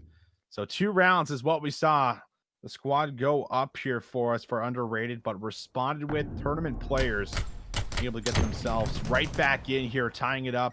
Onyx with some good shots, as well as a good kill on towards PROLUTE there, while laying down to make sure that they do have some kind of defense here through that north side and locking down the street.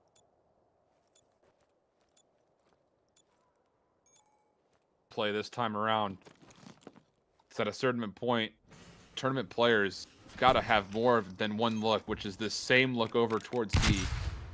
Not a lot mid-map, but there's no trophies here, so the smoke will be there. I think you just go. Just get through that smoke, cross on over before anyone else can preset nade over to the middle of the map, but they will push through. Saints watching close. His trophy taken care of. There is one more in play. GloFrosty again, long range, able to find first blood, this time again onto Brack. And Spart will also find another elimination topside from the Catwalk. It's just down to 2. They're trying to hit this in split form. Mochilla finds nothing. Last player is Onyx. On the back, couple of shots come through. Not able to confirm the kill into GloFrosty, and the reinforcements are here, and they cleanly take another defense. just forcing, I feel like, the offense to make some of these difficult plays here and difficult challenges. I mean, Mochilla tries to beam PROLUTE, even if he finds the kill. Like, they're playing so tight inside of fire that the trade probably follows. But changing up a lot of their strategies. PROLUTE and Spart, however, these are the guys leading the charge here for us so far in this map 5. Both 6 kills apiece, kicking it off, and tournament players not necessarily having someone pop off and individually take over, but everyone just trying to hold their own as we switch things up. Bomb has been briefly bought over towards A, held by PROLUTE, seeing if he might be able to inch himself forward, playing for that info. Might look to throw that smoke out, but second guesses it, won't throw it yet. Will maybe wait for a bait, trying to figure out what he wants to do, Alan. He wants to throw it, but is waiting for his teammates maybe to open up here or create some pressure elsewhere. Yeah, he's got an AR this round, so as the bomb carrier, this is going to be a late hit. He's got the ability to smoke this when he so chooses, which is now.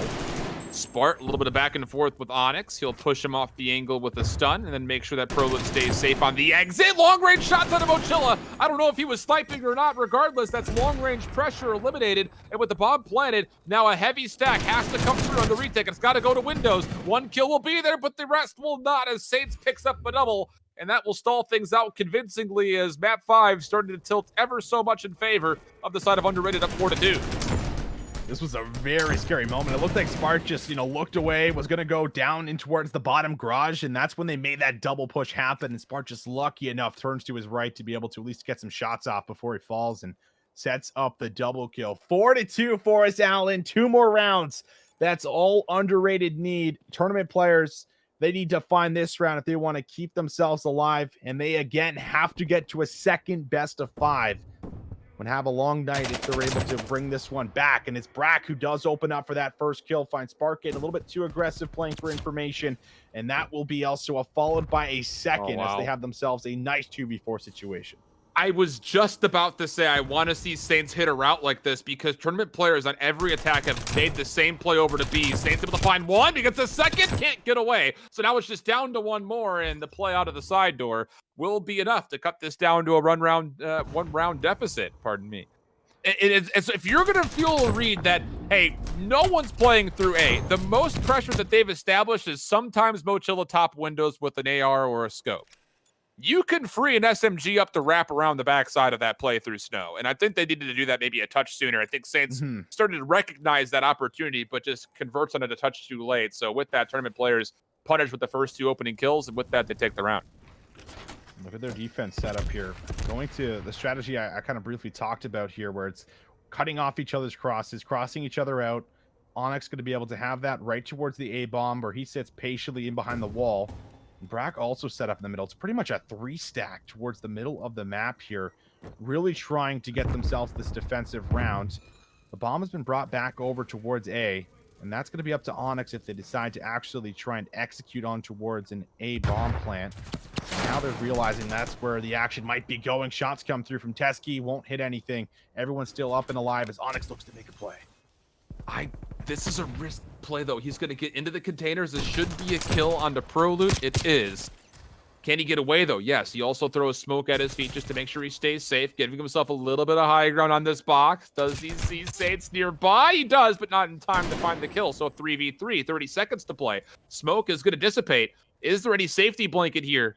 I don't think there is, because you have to remember that the smoke conversation divulged into only having 1 smoke for a search and destroy. So is that the case? Does it matter? Spart comes through, opens up the door with the boom kicked, and that will be 2 down, and the bomb will be planted. It's just down to Mochilla for a 1v3.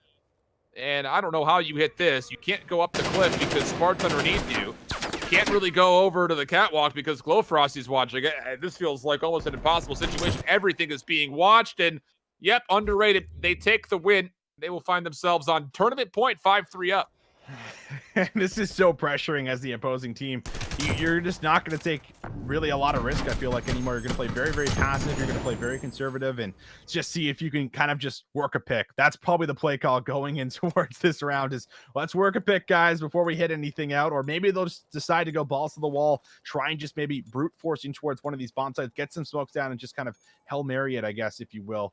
We'll see exactly what they decide to do. Brack's aiming up for what might be a Hail Mary, Allen. Subs are coming through. He's going to get very aggressive to the middle, make some noise, but doesn't commit towards the gunfight. Meanwhile, defensively, it's a full stack inside of top weapons and fire, and PROLUTE just barely escaped with his life with 42 HP. But it's PROLUTE that's up top. It's not GloFrosty. So again, that's not information on the sniper. Saint's going to read more information through the side of fire. Semtech's going to come out. We'll push Saints back just a touch. Has to wait for the regen down to 70 HP. Hit's still not coming through yet. PROLUTE now watching from inside top ammo. The hit's coming around the front door. Brack's able to find one kill. Semtech's trying to stall this out for as long as humanly possible. There's no trade, not as of yet. Mochilla trying to get involved as much as humanly possible as finally there will be a kill for Saints, but Moch will take down PROLUTE. A 3v2 situation for tournament players, but they're going to challenge Saints. Teskiy gets one. The pistol comes into play, but I want to say it's GloFrosty that finds the final, and it is. We'll go to round number 10. On the edge of our seats, not over yet. Mochilla decides to bring out the boomstick here in a round that could be their last, and is able to find value here, moving in for this trade. Everything unfolds and able to just get there in the nick of time. 5-4 we go, still alive. Tournament players not out, but still going to be down by a couple of rounds. No one has taken over for them just yet here, as you have everyone just pretty much even across the board. On the other hand, you're looking to Saints, Spart, PROLUTE, all have been fantastic. Even GloFrosty with a sniper to try and close this one out. Onyx going to throw out that early nade, but they find that first pick. Brack is down, now 3v4. Oh, think of the mind games, though. It's a sniper over towards B on the offense. They haven't had that set up yet, but Onyx, he's able to find two through the smoke. He cannot get away. Saints finds the kill. 2v2 we go. GloFrosty was in a bit of a dicey situation to see him tagged up to 112, but meanwhile, Saints finds another kill at long range. Mochilla up top, 1v2. GloFrosty knows he's here. Can he get the shot punch off? Oh, Moch will find the kill. Bomb will get planted, though. Is Moch going to be in a spot to watch the exit? He will not. It's going to come down to the timing of a 1v1. Oh, and Saints gets tagged up, but he does escape with his life. Mochilla has to clutch this to try and send it to round 11. Saints will wait patiently. Goes back. Will he try and hop on this bomb? Mochilla's going to go for the heady, and oh, Saints brings it home. There it is, 6-4, the tally. Game 5, it goes down, but it's in favor of underrated. They will not allow this to go to a second best of 5, and they are your champions for the Toronto Ultra 5K Holiday Snack. What an event, man. How fun has this been? So we fun. had how many game 5s? I was on 3 of them, and you didn't. You had the game 4. You almost had a game 5 in that last losers finals. Goodness, what an absolutely incredible event, and massive congratulations. You thought for a second maybe Onyx did enough, getting the 2 kills in the smoke, trying to defend against that play to A, but unfortunately Saints would get the better of him +1, and then Mochilla not quite able to lock the 1v2 to set it to around 11. What an incredible display here, and again, a holiday snack of 5K feeling more like an entire feast after today's events. And again, huge congratulations out to Underrated, taking home a lion's share of that $5,000.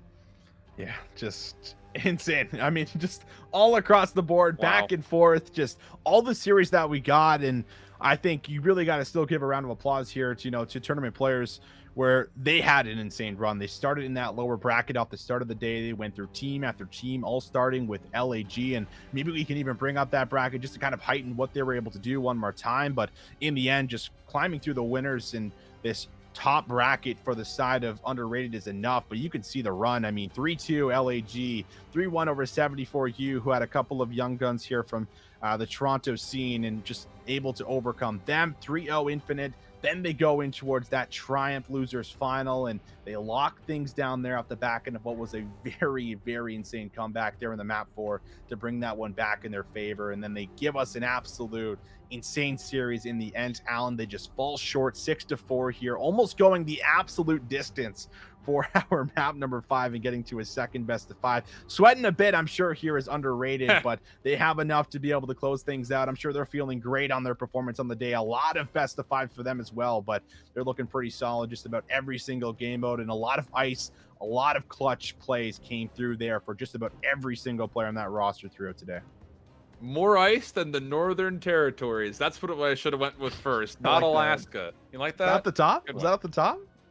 And that was a little bit off the top. I was sitting there after I made the more ice in the state of Alaska. I was like, that's not an appropriate reference for a Toronto event, not a Canadian event. So I went to the Northern Territories. I like it. I hope you like that one. Does anyone even live in the Northern Territories, or is it just land? I think like 10 people probably, something like that. Oh, nice, dude. I love those 10 people. They're really doing it for science, aren't they? There's a couple communities out there, you know. Hey, man, this has been a lot of fun, though. I know we had a long day here, but a lot learned, I would say, overall, just on a couple of new looks from a couple of new teams of 4, a couple of teams that were 100% the same as the previous Challengers Cups. So a bit surprising to not see teams like Hire, who obviously make one swap up, not be even in the top 8, let alone beyond that. But also, again, other teams that we kind of had our eyes set on have been surprised. So it kind of just leans towards the fact that, yeah, we've been through 2 Challengers Cups. Yeah, we've completed all the holiday snack, but there's a lot of Challengers action still to unfold before we get to that first Elite Series, which a lot of our AMs have penned up on their calendars. Well, maybe not because we haven't gotten a date yet, but the idea of it is penned in their minds for sure. Yeah, I mean, if this tournament tells us anything, Challenge is going to be so exciting this year. Just insane level of talent that we have in this scene. Anyone could be brought up at any point in time towards the CDL, and there's a lot of players with a lot to prove, especially knowing that expansion team's likely to come through the following year. So many players looking to have that standout year, and well, we got a lot of that today, and I feel like this is always very, very special. Didn't get the Canadian trend to kind of continue here for us coming off the Northern rivals. It will be a lot of the Americans coming through here, being able to at least stop some of the Canadians. The closest one, I guess, Royalty here on that Triumph squad, just finishing third after winning every single one throughout last year, finally ends up dropping one and falling to that 3rd place spot. So very, very exciting all around the board. And well, this has been a very, very fun time for me getting to cast over some of the locals, of course. Always a fun time. Alan coming on, doing a full-on show here for us, and it's just been all around, I think, a great time. And I'm sure you guys also had a blast watching over these competitive games. But I believe we have Warzone coming up tomorrow. I'm not sure time, not sure if Kay can tell me what time that's coming up tomorrow. I want to say it's 12 or 2. So we're going to be right back here on the Toronto Ultra YouTube channel, going live, watching over Warzone, seeing some of the top players that we have on that roster assemble their squads and come out. It's going to be a great amount of fun. But today it was underrated coming through with that first place prize. It's been myself, Visions. We had Beatdown on here earlier, and of course that handsome man over beside me, I Hold Shift, was locking it down here for you, while we had Kay, Dean, Jammer doing all that work in towards the back. So big thank you to everyone involved. But that's going to do it here for this tournament. Again, congratulations to Underrated, and we'll see you guys back tomorrow for Warzone.